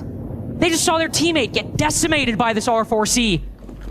Time, it's getting low.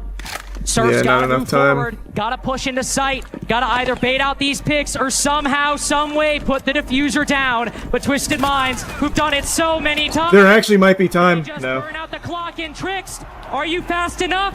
Can you get there in time? Almost. And snuffs it out. All right, we need Spoit to wake up. Like we can't have him keep dying like that. Too far away, still with just about enough time. But if that had been a slightly off position, or if Surf had another moment to reposition after getting that kill, you may have seen that plant go down and a bit of a post plant generate. As it stands, nothing is stopping Twisted Minds so far on this map of Fortress. Still surprised we've not had the timeout yet. It feels like it's looming. This is the most important side of Fortress. We've seen before. That is pretty much what I wanted to tell you, right? We know these guys are highly reactive. They're just flying to wherever we are. We should be looking to apply pressure by removing the traps from the equation so they can't rely on these traps, pulling them because we know they're going to react, and just seeing if we can split. But we have to make sure we cannot do that if we're not clearing fucking anything, okay? Yeah. So we need to make sure that we're bringing shit to clear traps, clear barbs, so we actually have split pressure. If we just are sitting there hoping they run away, it doesn't matter because they know they have the traps to rely on, okay? Guys, I think we've been doing great trading these down early. We're losing the mid-range round again. We need to reset, get on the same page, talk about how we're going to help each other, how we're going to push off each other, okay? Yep. Let's go. Come on. Let's go. Don't ask that now, bro. Round by round. This ain't the first time yet. Okay. I like it. I like that. Good comms. W coach. All right. All of us sitting at home. Come on. Shopify Rebellion. Slowly letting this game, not even slowly, quite rapidly actually, Ollie, letting this game spin out of their control. 3 uncontested rounds for Twisted Minds on these Fortress defenses, and if we get a 4th, God forbid a 5th, we might be down 1 NA team in just half an hour. Coming into this day, Rebellion had a 55% attacking win rate on this map. Over half, which is great for a map that's tough to attack on. Like, you would expect this to sit at like a 48 sort of percent. So the fact that they haven't won a round yet means they can't achieve that 55%, of course, because 3-3 will be 50-50. They can still perform and they can still do fantastically well. But as Super sort of recognised there, Oh, we gotta come alive now. This one's make or break. If we don't win this one, I'm pretty sure it's cooked. Big, powerful operators like Canadian has been doing. We gotta at least like 2-4 is still fine, I guess, but I think the mental is just already getting chalked. Quiet at the moment. We really need this. 0 and 3 across the first 3 rounds here. Bit uncharacteristic from the Spoit that we were used to saying inside of the Swiss. He hasn't had the greatest series so far. Well, this could be a redemption map if he wants it to be. Please want it to be Spoit. Player on Shopify Rebellion, but just 4 EPS above Canadian right now. Spoit has been having the roughest series this whole tournament. And coming off the back of a rough kickoff, the Rebellion need every player to show up right now. After the tactical timeout, Super trying to get the team together, trying to come up with the solution. New mag. It'll be a slow beginning. Getting a lot of utility, hacking these Aruni gates. Right. They've got no shortage of targets for that clutch drone, mind you. Aruni gates, Razor Blooms, F-Knots. So much utility, a bulletproof as well, that the Rebellion can look towards at the beginning to try and create gaps, create little opportunities for the Rebellion to slip into this mid-round and get Ambi activated, get Spoit activated, especially as the Snake has survived this mid-half ban phase and got some good tools. What was the 2 Ying for?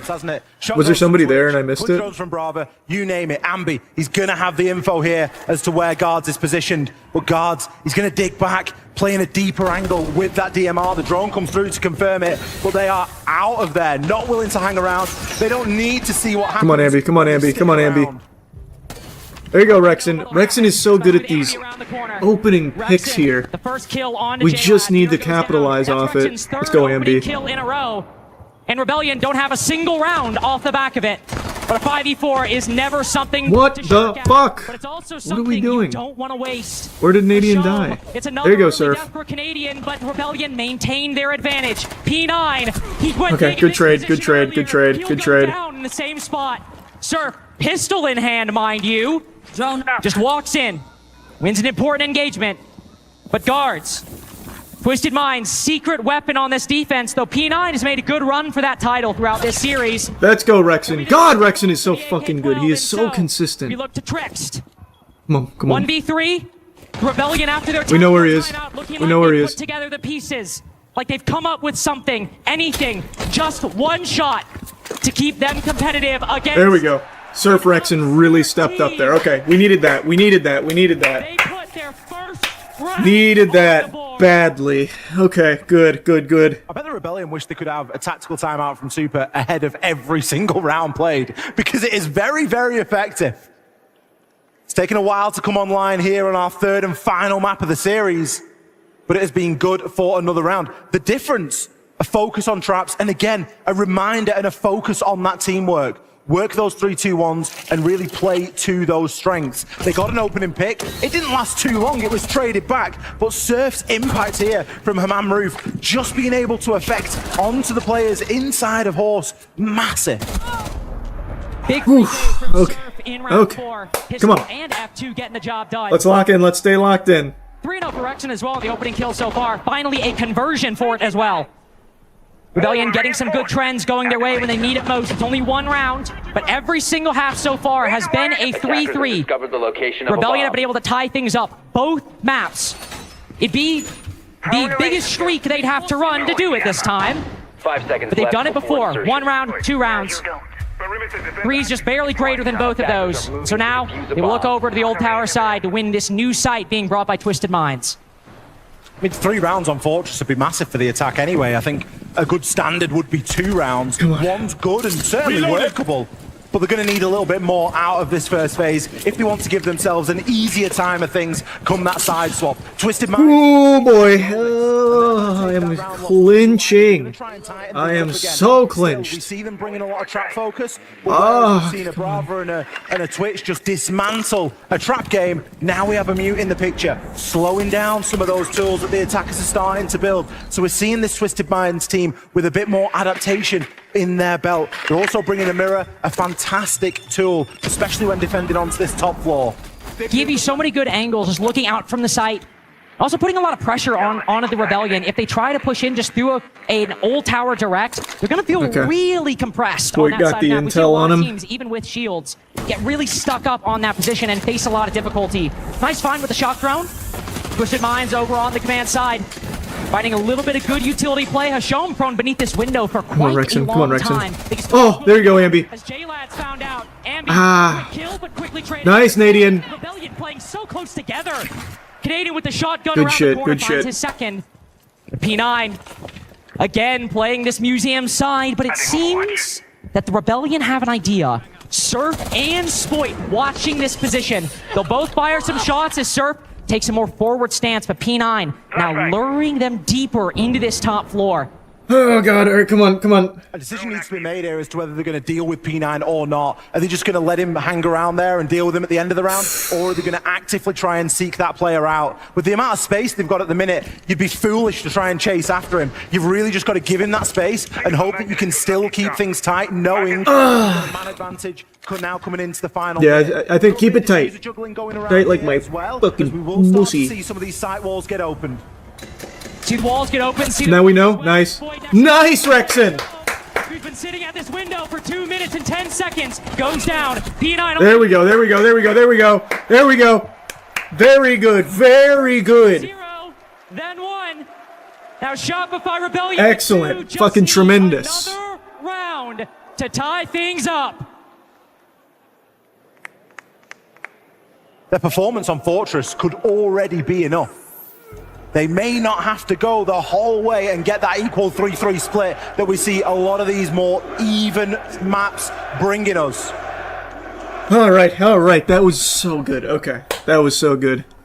Crowd slowly starting to warm up here for what will be the final map of this series. One that Shopify Rebellion really do not want to let squander.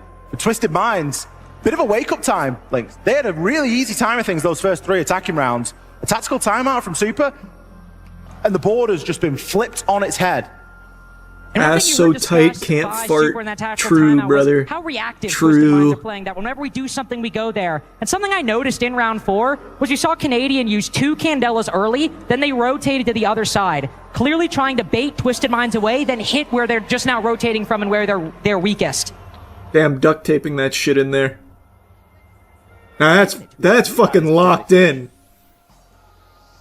God, Rexon is such a gamer, bro. It's unreal. Take off later. That is going to be crazy to take off later. As we find our thanks tech support. Yeah, Salt good Lake work. City, Shopify Rebellion just need your faith for a little bit longer. They'll need it for more than 1 round if they want to win. But for this half, to get themselves the same tie game they had on Lair, on Clubhouse, here on Fortress, they will need you to believe for another 3 minutes and 30 seconds, including the prep phase. All right. They need to make good on it. The Rebellion now, after that tech. Well, hold on. Maybe we'll have another one. We will have another one. I hate when I get a bug in my mouse. Don't you Is hate Rexon actually deaf in one ear? I don't know. I keep hearing that, but I'm not sure. I've been thinking, Lynx. You've been thinking? I've been thinking. I don't think he's fully deaf in one ear. The Rebellion have done enough already here on this map. There's a crazy stat we can drop. We've got a little bit of time. He 100% is. I didn't know that. 17 out of 19. Okay, that's a fraction. The defensive wins. Damn, just like you for real. So you're True. in the past, 4 plays? Well, not deaf in one ear, but I play with one 17 earbud, so like out of I'm 19 completely out rounds. of on defense. audio On from one ear. defense. So yeah, Okay, that's kind of insane. That's what? 88%? sounds like you can still go pro. See, I told you. You don't. It's honestly a crutch to have that much sound. That was terrible. Becomes at math. overwhelming. Awful at math, actually. That was actually a massive anomaly in my life, all things considered. As evidenced, given that you were a whole 1.5%. I know that trophy's And given that I fucking heard people gorgeous. laughing after I said that, so unfortunate, really. But 17-19 defensive wins for Shopify Rebellion in their past 4 plays of Fortress, and I would assume no equivalent from Twisted Minds. A little bit more of a paltry 68% on both sides. That's not paltry. That's actually really good, all things considered. But if Shopify Rebellion can really prove to be that good on these defenses, This might just be enough with 2 rounds. That could certainly be it. But a 3-3, and all you need is what? To land 50%, not 50% if it's a 3-3, of course. But what, 2/3, 66% on your defenses? That's worse than both the Twisted Minds' defensive win rates. It is. I think the context to throw into that is that Twisted Minds are a very good Fortress team. So you can kind of take that with a pinch of salt because their attacks are fantastic. Whereas the sample size for SR is going to be a little bit more shifted towards teams that maybe aren't as good at that attacking side on Fortress. And we all know that Twisted Minds are very capable on this map. They've already taken down some formidable opponents, most notably Enterprise, only a day ago. It's where we saw that 7-2 win versus the all-Aussie lineup. Gave them that spot in the game here today. They also took down G2. If they win this major, you're going to get a duplicate statue? Yeah, we always get a duplicate trophy. Shout out, top 8. They also took down G2. Absolutely. I feel like that's worth mentioning. Don't want to bury the lead, as you said yesterday. I don't want to. If I'm going to cast with a Brit, I need to work on the slang. I need to work on Ambi's the hyped up. Spoit's hyped up. All right, good. Good vibes, good vibes. Hopefully now. Good vibes, great guys. Back into the series. As it stands 2-3 for Shopify Rebellion, just looking for one more round on this attacking side. Twisted Minds have held off formidably this entire series, even on that 8-7 loss on Lair. But now look to try and take the first definitive lead at the half out of this entire best of 3. We've been treated to 3-3 being the side swaps at the halfway point. Will this map be any different? Twisted Minds, they would love to go onto their attacking half with a brief lead over Shopify Rebellion. The tools that they're going to be bringing to do it, they are just going to be doubling down on those pain points. Traps, traps, traps. That's the order of the day right now. Not only have we got Thorn that we've seen already in all but one round, we're now also seeing the Ellaby brought. We've got those F-Nats from Fenrir. They could be a nightmare, especially with how many techie small corridors we've got over on Fortress. Okay. Just to bring a bit of stability and really zone off those corridors. A lot of corridor play on Fortress. It really is very layered. Once you've got yourself into the building, you kind of just get into another corridor in a lot of instances when you're trying to attack that top floor. didn't peek this one. Jank can be brilliant for zoning off large portions of that map. Also worth pointing out, that was 3 sets of barbed wire put down at the bottom of Old Tower. So not only good for zoning off positions, but in particular that spot. If for some reason... All right. This would be such a good round to take here to tie it up. That fire is going to this would be such a good one to take. Their feet and will likely take down anybody who walks through that position. Seems the Rebellion have something different in mind, though. Currently just probing around the map, opening up some of the important exterior walls, also getting some important information. That Soliton scanner, I believe. P9 and J-Lad spotted by it. Might be something else as well.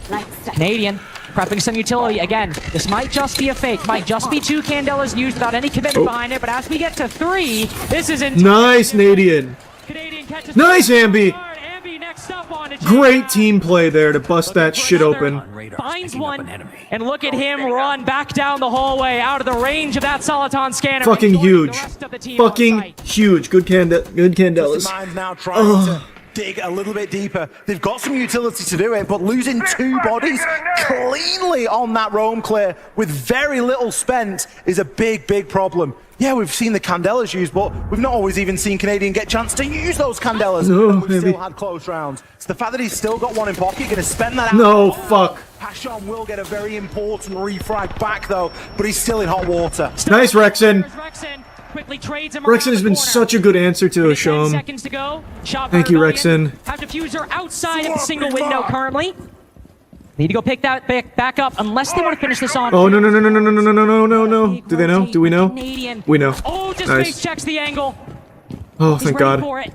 Shotgun tags up guards a little bit. Now the Malusi quickly sprinting back to site. LMG tracing a player as they walk down the Old Tower stairs. Flashbang sent out in turn to keep him at bay. Oh, fuck. Please. He's low. He's low.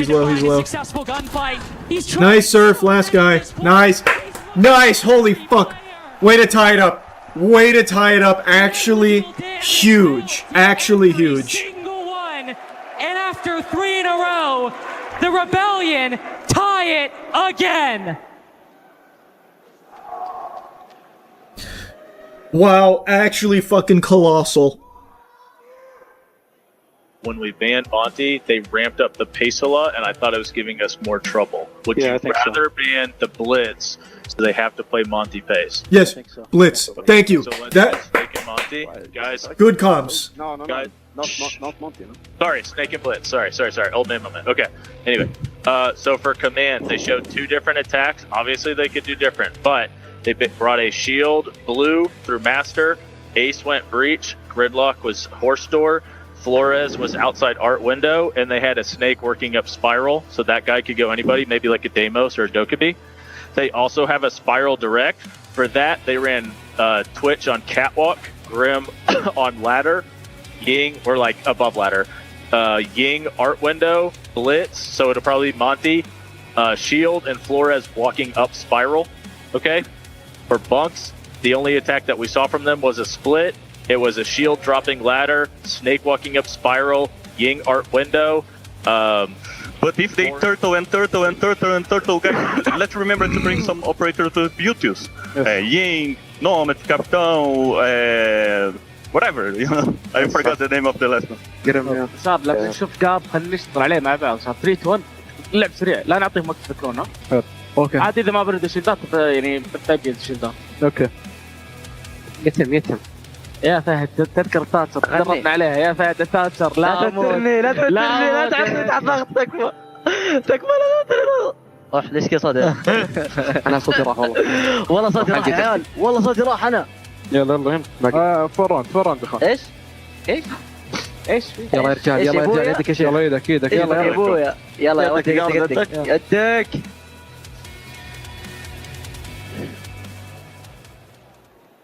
Another tied half, 3 maps in a row. Okay. But at least for this first bout.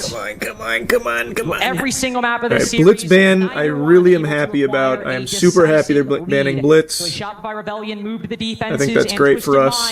Move to their attacking side. Okay. Now they try to level things up. Ooh, I thought maybe we'd get the double hard breach denial ban, but no, it is instead Snake and Blitz taken down. And Ali, these are 2 operators that Twisted Minds play so much on every single one of their attacks. Yeah, it ties into the... Oh, God, all right, come on. Ban the Snake, ban the Blitz. The theory behind it, for everyone in the arena that didn't hear it, is, of course, that the Rebellion are much happier with them dealing with a Monty pace than a Blitz pace. So on Clubhouse, where we had Blitz and guards just running through site setups, because they're Blitz and they can do it, because they're a little bit quicker, they're a bit easier to mobile the way through. It's going to be much more difficult to do that on a Monty, and I don't think... All right, come on. They're even going to attempt, at least for this first round.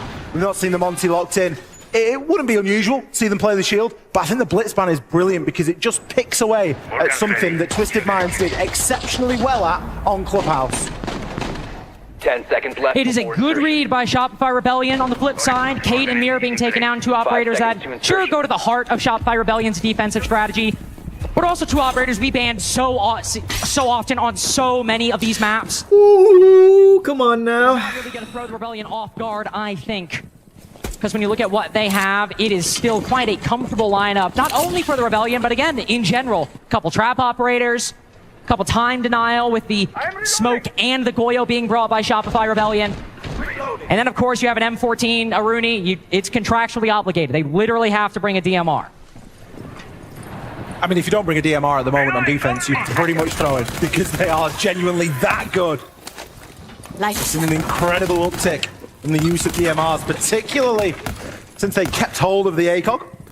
To really affect some of those longer angles that you will find. Fortress, again, not being a map that's a stranger to a long angle. Once things start to get open on that top floor, you can really cut through it. Some good early Uto clear here from J-Lad. He's going to be on the Twitch, just seeing what he can find. His target likely going to be some of that Goyo and that L. Yeah, I don't know a fucking thing about this map. I got no clue. I haven't played it in the ranked ladder in the month that I've been back grinding. Rebellion, they feel more comfortable dealing with that. Let's see if that actually is the case. You can see it in theory with the slower pace, but as you pointed out, I imagine guards can still get a bit quick with that shield, even if slower than the Blitz. So many barricades on this side of the map. Gonna give Rebellion good information for where Twisted Minds are pushing. Spotting a shock drone as well. Likely indicate to Ambi that maybe this could just be utility clear on one side. They could be rotating and could be pushing from Old Tower. P9, conversely, him and Trix both right outside the site. Instead, pushing from Tower itself and looking to bring in this other element of the attack. These two concurrent pieces and squish the defense between them. J-Lad ready for that flank. Knew Ambi was going to go Yeah, for it. fuck. Alright, come on, guys. Oh, no. Surf, so focused on the other angle. So Okay, way to trade it. Oh, no. Goes down in the process. Exploit. Clutch. This would be crazy. It is equal on This would be fucking biblical. Please, Spoit. That just solidifies Twisted Minds' advantage. Spoit spotting nice. above, stacked up above the boxes. Just slightly cuts off some hair, shaves his head, and now down into a 1v2. Come on, Spoit. This would be amazing. One's planning. 1v1, bro. Waiting so patiently, J-Lad will pop up for a second, but they have 25 seconds to play with. They can try and bait out Spoit. They can try to see what he's gonna do. As the Ella commits, as he swings around the corner, he's softened up J-Lad quite a bit.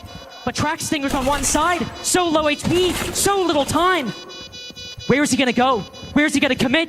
As one player around the corner, they're just barely dodging these angles. He'll take the long angle fight. Oh! Brother. Oh my god, brother. 1 HP. Spoit just needs one. He's alive! He's alive!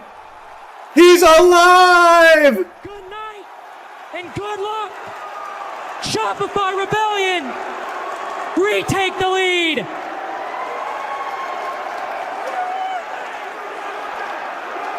Let's fucking go!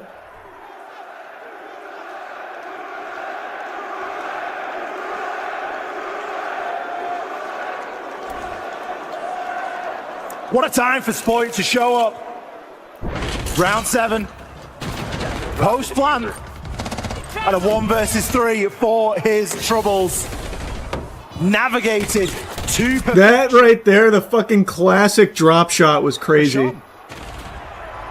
Did he disconnect? Yeah, that was weird. What happened there? Just flat looking the wrong way. On gridlock of all operators. He's gonna be, he was stuck out. You could see half of the body as Spoit swings the corner. We'd said earlier, Spoit had a quiet series. Even if that was so crucial. I hope he continues like that. I hope that just like reawaken that primal fucking like monster. Oh, that was so good. That clutch was so big. But it hasn't always come from clutches like that. It's been teamwork, synergy, good comms. If that's what they can do on a bad day, I want to see what they can do on a good round. On round 1, the only thing that separated Shopify Rebellion and Twisted Minds was 1 round.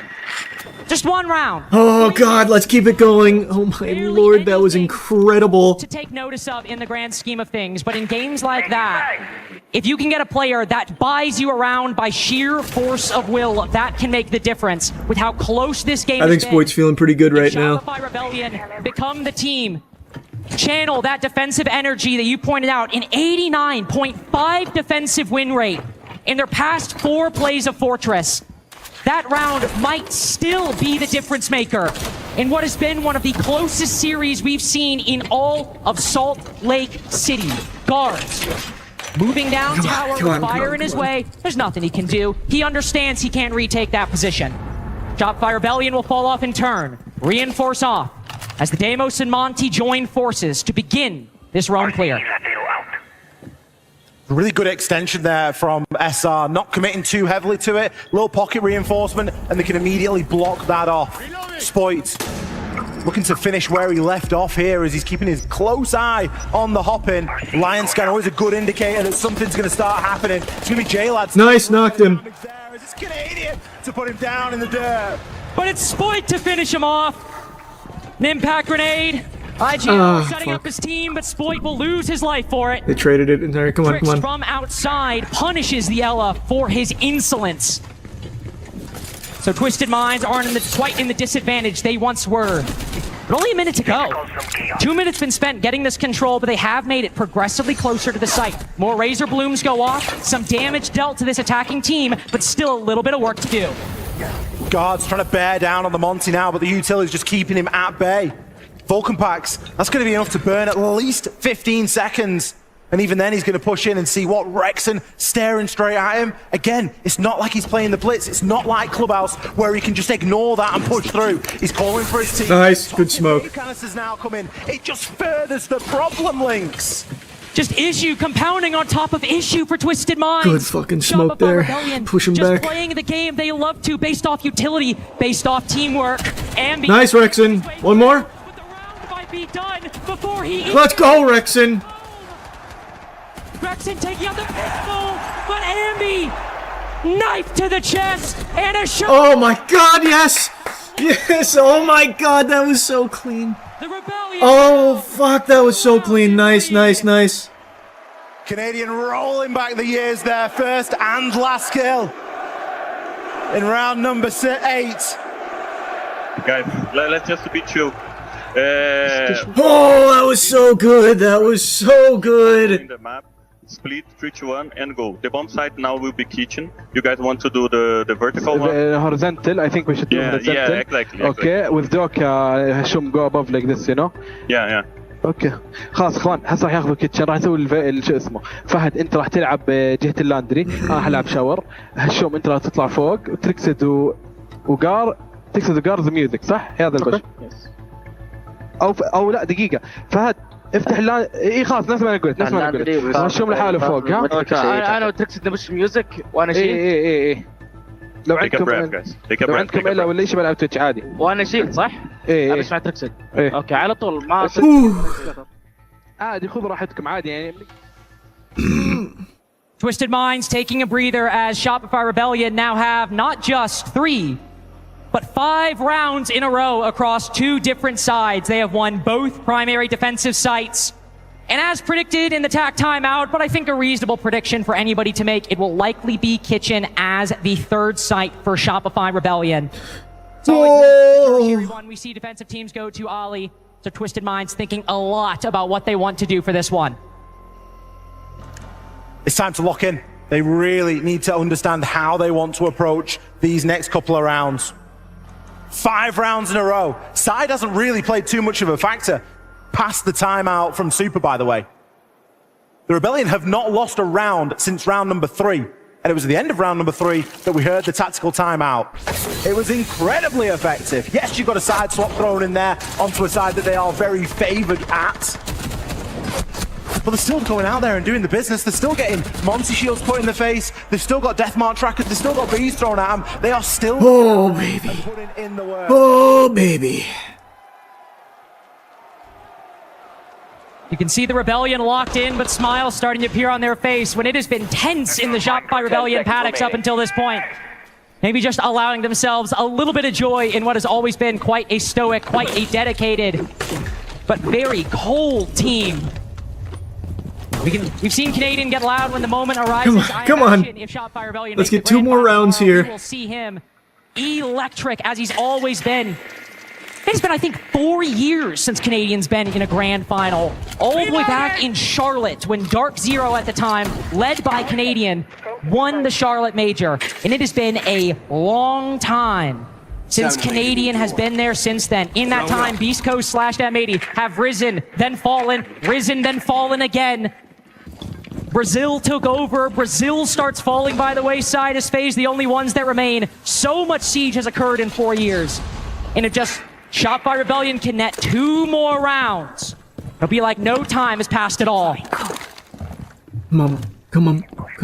Logic on phone calls, trying to open things up here then at 4 Twisted Minds. They are still trying this Monty. They are still trying to gain control.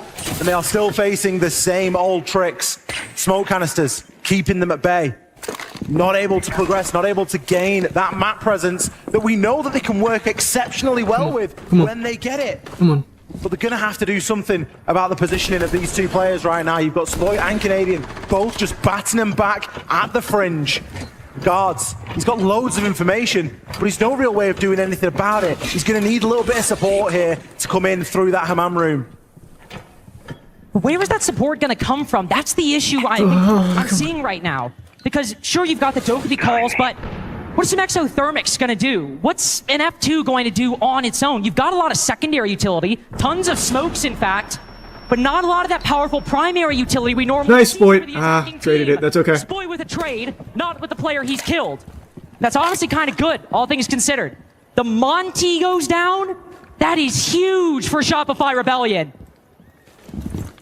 It's taken all the pace out of the attack, hasn't it? J-Lad now left to try and move through main hall, see if there's anyone they can find on the periphery, caught out on the default cam, and again, it just looks like there's a lack of information right now for the side of Twisted Minds. Players inside of the site, they can already start turning their attention, and they have got information themselves. Rexon knows exactly where J-Lad is going to be positioned at the minute. Doesn't need to do anything. There's nothing that is going to make a player move with the remaining utility that Twisted Minds have. Just have to win this off gunfights. Twisted Minds. No! They can do it. They've done it time and time again. Nice, Ambi. Big City. Ambi has two. We've seen round after round, kill after kill, moment after moment. Ambi gets one in round 9. But Shopify Rebellion, with 15 seconds to go, need 3 more to push us up. 6-3. Nice, Nadian. Canadian winding back the years. Trickst. Can you? Oh my God! Yes, one more. One more. One more. One more. If your tournament depends on one more. 6 in a row. The Rebellion, one away from a grand final.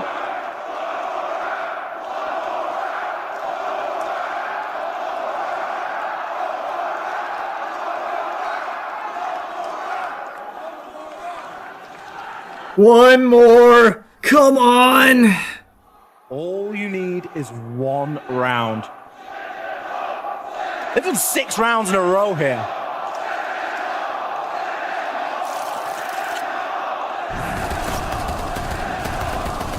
They're believing.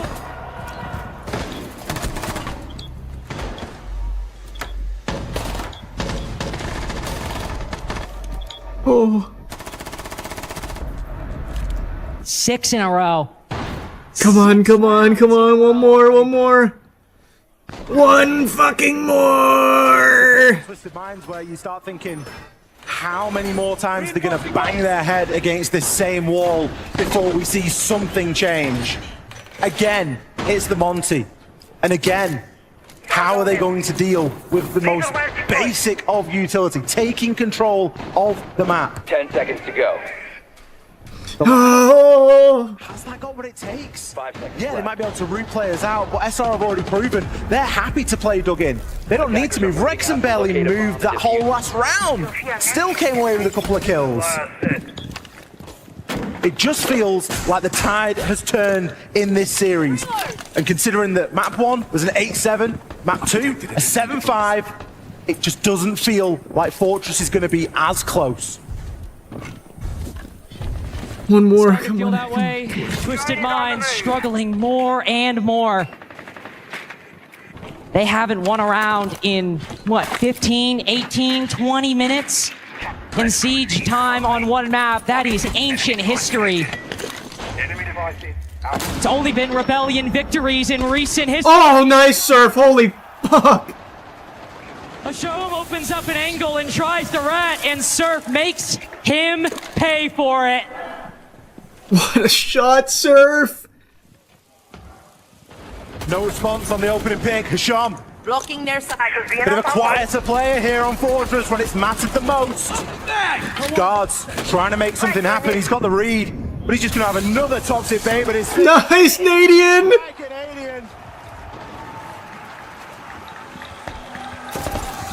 Just completely shut down. J-Lad tagged up. P9 come on.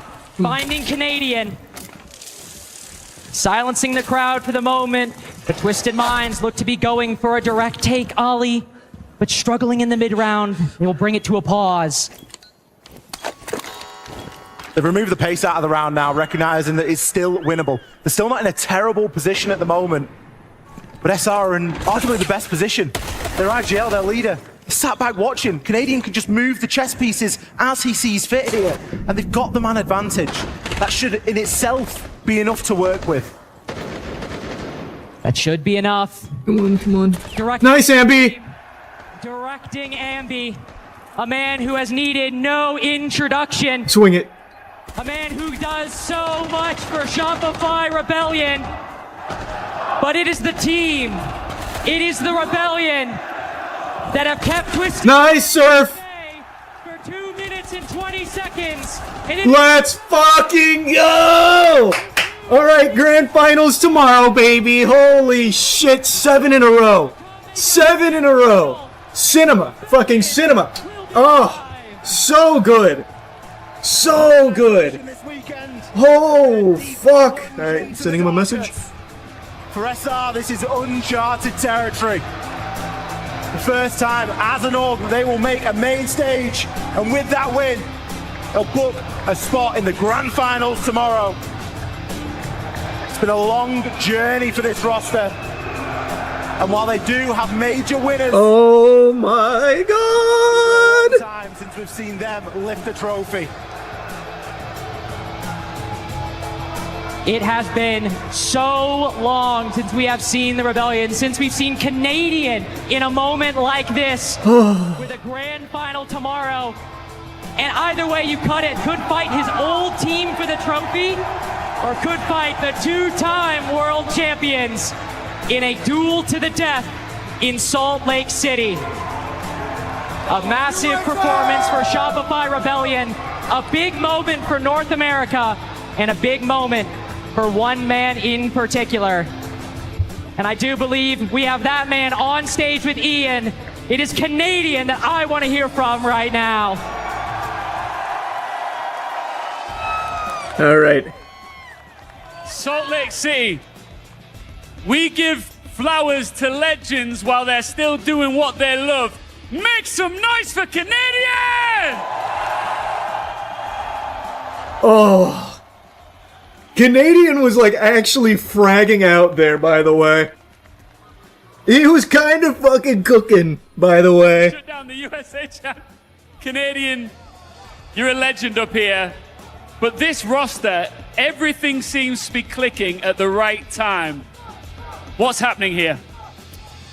I'm going to be honest. I don't think any of us really know what it was. I think we actually got just somewhere during this kickoff stage. I think we got so much like negative feedback and just like we finally became an underdog. And I think a switch flipped in us of not playing with so much pressure and playing to prove people wrong rather than. Oh, that Spoit clutch I legit think saved the series. Legitimately, I think the Spoit clutch saved us. We played like we have to prove that point, and we play with belief in each other that we believe we're that good. No one else believes it, but we believe it. And we play like that now, and I think ever since then it hasn't gone better. On a personal level, it oh seems like my you are fucking god, that was an incredible series. into a time machine. Holy How are shit. you doing this at this level, at this point in your career? I mean, I'm off and on. I'm still getting smoked, but I mean, the guys are like just absolutely thriving. Though I think we're playing great as a team. I think our coaching staff is like incredible too. Oh my god, that was unreal. Less stressful it's made it for me. Oh, that was giving me such a headache, bro. I was being brave about it, but wow. Doing so much extra work. I was getting a nasty headache. Focus on how I'm gonna call on like what I want to focus on, and not being too stressed out. But I don't know. I like competing, man. I think it's until I really feel I can't do it or there's something else I want to do that I want to prioritize. I'm gonna keep doing this. I love being a part of a team. I mean, there's nothing more rewarding than just working hard for this and like getting back to this stage, getting back to a grand finals. It's not something I take for granted, and just competing in general, it's not something I take for granted and never will. So I think you're making me quite nostalgic. One more series, bro. Grand finals. In a situation like this was 2022, the Charlotte Major. You're back in North America, another grand final. Can you do it again? I mean, the sky's the limit. Obviously, nothing's going to be easy. Nothing's granted. But we know we're capable of beating any team as long as we show up and do our due diligence and play as a team and believe in each other and play with confidence. We're capable of anything, and we all know that. So I'm not going to get ahead of ourselves, but we're not going to be no pushovers tomorrow. That's for sure. All right, Salt Lake City. Oh! One more time for Canadian and Shopify Rebellion, your grand finalists for this major. Thank you, man. Oh! Oh, baby. Oh, baby. Grand finals. Oh, that's so huge. Oh, that's so fucking big, man. I want them to win so bad. Oh, I really want them to hold that trophy, hoist it up high.